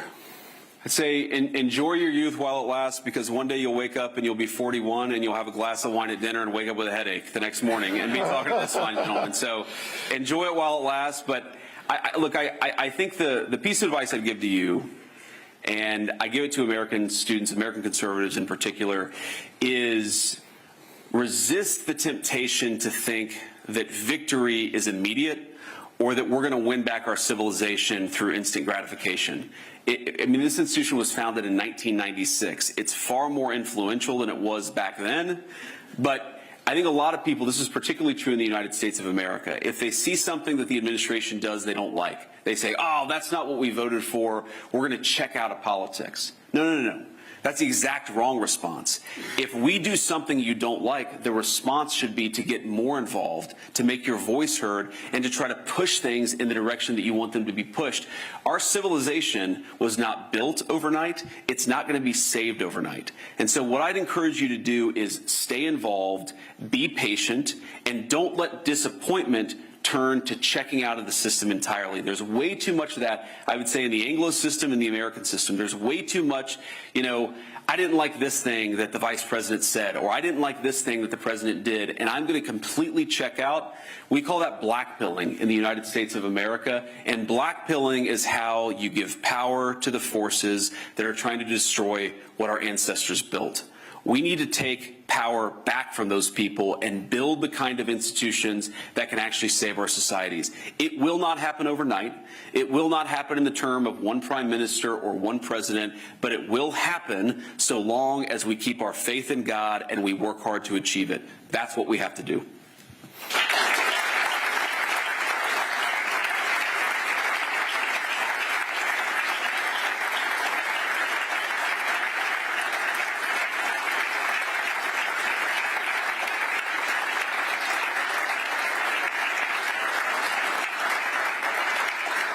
Standing ovation at MCC. Vice President J.D. Vance, thank you very much, and be a frequent guest at MCC. Thank you. I appreciate Thank you very much. Thank you. Thank you very much. Thank you.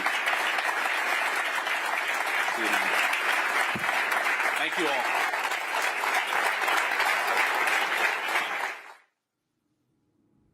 US Vice President J.D. Vance there taking on the European leadership, their political leadership. In fact, he also pointed out the difference in fuel prices as the war raged on between the United Kingdom and the United States. He, in fact, also alleged that the United Kingdom's leadership has not been able to manage their fuel stock or their oil really well. In fact, he also spoke about the ceasefire, the hottest news of the hour, the Iranian ceasefire. In fact, listen in once again to what the US Vice President J.D. Vance has to say. Remember, he's been mum in the entirety of the West Asia war, but today he's spoken about the Iranian ceasefire. Listen in. What the president set out to do was decimate the Iranian military, decimate their ability to wage conventional war. And that military objective, as the president said yesterday, as I said yesterday, has been achieved. And because of that, what the president did is he basically issued an ultimatum to the Iranians. He said, open up the straits, stop trying to hold the world's economy hostage, and we'll engage in a ceasefire. And that's exactly the agreement that we came to last night. The Iranians have agreed to open up the straits. The United States has agreed to stop attacking. And not just the United States, but also our allies have agreed to stop attacking. And that is the basis of this fragile truce that we have, which is now, 8 to 12 hours old. Now, here's what I'll say about this. I've learned a lot about the Iranian system and a lot about the way the Iranians negotiate. As the president told me last night, the Iranians are better negotiators than they are fighters. I'm sure they don't like to hear that, but it's true. But here's a couple things. So, one, just in the response that we've seen from various segments of Iran, you have on the one hand people within Iran who have responded very favorably. The foreign minister who said, look, we agreed to the United States' terms. We'll do a ceasefire, we'll do a negotiation, we'll open the Straits of Hormuz, and then we'll see if we can come to more agreement down the road. So some of the people have responded favorably and have said the right things. And then you have some people on social media within their system who are basically lying about what we've accomplished militarily. They're lying about the nature of the agreement. They're lying about the nature of the ceasefire. And so you have just, even within their system, and this is why I say this is a fragile truce, you have people who clearly want to come to the negotiating table and work with us to find a good deal. And then you have people who are lying about even the fragile truce that we've already struck. And that's just an interesting thing about their system. And the final point that I'll say about this is the President of the United States has told me, and he's told the entire negotiating team, the Secretary of State, the Special Envoy, Steve Witkoff, he said, go and work in good faith to come to an agreement. That is what he has told us to do. If the Iranians are willing, in good faith, to work with us, I think we can make an agreement. If they're going to lie, if they're going to cheat, if they're going to try to prevent even the fragile truce that we've set up from taking place, then they're not going to be happy. Because what the president has also shown is that we still have clear military, diplomatic, and maybe most importantly, we have extraordinary economic leverage. So the president has told us not to use those tools. He's told us to come to the negotiating table. But if the Iranians don't do the exact same thing, they're going to find out that the president of the United States is not one to mess around. He's impatient. He's impatient to make progress. He has told us to negotiate in good faith. And I think if they negotiate in good faith, we will be able to find a deal. But that's a big if. And ultimately, it's up to the Iranians how they negotiate. I hope they make the right decision. There's so much discussion in the European press. You know, do Vance and Trump and Rubio, do they hate Europe? Do they love Europe? The answer is we absolutely love Europe. It's an important trading partner. But most importantly, again, like I said, it's an important cultural cousin of the United States of America. The ideas that founded the United States of America were first birthed on the European continent. We're very mindful of that fact. And of course, we love the people, the culture, the everything about this place. But we do have some disagreements with the political leadership. In particular, why have the Europeans, while saying, by the way, that Russia is the biggest national security threat, why have the Europeans made themselves completely dependent on unreliable sources of energy? Like, if you think that Russia, an energy superpower, is the biggest threat, you should do everything in your power to make yourselves economically and energy dominant, like President Trump has done in the United States. Our European friends have done the exact opposite. If you look at the cost of electricity in the United Kingdom, which is way underinvested in their energy resources, you know, UK families are paying 4 times, 5 times, 6 times what United States citizens are paying for electricity. Now, obviously, I care most about America's citizens. That's who I'm elected to represent. Now, here's what I'll say about this. I've learned a lot about the Iranian system and a lot about the way the Iranians negotiate. As the president told me last night, the Iranians are better negotiators than they are fighters. I'm sure they don't like to hear that, but it's true. But here's a couple things. So, One, just in the response that we've seen from various segments of Iran, you have on the one hand people within Iran who have responded very favorably. The foreign minister who said, look, we agreed to the United States' terms. We'll do a ceasefire, we'll do a negotiation, we'll open the Straits of Hormuz, and then we'll see if we can come to more agreement down the road.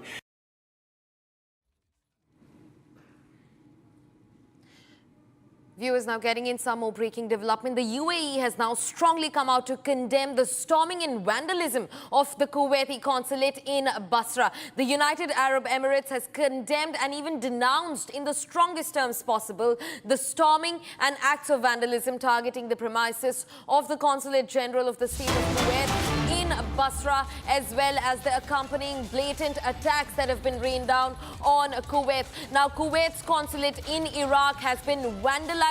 In fact, now UAE has strongly condemned the storming of the Kuwaiti consulate. In fact, they have also stood their ground against the vandalism that the Kuwait's consulate in Basra has been subjected to. Now, the United Arab Emirates has come out strongly condemning and denouncing in the strongest terms possible the storming and even acts of vandalism targeting the premises of the Consulate General of the State of Kuwait in Iraq. In fact, they've also denounced the strikes, the Iranian strikes that rained down on the Kuwaiti airspace that Kuwait's air defense systems managed to intercept a swarm of Iranian drones in the Kuwait airspace. Now, UAE has come out strongly condemning the attack on Kuwait consulate inside Iraq.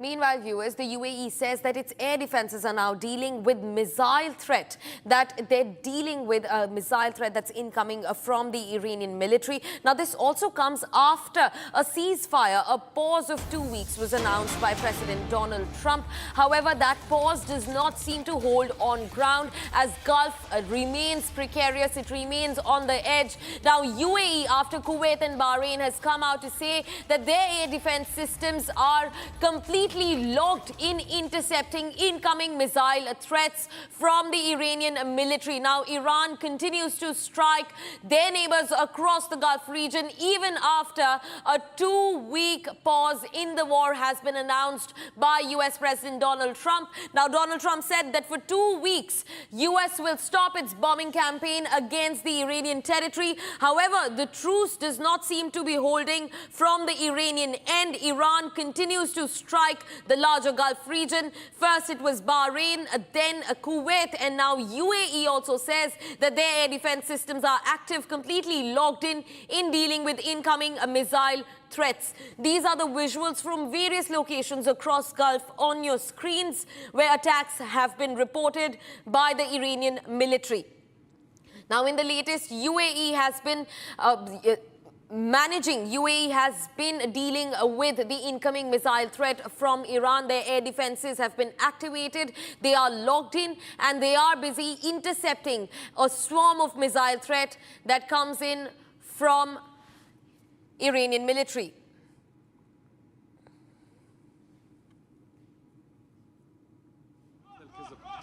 Viewers, while the truce has been announced specifically between the United States and Iran, there is contention over whether or not Lebanon is a part of this truce. Now, IDF spokesperson maintains that the campaign in Lebanon will continue. The ceasefire does not, in fact, apply to Lebanon at all. Now, the Israeli Defense Forces continue to operate against Hezbollah activities inside the Lebanese territory. Now, they say that we reiterate our calls. The Israeli Defense Forces have reiterated their calls for citizens in Lebanon to evacuate their homes immediately and move northward to the north of the Litani River. That's the latest warning that's been issued by the Israeli Defense Forces as they continue their bombing operations, their ground incursions against the Hezbollah proxies inside Lebanon, largely focused on southern Lebanon, and which is why the Israeli Defense Forces have now directed the citizens in Lebanon to move to their north,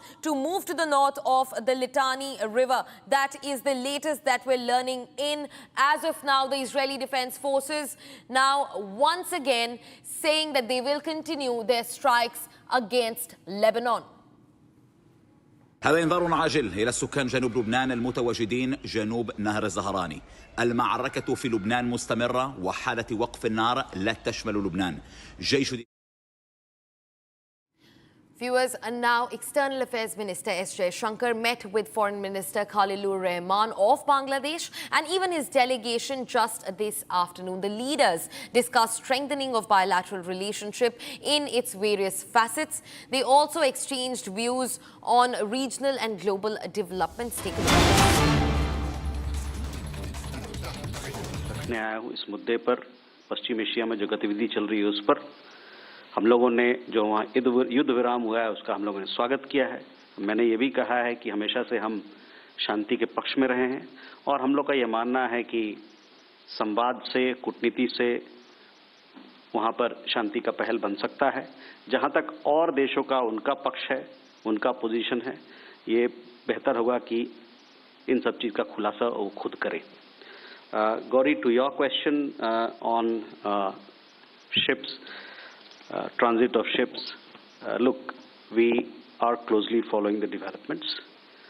We have been in touch with Iran and several other countries and stakeholders to ensure unimpeded transit of our ships. As a result of our efforts, we have had several of our ships which have crossed the Straits of Hormuz. In our statement today that we've issued, we have conveyed our expectation that unimpeded freedom of navigation and global flow of commerce would prevail through the Strait of Hormuz. So we continue to be, this is an evolving situation, and we remain in touch with all our partners, stakeholders and countries to serve our interest. Thank you, Randeep. Now we'll quickly take questions from the fifth row onwards. Yeah.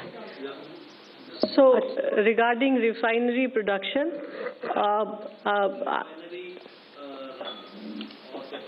yes. So I have already said, when I said our refineries are running at optimum capacity, means that they are running at 100 and plus.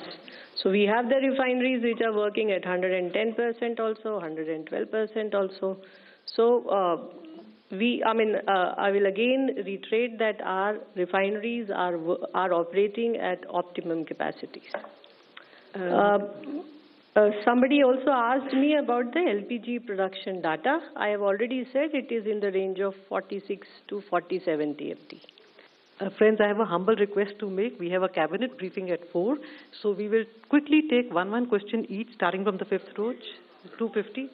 He will add to the answers up finally. Okay. So I think the portion of that question has already been replied by Shri Randir ji. So you asked two questions: when our ships are likely to come back, and then when we are sending back our ships.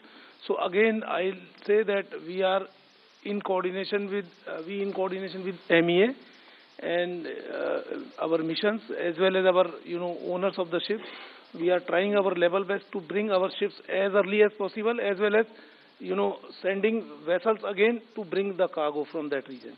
Thank you. Thank you. Now we'll take questions 256, 270. We start with the fifth row and all the questions behind that. And please be brief and quick. Thank you for letting me ask a question. I'm Tuesh Mishra from Economic Times. It seems Iran is going to ask for a toll from any ships that pass through the Strait of Hormuz. So what is the Indian government's position on this?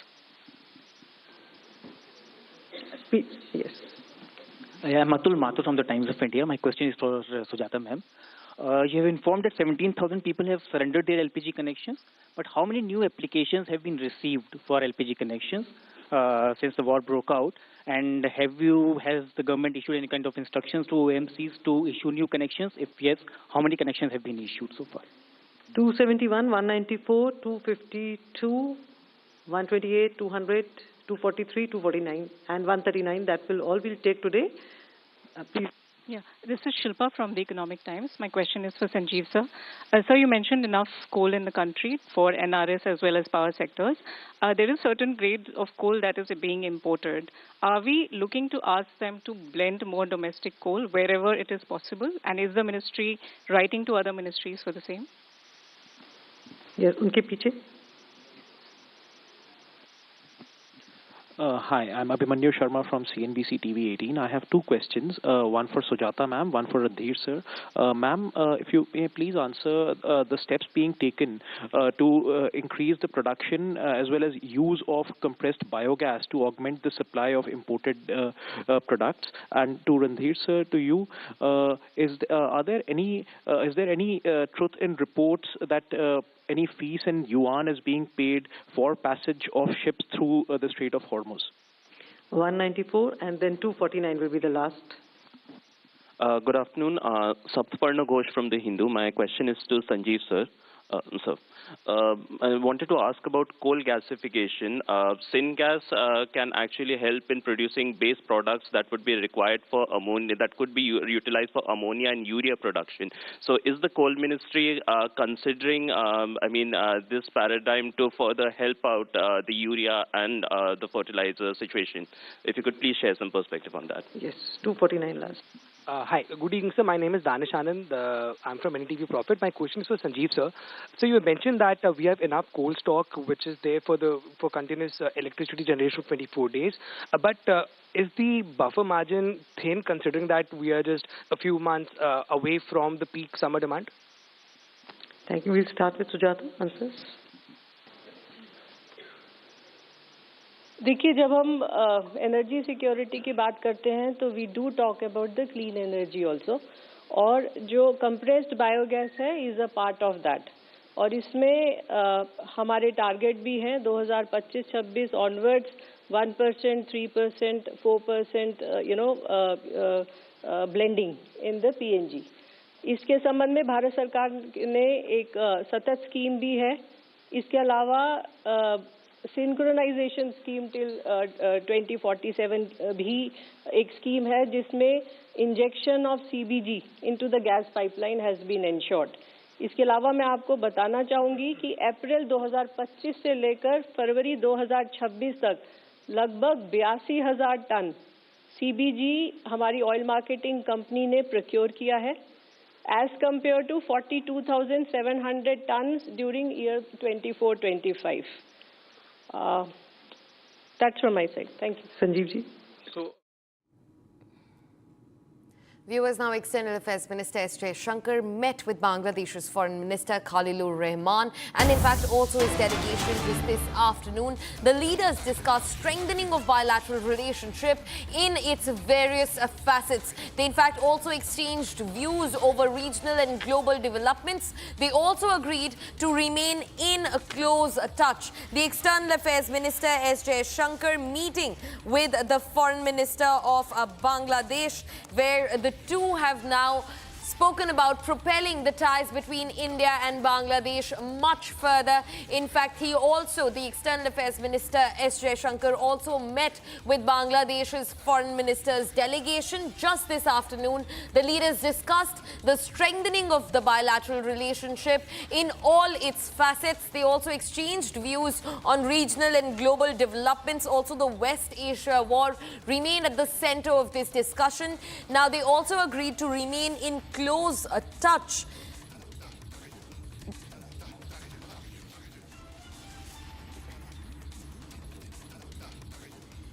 Viewers, now we're also quickly dipping back into the Ministry of External Affairs' oil briefing, the details of which we get you on the other end. India has welcomed the ceasefire, the 2-week pause in the war between the United States and Iran, and have said that they are taking full cognizance and rundown over their vessels that are yet to pass the contentious Strait of Hormuz. Amity has been ranked India's #1 not-for-profit private university for 11th year, with top 10 ranked institutions in management, engineering, biotech, law, masscom, telecom, hospitality, fashion and more. Yet another top ranking for Amity University. थोड़े में ज्यादा स्वाद ये ही तो है इसकी खास बात. वाओ मामा, क्या स्वाद है? अरे मेरे राजा. सबका राजा और pure masala.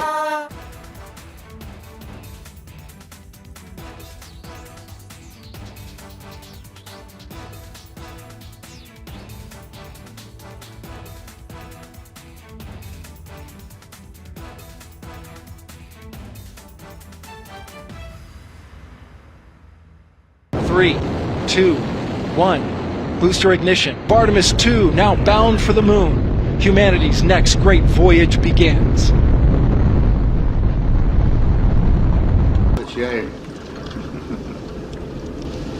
Okay, overboard dump coming up.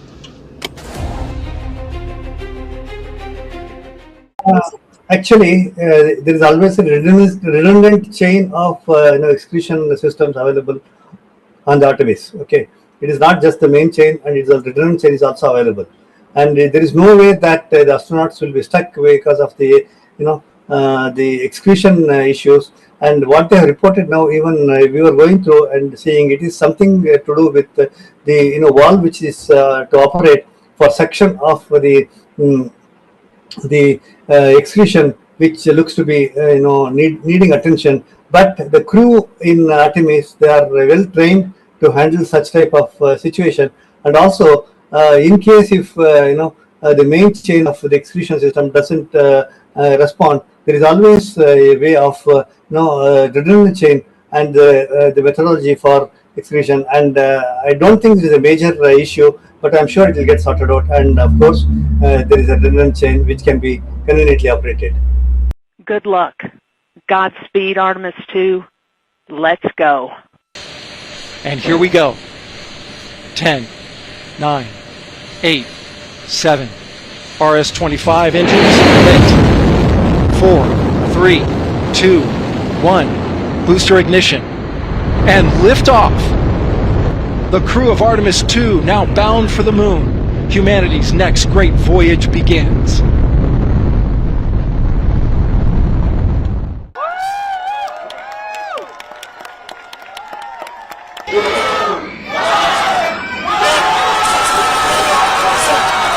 First time it was canceled in February 8th. After that March, we make all the plans, we have all the hype, and it was canceled again. And finally it's happening today. So we are gonna celebrate a new milestone for everybody, not only for USA, for the whole planet, for the whole humanity.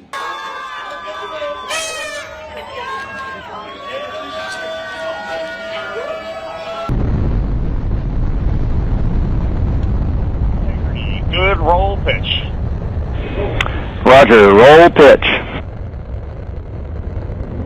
Houston, now controlling the flight of integrity. 50 seconds of mission elapsed time. Standing by for main engine throttling up. Guidance converged. 3, 2, 1. Booster ignition. Artemis 2 now bound for the moon. Humanity's next great voyage begins.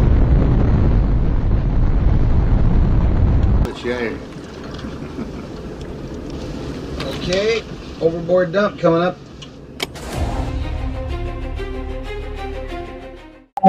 There is always a redundant chain of excretion systems available on the Artemis. Okay, it is not just the main chain, and it's a redundant chain is also available. And there is no way that the astronauts will be stuck because of the the excretion issues. And what they have reported now, even we were going through and seeing, it is something to do with the valve which is to operate for suction of the excretion, which looks to be needing attention. But the crew in Artemis, they are well trained to handle such type of situation. And also, in case if the main chain of the excretion system doesn't respond, there is always a way of redundant chain and the methodology for excretion. And I don't think this is a major issue, but I'm sure it will get sorted out. And of course, there is a redundant chain which can be conveniently operated. Good luck. Godspeed, Artemis 2. Let's go. And here we go. 10, 9, 8, 7. RS-25 engines.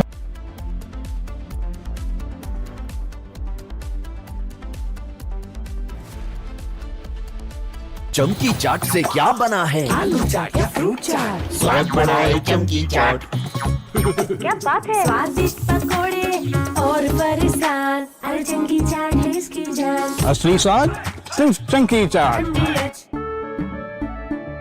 केसरिया से मन जोगी हुआ रे, दिल झूमे देखो।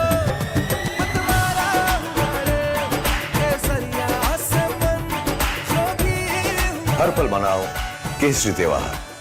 विमल, बोलो जुबान Kesari.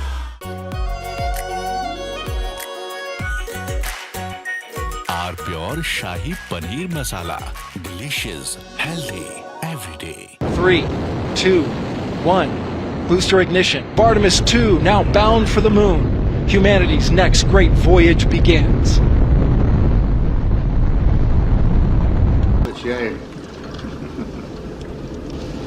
Okay, overboard dump coming up.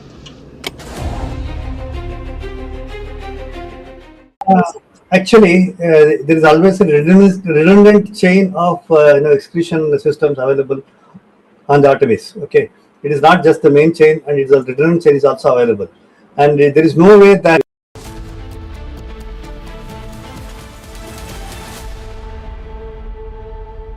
Are pure सूजी पास्ता उबालो मिलाओ और खाओ, 8 मिनट में तैयार। क्या टेस्ट है सबका राजा आर प्योर मसाला।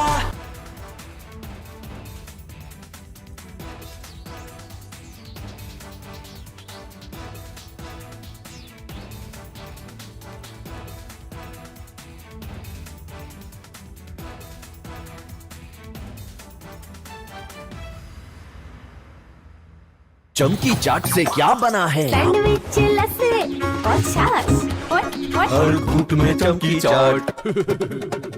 ड्राई फ्रूट और दही बड़े, चमकी चाट से स्वाद बढ़े। असली स्वाद सिर्फ chunky chaat. 3, 2, 1. Booster ignition. Artemis 2 now bound for the moon. Humanity's next great voyage begins.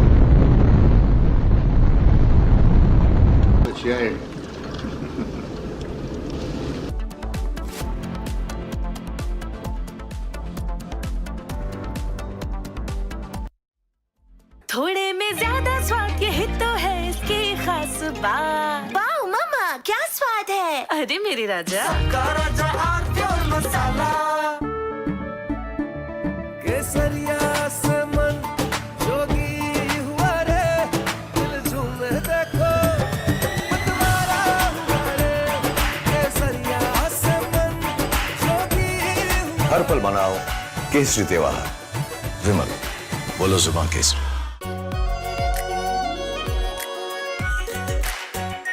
Are pure shahi paneer masala, delicious, healthy every day.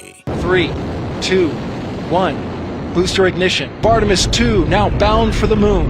Humanity's next great voyage begins.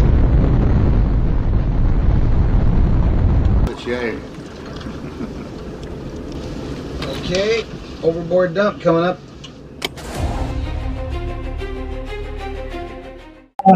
Actually, there is always a redundant chain of excretion systems available on the Artemis. Okay, it is not just the main chain, and it's a redundant chain is also available, and there is no way that the astronauts will be stuck because of the the excretion issues.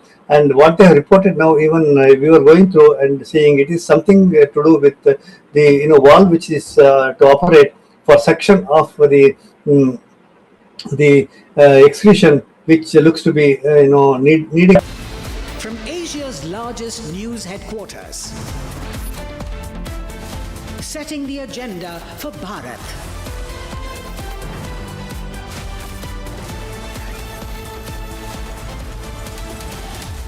You're watching Republic.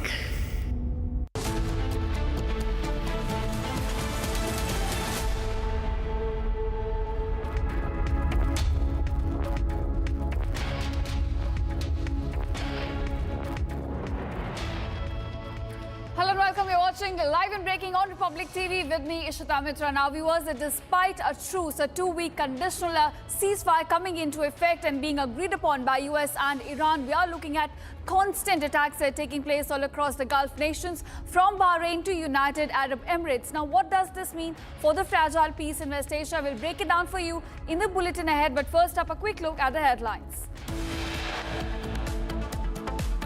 Donald Trump terms the peace deal as the beginning of golden age for Middle East in West.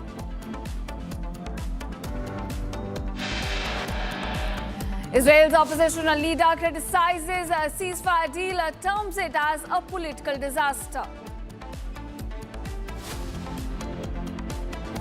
As the two-week ceasefire begins, the focus now shifts to vessels transiting the crucial Strait of Hormuz. Nations across the world welcome the two-week temporary ceasefire deal on Iran. Pakistan's role in peace deal between US and Iran now emerges as Islamabad all set to hold a high-level meeting.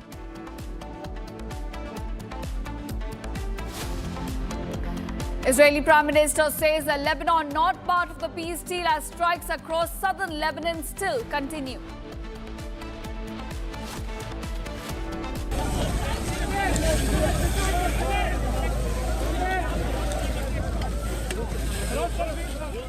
At least 8 killed in southern Lebanon as Israeli strikes continue to escalate across the region.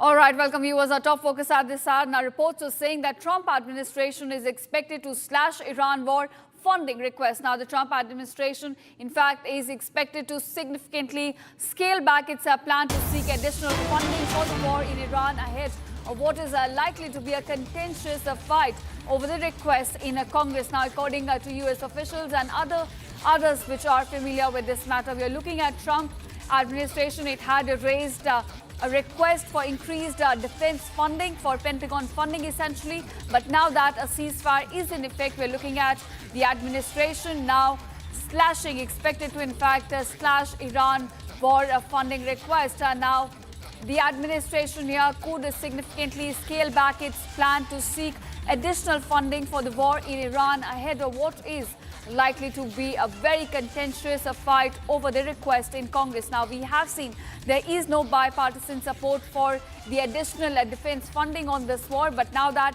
truce has come into effect for at least 2 weeks now, we could be looking at a scaling back of this request by the Trump administration.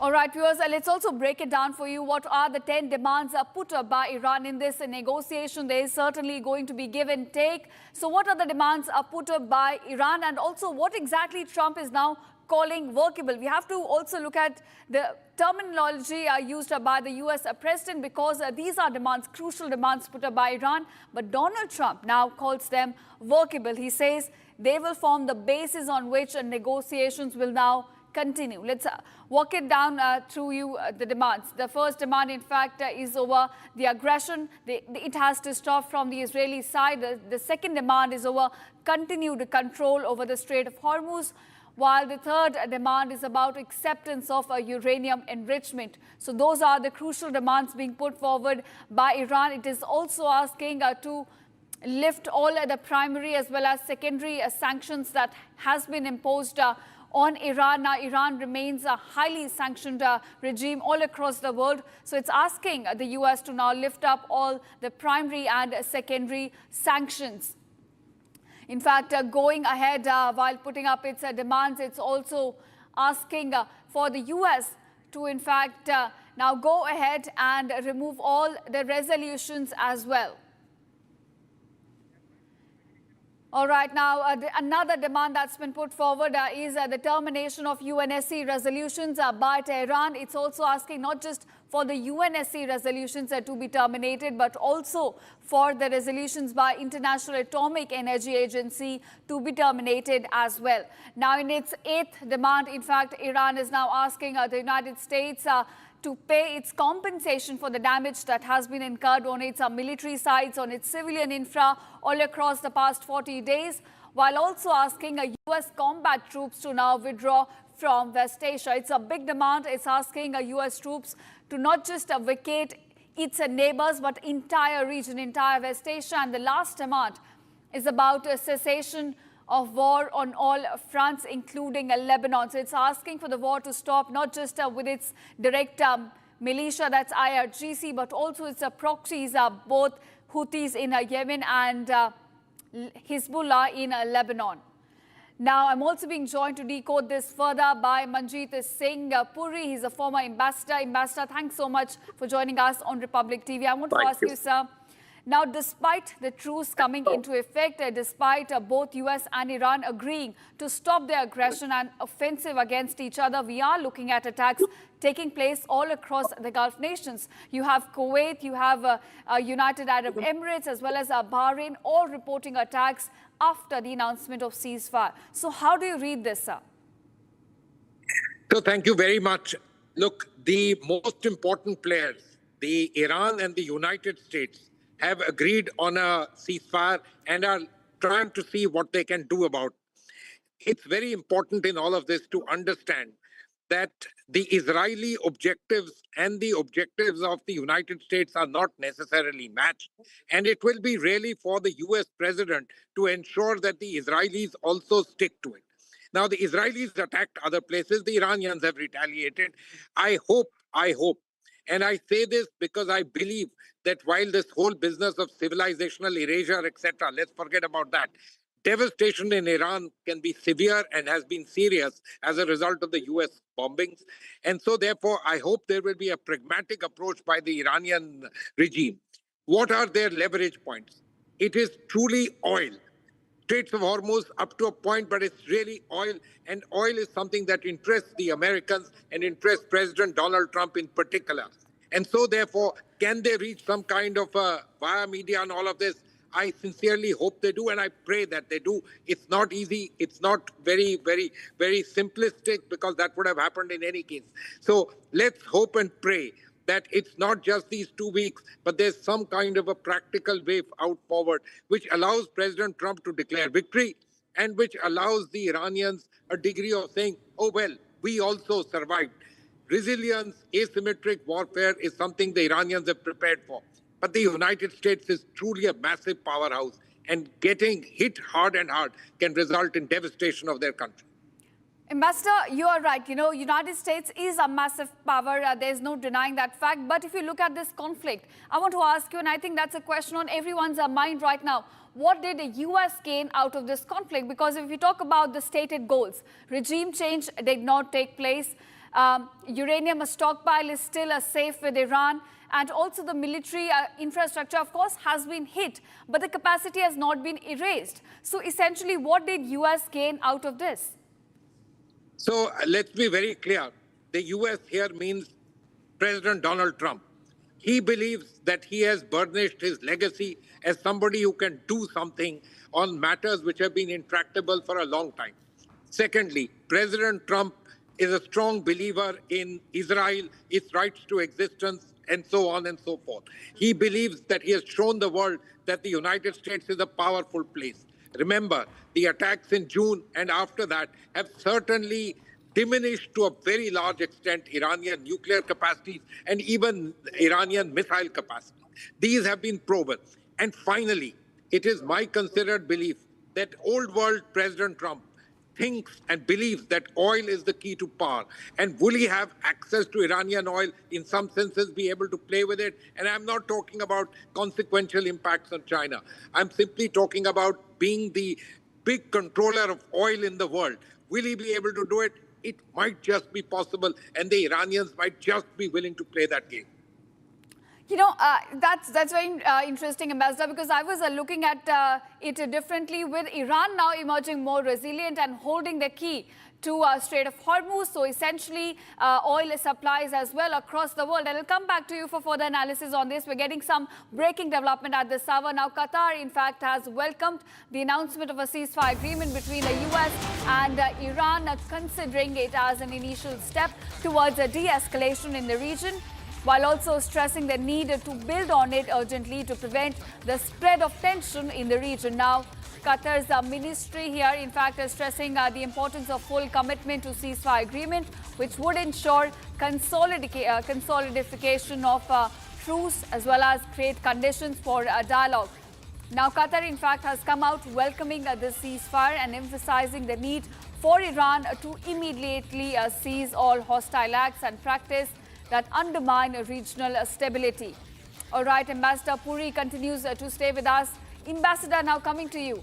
So we were talking about, who emerges stronger in this conflict. And I was looking at this, that Iran, despite being battered, despite taking all the hits to its military infrastructure, still holds the key to Hormuz. So do you think that's one leverage that has made Iran stronger, in fact, at this point? So let's be very clear. The Iranians always knew that they had two leverages. One is oil and the other is the Straits of Hormuz. In fact, the new supreme leader had mentioned this in his very first statement. And so had the Iranian president roughly 2 weeks back on all of this. Look, this whole business that Iran has, as you has done well, is emerging victor. Let me say this to you. Given the firepower that the United States has, given the fact that President Trump, if you don't mind my saying so, is an individual with very low levels of empathy for others, and frankly is very much charged by his own legacy and the fact that he does play to instincts that gets taken on all of this, we should be much more mindful. Yes, the Iranians have shown resilience, but they've prepared themselves for it for a long time. They've shown asymmetry. But, you know, they're an old civilization, and they should know, and I'm sure they realize, that the need for them is to tide this over, get over. We'll see what happens in later years. And this is particularly important. Pragmatic things. Let's remember this. It's not civilizational erasure, but destruction of a country is very much possible. Think of what has happened to Iraq. I don't think the Iranian leadership is impervious to this. They are very much aware of it. It's much in terms of the analysis that people talk in all of this. You know, we use this word taco. My own advice to everyone would be, don't do it. Mr. Trump is the person at the moment who, let's just somehow or the other try and please him. Let him just feel good. Who's the ultimate winner? Time will tell you. But let him just be there because he has the control of the bombs. And it's particularly important that they don't get used and his leverage with Israel. Ambassador Puri, I also want to take a couple of questions. Abhishek joining here in this broadcast with you.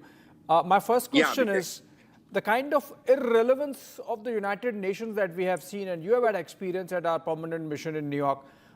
What's your sense? Is it dead? So, Abhishek, let me make a point to you. The United Nations is not just about multilateralism, it's also about multipolarity. You are perhaps a young individual. Do you remember Vietnam? What did they do there? Do you remember the Iraq War? What did they do there?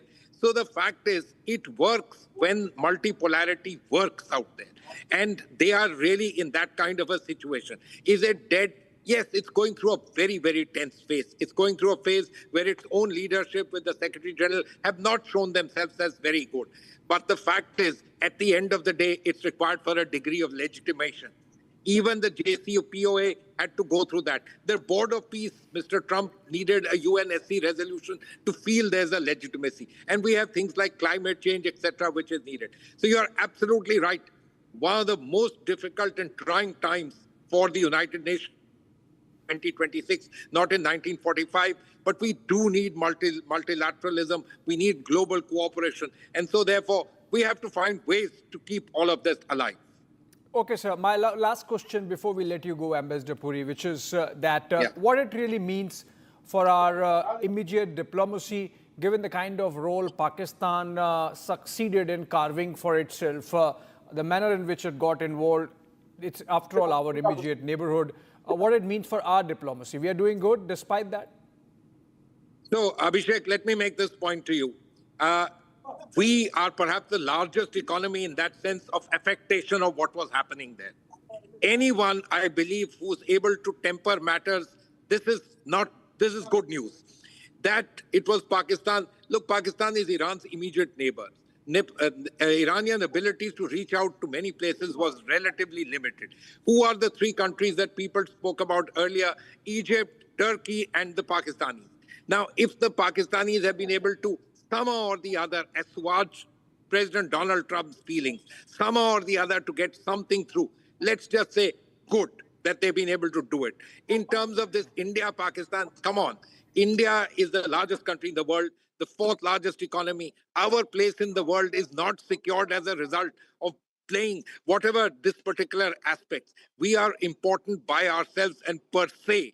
And I would say, let it be Pakistan. Let them do what they want. I don't want to get into typifying any of these particular things because all that does is, in some senses, Why are we putting ourselves in this hyphenation mode with Pakistan? We spent years trying to de-hyphenate ourselves from Pakistan.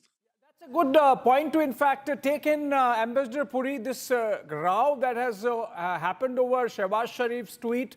There was an edited tweet in which what was written earlier, draft Pakistan's PM message on X, which was deleted, and another message was sent minus that one line, suggesting that the tweet is on air. Ambassador Puri, I'm coming to you, just explaining for the benefit of viewers who might have joined just now, that this gives a suggestion that perhaps Pakistan Prime Minister's post on the ceasefire was dictated from outside Pakistan. Yeah. It was a draft sent to them, and it was copy-pasted as it happens, and then they realized, oh, that's a blooper, and then they edited it, removed that one line, draft Pakistan's PM message on X. What's your guess, Ambassador Puri? This draft would have come from Rawalpindi, or you think the draft came from Washington, D.C.?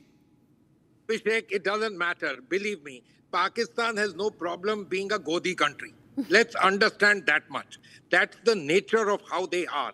They are not like India. We are a self-standing nature country in the world. We have always believed we have a tryst with destiny.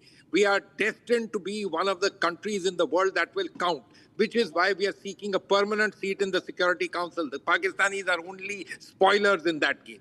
So that draft came from Washington, D.C., how does it matter? It's perfectly fine. That they were able to inject themselves, yes, they were. Because in some senses, they are best positioned to play this Godi role, which is what they do well. That's the nature of that country. De-hyphenating ourselves from Pakistan, that's been an old motto of what India has been attempting. We should understand strategic autonomy, de-hyphenation with Pakistan. These are important goals. We are a country which has a tryst with the high table, and that's what India is about. Right. Thank you so much, Ambassador Puri, for joining us with that clear perspective on what's really unfolding in front of us. Unfortunate at many levels, but thankfully the war is over for now. Thank you so much. Thank you so much, Ambassador Puri. All right, moving on. Breaking news coming in. Ishita, I believe this is connected with the war. It's still active zone. Right, of course, and now we're getting some reports saying that Iran, in fact, has put out a full list of the targets hit last night, so just before when negotiations were underway between the two sides, and the clock was, in fact, ticking for Iran as Trump's deadline was supposed to end. We're looking at a list now being put out of the targets which were hit in that duration. Now, in fact, we'll try and put out that list for our viewers, Abhishek, but that's the breaking update we're getting at this hour, that Iran is now listing out the damage that's done to its infra in terms of civilian sites, in terms of military infrastructure. Right now, in fact, the truce is in effect. My colleague Gesu also joins us on this. Gesu, do take us what exactly Iran has put out in this list regarding the targets hit overnight. Right, Ishita. In fact, multiple targets have been hit in the Iranian territory just last night. And this came moments before the truce, the pause in the war. The 20-day pause was announced by US President Donald Trump. Now, if you remember, Ishita, closely, yesterday the US military also, CENTCOM, said that over 50 targets were hit inside Iran, especially in the Kharg Island, the crown jewel of the Iranian state. Now, I have here with me a list of targets that were hit. This includes a refinery and oil facilities of American company Chevron. This includes the oil and petrochemical facilities inside Saudi Arabia. In fact, this also includes the oil facilities of American companies in Yanbu on the Red Sea coast with a production capacity of over 250,000 barrels. That was also struck. Now, the American Habshan oil facility in the Dubai Fujairah oil depot was also struck. Now, remember, these are all part of Iranian retaliation after the Kharg Island was struck last evening. In the night before the truce was announced, Iran also struck multiple targets. These were just a few that I read out. Important oil facilities were also struck across the Gulf region, including in Qatar and Saudi Arabia. And now also the important oil facilities of the company Bapco in Bahrain was also struck. Not just that, America's Das refinery in the UAE that processed USS's crude oil was in fact also struck. American oil companies' facilities in Fujairah, like I mentioned before, came under heavy attack last evening. Now, Kuwait's Al Ahmadi refinery, with a production capacity of 346,000 barrels per day, was also struck by Iran. Now, remember, this comes in close resolution with what Iran has said since the beginning of the war. They said that in case the US and Israeli aggression does not go down, in case there is no slowdown in the mounting US and Israeli aggression in the region against Iran, Iran will make it a point to strike all major US facilities, including oil supplies, their military bases across the Gulf region. Now, this happened right before, moments before the truce, the 20-day pause by President Donald Trump was announced in the ongoing infighting. Ishita. Right, of course. So these are the list of the targets that Iran struck in a retaliatory fire right after Karg Island was targeted. Thanks, Kesu, for joining us and sharing all the crucial inputs. And now, viewers, are moving on to another breaking news we're getting at this hour. Iran has now claimed that attacks are targeting the United Arab Emirates and Kuwait with missiles and drones after targeting oil facilities on Lavan Island. Now, viewers, the key is timing here. This comes right after both the sides have agreed upon a 2-week conditional ceasefire. But despite the ceasefire coming into effect, we're looking at attacks now taking place all across the Gulf nations. Iran is now claiming that the attacks targeting Emirates and Kuwait with missiles and drones are only coming after its Lavan refinery was in fact targeted. So we are looking at tit-for-tat attacks still continuing, Abhishek, despite the ceasefire coming into effect. Gulf nations are still under attack. We're looking at their refineries being hit by Iranian missiles. And in fact, Iran's its oil refinery on Lavan Island has also been struck. So despite both the sides now agreeing to stop their aggression, to stop their offensive against each other, right after Donald Trump announced a 2-week conditional truce, we are not looking at hostilities or attacks, in fact, stopping on the battlefield. Yeah, let's continue with breakings. That's actually a significant marker, Ishita, of the fact that Iran did not blink or budge till the last moment, and till the time that the ceasefire was announced, which was at about 2 a.m., they were continuing to strike these targets.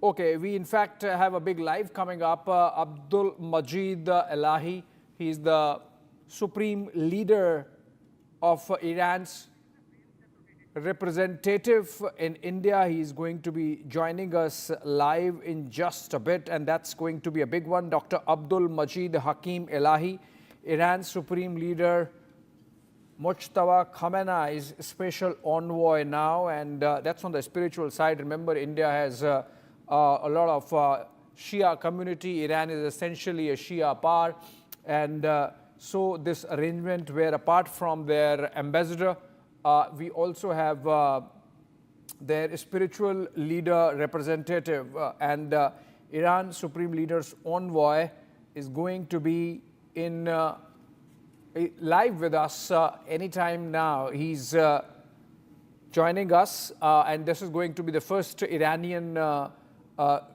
voice after the ceasefire. In fact, we have Dr. Elahi live with us. Very good afternoon to you, Dr. Elahi, and thank you so much for joining us on this broadcast. My first question to you is, ceasefire finally, peace prevailing. How enduring you think this peace is going to be? Thank you very much for having me. First, I would like to congratulate all free people, all wise people, and also all peace people and who are looking for the peace, for peacekeeper. And also I would like to express my sincere thanks to our brothers and sisters in India. They supported us, spirituality. They came and they offered their condolences, their sympathy, their solidarity, and especially my thank goes to the media of India. As you know, from the beginning, we didn't want this war, and this war was unaccepted by us they initiated this war against us while we were in the table of negotiation and they started this war against our civilians. Then we started on them, and they started this war by some aims, and which they mention it. They wanted to bring, as they mentioned, regime change within 3 days. And also they said after the war, the map of Iran will be changed. Finally, they said the civilization of Iran, which is 7,000 years civilization, it will finish and perish. But finally, they surrendered themselves to Iran. They wanted unconditional surrender, but they surrendered themselves to Iran. And we hope that this ceasefire and also stopping of this war will continue, and all countries and all nations and people benefit from peace in this region, especially in Persian Gulf. Right. Dr.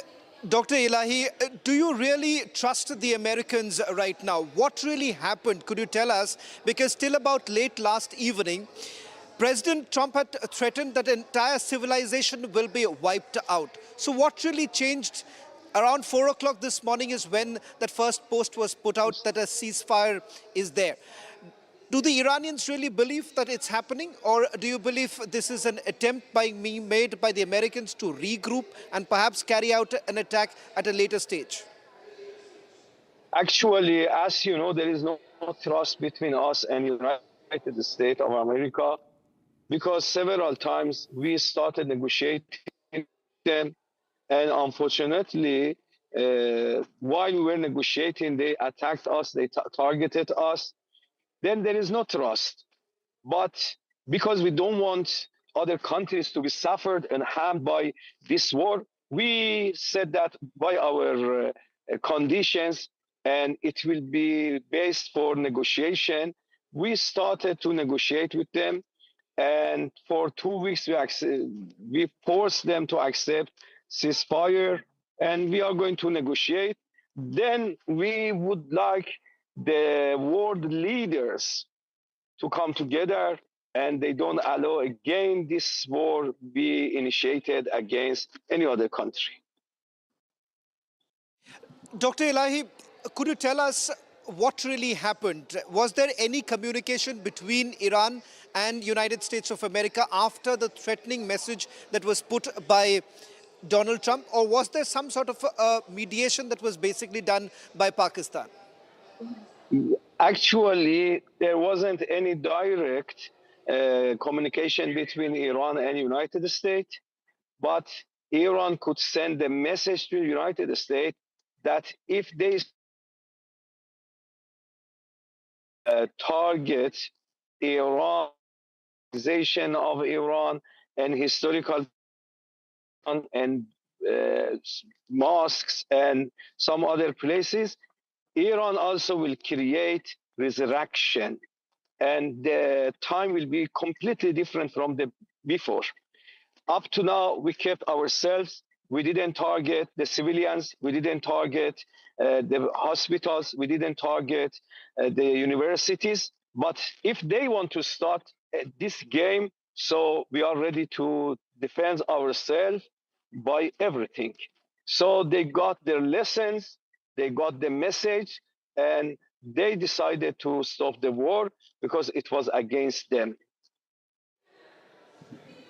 Okay, Ishita wants to have a question. Go ahead. Right, of course. Dr. Elahi, I want to ask you, you're saying that US surrendered to Iran, but Iran was also adamant that it will not agree to anything temporary. It wants a permanent end. So what transpired in those last hours before the deadline that Iran agreed to a conditional 2-week ceasefire?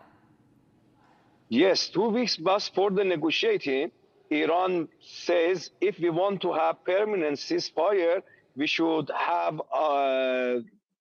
be sure that they are not going to attack us. So this needs negotiation, and we will start negotiation with them. And we hope that on the international law, international organization, we will achieve such aim and such thing which we want. Dr. Elahi, could you help us understand what was the role that Pakistan played? Because as I understand, there hasn't been any direct talks between Iran and United States of America. It seems that some messages, or more like the role of a postman, was played by Pakistan. There are some countries, when they understood that this conflict will affect a lot of other countries, they come together and they started negotiating and talking to both sides, then achieve this ceasefire. Okay, Ambassador Elahi, and what you're suggesting is that many countries mediated, and Pakistan was one of them. But my question is, howsoever tenuous the peace, the ceasefire has happened, the question is, what happens next? How is Iran going to rebuild from here? Where are you going to get the money from? Have the negotiations included talks of reparations of war and reconstruction? Actually, one condition is that they have to pay for the damaging of Iran. They have to pay for that, and they have to pay, and will force them to pay for that. Dr. Elahi, what is it that the Americans have agreed? Because there is a bit of a confusion about control over Strait of Hormuz. Is Hormuz now being completely controlled by the Iranians, and there is a fee that vessels will have to pay if they cross through Strait of Hormuz? And has America agreed to that? Please, this is not American state. American is 5'7", more than 7,000 miles far from this strait. How they want to come and control this strait?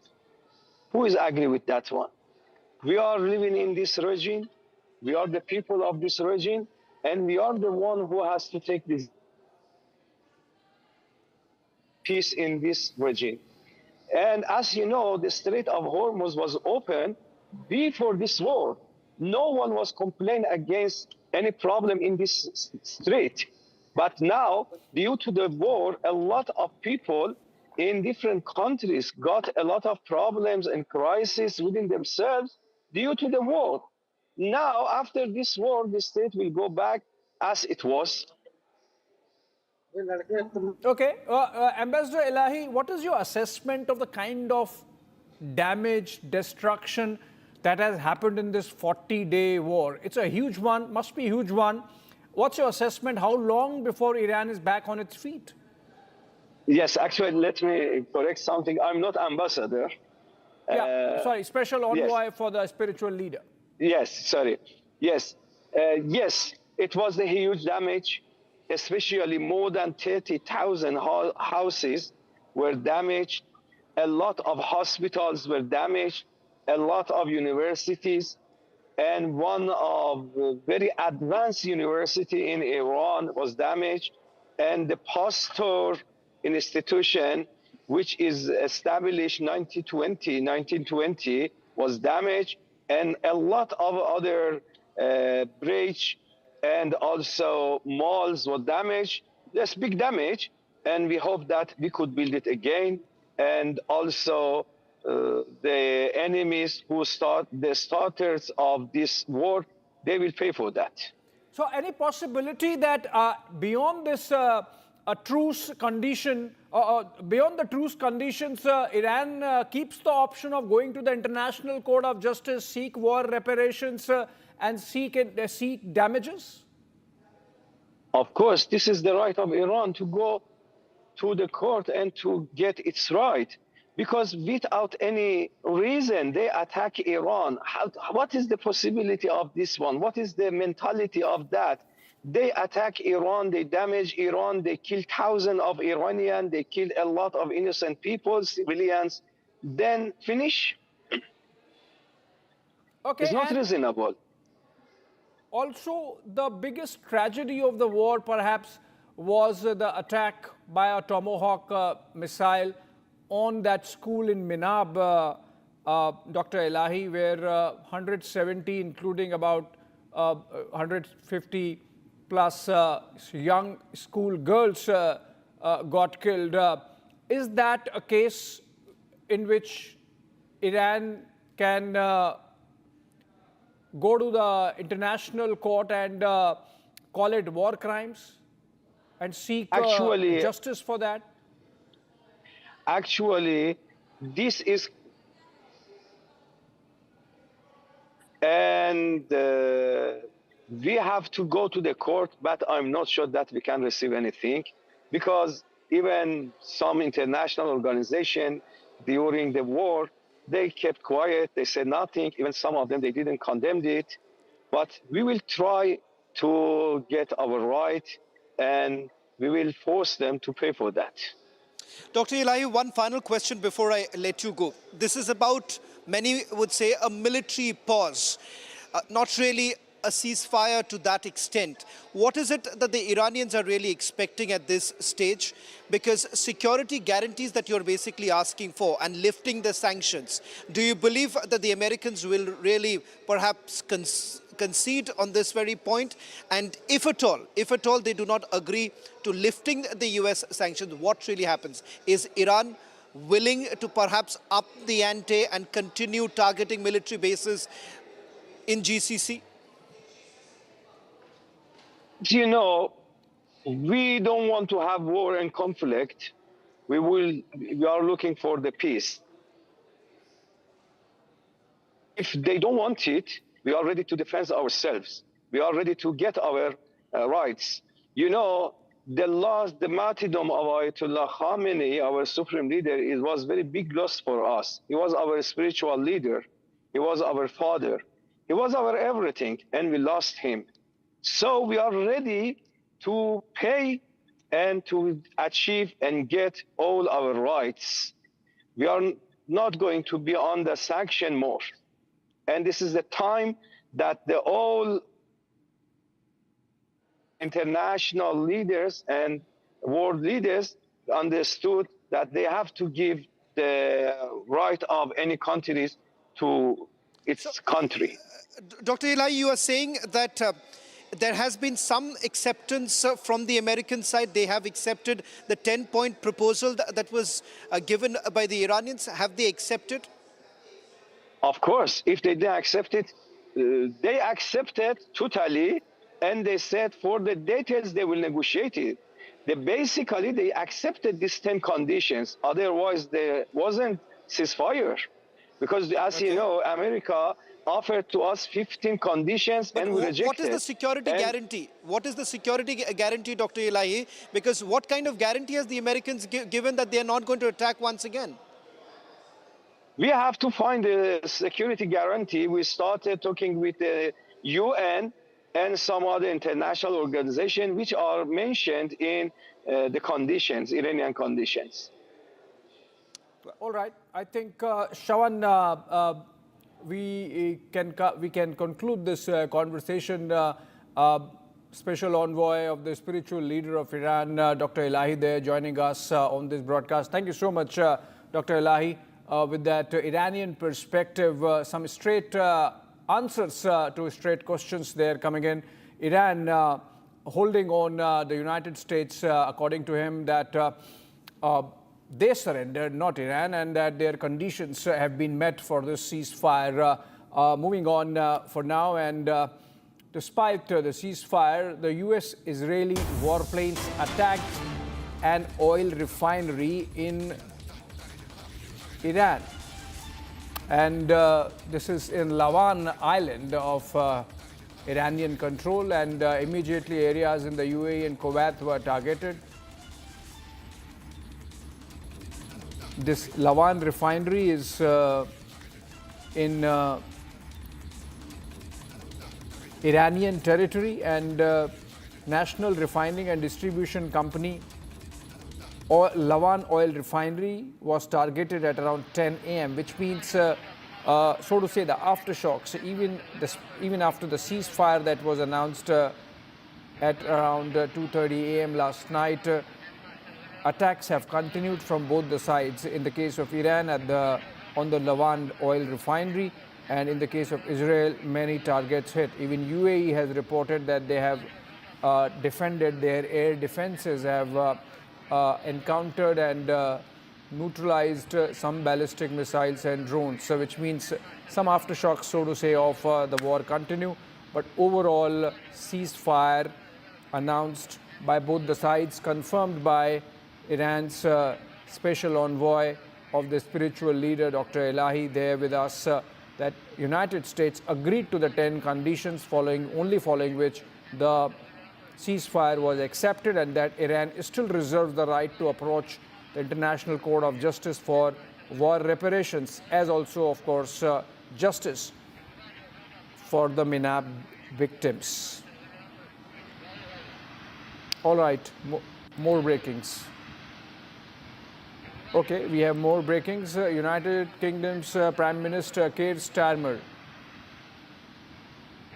Yeah, we have a breaking which is... let's go to Gesu for more on this. And Gesu, what can you share about this latest attack despite the ceasefire? Right, Abhishek. Like you rightly pointed out, despite the ceasefire, another attack on a crucial oil facility inside Iran on the Lavan Island. Now, I have a statement here that the oil refinery on Iran's Lavan Island was targeted by what they call an enemy attack. So there is no doubt that this was a joint US-Israeli strike that has once again managed to strike an oil refinery on the Lavan Island in Iran. Comes moments after, hours after the truce was announced. Donald Trump said that a 20-day pause will be maintained. He, in fact, specifically pointed out that US will stop its bombing campaign against Iran in the ongoing war for about 2 weeks so that they can reconsider a truce. But now the Lavan oil refinery has been hit. In fact, they also say that no casualties have been reported so far. But the National Iranian Oil Refining and Distribution Company says that the oil company was struck by enemy strikes. Now, we do not know the nature of these strikes. We don't know whether or not this was a drone strike, whether this was munition that hit the oil refinery, or how much damage has been caused to the premises or even the main buildings of this oil refinery. But remember, Lavan has been under attack amid the ongoing war. This is the third time that Lavan has been struck since the beginning of this war on the 28th of February. Now, this also raises pertinent questions on whether or not there is a truce, and if there is one, is it existing on ground as well? Whatever Donald Trump has said about the bombing campaign being stopped for 2 weeks, for giving Iran the breather to reconsider a truce and to come to table with the United States, right. It is to be seen whether or not that is happening. Abhishek. Right. Thank you so much, Gesu, for that update on the ongoing situation. In fact, even the UAE has reported that they have encountered 17 ballistic missiles and 35 drones, which means the after effects of the war continue, that it's not complete ceasefire, even as the United States perhaps has stopped lobbing all those bombs on the Iranians. And the Iran side continues to hit some targets selectively, and that seems to be happening in UAE and even Israel. Moving on, staying with the war coverage, and UK's Prime Minister, Sir Keir Starmer, is headed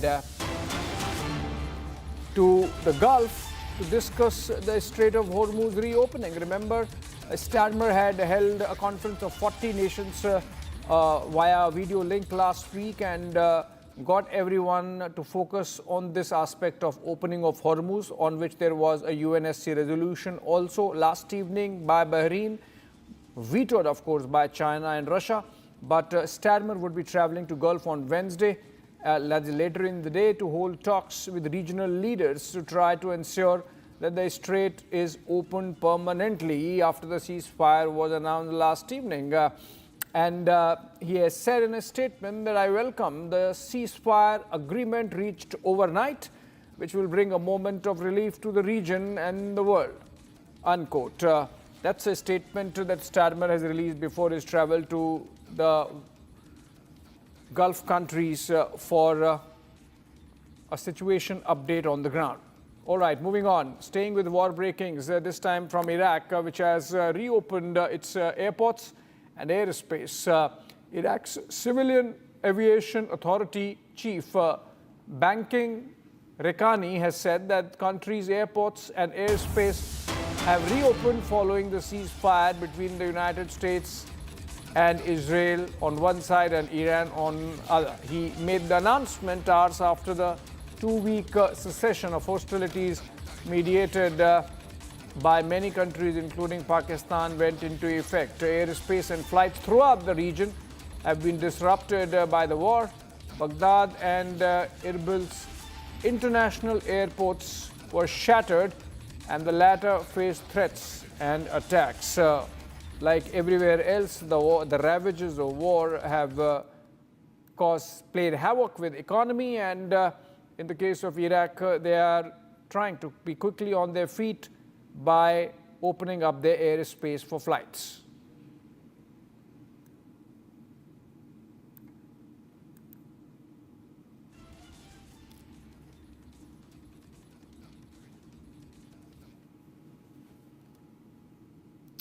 All right, friends, to the nation which is most affected by the war, which is Iran. What's happening there on the ground in Tehran and other countries? Are people coming out to celebrate? Are they standing with the regime? Are there any elements or are they standing with the government? I stand corrected. And are there any elements who are not happy that the government in Tehran has got a breather? For that, let's have a look at this ground report from Iran.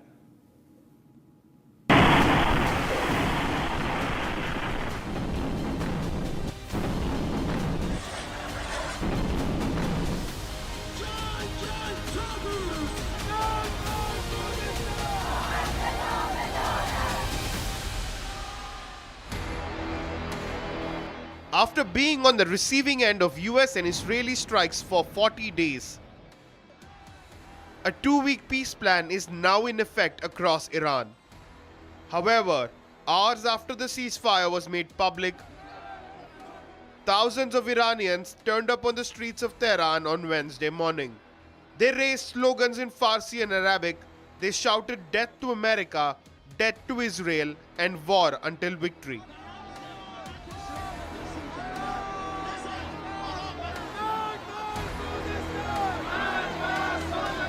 They also raised placards while crowding Tehran for a protest, one of which read, "No compromise, no apology, battle with America." Iranians remain apprehensive and skeptical of the 2-week peace deal. They demand a Security Council resolution. قابل اعتماد نیست. قابل اعتماد نیست. تا قطعنامه نشه شورای امنیت تصویب نکنه و این خسارات واده نشه اصلا قابل اعتماد نیست. نه بنده نه ملت ایران این قبول نداره. The protesters also burnt American and Israeli flags. The loud chants by the protesters sparked concerns even among the organizers, who tried to calm the protesters, but in vain. The United Nations Secretary General Antonio Guterres also welcomed the peace deal.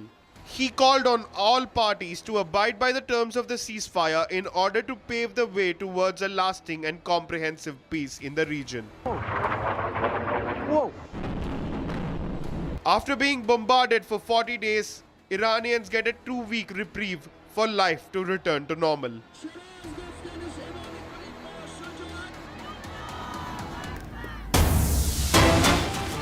All right, more breaking.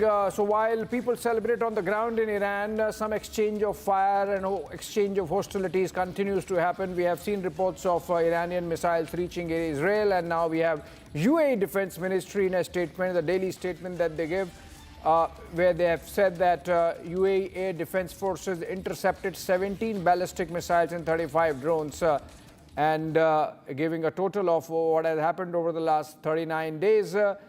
The statement says that the defense forces or air defenses have intercepted 537 ballistic missiles, 26 cruise missiles, and over 2,200 drones over the last 40 days of the war. That's a statement coming in from the United Arab Emirates Defense Ministry. More breakings from UAE. We cross the Gulf, go to Iran, where there is a statement coming in from IRGC. Let's break that statement. IRGC, what they have said. IRGC has warned that they are ready for any response if the enemy makes any further miscalculations. So a lot of posturing, a lot of grandstanding there happening. despite the ceasefire. IRGC obviously in no mood to relent and has warned that they are ready for any response, which means this is sort of a warning that despite the ceasefire, if any misadventure happens, they would hit back. And a proof of which obviously is the kind of exchange of fire that has happened over the last night between both the sides. Not the Americans holding their fire, but Israelis and Iranians still having a go at each other. All right, more breaking, moving on one to another, keeping it fast-paced. Another breaking connected with IRGC, which is that they have launched 100th wave of attacks against Israeli targets, ranging from the Mediterranean to the east of the Hejaz Peninsula. Iran says that they are going to continue to make specific attacks on specific targets even after the ceasefire, because they believe that Israel has not agreed to ceasefire and they should continue to engage with them on a military basis. That seems to be the case. Coming out of these breakings from all over Middle East or West Asia, and all right, with that we come to an end of this bulletin and short break, and on the other side we continue with our coverage of the Gulf crisis, what happens next after the ceasefire that was announced by President Trump.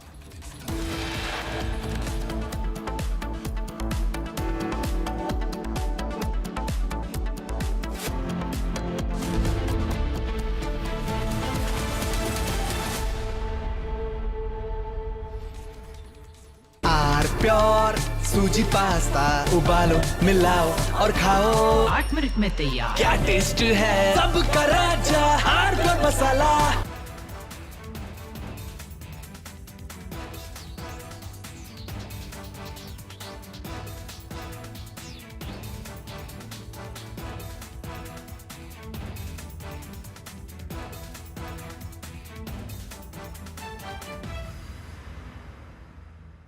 Three, 2, 1. Booster ignition. Artemis 2 now bound for the moon.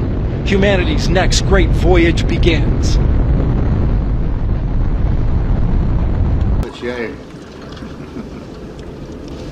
Okay, overboard dump coming up.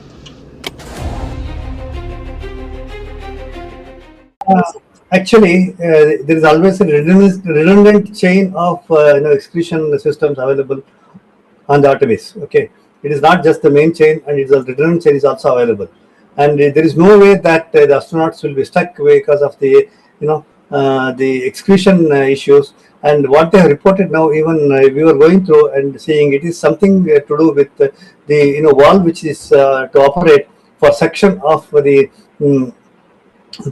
excretion, which looks to be needing attention. But the crew in Artemis, they are well trained to handle such type of situation.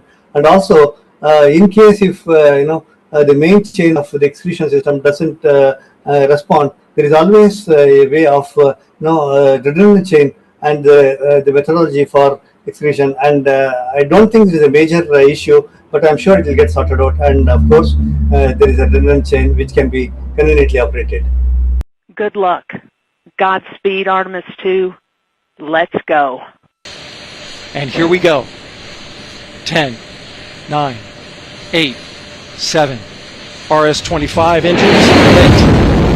4, 3, 2.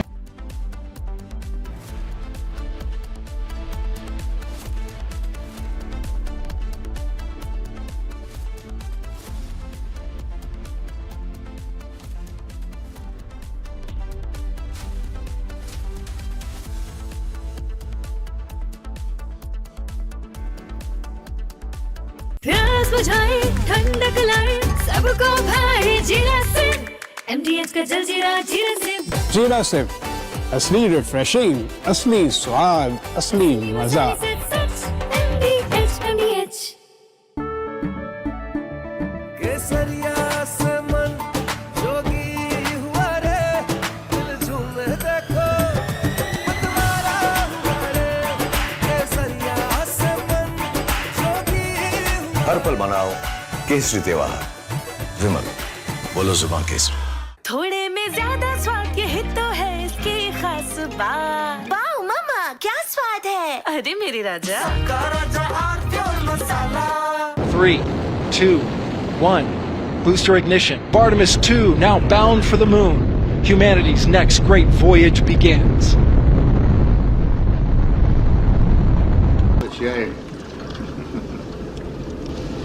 Okay, overboard dump coming up.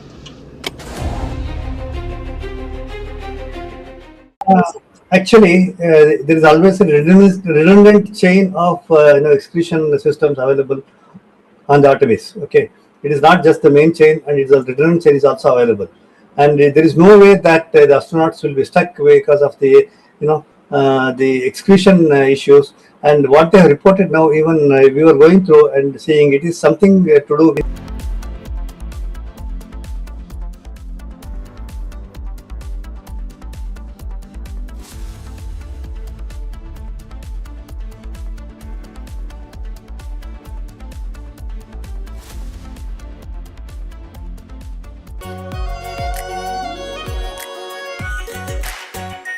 Are pure shahi paneer masala, delicious, healthy everyday.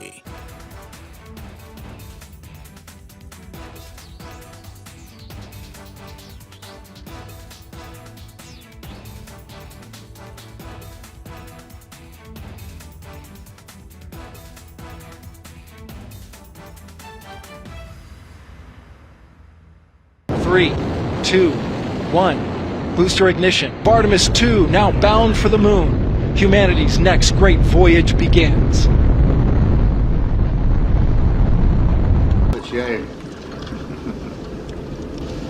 Okay, overboard dump coming up.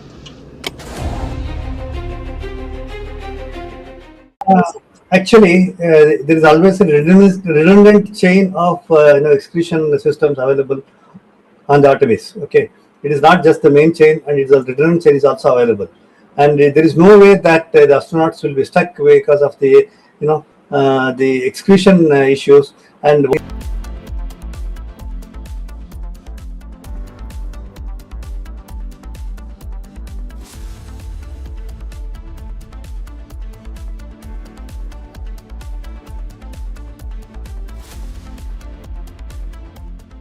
चमकी चाट से क्या बना है? Sandwich लस्सी और छाछ और हर घूंट में चमकी चाट। अब बताओ स्वाद आया? आया। असली स्वाद सिर्फ चंकी चाट। केसरिया से मन जोगी हुआ रे, दिल झूमे देखो मतवारा हुआ रे। केसरिया से मन जोगी हुआ। हर पल मनाओ केसरी त्योहार। विमल बोलो जुबान केसरी। आर प्योर सूजी पास्ता उबालो मिलाओ और खाओ 8 मिनट में तैयार। क्या टेस्ट है सबका राजा R pure masala. 3, 2, 1. Booster ignition. Artemis 2 now bound for the moon. Humanity's next great voyage begins.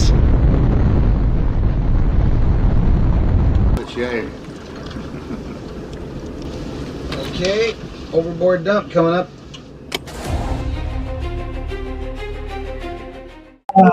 Actually, there is always a redundant chain of excretion systems available on the Artemis. Okay, it is not just the main chain, and it's a redundant chain is also available.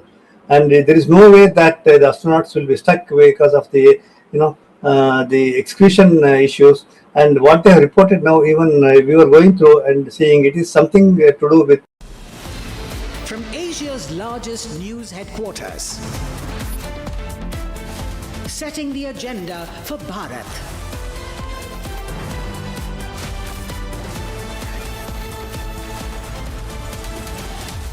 You're watching Republic.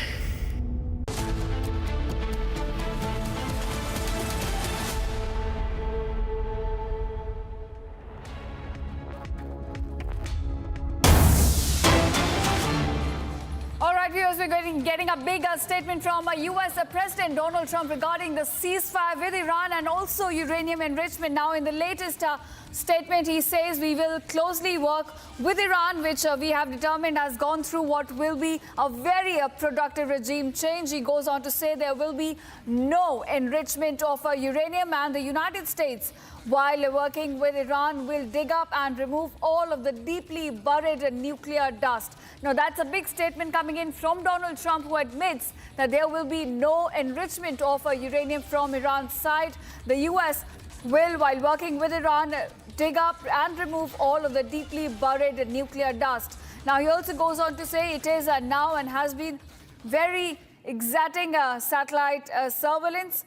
Nothing has been touched from the date of the attack. We are and will be talking tariff and sanctions relief as well with Iran. Many of the 15 points have already been agreed to. Thank you for your attention. Now, that's the statement coming in from President Trump as we're looking at a ceasefire already coming into effect. My colleague Gesu also now joins me with more details on this. Gesu, big statement by Donald Trump. He says we'll be working with Iran closely, and in fact there will be no enrichment of uranium. Walk us through the latest details we're picking up.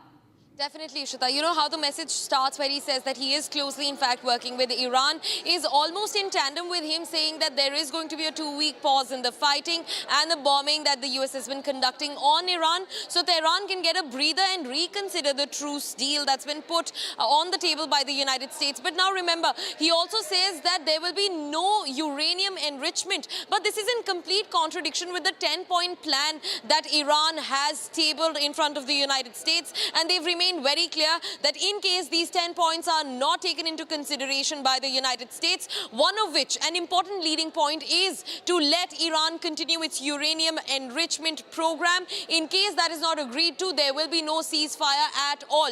But now President Trump keeps on saying, he goes on to say that, you know, uranium enrichment will not be a part of the plan at all, and that he has taken a look at the 10-point plan, the 15-point plan, in fact, that has been sent in by Iran. And he says, in fact, just earlier today, he also said that, you know, some points that were contentious, which also means the uranium enrichment, he said that a deal was reached on that. However, no statement from Iran. They continue to maintain that uranium enrichment will happen. Another very important point that comes out from US President's current statement is that he says that their nuclear facilities, Iranian nuclear facilities, are being watched very heavily. They are keeping an eye on them like a hawk, and satellites and Space Force is being utilized to take a look and to keep an eye on the underground nuclear development programs that are ongoing in Iran.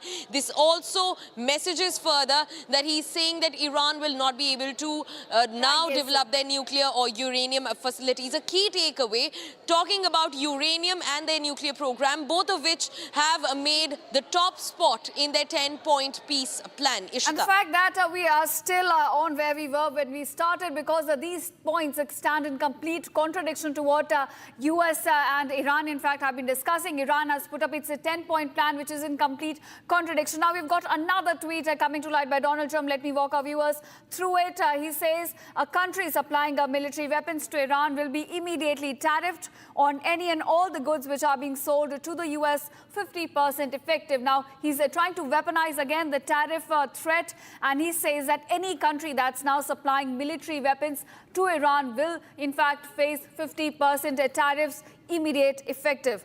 Give us more details on this, Gesu.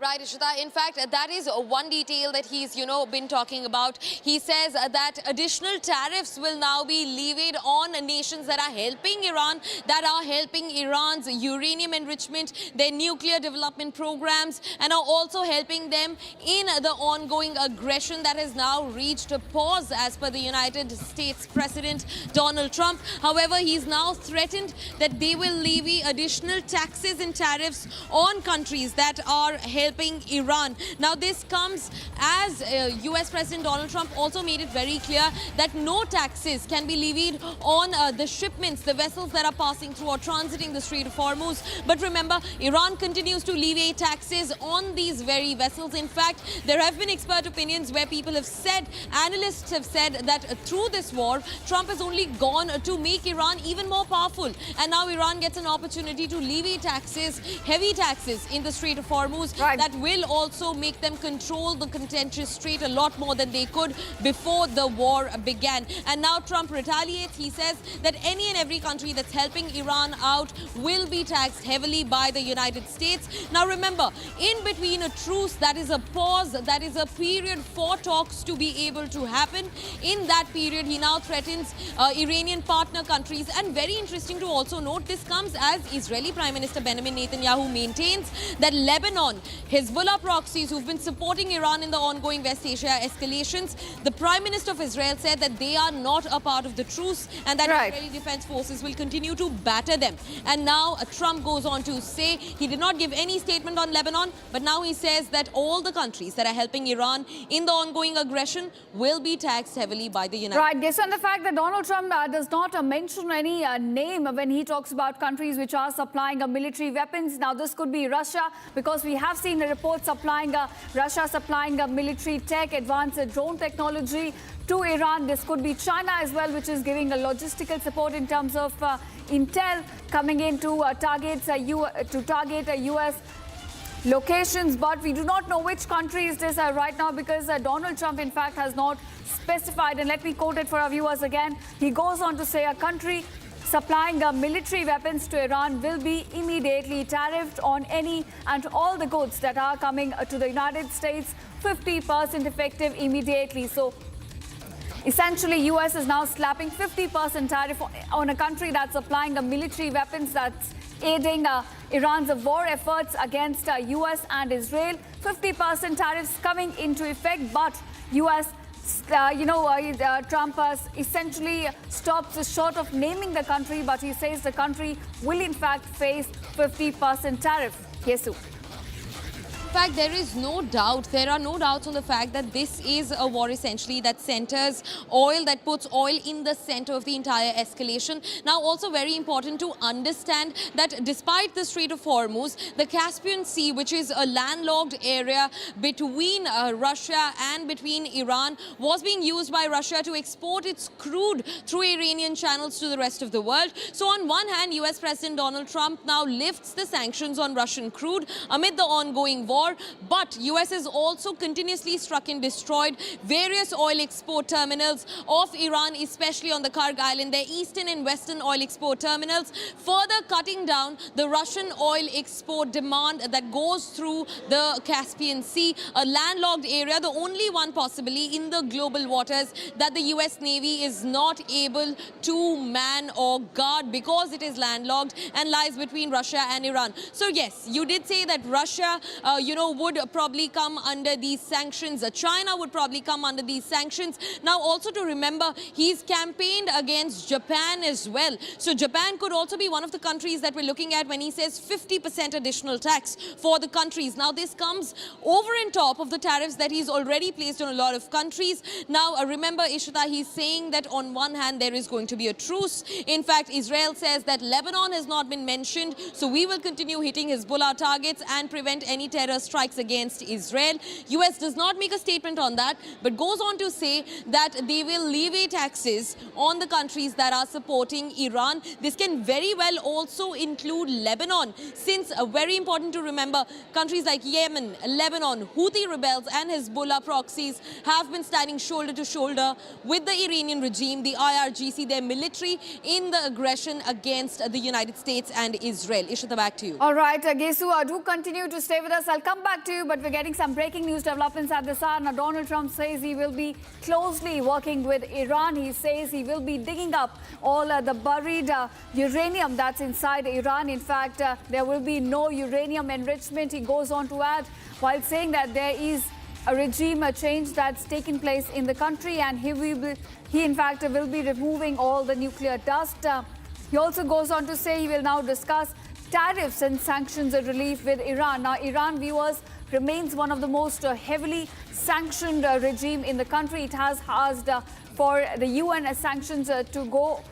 But we are looking at Donald Trump now making big statement, giving out certain details of the agreement that's still in the works between Iran and the US. Now, Donald Trump clearly saying that there will be no enrichment of uranium. This stands in complete contradiction to what Iran has been demanding in its 10 10-point proposal, which in fact Donald Trump also said was workable earlier.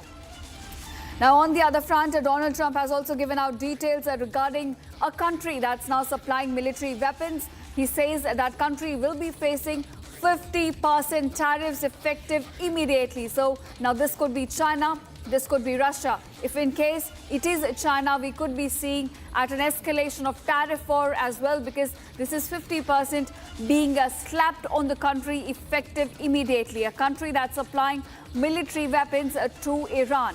That's the statement coming in from Donald Trump. Now, Gesu continues to stay with me. Gesu, you know, there was a slogan that emerged from the Chinese Civil War that talked about talk, talk, talk and fight, fight, fight. So this is something Donald Trump also seems to be applying. He's talking, an agreement is right now in the works, but at the same time, he is not stopping short of issuing threats. Definitely, Ishita. And in fact, the question first begins with how true this truce in fact is, or is it just a facade? Because oil refineries have been struck in the Lavan Island inside Iran. So not really. Whatever he said about the truce, that is yet to in fact show its fruitfulness on the ground, on the battlefield, as it remains hot. The borders in Gulf remain hot. UAE, Kuwait, in fact, Bahrain have been struck by Iranian retaliatory strikes since this morning post the announcement of the truce. So we're yet to see whether or not that truce actually cripples down into a reality. In fact, Trump also said that, you know, he has had conversations with Iran. There is a complete regime change that has occurred in Iran. He in fact also says that they are closely working with the new Iranian regime that is more reasonable, far more reasonable than the old one. And he says that those talks are on, and all the 10 points that have been floated by Iran. Right, Gesu, sorry to interrupt you there. Come back to you, but we're also being joined by Major General G.D. Bakshi on the broadcast. Major General, there's a big statement made by Donald Trump just right now, and he says that there's been a regime change in Iran, and we will be working closely with that regime to ensure that there is no uranium enrichment. Now, this is in complete contrast to what Iran has put forward in its 10-point proposal. How do you read this latest statement, sir? I don't know whether Donald Trump is totally delusional or partially delusional.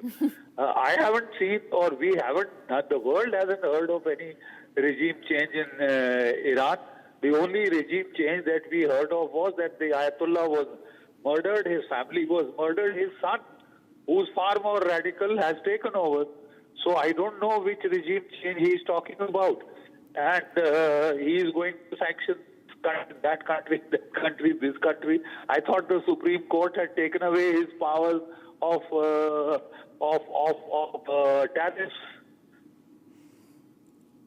Right, sir. And he also goes on to say that there will be no uranium enrichment in Iran, something that Iran has certainly not agreed to. It is a part of their 10-point proposal. They want to retain their right to enrichment. But Donald Trump says there will be no enrichment. So how do you read these contrasting statements coming in from both the sides? Look, the simple fact is that they have 2 weeks to negotiate. And I suppose all of these will be worked out at that time, because Iran said that they will insist on the right to enrich to 3%, which is given by the IAEA, by the NPT, etc., for their civilian nuclear programs. They have said they are damned if they are going to give that up. They might hand over their uranium. They had agreed to hand over their uranium to the IAEA even in 27th February. I really don't understand what this whole war was fought for. But if at the end you are going to give Iran the power to tax all shipping through the Gulf of Hormuz, that's an improvement. Because, you know, as Professor Robert Pape says, America would have gotten a much better deal on 27th of February as per the talks that had taken place earlier, and the foreign minister of Oman had midwifed those talks. And he said we had come to a conclusion that they would hand over this thing. The whole deal was struck and done and, you know, tied and dusted. And then they attacked because the whole talks were a charade. I hope these talks are also not a charade, because Israel has said it's are not under command of the United States, and it will do exactly as it wishes. So it will continue to attack in Lebanon. And I'm not sure what that does to the ceasefire. So we'll have to wait and watch. Right, of course. But I really think that Donald Trump made a very sensible decision to cut his losses and even now listen to his own people and to the people of the world whose economy he has caused grievous harm by this ill-thought-through, mad, illogical caper. Right, Major General, I agree with you. You know, all of us, in fact, are struggling with this question to understand what exactly U.S. was trying to gain out of this war. Why did this, you know, as you call it, a war of choice that was thrusted upon Iran? But I want to ask you, we've got some latest news about Trump saying that there's a country that's been supplying military weapons to Iran that will now be slapped with 50% tariff effective immediately. How do you read this statement, and which country do you think Donald Trump could be talking about? Because he's not named any country. He just says a country that's supplying military weapons to Iran will be now slapped with 50% tariff. As far as the OSINT sources are concerned, the countries that were supplying weapons to Iran were China and Russia. Right. So I'm not sure whether he is going to slap tariffs on China and Russia now. He'd already slapped heavy tariffs on China earlier, only to walk back because China will simply, has told him, you put tariffs, no rare earths. And to make more Patriot missiles, THAAD missiles, precision-guided munitions, you need rare earths, sir.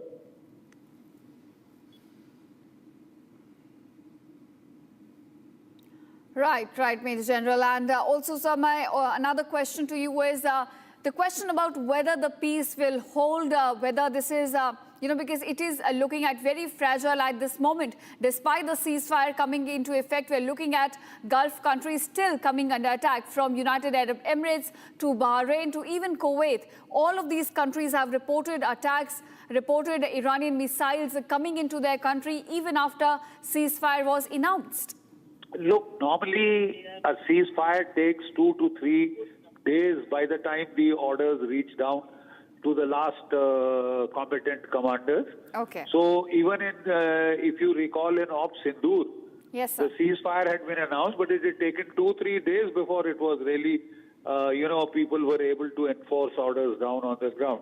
So we'll have to give that much time. Okay. But here we have a complication. Here we have Israel. And Israel says like hell.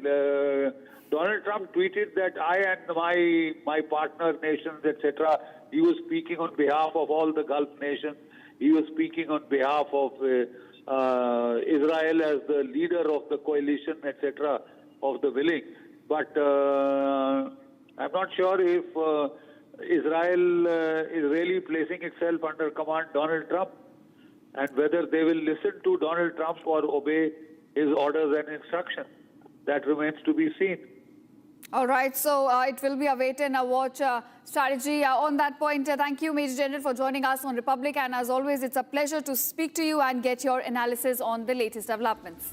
And now, viewers, moving on to what exactly Donald Trump has said in its latest tweets. Let me give you the details of what the U.S. president is now saying. Now, he goes on to say a country supplying military weapons to Iran will be immediately tariffed on any and all the goods they are sending to the United States, about 50% effective immediately. So he's slapping 50% tariff on any country that's now supplying military weapons. So essentially aiding Iran's war efforts against the US and Israel will now be slapped with a 50% tariff. That's the major tweet. He does not mention which country is this. Is it Russia? Is it China? Or any other country? He does not mention that, but he says the country will be slapped, in fact, with 50% tariff. Now, that's the latest we are picking up regarding Donald Trump's tweet of slapping 50% tariff. Now, to decode this further, I'm being joined by retired Major General Shashi Asthana. He's a defense expert. Major General, thanks so much for joining us on Republic. I want to ask you, sir, despite the truce being announced. We are looking at more and more developments now coming to light. More details are coming in regarding the agreement. First, Donald Trump goes on to say that he's closely working with a changed regime in Iran and there will be no uranium enrichment. Now, this is in complete contradiction to what Iran has proposed in its 10-point proposal. And then he goes on to add that a country that's now supplying military weapons to Iran will be slapped with 50% tariffs. So how do you read these details that are now emerging about the agreement? See, Trump wanted a face saver, and that's why he has gone in for this kind of withdrawal from the statement of or rhetoric statement of finishing off the civilization and things like that. But then the demands of Iran and demands of US, if you see, they are at very great variance, and therefore it will be quite a Herculean task for them to get together and work together for a longer peace. So ceasefire is all right, but it's not all. It doesn't mean that it is the end of war. Also, the problem with President Trump is that after this, he has got a fair amount of, shall I say, discredit from Democrats, because Democrats are questioning him that whatever now you have achieved is much lesser than what we had achieved in JCPOA, that is the old Iran deal. And after spending so much of capital, so much of undergoing a war and everything, and still you are giving much better deal to Iran than to United States. So he is again a disturbed. Leader now, who actually doesn't know what to do, and therefore, in his rhetoric as well as in his, shall I say, exuberance, he is tweeting out things like that.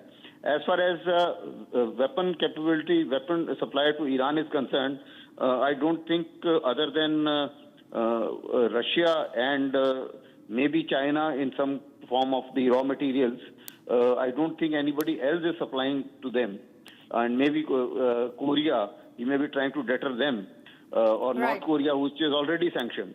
So I don't think anybody is going to buy that much, because Russia is already sanctioned. China doesn't bother, because beyond the point, there is a tit-for-tat reaction by China on everything. So I don't think this tweet has got any meaning for anybody. As far as we are concerned, India, we are not supplying anything, any weapon material or weapons to Iran by any stretch of imagination. Right, of course. Major General, that's clear now as far as the country with supplying military weapons to Iran is concerned. It's either China or, in fact, Russia. But if you look at the larger picture, sir, right now, Trump's 15-point proposal and Iran's 10-point proposal, they stand in complete contradiction to each other. It will be very difficult, it seems, for both the parties to reconcile. So do you think this fragile peace in West Asia, do you think it will hold for 2 weeks, or are we looking at going back to escalations? See, there are many spoilers in this. It could hold on for 2 weeks. It may not hold on for 2 weeks, because the first spoiler is Israel itself, because Israel is inside Lebanon. It has not finished war with Hezbollah, and his engagement with Hezbollah can escalate anytime. Right, so and it is an spoiler. Iranian proxy at the end of the day. Yeah. So that is, and obviously they are striking, and if Israel strikes Iran, Iran is also going to retaliate. So this is one spoiler. The second spoiler is the dissimilarity in the demands of both the sides. Similarly, the narrative of both the sides is also different. Trump has tweeted to say that it is an unconditional opening of Strait of Hormuz, whereas Iran is saying that Strait of Hormuz will be open for these 2 weeks, but ships will move in consultation with the Iranian authorities. So in every clause, you will find there are two versions coming out. So I think unless they sit down together and narrow down these differences, we will not know the trajectory of this so-called ceasefire for 15 days, which has been announced. But notwithstanding that, I think the markets have done well, and maybe some kind of crude and gas flow will start, which would be a good breather for the rest of the world. All right, so on that point, the reports coming out that there could be in-person talks in Islamabad. We could have Vice President J.D. Vance, Jared Kushner, and of course Steve Witkoff now traveling to Islamabad to meet the Iranian delegation in person. Do you see that happening? I think some kind of talks will certainly be there. Whether Iranian leader and J.D. Vance will move, or there will be some lower officials, that is Witkoff and Kushner and others, moving, and then the second rung or the top leadership moving later. Maybe it may be two stage, it may be one stage, but yes, I believe that some talks will certainly move. All right, so last question before I let you go. Now, Iran has a leverage over Strait of Hormuz. After this war, it understands that this is the key to world's global oil supplies, and it can, at will, choke that economic corridor. So do you think, right after this conflict, as we emerge or trying to emerge out of this, we are looking at Iran with much more control over the region, over the oil supplies? Certainly, Iran has come out stronger in this whole 30-40 days in a manner that if you look at what Iran was demanding before the war, their demands after the war, or shall I say at this stage, are much stronger than what they were before the war. So therefore, I think Iran itself feels that they are in a stronger position vis-a-vis, despite having suffered a fair amount of degradation. But they still feel that they are in a better bargaining position, right, because geography is on their side and they have utilized geography to their advantage. All right, Major General Shashi Asthana, thanks so much for joining us. Always a pleasure to speak to you, sir, and get your inputs. All right, viewers, coming up on the other side, Trump says will be closely working with a new regime in Iran to ensure that there is no uranium enrichment, while goes on to say a country supplying military weapons to Tehran will now be sanctioned 50% tariffs. We'll get you all the updates on those latest tweets by Trump on the other side.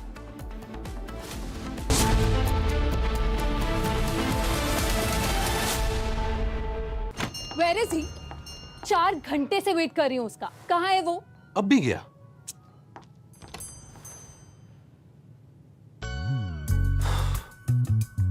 Let's continue with the shirt. Sure. बंदे को linen पसंद है तो पसंद है. बोलो आप क्या बनवाओगे? Linen by Arvind. Join International Institute of Hotel Management. Call 983-10-50,000. चमकी चाट से क्या बना है? आलू चाट या फ्रूट चाट. स्वाद बनाए चमकी चाट. क्या बात है? स्वादिष्ट पकोड़े और फरसान. अरे चमकी चाट है इसकी जान. असली स्वाद सिर्फ चमकी चाट.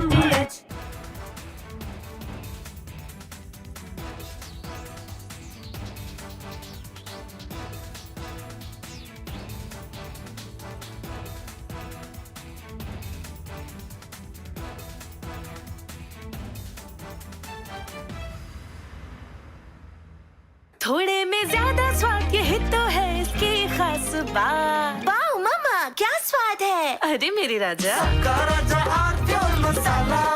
3, 2, 1. Booster ignition. Artemis 2 now bound for the moon. Humanity's next great voyage begins.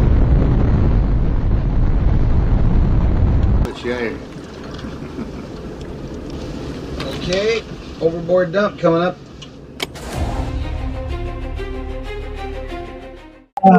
Actually, there is always a redundant chain of excretion systems available on the Artemis. Okay, it is not just the main chain, and it's a redundant chain is also available.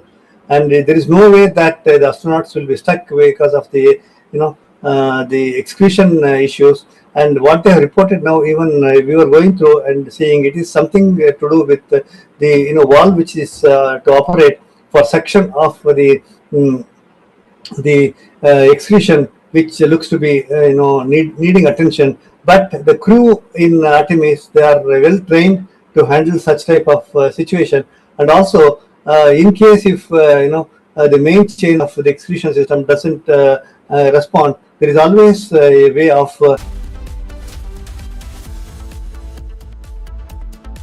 Hello ladies. आपके लिए है ये comfortable sofa, गर्मा गर्म चाय और wifi. आराम फरमाइए, क्योंकि हमारा लेटेस्ट लिनन फैब्रिक कलेक्शन है ही ऐसा। वो क्या है ना, इन्हें देखने में और दिखाने में थोड़ा वक्त लगेगा। बंदों को लिनन पसंद है तो पसंद है। Linen by Arvind. प्यास बुझाए, ठंडक लाए, सबको भाए जीरा सिंह। MDH का जलजीरा जीरा सिंह। जीरा सिंह, असली रिफ्रेशिंग, असली स्वाद, असली मजा। MDH। केसरिया से मन जोगी हुआ रे, दिल झूमे देखो मतवारा हुआ रे। केसरिया से मन जोगी हुआ। हर पल मनाओ केसरी त्योहार। विमल, बोलो जुबान Kesari.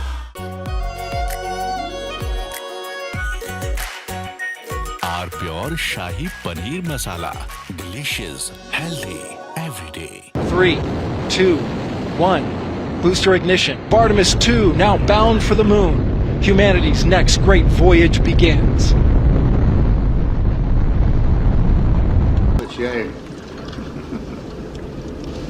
Okay, overboard dump coming up.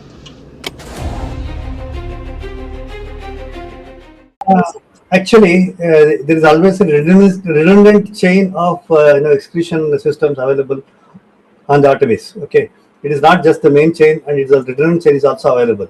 And there is no way that the astronauts will be stuck because of the the excretion issues. And what they have reported now, even we were going through and seeing, it is something to do with the valve which is to operate for suction of the excretion, which looks to be needing attention. But the crew in Artemis, they are well trained to handle such type of situation.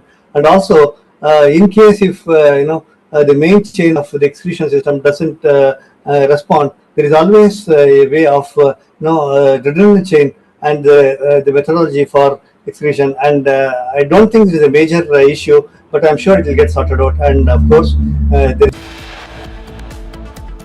Donald Trump terms the peace deal as the beginning of golden age for West Asia. Israeli opposition leader criticizes deal, terms it a political disaster. As 2-week ceasefire begins, the focus now shifts to vessels transiting the Strait of Hormuz. Nations across the world welcome the 2-week temporary ceasefire deal on Iran.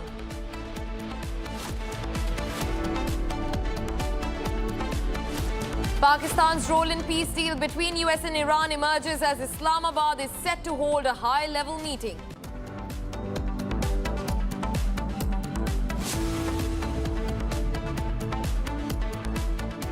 Viewers, now getting in a fresh breaking development. The United States' President Donald Trump has said that the US will work closely with Iran, which they have determined has gone through what will be a productive regime change. Now, a statement that's put forward by the US President Donald Trump, where he says that regime change has for sure happened in Iran. He in fact also hints that the US authorities are working closely with the new, more reasonable Iranian regime. In fact, he also goes on to say that there will be no enrichment of uranium, one of the most contentious flashpoints amid the ongoing war between the United States and Iran, their nuclear development, their uranium enrichment. And now Trump says that Iran will not see any enrichment of uranium from this point onwards, and that United States will continue working with Iran and will also dig up and remove all of their deeply buried nuclear program developments. That's what US President Donald Trump says. In fact, also joining me on the broadcast is a senior economist, Mr. P.K. Basu, to get us more details on the matter. Now, Mr. Basu, welcome to Republic's broadcast. I want to understand from you first, Trump on one hand says that talks are ongoing with Iran. On the other hand, he says that despite the truce, the countries that are providing military support to Iran will be taxed about 50% from immediate effect from this point onwards. Your first comments on this? Well, I think this really applies only to countries that have been providing military assistance to Iran, and that basically boils down to one country, China. and perhaps Russia. So there will be additional tariffs imposed. I think we have a truce in place now. There are a number of things that Trump is talking about. Among others, he has also said that he's going to be working with the new regime in Iran to remove all stockpiles or rubble from Mr. Basu, also requesting you to hold your thought there. We will continue the conversation, but US's Defense Secretary Pete Hegseth, viewers, is now the truce that has been... Chance of death to America, targeting our people, killing Americans, lying and blackmailing their way toward a nuclear weapon, so they thought. No longer. Not on our watch. Other presidents marked time and kicked the can down the road. President Trump made history. From the strike that took out Qasem Soleimani, to tearing up the disastrous Obama-Iran deal, to the precision campaign that obliterated Iran's nuclear sites in Operation Midnight Hammer, to the decisive military victory we just achieved in Operation Epic Fury. No other president has shown the courage and resolve of this commander-in-chief. President Trump forged this moment. Iran begged for this ceasefire, and we all know it. As the President truth this morning, a big day for world peace. Iran wants it to happen. They've had enough. Operation Epic Fury was a historic and overwhelming victory on the battlefield. A capital V military victory. By any measure, Epic Fury decimated Iran's military and rendered it combat ineffective for years to come. You see, in less than 40 days, one of our combatant commands, Central Command, CENTCOM, using less than 10% of America's total combat power, dismantled one of the world's largest militaries. The world's leading state sponsor of terrorism proved utterly incapable of defending itself, its people, or its territory. We untied just a fraction of our strength, and Iran suffered a devastating military defeat. Together with our Israeli partners, America's military achieved every single objective, on plan, on schedule, exactly as laid out from day one. Iran's Navy is at the bottom of the sea, whether it's the Soleimani class, their frigate class, their prized drone aircraft carriers, submarines, mine layers, sunk. Iran's Air Force has been wiped out. Iran no longer has an air defense, any sort of a comprehensive air defense system. We own their skies. Their missile program is functionally destroyed. Launchers, production facilities, and existing stockpiles depleted and decimated. And almost completely ineffective. Iran shot hundreds and hundreds of missiles and one-way attack drones at our aircraft carrier. They were obsessed with it, and they never got even close. Every single one of those shots easily shot down miles and miles away from the Abe Lincoln. They were blowing ammo into Fantasyland. Contrast that with, most significantly, in last night's wave of more than 800 strikes, we finished completely destroying Iran's defense industrial base, a core pillar of our mission objective. What little they have left, buried in bunkers, is all they will have. They can still shoot, we know that. Their command and control is so decimated they can't really talk and coordinate, so they still may shoot here and there, but that would be very, very unwise.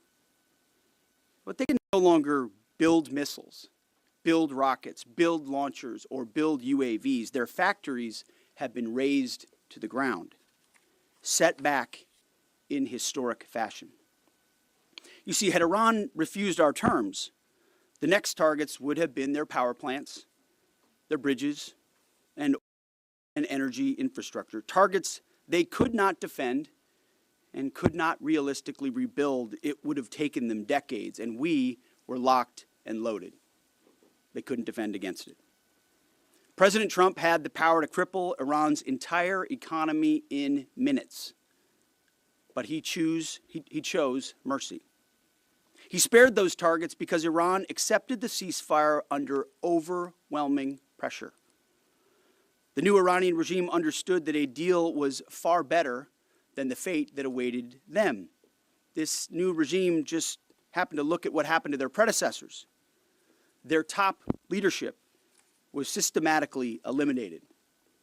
The previous Iranian supreme leader, dead. The Supreme National Security Council Secretary, dead. The Supreme Leader Office Advisor, dead. The Supreme Leader Military Office Chief, dead. The Defense Minister, no longer with us. The IRGC Commander, dead. The Armed Forces General Staff Commander, dead. The Intelligence Minister, dead. The IRGC Navy Commander, no longer here. The IRGC Intel Chief, dead. I skipped over a bunch, and I could go on and on and on, to include the new, so-called new Supreme Leader, wounded and disfigured. This new regime was out of options and out of time, so they cut a deal. They know this agreement means that they will never, ever possess a nuclear weapon. Under the terms, any nuclear material they should have will be removed. Any material, they should not have will be removed. Right now, their dust is deeply buried and watched 24/7 overhead. The president has been clear from the beginning, there will be no Iranian nuclear weapons. Period, full stop. Other presidents said it. President Trump did it. Operation Epic Fury. Less than 6 weeks, clear mission, decisive action, overwhelming firepower, America first, a historic battlefield victory. For decades, Iran killed Americans with roadside bombs in Iraq, using cowardly proxies to do their dirty work while they hid safely in Tehran. They struck our embassies with car bombs and attacked from the shadows, never daring to face us toe-to-toe. They thought they could bleed America with impunity. Well, they just learned the hard way what happens when you try to fight us directly. And even when they got lucky, one time in 40 days, and downed 2 of our pilots, they couldn't hold them. In a daring 14-hour rescue operation, 7 hours in daylight and 7 hours of night, both pilots were recovered safely. Not once, but twice. A daylight thunder run right up the middle of their country, boots on the ground.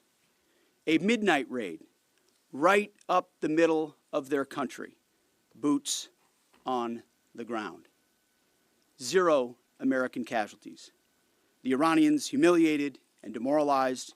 We control their fate, not the other way around. That's why they came to the table. Iran's defeat is America's retribution for every American lost to Iranian terror, especially those brave troops killed by Iranian-made roadside bombs in Iraq that my generation knows so well, and for the suffering their regime has inflicted around the world. Now we have a chance at real peace and a real deal. The War Department, for now, has done its part. We stand ready in the background to ensure Iran upholds every reasonable term. And as everyone knows, nobody makes a better deal than President Trump. To the warriors of Epic Fury, I say well done. You're the backbone of our country. Your skill, your bravery, and sheer guts and grit showed the world what America is all about. I'm proud of you. We're proud of you. President is proud of you. Job well done. But stay vigilant and stay ready. To the families of our fallen, your sacrifice was in service of a historic cause, and we will always remember your heroes, our heroes. We will continue to honor them. And to our Israeli allies, thank you for being a brave, capable, and willing ally on this battlefield. The rest of the world and the rest of our so-called allies saw what real capabilities look like. They should take some notes. Our troops, our American warriors, deserve the credit for this day. But God deserves all the glory. tens of thousands of sorties, refuelings, and strikes carried out under the protection of divine providence, a massive effort with miraculous protection. Dude 44 Bravo spoke for all of us. God is good. The chairman will now provide an even deeper military detail on the historic success of Operation Epic Fury. Mr. Chairman. Thank you, Mr. Secretary, and good morning, ladies and gentlemen. Thanks for being here. I want to start this morning by honoring the 13 members of our American Joint Force who were killed in action thus far during this operation. Their sacrifice and that of their families is deeply important to us, and we are grateful for each of them, and will continue to mourn their loss. Their names and their bravery will never be forgotten.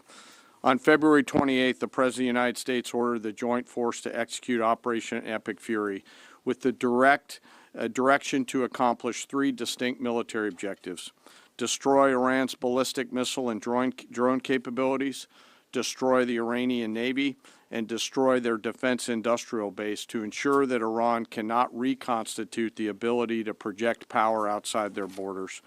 Over the course of 38 days of major combat operation, the Joint Force achieved the military objectives as defined by the President. We welcome the ongoing ceasefire, and as the Secretary said, we hope that Iran chooses a lasting peace.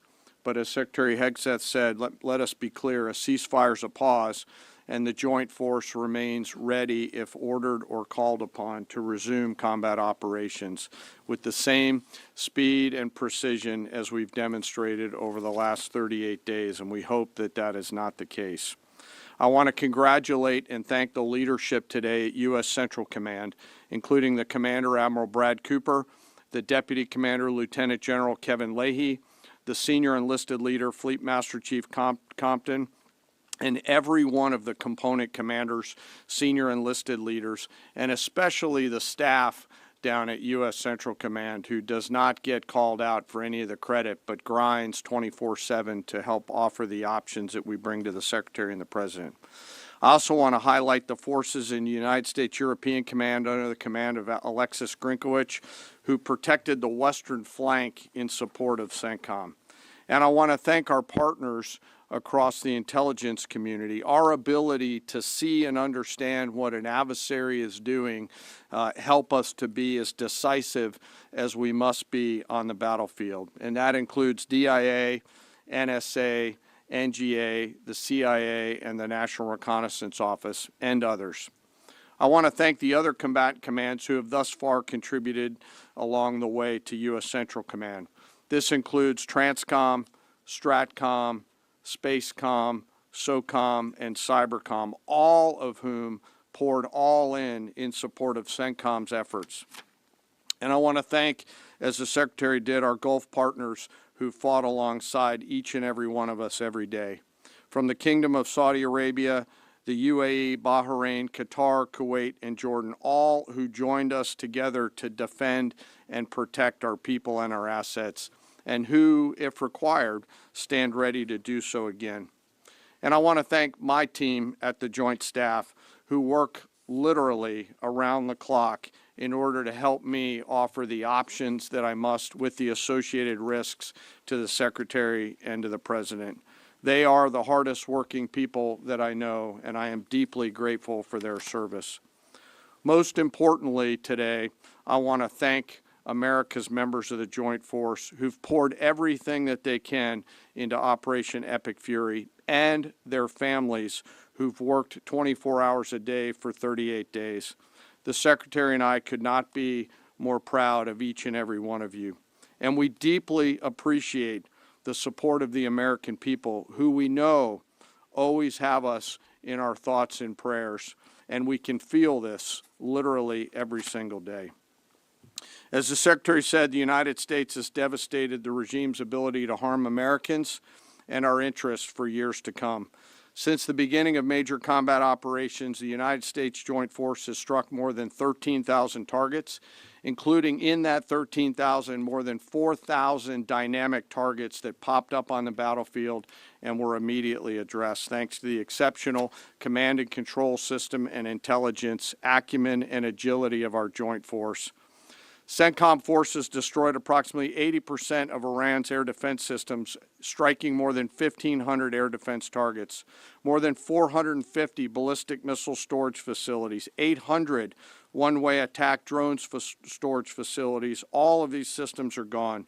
We've devastated Iran's command and control and logistical networks, destroying more than 2,000 command and control nodes and degrading their ability to target U.S. and friendly forces. It is, and we know this, incredibly frustrating right now to be a lower level Iranian commander trying to fight your fight. As the Secretary said, the Iranian Navy now lies mostly at the bottom of the Arabian Gulf, and we assess that we've sunk more than 90% of their regular fleet, including all of the major surface combatants, as the Secretary said. 150 ships are at the bottom of the ocean, and half of the IRGC Navy's small attack boats. Joint fires protected from the land, sea, and air executed more than 700 strikes against naval mine targets, and we had assessed that we destroyed more than 95% of their naval mines.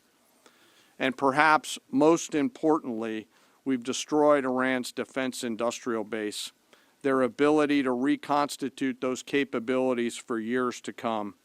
We attacked, along with our partners, approximately 90% of their weapons factories.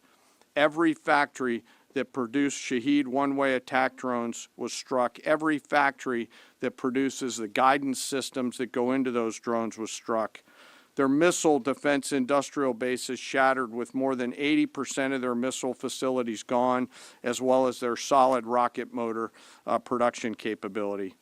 It will take years for Iran to rebuild any major surface combatants, as more than 20 naval production and fabrication facilities have been damaged or destroyed, and nearly 80% of Iran's nuclear industrial base was hit, further degrading their attempts to attain a nuclear weapon. Throughout Operation Epic Fury, our joint force struck at the heart of Iran's ability to project power and threaten the United States and the region. And in order to do this, it required the service and sacrifice of more than 50,000 American warfighters deployed across CENTCOM, EUCOM, and stateside. The Joint Force flew more than 10,000 missions, including 62 bomber missions, 18 of which flew round trip from the United States to deliver bombs on military targets. Each of these missions was more than 30 hours in duration, and we did that 18 times. No other military in the world can do that. And it's a testament to the logistical force that quietly serves behind them. I cannot thank TRANSCOM and the Air Force Tanker and Mobility Force more. Combined with Army and Navy joint fires, we struck more than 13,000 targets. And along with our Gulf partners, we've thus far intercepted 1,700 ballistic missiles and one-way attack drones, defending our forces and our partners in the civilian population. And we remain ready to do so should the need arise. Along the way, we consume more than 6 million meals, and by my estimate, more than 950,000 gallons of coffee, 2 million energy drinks, and a lot of nicotine, but I am not saying that we have a problem. I've laid out the statistics, but it does not truly capture the nature of combat. This is gritty and unforgiving business. It's chaotic, it's hot, it's dark, it's unpredictable, and there's always unknowns. And our people proudly walked into those unknowns and continue forward. And through it all, the Joint Force has demonstrated the unwavering resolve that the nation demands of us. We are a mission-focused force, and our objectives always is to create the conditions for peace, and today we have, while be ready should that peace break, which we hope it is not. And we remain ready. Before I turn it back to the Secretary, I also want to quickly revisit the rescue of the Air Force fighter crew over the weekend. To give you an update, we've had, the Secretary and I have had the profound honor of speaking directly with many of the warfighters on that mission, from the downed crew that were picked up to those forces that went and got them. Hearing these stories firsthand has only deepened our appreciation for their tenacity, creativity, courage, and grit of the American Joint Force. This is a story that gets to the very heart and soul of who we are as a joint force, who we are as Americans. Selfless sacrifice in service of others. From the backseater, Dude 44 Bravo, whose pure and unadulterated joy at seeing those helicopters come into the valley to get his front seater in daylight because he knew the front seater did not have a jacket, and was so filled with heart-leaping joy at his front seater getting picked up, to the nighttime folks that went in and then got him, to the tanker forces that did the things that they had to do to give their own gas away, to the support packages, to those that went into the desert landing site not once, not twice, but 3 times as we fought through multiple contingencies. This was and is a joint force that has the guts to try, that does not quit, and who each and every day does the things that we must to dare to win. No lives were lost. We succeeded because the joint force is always at the ready. They trust each other, they trust their leaders, and they trust their training. And they remember first, foremost, and always that we do these things so that others may live, and we will never leave anyone behind. The success of Operation Fury thus far, and we hope it remains, culminates with this incredible rescue over the weekend, a direct example of the professionalism and courage of the United States military and our joint force. It's the service members on the front lines, our partners in the region, our teammates in the intelligence community, our civilian leaders in the OSW side of the house, the American workers who build the tools and weapons that we use, and the American people who back us up that help us to go do these things. I stand here humbled today, but frankly not surprised by what the Joint Force has been able to do. Their performance is fueled by a deep commitment to each other, their mission, and to our country. It is an incredible, deep honor for me to be a part of this joint force, and I'm humbled by the service and sacrifice each and every day that I am lucky enough to see. And finally, as I always do, I ask that we never forget our fallen and their families, especially those 13 fallen from Operation Epic Fury. May we always be worthy of their sacrifice and honor their legacy. And with that, sir, I'll turn it back over to you. Thank you, Mr. Chairman. We'll take a few questions. Alexandra Ingersoll, One America News. First of all, thank you to our troops. What role is our military playing in escorting vessels through the Strait of Hormuz at this point? And the president said on Truth Social that the U.S. will be hanging around to make sure everything goes well. Obviously, Mr. Secretary, you just mentioned, we know the scars from hanging around in Iraq for decades. But what does that entail in terms of our military presence at this juncture? Yeah, we'll be hanging around. We're not going anywhere. We're going to make sure Iran complies with this ceasefire, and then ultimately comes to the table and makes a deal. So we'll stay put, stay ready, stay vigilant, as the chairman laid out. Our troops are prepared to defend, prepared to go on offense, prepared to restart at a moment's notice with whatever target package would be needed in order to ensure that Iran complies. As far as the Strait, you saw the initial agreement that was struck, which is Iran's letting ships go through. So they'll be that will be happening. They will be sailing, and ultimately, as the president, we've done an incredible job militarily inside the Strait of Hormuz. What Admiral Cooper, I failed to mention Admiral Cooper's name. He's done a phenomenal job, along with everybody at AFCENT and NAVCENT and ARCENT and all the components down there, laying the groundwork for Iran. Iran doesn't have the same ability to defend it the way they did before, and so as the president has pointed out to the rest of the world, we barely get any of our energy out of the Strait. Just a tiny fraction. It's time for the rest of the world to step up and ensure that that stays open after President Trump and the War Department brought Iran to the place where they are voluntarily opening it right now, as was announced last night. Yes, Jared. Thank you, Mr. Secretary, and thank you both for the update. President Trump posted on Truth Social this morning that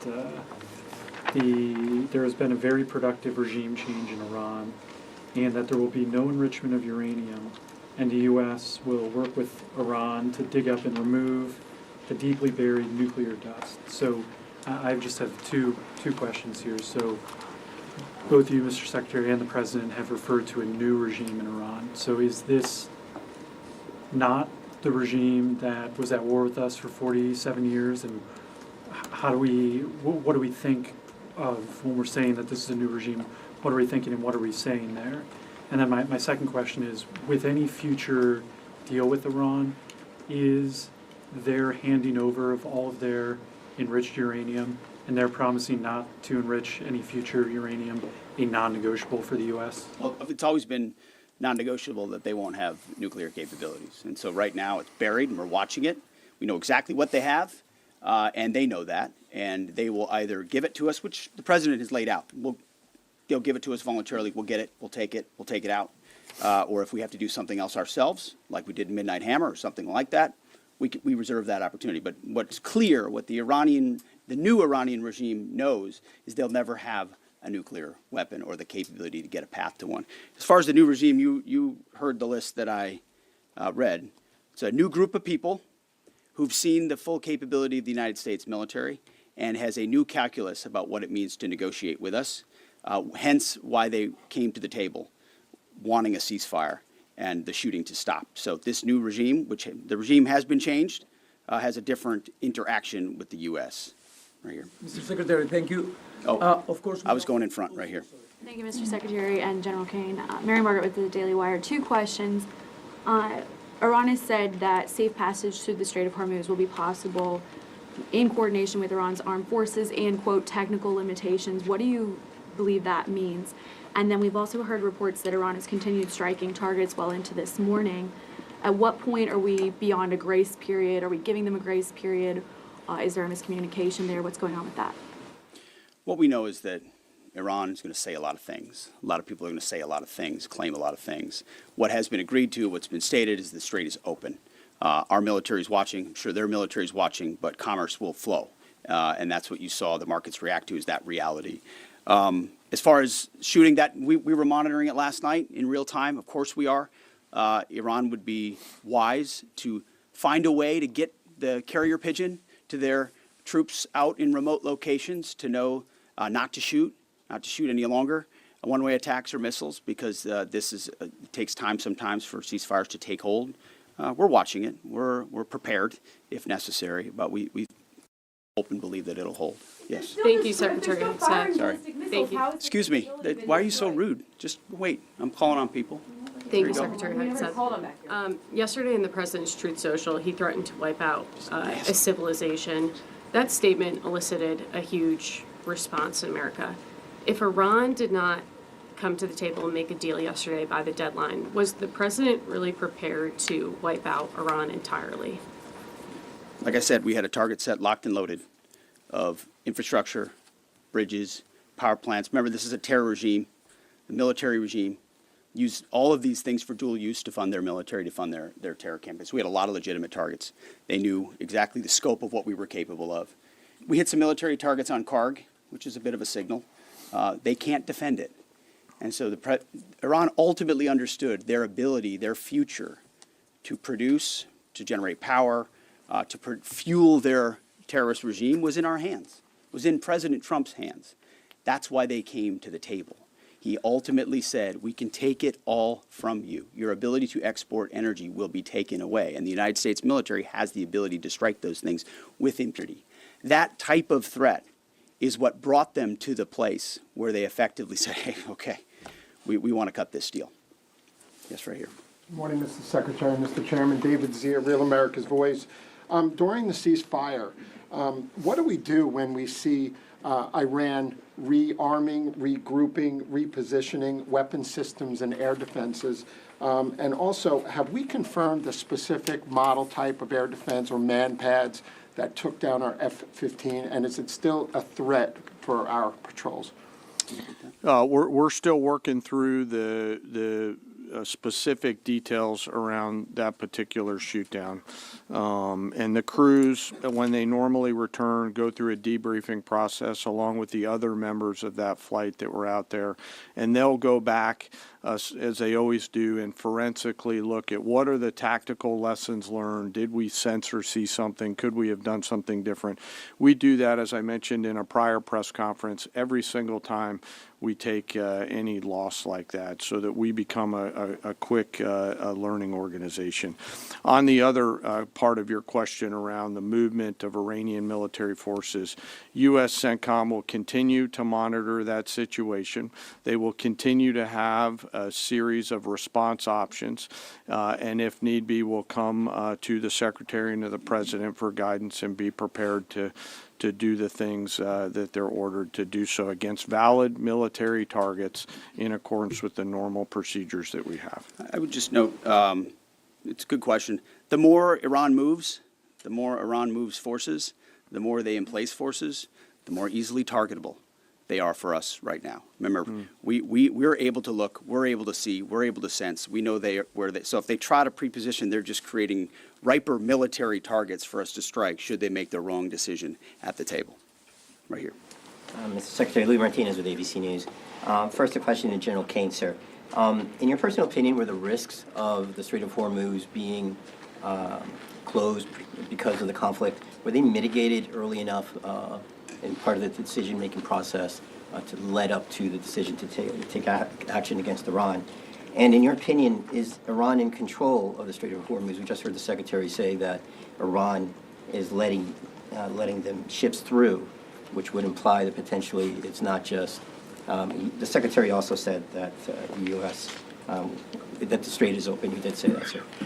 But in your opinion, sir, how can the U.S. ensure safe passage? Mr. Secretary, can you say today that the United States achieved, the administration achieved the military goals that you've constantly delineated? But strategically, is that a victory because of that? And also, you said earlier that the president chose mercy, but you yourself had said 3 weeks ago that we will give no quarter to Iranian troops. How do you correlate those two? And do you think that your comments may have put American troops at risk? No. I try to be nice up here, but you did listen to what I said, right? I laid out the objectives. We believe we've accomplished them, and it's a historic military victory. And President Trump has the option, as the commander-in-chief, to compel an adversary to the table, which is precisely what he did. And at the end, he chose to say, you know what, I'd rather talk to you at the table than obliterate your capability to export oil and fund your terror regime. So he did make that choice. That was his choice. He was a president of peace, and he's been willing to make those really tough calls that the American people elected him to do. Nothing we've done, not a single thing we've done. This is a typical, of course, it's ABC. Not a single thing we've done has put an American troop in more of a harm's way. We've only set our troops up to harm Iranian military capabilities, which they've done to devastating fashion and to great success. Mr. Chairman, you had a part of that There's a question. lot in that question. I'd love to take that offline and answer it, but I'm struggling to find exactly what your question was, and that's probably me, not you. Okay, all right. Sorry about Mr. that. Chairman, it was an indictment framed as a question, so you're forgiven for not understanding. Go ahead, please. Frame it again, sir. No, you've had your chance. Go ahead, sir. Open right now. Thank you very much. I believe so, based on the diplomatic negotiation. So I believe so. It is I always believe nice so. to see Yeah, you. sorry. Mr. Kurd or Rahim Rashidi from Kurdistan. I am representative Kurdistan TV and Kurdistan 24 today.